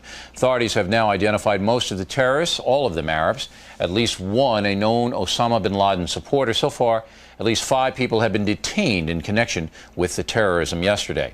The plane that crashed into the Pentagon was aimed at the White House, according to the Attorney General. Mr. Ashcroft also says the planes were hijacked by from 3 to 6 terrorists on each airliner. The men used knives and box cutters. The damage at the World Trade Center and the Pentagon is now estimated at $20 billion. And the United Nations is pulling its personnel out of Afghanistan because that's where Osama bin Laden, the primary suspect, is believed to be living. Some military experts are telling Fox News it's only a matter of time before military action is taken against Afghanistan. Today was another day of intense suffering for thousands of Americans. Here are some sights and sounds. Everybody's pulling together and everybody's helping each other out. You got the cops, you got the fire department. Go! Go! I don't care if you leave your stuff, you're gonna leave here now. Excuse me? Watch out, watch out. I got on the phone, Mark, and he said, "Hi, Mom, this is Mark Bingham." Give me his last name. And he said, "I want to let you know that I love you."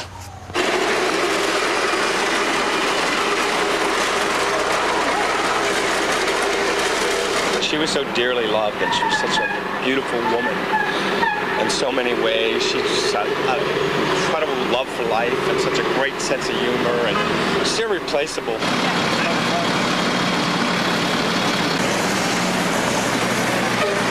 I think he said, "I'm in the air. I'm calling you on the air phone of the airplane." I'm going to be thinking, you know, she's coming home.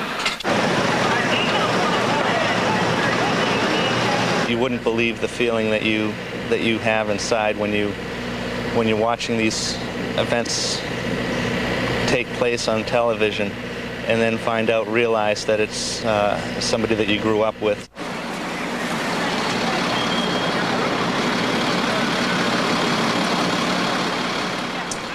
Four people in my town on Long Island are missing, and I've been getting calls all day from people who have loved ones who have not checked in, and it is just, boy, if you ever knew what true evil is, we're seeing it now. Now, before we get to our first guest, we want to tell you that we are going to take phone calls in the second half hour of the Factor this evening. The phone number to get through to us is 1-888-TEL-FOX, 1-888-TEL-FOX. We will take some calls. We'll have some guests with us. We'll answer all of your questions, or try to get as many calls in as possible from the half hour to midnight East Coast time, all right? Joining us now from Boston is Michael Taylor, who served in the elite United States Special Forces and also acted as a security consultant for the Port Authority of New York and New Jersey in the aftermath of the 1993 World Trade Center bombing. Did you ever think you were going to see that same building be attacked the way it was? Did you ever think that could be possible? Yes, actually we did, Bill, and we wrote part of our vulnerability assessment reflecting this type of attack. When did that paper get written, and what was the reaction to it? The question isn't, you know, do we have clarity at the moment? We do. I think everybody's got clarity. But let me follow up on this, though. All right, I know you don't want to... That's the word I want, is follow up. You don't want to harpoon... These guys all right, you don't want to harpoon you guys in Washington who you work with. They know who they are. They know who they are. I'd like to know who they are, and maybe you'll tell me someday. I'll squeeze it out of you. But anyway, their rationale for not wanting to do what you just said you wanted to do was what? It's not worth the trouble. You just said Colombia wouldn't have done anything about it. I'll give you the quote. We don't want another Vietnam. So what does that mean? I mean, you go in, you blow these things up, and it's trouble, Bill. It's trouble. Is it the New York Times editorializing? What kind of trouble is it? It's partly that. It's partly you have to explain yourself. It's partly you have to go into a long defense. It's partly you have to make a lot more trips, a lot more work.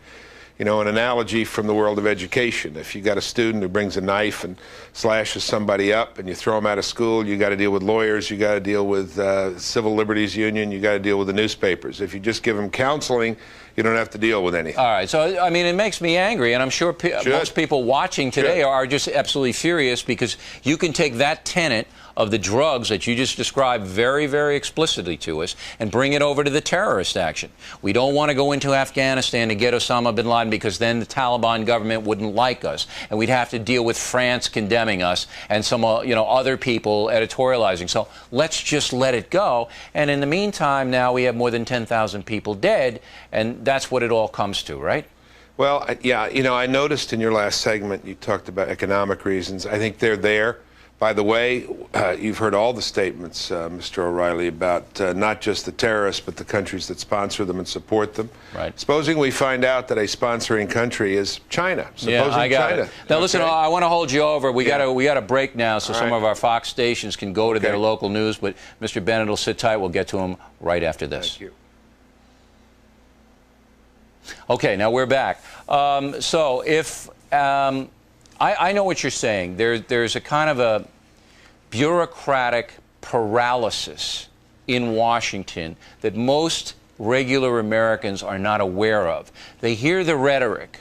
We hear the rhetoric. And we feel that once these people get into power, into office, that they're actually going to solve problems. But I don't think there are that many problem solvers, Mr. Bennett, in high positions of power in this country. Am I wrong? There are some, and I don't indulge in the notion that, you know, as soon as people come to Washington, they become corrupt. There are honorable people in this town. You know, there's a conservative assumption, which is that the people are right and the people in government tend to be wrong. I don't buy that. I think a lot of people, when they get here, they are more worried about reviews in the New York Times and whether they get invited to the Kennedy Center than doing the right thing. But I don't buy the notion that the people are infallible either. I learned that during the Clinton administration, if you will, if at no other time. There's a big question before both the leadership and the people, Bill, in this incident, which is the posturing last night and the remarks last night of many people were fine. The moment of moral clarity is here. But this is going to be a tough road to hoe. This could take some time. This could cost some money. And if we go after these guys, and I mean all of these guys, and go after them seriously, they may fight back. They may hit us again. Now, I've heard some people in the street, most Americans, I think, are pretty clear on this, at least today. What happens when it starts causing a lot of inconvenience? What happens when it starts causing more money? What happens when we get another attack? I did hear a couple of people today say, depressingly, well, you know, maybe we should just get out of this whole Israel thing, stop supporting Israel. If we didn't support Israel, maybe these guys wouldn't come after us. So they're tests for all of us. They're tests for the leadership, and they're tests for the American people. But I would insist the major problem isn't economic. The major problem is moral. It's a moral confusion. I was on a show earlier tonight with a journalist, a well-known journalist, and I said, well, at least we know what's right and wrong, and at least we know good from evil from this. And this guy said, well, to us, we're right. To them, they're right. Now, if that's as far as you can go, if that's as far as your moral, you know, vocabulary goes or your moral depth goes, we're finished. Because if you can't see that that's evil and that we have to be so clear, so unambiguous, so decisive about defeating that kind of evil, we're not in the game. All right. Well, that's a very good point. I wrote my column on that, which is going to come out tonight, on the exact same thing, that evil is well-defined. It's well-defined. It's causing pain and destruction, and you can rationalize it any which way you want. Now, we have become a nation of rationalizers and excuse makers, have we not? Yeah, and I think probably the worst thing is this notion of moral equivalence. Well, they have their beliefs. I mean, I've heard this today.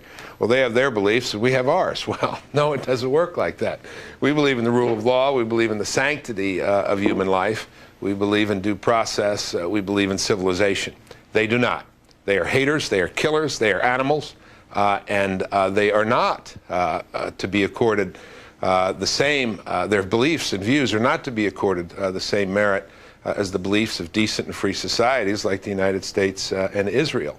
And this is fundamental. And if we don't get this, if we can't stand for the proposition that the things in which we believe and the institutions and principles which animate our institutions aren't better than these institutions of hate that these people construct solely for the purpose of hurting and destroying the great Satan, which is the United States. We're not in the game. All right. Well, we saw the same mirror 50 years ago with Germany, the Axis powers in Europe, and Japan. We saw the exact same thing. It was aggression. It was slaughtering innocent people for the sake of the fatherland, and for Japan, the sake of the emperor. It was exactly the same. There was no difference between Hitler and Osama bin Laden. They're the same person. Now, we rose up then, and we defeated them. Right. Are we going to do it now? Again, today, Bill, maybe. The language I heard today was these guys have to be brought to justice, we need to bring them to court, and so on. When we rose up in response to Pearl Harbor, the President of the United States, Franklin Delano Roosevelt, did not say we will bring them into the International And that's Court of why Justice. You want the war declaration. We so will that bring we can them go to in. their knees. All right. All right. But see, we have become so tied up. But Mr. Bennett, let me just stop you there. Let me stop you. We're going to hold you over, and that concludes the first half of the fact.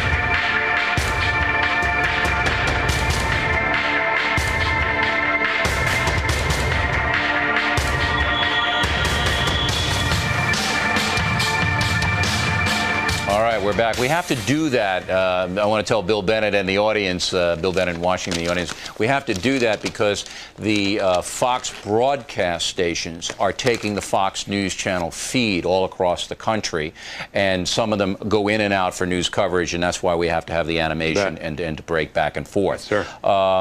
So we are talking to Bill Bennett about the nation and how the nation's going to change, and all kinds of moral imperatives that are now in our laps. They're not theory anymore. They're here. And they're here with a suddenness that is frightening and also painful because of all the people who are suffering, because of people who were killed in the terroristic bombing. I want to bring in Colonel Robert McGinnis, who's also in Washington. He's with the Family Research Council and a security and military expert. So we have Bill Bennett in Washington. We have Colonel McGinnis in Washington. And we are now going to take your calls. So you can start to call now and ask us anything you want. You can ask me a question or Mr. Bennett or Colonel McGinnis. And if you just want to make a general statement, then we'll bat that around. All right, gentlemen, you're ready for the callers? We have full phone banks, and there's the number on the screen there. We hope you can get through. All right, Jason from Iowa, what say you tonight? We're now beginning to have conversations about the appropriateness of target and intensity of attack. Given that thousands of civilian Americans have been murdered, coupled with our knowledge of confirmed countries that are currently promulgating, either through training and asylum, terrorist activities, why is anyone expecting, or are we anticipating to give, a rational response? Indeed, why are they not simply expecting the worst? Well, why are they, the countries that are harboring these people, expecting the worst, or why aren't we expecting the worst? I think the question functions and is important for both of us, but immediately, why aren't the countries harboring them? Those suspected terrorists, confirmed terrorists, promulgated countries. Mr. Colonel McGinnis, why don't you take that one? I mean, it's a good question from Jason. Certainly the Taliban government in Afghanistan's got to know that their hours are ticking down here. They've got to know that, and Osama bin Laden had to know that this was going to come, that his life is on the line too. They don't care, or what? Well, clearly, Bill, we have a host of nations, Iran, Iraq, Libya, you've mentioned others, perhaps Syria, have these training camps. They've been doing this in our face. We've known it for years. So has virtually anyone else that's been alive for the last 20, 30 years. So they should be preparing this evening, quite frankly, as far as I'm concerned, for some sort of U.S. action. Now, whether that action should be to go after the Taliban until we know a little more conclusively. But as your profiler said, we're beginning to gather some pretty compelling evidence here. And bin Laden's DNA is all over this operation. All right. And we do have at least 20,000 lives in New York. Yeah, somebody's going to pay. Buried. Somebody's bin Laden had to know that it's going to be his head. I mean, his days are numbered. I know. Well, but there are others also as well that we ought to be attentive to. There are hundreds of groups, and in many cases, bin Laden recruits them for his nefarious activities all over the world. Peter in Missouri, what say you this evening? This has been an attack on our freedom. We shouldn't have to change our way of life with new laws and regulations on our freedoms. We need to be proactive, not reactive. We need to just eliminate the threat. Next time they won't use airplanes, they'll use some other form. They just need to be eliminated. All right, but Peter, are you against tightening up the airline regulations and security, and that's going to cause everybody a lot of inconvenience? Yes, I am, because that's exactly what they want. All right, Bill Bennett, what do you think about that? Well, I'm for regulations that aren't mindless. I mean, you know, there's two questions you get asked every time you go up to the ticket counter. I'm not sure what good that does. I'm sure anybody can answer those. I don't know that, you know, by cutting off the curbside check-in, you get much. I don't know why we can't arm our pilots. Most of them are former military. I don't see why we can't arm them. I don't see why we can't have uniformed or non-uniformed plainclothes marshals. Yeah, I mean, I'm for the Sky Marshal thing. That's going to be introduced in Congress tomorrow. I'm for Sky Marshals, and I'm also for security so that nobody could get into the cockpit. I mean, how difficult is that? Right, lock the cockpit and also train the flight attendants. Right, but to we're also all on warning. I mean, American citizens are on warning. And I would hope that, you know, I think there was probably some incredible heroism in the skies over Pennsylvania. Oh, sure. I mean, there's no question that that flight was headed someplace else and didn't make it. But Peter has a point in the sense that, I mean, if they're going to ban all carry-ons and you know, punish the American people, that doesn't seem to be right. The only difference I have with Peter is I don't think you can do it all at once. I think we should be strong. I think it should be disproportionate. I think they should know. They should be in fear of this, and we should knock their heads off. All right. But I don't think that ends it. I don't think that ends it. No, Peter wants to knock he wants to knock their heads off, too. Let's go to Renee in Texas. Renee, you're on The Factor this evening. Yes, my comments directed to all the criticism yesterday about where the president was when he left Florida. I didn't want to know where he was, because then most likely nobody else could find him either. Well, I'm with you, Renee. I thought that criticism was foolish and dumb. And if I'm the president, I'm going to listen to the security experts. Colonel McGinnis, I mean, come on, all right? You know, you got to listen to your security guys. This isn't a macho display, is it? Yeah, Bill, it was terrible when we had cameras following the president into a bunker in Omaha the other day. You know, we have secret facilities all over this country in which we can hire, you know, place our officials, protect them from these type of activities. Let's be a little more respective of our leaders of the situation, give our authorities the opportunity to do their important job. I mean, they'll protect our interests. Yeah, I think that the politics now goes away for a while. I mean, I'm not going to criticize the president. I'm going to watch and see what he does, why he does it. I'm not going to criticize his speech, his tone, where he goes, what he does. I'm going to give the guy a break. Bill, can I dissent a little bit? Sure. Just because I was quoted in the New York Times somewhat inaccurately on this early in the day, I thought, you know, I didn't like the idea of the president being run all over the country. It looked a little scattered to me. We find out about these threats, and it's obviously very serious. I think the president should listen to what the Secret Service says about in the assessment of the threat, but I don't think they decide. He decides. And from everything I heard today, Bill, the president went against the advice of some of the Secret Service. Yeah, and he came back. They wanted to put him in NORAD. They wanted to take him to Colorado. That's right. Their job is to protect him. Right. His job is larger than protecting himself. Yeah, he's got to lead the nation. But and what he did was great. So far, all of the people involved, from the mayor of New York to the president of the United States, I'm fine with it. Bill from Michigan, what say you tonight? Bill, I'd like to know how come we aren't rounding up all the Arabic people and detaining them and trying to figure out whether they're part of it or whether they're true Americans. No, that would be terrible. As they did in World War II. Bill, that would be terrible. I'm sure you gentlemen would be against any roundup of...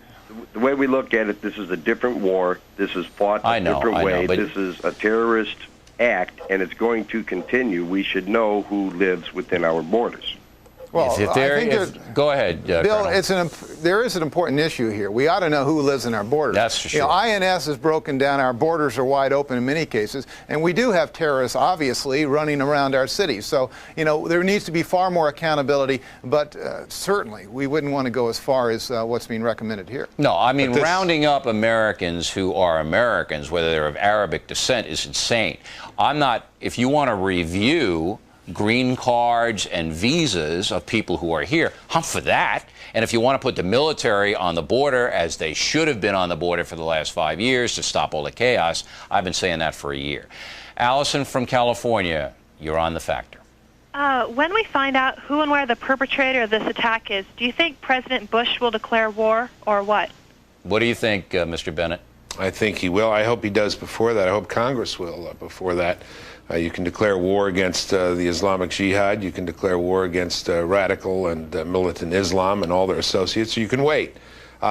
You know, wait a week, wait 2 weeks. As long as he acts in a way that makes it unequivocally clear that we are not putting up with this. This is what we have not had in the past and what we very much need to have in the future. I was checking the history books. It's interesting.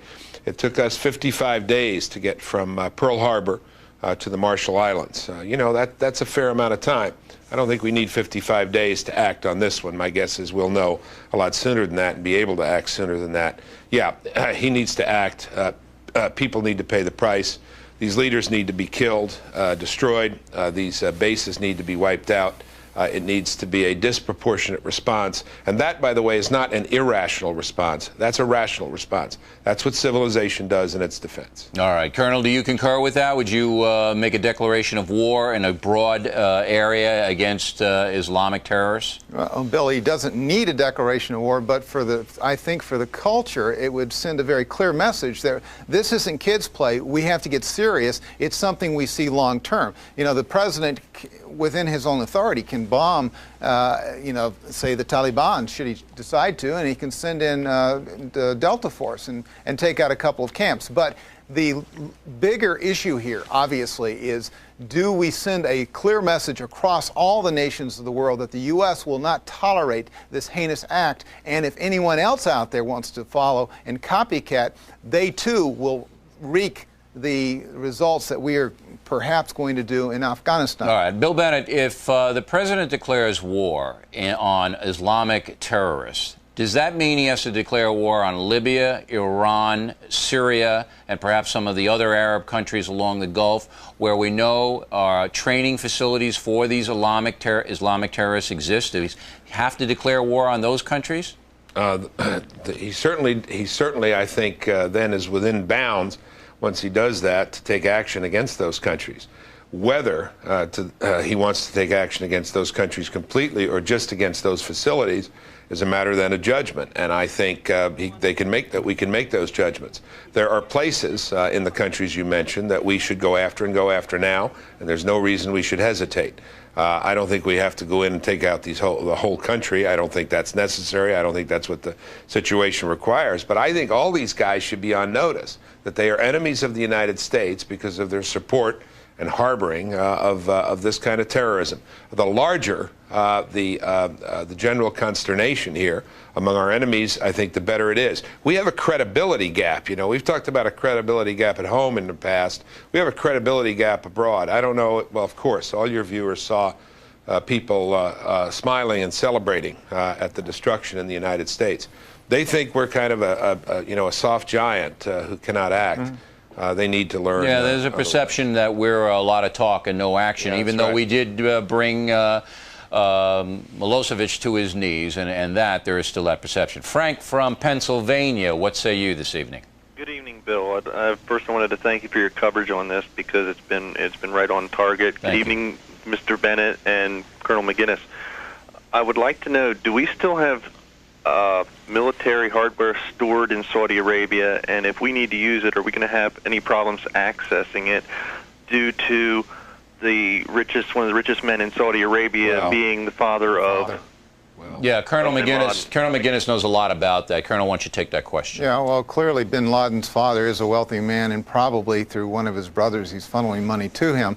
Diego Garcia, we have a lot of munitions stored. We do have active Air Force and Navy facilities there and Army facilities in Kuwait. So we have a capability and a special operations capability in the 7th Fleet. So, you know, we can quickly strike if the president tells us to do that. I would be very surprised that that as soon as this happened, those commanders weren't looking at all their contingencies and planning how to insert our special ops people. As we speak, they may very well be there. The Kingdom of Saudi Arabia will never give permission to strike from their country to another Islamic country. That will never happen. Well, then I'll tell you what. Can I get in on this? Sure. Because it's not just a matter of strikes. Then we say to Saudi Arabia, and we say to Egypt, we give a lot of money to, Saudi Arabia we give a lot of protection to, you give us access.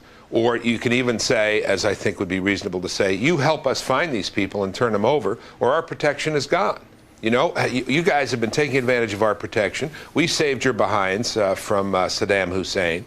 And now you're telling us there's no way you'll let us have access. This is part of being serious about foreign policy. There's all this multilateral stuff, and it's fine. You know, if these other countries want to go with us, fine. I think it's great, you know, the model of the Gulf War. But we are the United States of America. If something's going to happen in the world, it's going to be because of the United States. Yeah, but you know, Mr. Bennett, the one Achilles heel that we have, and you can thank the Clinton administration for a lot of this, is that we're dependent on the Arabs for oil. 60% of oil comes from there. And they can destroy our economy by putting up an oil embargo. So we can rattle the saber, but in the reality, they have a very, very big sword right over our neck. Yeah, but Bill, Bill, consider the fact that the Saudi royal family is basically has to depend upon the U.S. Osama bin Laden is far more popular amongst the Saudi people than the royal family. There's great hatred there. They hate the Saudi royal family because the U.S. is operating out of there.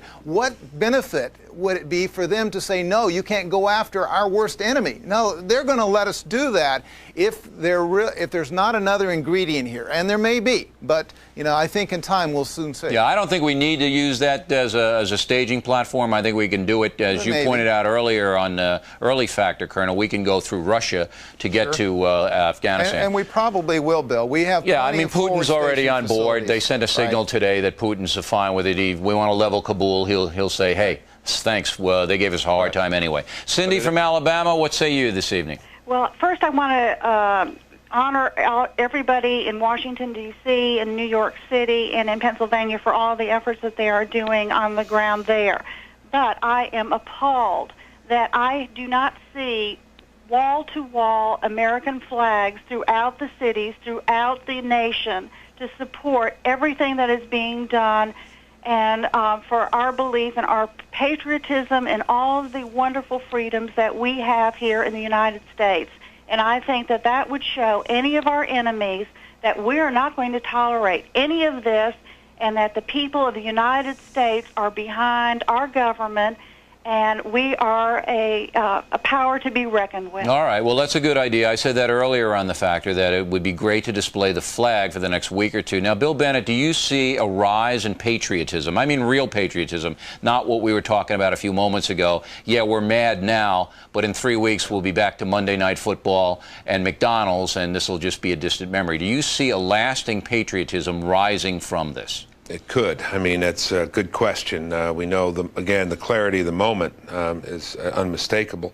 But will it last? I was very taken with the mother of that young man, Mark Hoagland, I think, the young man on that plane that went down in Pennsylvania, when she said, if my son helped to subdue that terrorist pilot and bring that plane down, I am so proud of him. And from the response I'm getting, the letters and phone calls, she said, I think it is a rebirth of patriotism.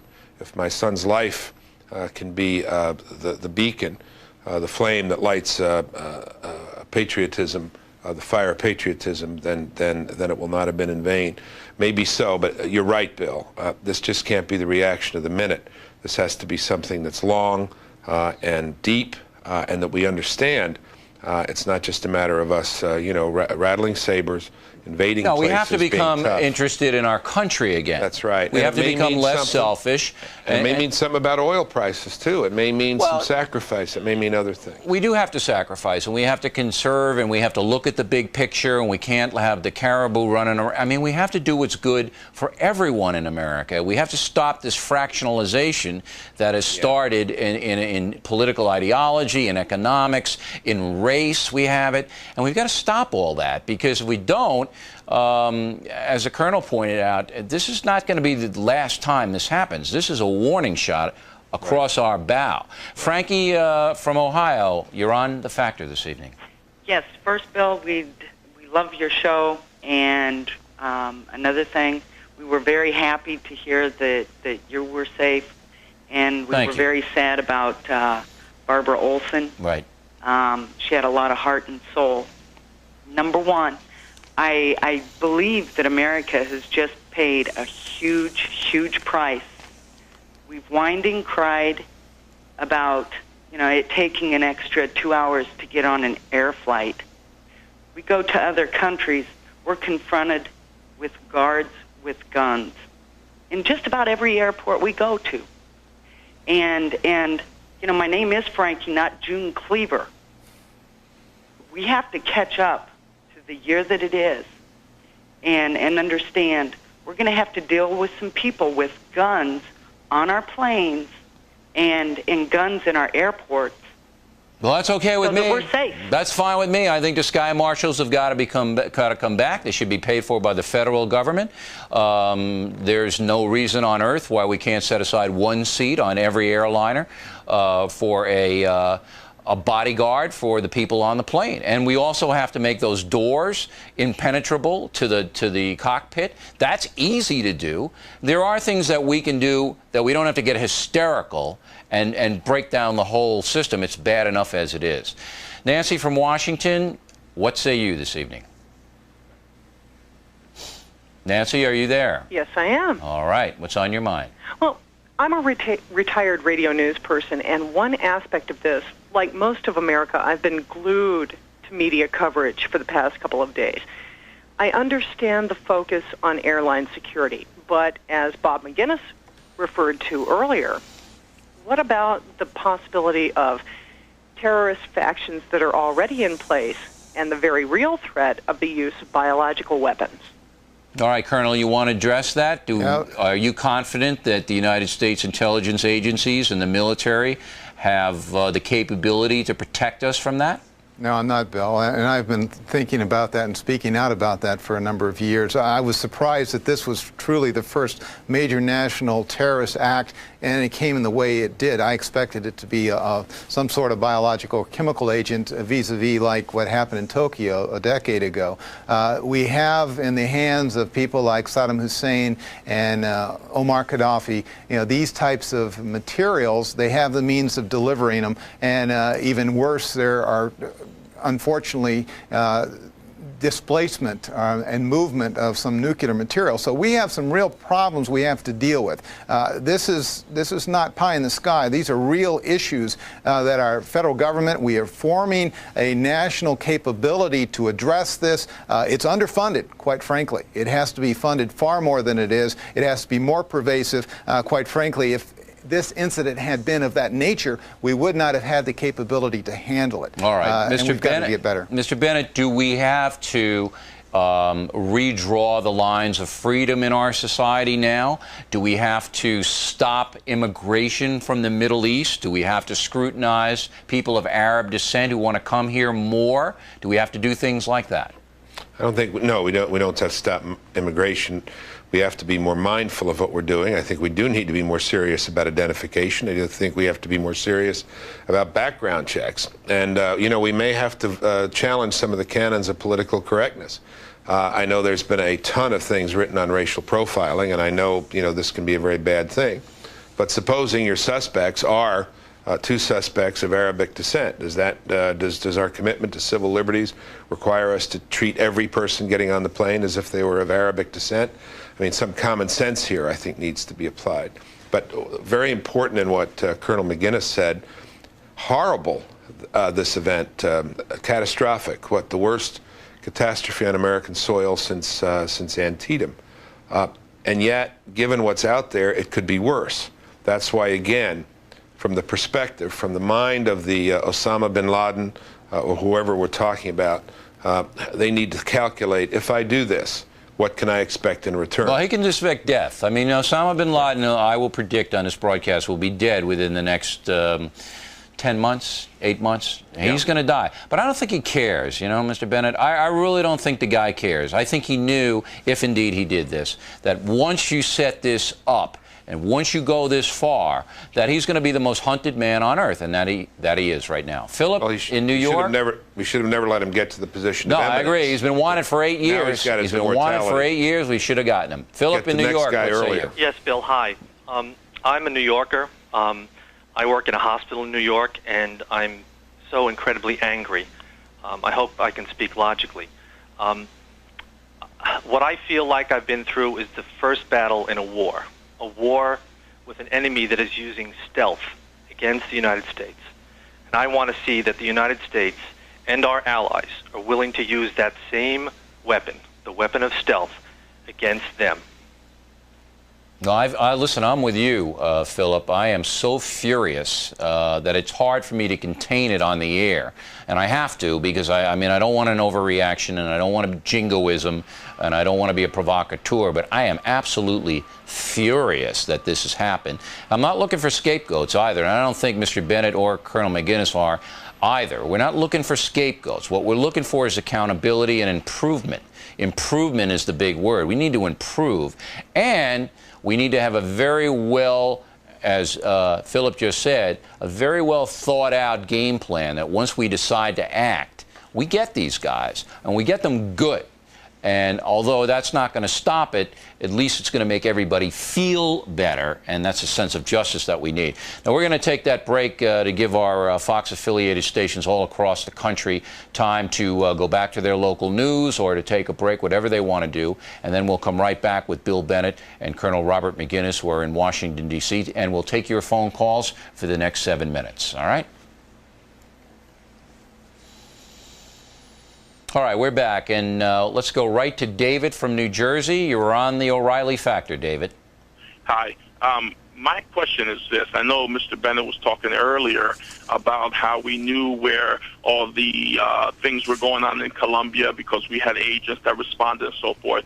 And the same way that this guy had sleepers living in this country for years, as far as we know, planning and getting this together, I'm sure that we have agents across the world and moles within this organization that knows exactly where this guy is. I'm sure of it. Well, that's what they're saying, that we don't. I mean, Colonel McGinnis has said it, and other experts. We don't have these people on the ground, as incredible as it may seem. Well, no, we must have them. And then why can't we just go in, deploy a team? I mean, this makes me sound movie-ish, but I mean, this...